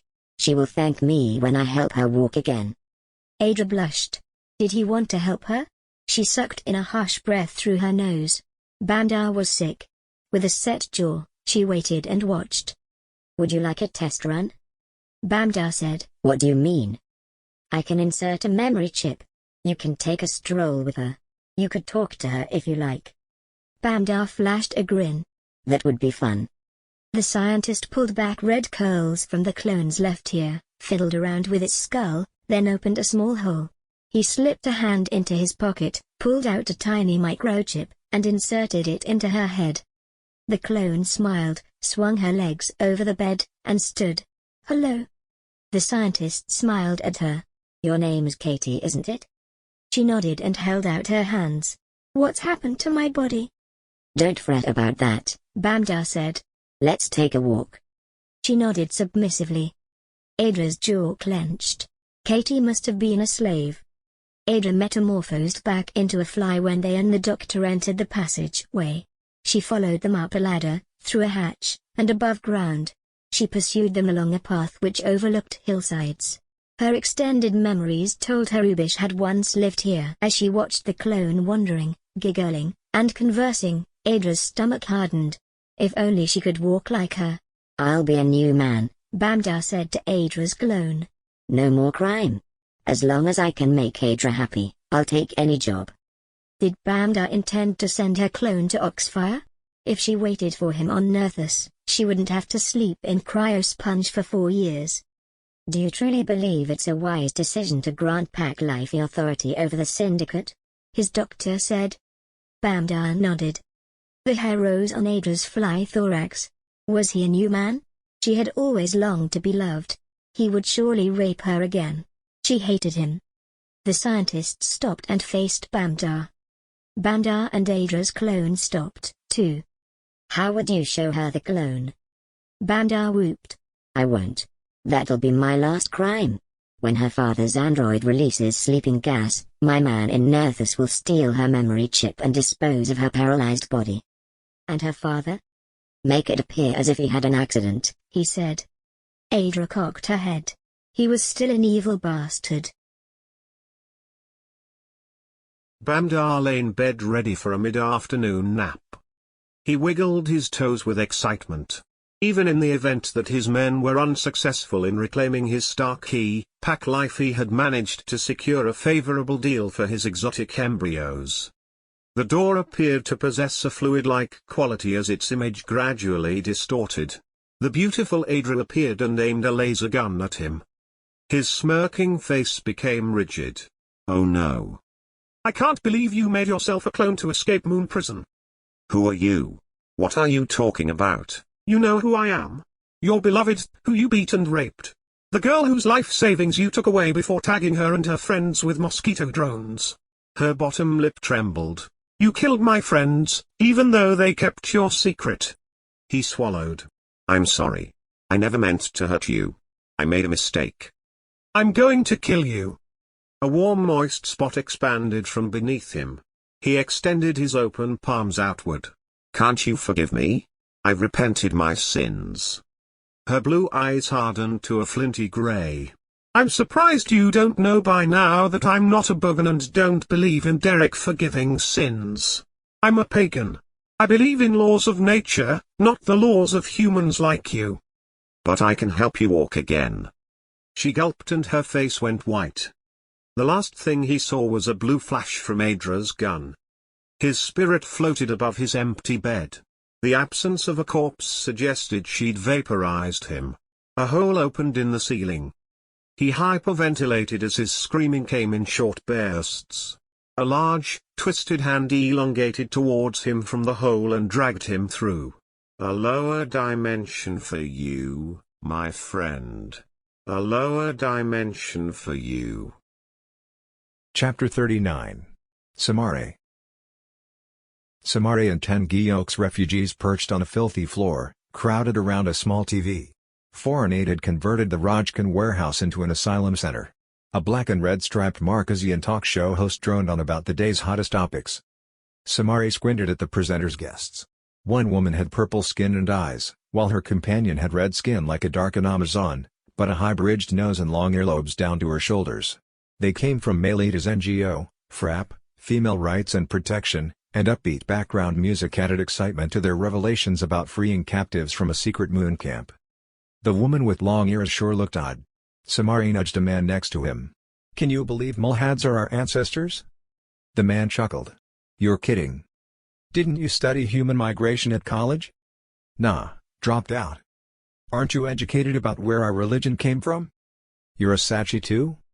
"Sachi?" Samare sniggered. "No way. Do I look like a Sachi? I'm a Sachi. From Giyok. The guy nodded. Lived there since I was young. My parents owned a noodle restaurant. Did they make it out? They died 10 years ago. Old age. Family? No. Lucky for me. Most of these refugees are mourning someone. Samare's chest and limbs became heavy, and he drew his knees close to his body. I think my family's dead. We lived near the haunted river. Do you know the place? Yeah. He squeezed Samare's shoulder. Look. I understand we have different religions, but I'm sorry. And as one man to another, if you ever need someone to talk to you can count on me. His voice trembled. Thank you. That's the kindest thing anyone's said to me since that awful eruption. He paused to gain control. What do you think about this? He nodded towards the TV. Glass City? Yeah. Like something from a horror movie. I can't get my head around it. Secret slave cities on a moon. The man shook his head. Who would have known? The Eporiovian government didn't. The man grimaced. Bunch of genetically modified heathens? Samare's smile probably looked fake under quivering nostrils. Indites worshipped a moon goddess like Eporiovians. Different name, but a goddess nonetheless. Where are the Maledians taking rescued slaves? Back to Melita. Lucky for them. I wouldn't mind living on Melita instead of this shithole. Yep. That moon is the cream on the cake. Samare glanced at the man. Where did you grow up before you moved to Giyok? Here, in Rajka. No relatives to help? Didn't lose anyone and don't have anyone to go to. Samare's heart ached. I had everything I ever wanted before the volcano blew. Now I have nothing. No wife, no son, no money, no home. He stared at the women on the television screen. They were pleased about the rescue effort. Adra must have saved those slaves after escaping the haunted river and leaving the villagers to die. He would never forgive her. All he needed was an aura shield remote, an amethyst crystal, a rainy day, and a river connected to a pyramid. Then, he would find her and revenge his family's death. For several days, Samare contemplated how he could reach the Akar River without any food, supplies, or money. With little hope, he approached a missionary, who set long lines of tables with spoons and bowls. When she saw him, she straightened, frowned and tucked stray hair into her headscarf. Are you all right? No. Can I borrow some money to find a friend who lives in Penkarong? That's impossible. He glanced around. How will we refugees ever make money? You learn it in due course. How? Get a job in Rajka? No. How then? Her red face darkened and she squinted at other missionaries stirring pots of stew. Tell me. In a labor camp. His pulse quickened. He lowered his voice. I was the manager of Giyok's labor camp. It was a terrible place. She took a step back and had to refrain from tripping over a bench. You can't send the refugees there. She straightened her long tunic and raised her chin to look down her nose at him. Maybe you belong on the other side. You know what they say. You reap what you sow. That night, while Samare lay in his bottom bunk scheming on how to escape, a silhouette appeared beside him. Probably another refugee in need of a midnight chat. Bah? Samare's chest tingled. He looked away. I'm dreaming. This isn't real. I'm traveling by river and rain, his son sobbed in whispers. I can't believe you're alive. You're not here. It's not true. You're wrong. Gus pulled on his arm. Adra took us through Giyok's pyramid. The key was in the bee goddess statue at Komong's compound. Samare straightened, alert. Adra hadn't betrayed him after all. Your ma? She made it too. You went to the future? Yes, 200 years. You won't believe what Giyok's like now. It's awful. An ancient race of aliens invaded the entire planet with the aid of the chairman of New Bilu. You can't travel in time by river and rain. I must be imagining this. No, Ba. Someone else had a key. Sharshuvu. Adra's spirit guardian. She's not a guardian at all. Just an Eporiovian hybrid. So, what? Sharshuvu, Adra and I went back to the past again. You're present. We've taken Adra home to her Ba. I'm in Earthis. I'm about to say goodbye to Adra and return to Ma and Giyok's future. Can't you come here instead? Adra's Ba offered me a lot of money. I wondered about going back to Kwanja by Tachyon Thrust. Now you know your old Ba's alive, you can. Then we can work out how to get Ma back. I'm going back to tell Ma you're alive, Gus said. They want to send the refugees to a labor camp. Refugees? That's what I am, trapped in a refugees asylum center in Rajka. Gus clasped his hands. No.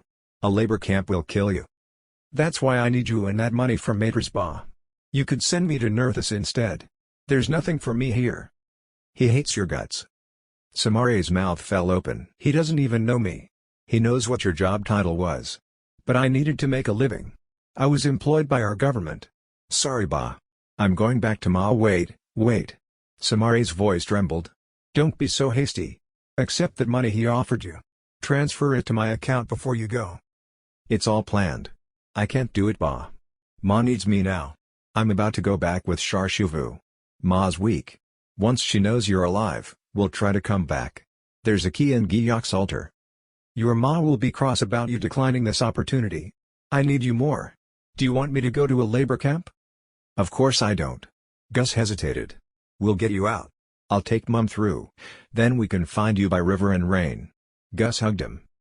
Samare sobbed on his shoulder. Save me before I die. You understand what those labor camps are like. That's why I'm going back to Ma. She never liked the idea of you working there. Neither did I. Samare's heart pounded. Rajanaki's pyramid is in Pankarang. Once you have a key, go there. If we can, Ba. If we can. Chapter 40. Sharshuvu. Sharshuvu attempted to release Crowley's star from Giyok's altar, but it wouldn't come out, so she left it and retreated into the starry night with Gus. As they strolled over the plateau, Gus looked up. Nocturnal birds sang and a humid breeze drifted over the hill, bringing with it the scent of the jungle. I could bring Ma and take her back 200 years to Penkarang. Where's that? In the Firesnake, Central Rajanaki. Where Adra taught Maledian. She taught in Rajanaki's western capital, Rajka. Is it safe at Penkarang? Yes. Others might like to come through with us. If Crowley doesn't take the key before you, I'm returning to Eporio. Gus held out his arms for a hug. Well, I guess this is it.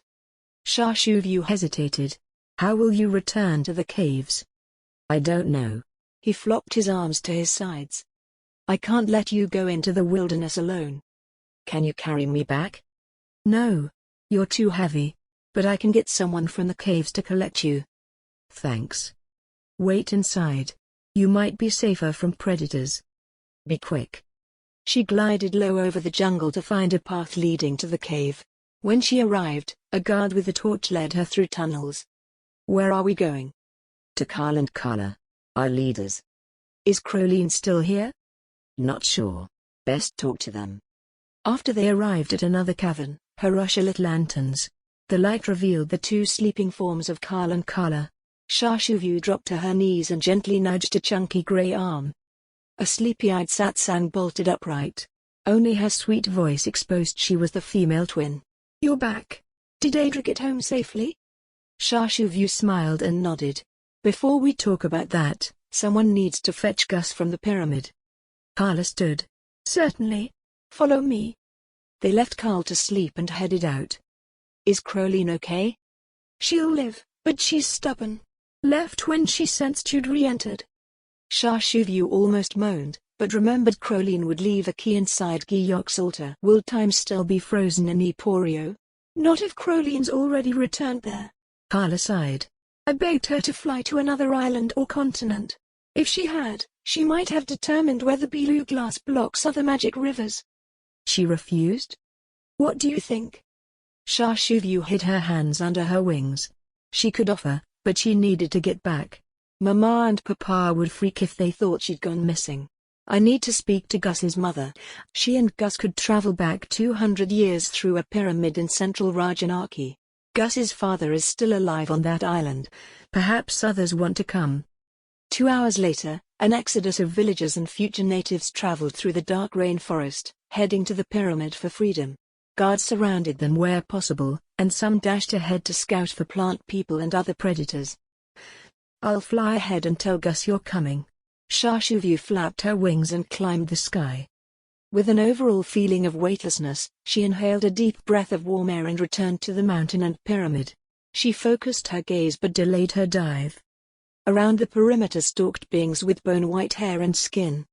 Her breath caught in her lungs. They were white Peluvians. She soared back with haste and touched down beside the 4 scouts who were running ahead of the migration. They aimed their guns, then heaved sighs of relief, and dropped their weapons to their sides. White Peluvians are gathered around the pyramid. The guards' eyes widened. "We must go home," one said. YuFu arched a brow. "What about Gus?" "If they catch us, they'll catch everyone." "There are only 5 or 6. You have laser guns." She wagged her index finger. "Give me one. I can shoot them down." "Are you kidding?" The female guard cocked her head. "Their weapons are superior. You might shoot one, but they'll freeze you as soon as you do. Then they'll take you to their sky city and torture you until you tell them where our cave is." A guard jerked his head around to face her. "Was Gus blindfolded the first time he came to us?" Another male said. "Everyone was. Only YuFu found our cave alone. If she could find it, they could too." YuFu took off, flapping her wings. "I need to save Gus." "No," shouted a guard. "You'll get us all killed if you go there." A wave of cold ran through her and she lost her balance.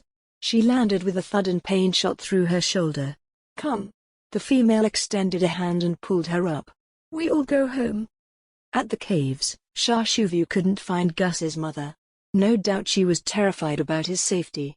Instead, she assembled in Carl and Carla's cavern with the 4 from the front of the Exodus. Carl stroked his chin. "Using the pyramid's very risky, especially when purple light beams all around it." Carla nodded. "The white Peluvians may have seen it from their sky cities." "You may leave us," Carl said to the guards. "Have fresh guards been posted?" One guard nodded. "They switched over before we left, and they still have 7 hours of watch time." "Go and sleep," Carl said. After the guards left, YuFu asked about Gus. Carla shrugged. "Let's talk to his mum." "Do you think he's been caught?" "Who knows?" YuFu swallowed hard and sagged against the stone. "I hope they haven't learned how to dislodge the key from its altar." Every night that week, YuFu journeyed to the pyramid. But each time groups of white Peluvians explored the outskirts. During the day she wandered around the caves and forests, keeping to herself and fixating on why things had unfolded the way they did. Native Reds didn't go east of their hideout but hunted and gathered west, as far away from the pyramid as possible. One evening, after YuFu returned from another unfruitful trip, Carla greeted her outside the cave. YuFu nodded and passed her. "Sha?" She whirled around. "I understand your need to return to Emporio, but it's impossible while the white Peluvians remain." YuFu slumped. "You're right. Even when they leave they'll be watching and waiting for someone to open the portal. They'll always post lookouts and never resign." "If I went, would they follow me through?" Carla nodded. "Like Bamdar did with Rubish." "What shall I do?" "Help us." YuFu's ribs grew tight, and she kicked a small stone. "I hadn't planned. Plans don't always work out. Life throws things at us." YuFu's voice came flat and monotone. "I'd hoped to go home, not fly around Kwanja. Please. Until you can find another way to Emporio. It's better than moping about." She rubbed her hands against her waist feathers and swallowed. "Okay. Which continent is closest?" Chapter 41. Akachi. Colorful lights flashed, and corny music from 5475 blared from air spheres pressed against the gigantic white dome. Drunk and laughing, Akachi danced with 12 agents and other RRT division employees. The music stopped, and Zerdas stumbled onto the stage. Cheers and whistles erupted.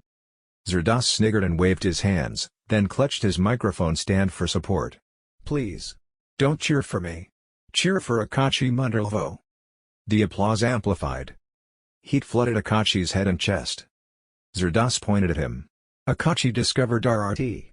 And even though pig-headed and stubborn, Zerdas waited for a response. "Ooh," the audience chimed. "He's always been a bloody good spy." Zerdas shrugged. "That's why I recruited him. His success at Tanjong Homicide Department proved he'd be a great asset." The crowd cheered, and Zerdas frowned and waved at them to stop. "But let's be serious. Thanks to Akachi, we're ready to bring down human trafficking rings on all our White Sun worlds. Who knows, Maybe one day we can bring down the Republic of New Belu. The cheers escalated and Zardoz hushed them with a finger to his lips. He stumbled with drunkenness. But let's keep that secret. A few chuckles circulated among the audience. Akachi? Where are you? Get your ass on stage.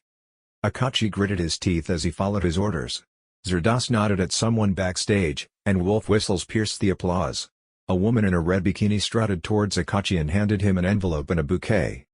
He gulped and accepted the gifts, then bowed at Zardoz and took his mic. Thank you. I don't know what this is. Let's see. He struggled to open the envelope with a bunch of flowers tucked under one arm. A check for $5 billion in Amazon dollars was inside. He raised an eyebrow. Zardoz whispered in his ear, "You'll be getting this monthly." Akachi yelped, then pulled his boss into a hug. "Thank you." He waved the check and uttered into his mic, "My retirement package." There were intakes of breath and shouts of disapproval. "We'll all miss you, Akachi," Zardoz said, "but let's give a round of applause to wish Akachi the best for his future." Everyone cheered and clapped. Someone shouted, "Will you keep traveling by RRT?" "No. I'll build my future on what's around me." His scalp prickled, and he clutched his retirement package. Maki must never find out. That night, he had exclusive access to the dome with sprinklers along a portion of the river Budilja, where he prepared to travel. "Take me to Arpek's temple." He appeared in Arpek's dark altar room. A statue of the Feli Mother Goddess held planets and suns in her arms. He bowed and headed to the tea room. There as expected, Arpek and Yasmin sat. They stood when they saw him, then they all sat together. "YuFu made it out okay?" Arpek asked. "Yep," Akachi said. "He's in cryosleep now." Yasmin smiled. "I'm off tomorrow." "Where to?" "Melita to join my Numian sister." "That's great." He'd been the one to inform Yasmin that Frapp had rescued them, and they were heading to the fertile moon. "Good luck. It's quite a journey." "Only 5 years. Adra's going to Melita too with her father. It'll take her 4. She finally killed Bamdar," Arpek said to Akachi. "Huh?" Akachi was stunned. "What do you mean?" "He wasn't in Moon Prison," Yasmin said. "He had his memory chip downloaded into a clone, and then had plastic surgery." "No. How'd Adra kill him?" Arpek set his cup on the table. "By river and rain, and then a laser gun. He's dead now." "Whoa. Adra was something else." "So, she's in cryosleep now?" Yasmin nodded. "She visited us to tell us. Still has paraplegia, but reckons she'll find a cure on Melita." "Did she say anything about Shar?" "The owl woman?" Yasmin raised her brows. "Yeah. She's gone back to Eporio." "Nice. Everything's sorted." "Yep," Yasmin said. "We can reunite by river and rain once we get to Melita." Akachi shook his head. "Count me out. I'm picking up my son tomorrow." Yasmin frowned. "Can I come to visit you?" "I'd prefer not. Sorry. Please tell Adra not to either." "You don't want to see us again?" Yasmin pouted. "It's not like that. I've got to give this fatherhood thing a go." He sighed and rubbed his fingers across his curls. "But what about saving your sister?" "I'll stay in contact with MSS. They owe me." He peered at Arpek. "How about you, old man?" "Who are you calling old?" Arpek smirked and stared into his tea. "I'm meeting a group of elderly Georgian women who dance here." They all howled with laughter. Arpek ran a finger along the edge of his shirt collar. "I've decided to join union classes at a local Indite temple." Akachi's eyebrows shot up. "But you're Feli." Arpek's gaze darted from side to side. "I'll pretend I'm converting." They laughed again. Arpek lay his palms on the tabletop, fingers spread wide. "We're glad you're going to pick up your son, and we hope everything goes well for you too." Yasmin nodded in agreement. With an emptiness in the pit of his stomach, Akachi pasted on a smile. If only it were so simple. Akachi rode a Belu glass elevator from the forest floor up to Marquesares' capital, Ghani. It had been a long time since he'd visited Mom and Pop's, but he wouldn't be stopping on their first level today. The elevator halted at each level, allowing passengers to board and exit, repeatedly scanning and verifying identities. Lower levels crowded with crystal skywalks, Belu glass structures, and maglev suction tubes gave way to spacious surroundings as the elevator ascended. Blue Leaf Boarding School was located in the most expensive district, on Ghani's top layer, 8,000 meters above sea level. Once there, the elevator shell opened to a pedestrian tunnel attached to a skywalk. A line of hover discs waited for incoming commuters on the opposite side. Akachi wandered through the tunnel, then dipped under and crossed the crystal band to reach the tunnel on the other side. An entrance snapped open once he'd programmed his destination into an information panel within the tunnel's shell. From there, he climbed into a hover disk. At Blue Leaf Boarding School, clusters of white and blue spheres, attached by stem paths and elevators, reflected sunlight. A scanning device at the school's entrance checked his identification, and a porter met him at an opening. "Hello." The man extended a black and maroon striped hand. "I've come to pick up my son, Maki. He won't be returning." The porter nodded. "Follow me." Hand in hand, Akachi and Maki left their hover disk cab. They padded through a tunnel attached to the Skywalk's underside before forking a ways across the sky to a maglev suction tube station. It looked like most other public amenity pods, eggplant-shaped and blue glass. At the ticket booth, Akachi rolled his neck. Should he bring Maki to Mom and Pop's before heading to the Firesnake? No. He bought 2 singles to Marquesar's closest skyport. He'd focus on settling Maki before introducing the kid to his grandparents. Once at the skyport, they boarded a flight to Rajka. Maki excitedly bounced up and down in his seat after takeoff. "Try to sit still. Passengers behind you won't like it." "When will we get there?" "In a couple of hours." After 5 minutes, Maki said, "Are we there yet?" "No. We still have a couple of hours." "How long's a couple of hours?" Do you have any favorite TV shows?" "Yes. Wolf Rangers." "Let's see if that shows on the AirPad." He found it and popped headphones on Maki's head before reclining for a nap. Someone poked him awake. Maki stared up at him with large brown eyes. "Will Mommy and Daddy be at your house?" Akachi's heartbeat became sluggish, and he mumbled, "Don't know." Maki slept on the connecting flight from Rajka to Pankarong, and Akachi carried his sleeping son to a cab outside Pankarong Airport. Maki slept so soundly that he didn't wake when they arrived at Akachi's tall house with navy and indigo tiles. Once inside, Akachi hauled him up to his attic and tucked him into bed before sitting at his desk and sorted through finances. After sunset, Maki woke. "I'm hungry." "Want to eat out?" "Is Mommy coming?" Akachi groaned. "We'll need to speak about that. You like noodles?" Maki shrugged one shoulder. "I prefer pizza." "We can look for a pizza place. But don't be surprised if we can't find one. This is the Firesnake, not Marcos." "It's cold." "Got a sweater?" "Where's my bag?" "Here." Akachi took Maki's rucksack and plonked it on the bed. Maki rummaged through it and pulled out a red hoodie. He couldn't pull it over his head. Akachi helped him. "Better?" Maki nodded. They strolled along the pedestrianized street, with Maki perched on his shoulders, eagerly pointing out sights along the way. Luckily, Pankarong was so multicultural that they had no trouble finding a pizza restaurant. They devoured their pizzas at an outdoor table, observing the world around them. As Maki polished off his last crust, Akachi paid. "Want to go to a park?" Maki hopped off his chair and bounced from foot to foot. "Yes, yes, yes, yes, yes." Akachi held out his hand. "Shoulders, shoulders." "Let's walk for a bit. Shoulders later, okay?" Maki stopped and glared at him. "No. Now." "Maki, please." Now. Maki swung his arms and head around, shooting him a glare from under a frown. Akachi sighed. "You're a heavy little dude, you know?" Maki growled like a wild animal. "Okay. Easy, tiger." A little later, they passed an ice cream stall. "You get off, I'll buy you an ice cream." He grimaced. Was he spoiling them? "It's a deal." Ice cream in hand, Maki followed Akachi to the lake. One full moon glowed behind a row of wispy clouds, while a half moon rested slightly above. It was rare to see both satellites so close to one another. With a sinking feeling in his stomach, he weighed pros and cons. Perhaps he should break the news here. They relaxed on a bench and Maki enjoyed his ice cream in silence. Akachi wheeled around to face him. "I have something awful to tell you. Dave should have done it because he brought you up, not me." "What is it?" "Your mom."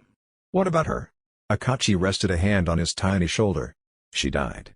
Maki threw his ice cream down. "No, she didn't." Akachi squatted and brushed Maki's shoulders. "I'm sorry. She did." Maki shook off his hand. "Get off me. I want Mommy." "Listen. I'm your father." "No, you're not. I want Mommy and Daddy." Maki growled like an animal again, screwing his face tight, then shouted louder and louder. Akachi tugged his clothes more firmly into place and reached out again. "Maki, please. I need to tell you what happened." No, No, no, no.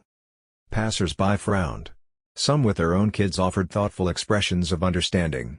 Maki's tantrum got worse. He picked up a stick and bashed a willow. Akachi tried to take his stick, but Maki held tightly. Mommy's coming to see me.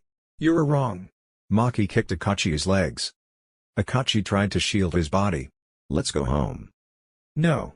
I'm not coming with you. I hate you. Maki bounded down a path. You're not my daddy. My daddy's called Dave.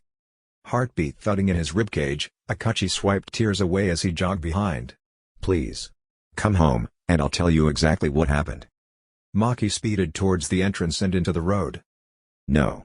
Akachi picked him up, and Maki kicked him repeatedly and struck him on his face. Spectators pointed as they gossiped. He's my son, Akachi told some. He's having a tantrum. You're not my daddy.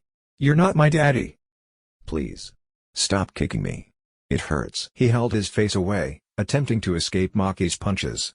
I want my real daddy. Maki grew tired. His growls and shouts diminished into sobs and whimpers. I want mommy. Heartbeat pounding in his ears, Akachi tried to keep calm. Listen. We'll call Dave on my airsphere when we get back. Perhaps he can come to stay. Maki sniffed. Really? He nodded. Even though Dave had abandoned Maki, it was worth a try. Akachi carried him home on his shoulders in silence. They called Dave, but he didn't pick up. He was likely enjoying newfound freedom with his new girlfriend. Maki pounded and kicked Akachi's leg. It's your fault he's not answering. Because you're pretending to be my daddy. I didn't know I was your daddy until Dave told me after your mom died. I didn't even know your mom was pregnant with you in her tummy when she left me. I don't believe you. Your mom was my girlfriend before Dave came along. We made the baby in her tummy, you. But I promise I didn't know, and she left me. She didn't want me anymore. She wanted Dave. That's because he's my real daddy. You're a liar. Maki stayed up late, calling Akachi bad names and using him as a punching bag, while Akachi stuck to the truth. Maki finally broke down into wailing tears, and Akachi rubbed his back until the child cried himself to sleep. With pain in his stomach, Akachi tried to imagine how their future might be. The next morning, while Maki slept, Akachi called Mom and told her everything. She stayed silent throughout his confession, eyebrows raised and glasses slipping slowly down her nose. When he'd finished, she took off her glasses, polished them on a sleeve, replaced them, and peered at him. Now, you ain't got your job holding you back anymore. No. So get your butts back over here. I can't believe you didn't visit me on your last trip. Ma. Maki needs to sell first. Not yet, he doesn't. He needs to meet his grandmom and grandpops. We'll add some cheer and comfort. Perhaps it's a woman's touch he needs. The poor boy's not gonna settle while he knows about his mom's death. You both need a warm environment. Akachi released his pent-up tension at those words, and he nodded. Okay, Mom. We'll come in a day or two. Don't go yet. Where is he? Still asleep. Show me a peek. Don't say a word. Don't wake him. Akachi sighed and tiptoed upstairs. He let himself into his attic and showed her Maki snoring in bed. Ma's chin wobbled. She wiped tears from her eyes. A few evenings later, they packed for their flight back to Markaz, which they'd be catching the following morning. Akachi? He peered up at Maki, who sat on his bed. Yeah? You know the well in the garden that I can see from this window? Akachi swallowed. Can we walk down it? Nerves raw about magical rivers and time traveling, Akachi flinched. It's dangerous. I need to block it. You could fall or drown. Can't you take me down? Just once? Okay. Just once. Then I'm blocking it off. Have we got everything for Markaz? Something tall and black materialized between them. His breath caught. The crow glared down. Give me my key. Akachi shot to his feet. Vertigo caused spots in his vision. He glanced at Maki, whose mouth hung open. Let's talk in private, he said. No. You hand over my key, now, before it stops raining. Akachi whipped out a plasma pistol from his belt and aimed. But she appeared behind Maki and held a dagger to his neck. Akachi's fingers became cold. He dropped his gun. Okay. You can have it. Idona. The secret shelf materialized. Crowleen snatched up the key. Never time travel again. Do you hear me? Travel by river and rain if you must. I know you have a magic well. But don't mess with time. She disappeared. Heart thrashing, Akachi gazed at Maki. Maki scuttled towards him and squeezed hold of his hand. Whoa! You hurt? Maki grinned. That was neat. Akachi rubbed sweat off his face. You're a time traveler? I'm your father. That's it. Now I get why you want to block the well. That's awesome. My father's a time traveler. Akachi's lip trembled. You called me father. The boy nodded and hugged him. Chapter 42. Samare. With a bag of stolen money and goods tossed over his shoulder, Samare took a taxi from Pankarong bus station to the pyramid site in the mountains.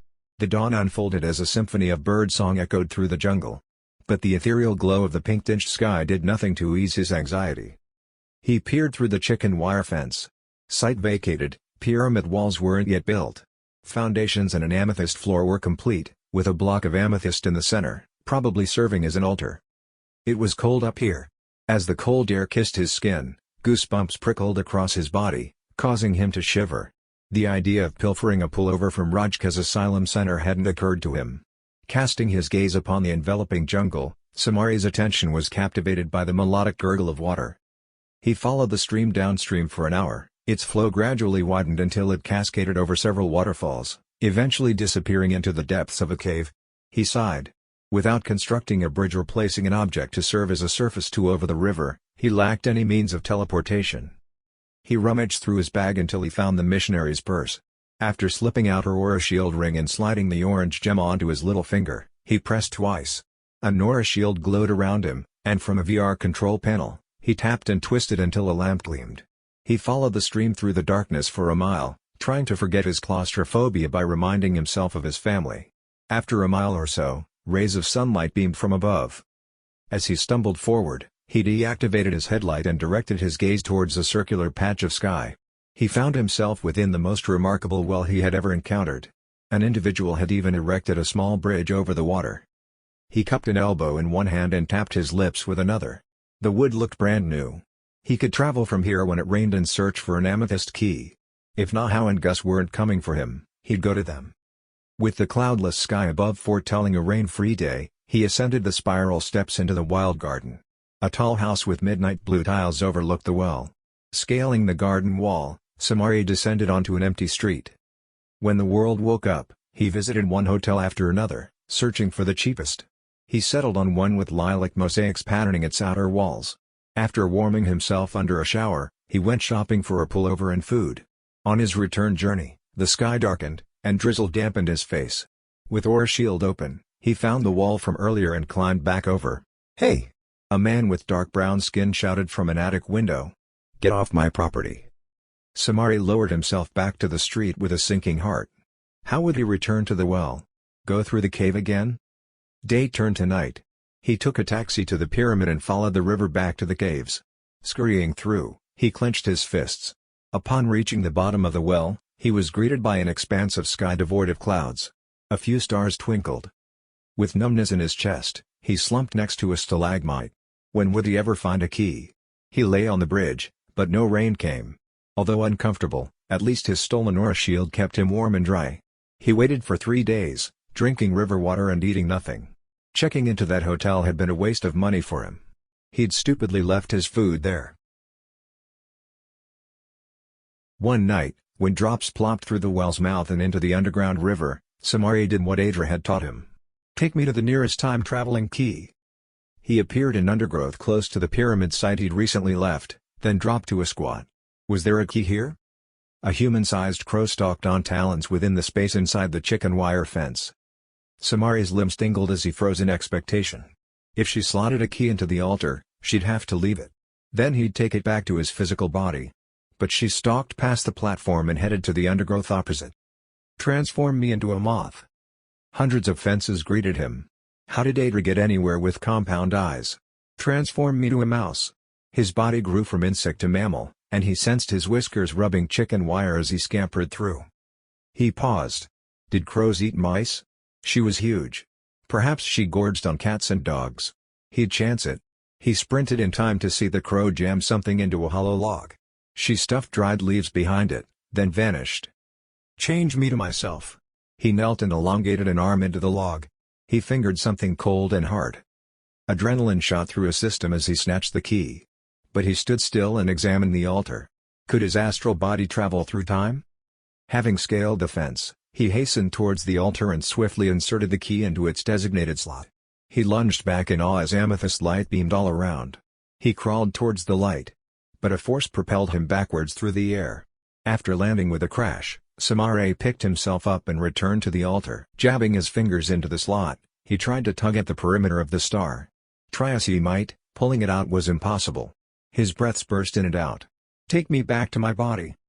Rain thundered down the well. He faltered through the tunnel, then dashed through the jungle. 2 hours later, he approached the pyramid site, still radiated in brilliant violet. It stopped raining, but it didn't matter. Having arrived in person, he now stood on the verge of his final step, simply entering into the luminosity. He climbed the fence and sprinted to the altar. A silhouette stepped in front of him. He tried to dodge it, but it gripped him by his collar. "You thought you'd steal my key?" the crow said in a squawky voice. "Please. I only want to be with my wife and son. They went through with Adra." "No. It creates chaos." His throat constricted. He stretched a hand towards the light. "But you are time traveling." "I'm collecting 8 keys to destroy." "You'll need more than that," a male's voice said. They both looked around, blinking. "Who's that?" Samare quizzed. Crowleen placed a hand on her hip. "Show yourself." A teenage boy appeared, wearing a striped poncho. "Great," Crowleen said. "Another person who travels by river and rain." He nodded. "But not from Plan 8. Samare tilted his head. "What do you mean, lad?" "These pyramids aren't only for Plan 8. There are more than 8 keys and more than 8 pyramids." Crowleen wiped her feathered head. But your effort to destroy all keys is useless." "Please, let me be with my wife and son," Samare said to her. "I shan't." The crow revealed a sheath of daggers running down her feathered torso. Samare's cheeks burned. But her knives vanished, and Crowleen looked around. "My daggers." Then her key disappeared from her hand, and the man-boy faded away. "Great." She rested her palm over the altar. "Wait. Take me with you." "Can't. Only returned travelers can go through without a key." She crept into the light empty-handed. He plodded downhill. He'd search for a job to survive, find a position which didn't require identification or a home. He'd never drudge in a labor camp. He'd work in Pankarong, then revisit the well later to find the next closest key. Chapter 43, Crowleen. Within Heaven Island's dark pyramid, Crowleen muttered to herself, contemplating the key in its altar. Eporio's clock would tick now she'd made her return trip, whether Shashuvia liked it or not. The silly halfling should have returned to Eporio by now. Crowleen stroked the star's center and spun her fingertip anti-clockwise 4 times over its center. It ascended into her palm. She brought her hand to her breast, but her sheath of throwing daggers wasn't there, and neither was her other star. Her stomach clenched, followed by an onset of nausea. She kicked the amethyst floor with a talon. "Bloody keys. Why the heck have I wasted so many years trying to gather and destroy them when they're all over this flippin' universe? Bugger it." Crystal star in hand, she flapped into the night. The clouds hung heavy, and a chill crept in. Once over the mountains, she descended into the warmer air of the tropics. Within her hollow in Hearthroom, she placed her key on a shelf. At least she had one. Who was that mysterious lad? Bloody thief. She scrunched up her face and relaxed it, trying to regain calm. Collecting keys was useless if what he said was true. What would she do without a mission? She shuffled out of her cave and bounded into the sky, flapping her wings to climb above mixed woodland. She zoomed south over wooded hills and a valley, and then came to rest on a long, white sand beach. Eporio's 3 crescent moons lay in a wide triangle and cast silver light on the calm ocean. Eporio was sure beautiful. Life lacked purpose in the absence of a goal, though. The hollowness in her chest somehow felt heavy. Her posture sagged as she gazed at the sand between her talons. Perhaps she should end her life. The biologists in Hearthrum's eastern mountains could destroy her clones. She could die like any normal being. She'd seen enough in a million years. 2 weeks later, the wind blew hard in Crowleen's face as she journeyed over forests to return to her cavern. Biologists had destroyed her clones, and she was ready to end her life. She wouldn't wait for old age. This life had become too depressing. The man-boy might have stolen her daggers, but she had enough swords in her cave. A stab and a twist in her gut would do it. With a pain in her throat, she touched down. Excuse me? Someone called from behind in Eporovian bird language, bird soyo. She turned on her heel and cocked her head. The Boobo King's huge eyes gleamed in the moonlight. She'd never been so close to him before. He stood a foot over her, and his bulk was twice hers. Do you know what happened to my daughter, Shashivu? Her muscles weakened. She swayed slightly and gulped. Why the heck would I know what's happened? She's missing. Jennifer, a member of the Clay tribe, said you talked to her a little over 2 weeks ago. No one's seen her since. You were the last. She cracked her knuckles, unsure what to tell him. I don't know where she is, but I can look for her. Where? A place she wanted to visit. Where? Well, she hesitated. I can't tell you. Just let me look. You'll search for her? Aye.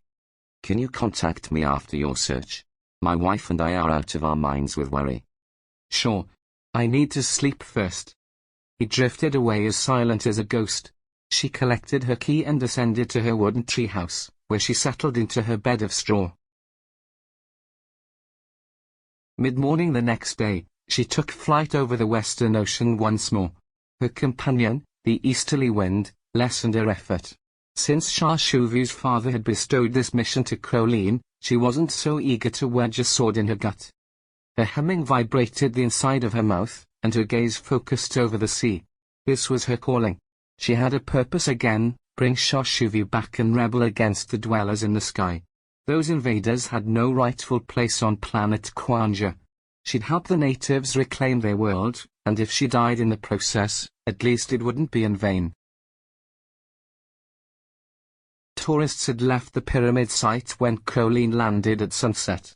After slotting her key in, she twisted its silver point towards Kwanja's inscription and pressed it twice.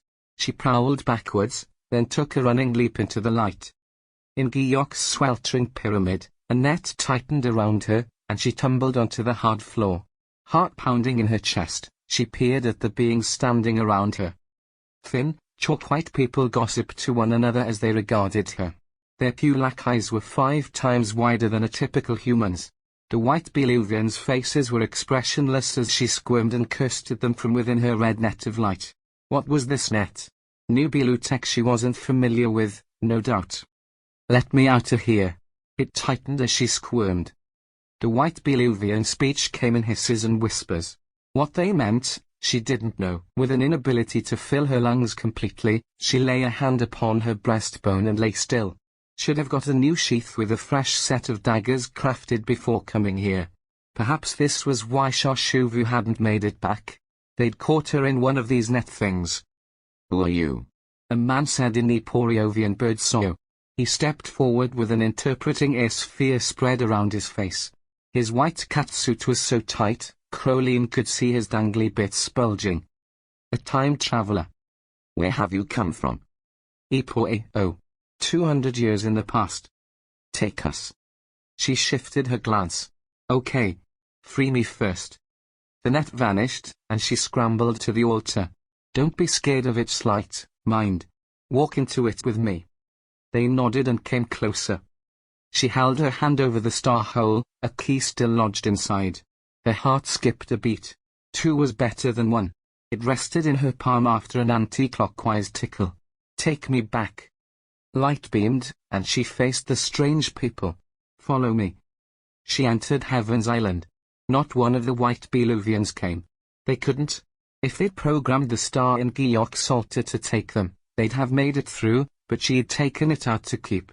The key embedded in Heaven Island's altar had enabled her return. The fools didn't have return tickets. Crowleen retrieved the key from Heaven Island's altar, as well. The keys sent power up her arms and into her head. Satisfied with herself, she turned on her heel, but nearly bumped into a wall of feathers. Huge, round eyes stared down at her, the Boobo King. His owl head pivoted right and left, then he hooted, Tell me everything. Chapter 44. Akachi. Akachi's son shook him. Wake up! Akachi sat up from his makeshift bed on the floor and fumbled for the switch on his bedside lamp. Was the crow back? Or had he overslept and missed their flight to Marcos? What time is it? He squinted at the wall clock. It was hour 42 and still early. That man went in our well. He climbed over our wall again? Dunno. He pulled on gray joggers and a hoodie. How do you know? I peeked out the window. There's light coming from there. Akachi switched off the lamp. Let's take a look. They clambered onto what was now Maki's bed and peered outside. A glow from the well lit up the drizzle. Akachi drew a sharp breath. Is he a time traveler like you? I'm not a time traveler. Is he doing magic? Akachi's head pounded.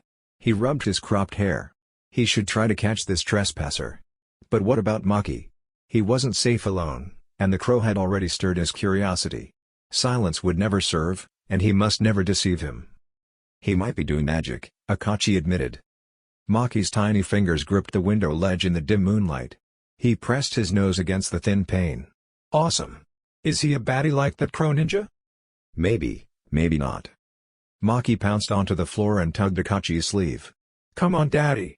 Let's get him. Akachi gulped. Maki had called him father before bed. And now Daddy? Wasn't it too soon to trust him? Wait first.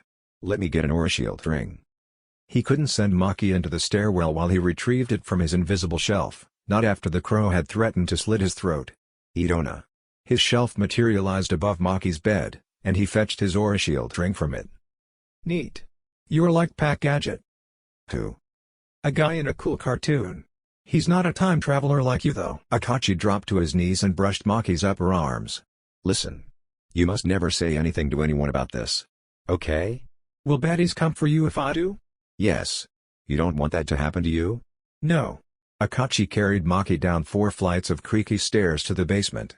Before we go, I want to warn you, please don't talk or make any noises.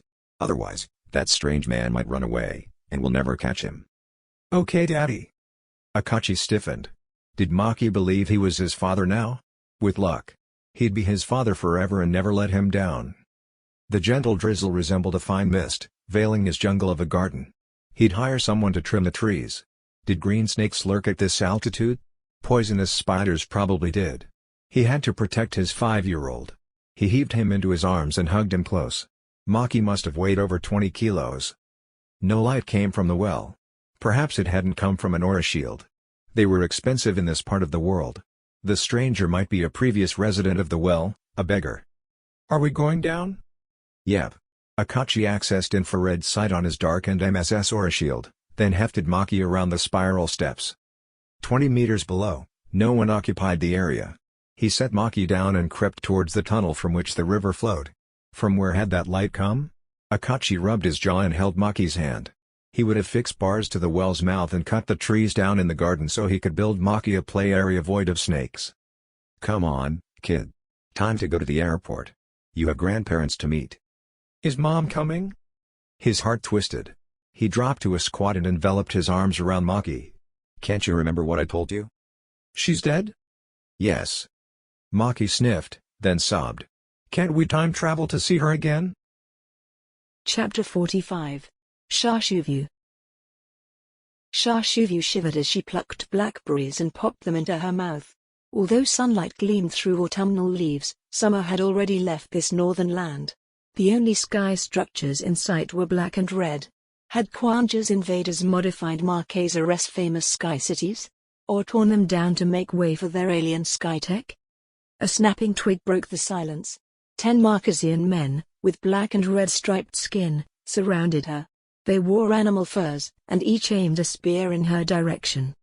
She hesitated, then wiped clammy hands on her waist feathers before holding her palms out in defense. Please.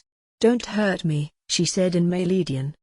They looked at one another and shrugged, then babbled in what sounded like Mama's language, Marquesian. But she didn't have an interpretation device. She scrubbed a hand over her face and sighed. She'd always refused to learn Marquesian. 2 men stealthily approached her, their eyes darting towards their companions, who had her in their sights. With precision, each man seized one of her arms and guided her away. Eventually, they arrived at a large settlement in a clearing surrounded by a white ring. At first, it looked like chalk. When they approached it, Shashuvu realized it was made from salt. White salt crystals crunched under her bare feet as she followed them over the 10-meter-wide band. Hide-covered teepees dotted the dusty circle where no vegetation grew. Children in furs played with sticks and stones. 4 overweight women reclined around a bubbling pot of stew which dangled over a campfire.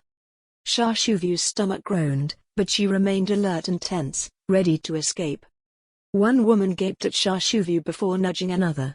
A third sprang to her feet and fled to a dome, then returned with an interpretation device.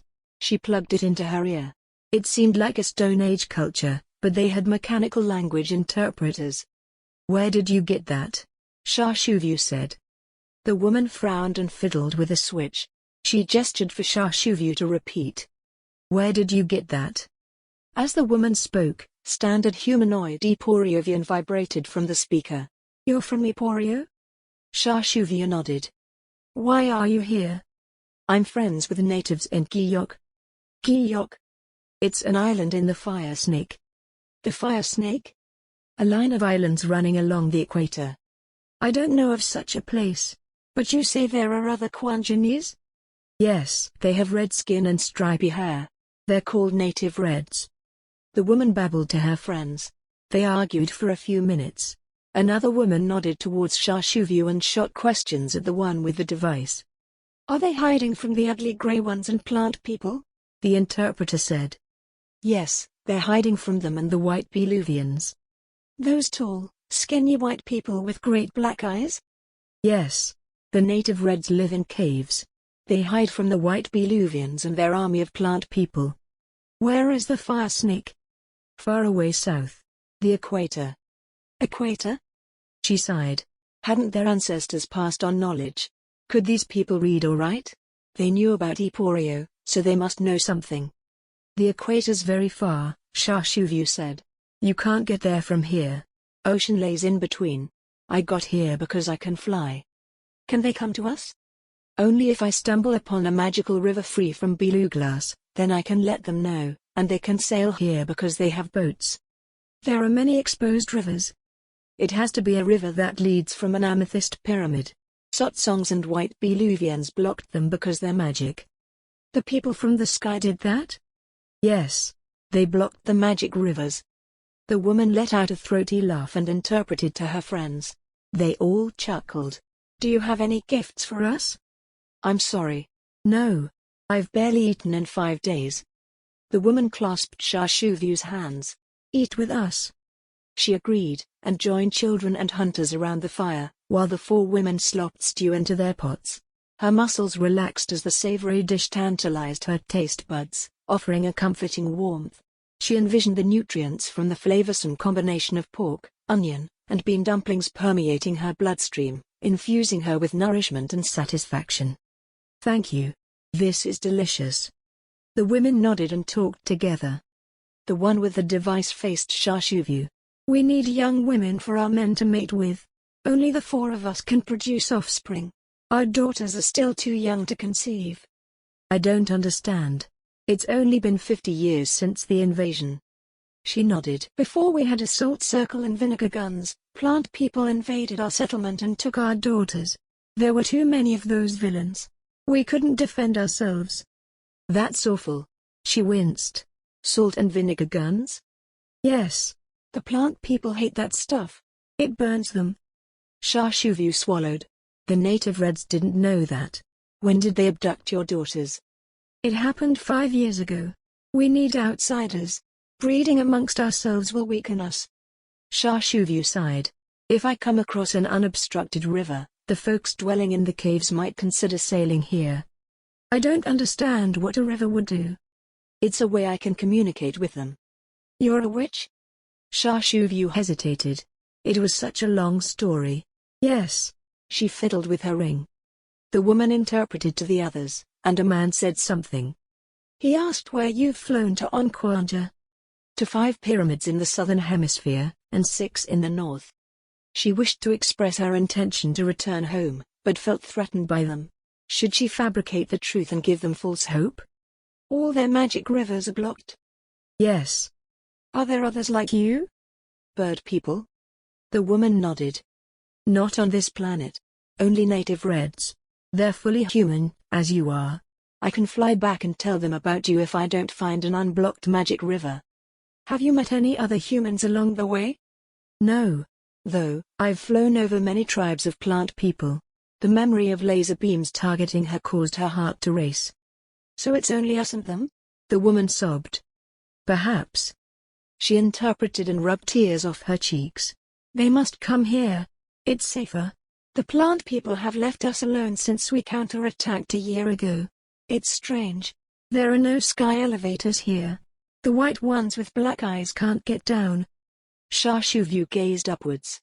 There aren't elevators anywhere. Their sky structure seems affixed to the sky. Have you been up there? No. Too dangerous. But the people in the sky have my friend. In oncoming weeks, the tribe was kind to Shashuvu and fed her up so much that she wondered if she'd end up as plump as the 4 leaders. But every time she attempted to leave, hunters would aim their spears at her. She was a spoiled prisoner. They explained they needed more women for their tribe and would only free her once some fertile native red women came to join them. They were ignorant about their world, but understood the different planets. They also realized that inbreeding would weaken their offspring. Weeks became months, and months seasons. A man guarded the entrance of her tipi every night, and children called her mother, as they did their 4 leaders. Kids didn't even know their true fathers. It seemed as if the 4 women didn't know which kids were theirs, either. They always had plenty of breast milk and fed children and men alike. Like one big family, the men protected every child as if it were his own, and they would visit the women in their 4 separate domes until one or more fell pregnant. Shashuvu learned the language but yearned for Mama, Papi, and Shanis. How much time had gone past in Eporio? Carla had told her Crowlene's return to their home world would unfreeze Eporio's time. Chapter 46. Akachi.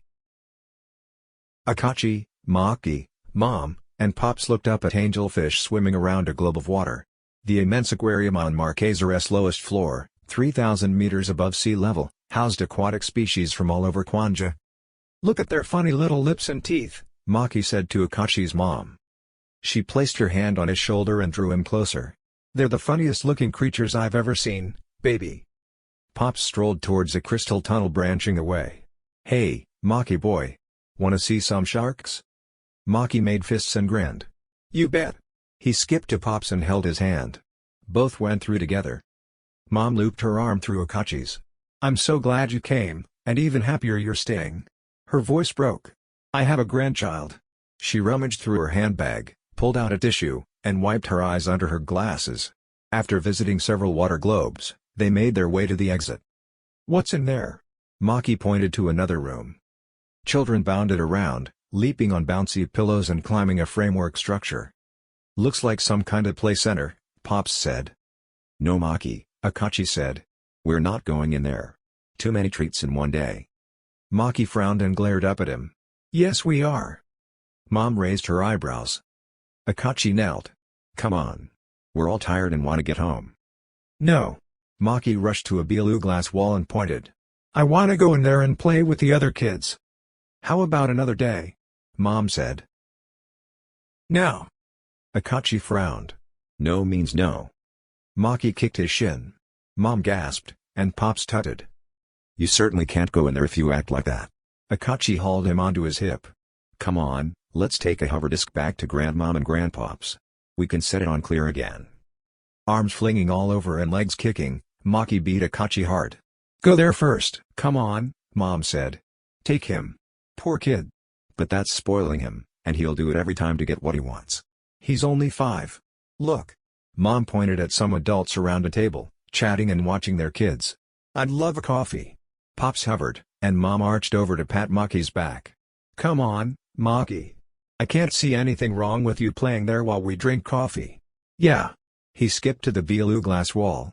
When the adults reached it, an arch opened up. While Maki played in a kid's push-along car, Mom opened a book on her airsphere. Pops was a man of few words, but talked to Akachi, nonetheless. So tell me. What was this precious job you just retired from? Akachi's tone came sharper than he wished. It's a secret. But it's over with. I can't tell you. Why? Because you'll go shooting your mouth off to all your friends, that's why. Pops crossed his arms but kept silent. Akachi took in a deep breath and leaned forward. Okay Pops. You wanna know? Pops frowned as he watched kids playing in a ball pit. Akachi's tone must have hurt him. Sorry. I didn't mean to snap. You promise not to tell your friends? All you had to do was ask. Of course, I won't if you don't want me to. Okay, he whispered. I was a spy. Pop jerked his head back. Wow. Yep. You left 'cause of the boy? Aha. Pops leaned in close and whispered, You kill anyone? Shh. I am being quiet. Well? Did ya? Akachi nodded and looked at his feet. As Maki traveled back home in a hoverdisk, his excitement soared even higher, fueled by the fact Mom had bought a pack of candy for him. He chewed on a piece. Before I met Daddy, I lived with Mommy and Daddy in Tanjung. Did you just? Mom said, nodding. Sure did. But we didn't live in a sky city. We lived on the ground. Mom took off her glasses and polished them on her sleeve. Your Pops lived there, too, before he and your Mommy ended their relationship. Does Pops mean Daddy? Akachi's Pops nodded. Aha. Which Daddy? Pops frowned and grabbed Akachi's arm. This one of course. He ain't my real daddy. My real daddy's called Dave. Maki pouted and looked at his red sneakers. But he doesn't want to see me no more. Hey. Mom's voice was soothing. This is your real daddy. See your curly hair? Maki patted his light brown curls which rose 6 inches off his scalp, and looked up at his grandmom. My mommy and daddy in Tanjung had straight yellow hair. This is your real daddy. Mom pointed at Akachi. I wish Mommy was still alive. Mom scooted next to him and pulled him onto her lap. She's in heaven now. Where's heaven? I'm not sure. But it's a magical place. Can I go see her there? When you're an old man, you can. Why not now? She frowned at Akachi. Akachi sighed. When you die you'll see her. I wanna die now. No, child. Mom's chin wobbled, and she pulled out the same crumpled tissue from earlier. Not till you're old. Akachi rubbed his chest. Would Maki's grief ever end? He was only 5. Forgetting about her would be better than mourning her his entire life. After Akachi settled Maki into bed, he descended the spiral stairs encased in the HomePod's shell and relaxed with Mom and Pops on the veranda. A high full moon beamed soft light on forested valleys below, and a half moon peeped through bobbled clouds on the horizon. Mom handed him a hot mug. He sniffed the steam rising from it, cinnamon and nutmeg cream. He knocked back the sweetness, then set his empty mug on the glass table and reclined. Why the lowest levels are the cheapest, I'll never understand. This view is 1,000 times better than the view from the top. Aha! Mom glanced up, then flipped a page in her air book. Pops crossed his arms as he scanned Akachi's face. So, who'd you kill? Hey! Mom smacked his arm. You leave him alone. Pops rolled his cozy seat closer. Leave it out, Maggie. Ain't a man allowed to have a one-to-one with his son? It's Akachi's choice. Mom popped her book shut and fiddled with her air sphere remote. If he doesn't want to say anything, that's fine. Akachi sighed and rubbed an eyebrow. They were all bad people. I didn't set out to kill them, but had to save myself and other innocents. Under Maylidian law, they were to go to lunar prisons, but sometimes things go wrong and missions turn out differently. Mom nodded casually, though her shoulders and arms were tight. Does that answer your question? She glared at Pops again. No. What kind of criminals? Drug smugglers? Mostly terrorists. That's what you were dealing with? Yep. Pops let out a booming laugh that showed a lot of teeth. He patted Akachi's back. My son. A hero. He's a father now. Mom narrowed her eyes at Akachi. When you gonna meet your brothers? Not sure. Are you planning on visiting Maylita anytime soon? Pops stretched out his legs and leaned forward to rub his knees. Not sure our old bones can handle cryosleep for 3.5 years again. Speak for yourself, Mom said. I was hoping they'd all come home. Bring their kids and wives with them. Akachi nodded. That was wishful thinking. If his brothers had married women from Kwanja, maybe.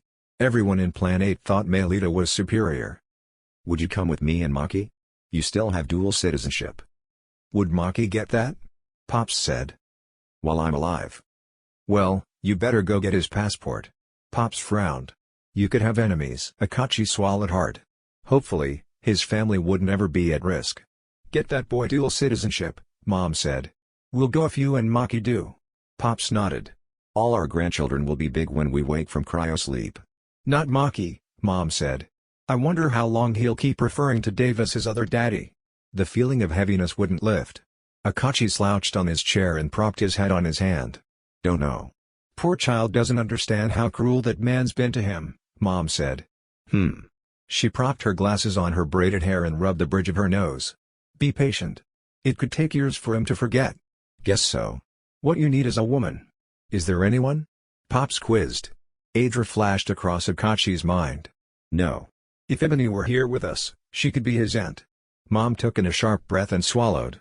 It's still painful, Mom, isn't it? She sucked her lips inwards and nodded. Pops prodded his seat back to her side and hugged her. It's okay to cry. She subbed in Pop's arms. With a pain in his throat, Akachi replayed what had happened 33 years ago. He hungered to tell them what he discovered. We all miss her. The next day, when Mom and Pops had taken Maki shopping in a new supermarket on the second level, Akachi retrieved his MSS AirSphere remote from his suitcase and opened it around him. But he couldn't get through security clearance anymore. He blinked rapidly. Was Zardos on Ebony's case? He'd given him his word. When the three of them returned, Akachi helped them unpack food as Maki played with his new toy Sky City, complete with the floor of clouds, Marquesian figurines, and hover vehicles. Could you watch over Maki today?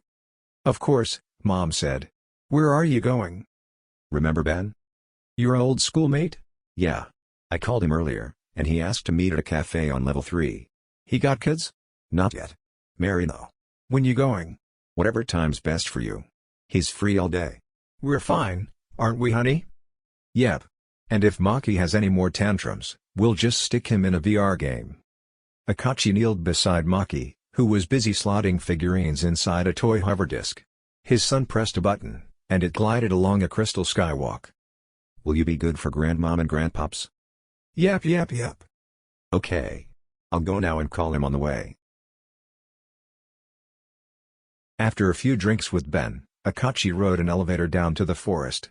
He whipped out his hoverboard, switched on his locator, and glided to MSS's RRT training camp along the river Budalja. But all that met him was a clearing, no domes, no agents. He chewed on a knuckle. Why hadn't Zardos kept his end of the bargain? He'd returned here with his aura shield when it next trained. He scanned the grounds where the camp had been. Marks in the soil indicated someone had tried to crawl away. The marks stopped suddenly. It was a familiar telltale sign that whoever attempted to escape was vaporized by a laser. He rubbed his temples to ward off the oncoming headache, then peered at a patch of blood. The agents hadn't left in peace. They'd had a fight on their hands. Had Zardos killed his men to prevent the knowledge from seeping after completing their missions? Or had an intruder murdered the lot? To be continued. This has been the second edition of Slaves of the Firesnake. Written by Rayner. Narrated by AI. Copyright 2019 by Rayner. Production copyright 2023 by Rayner.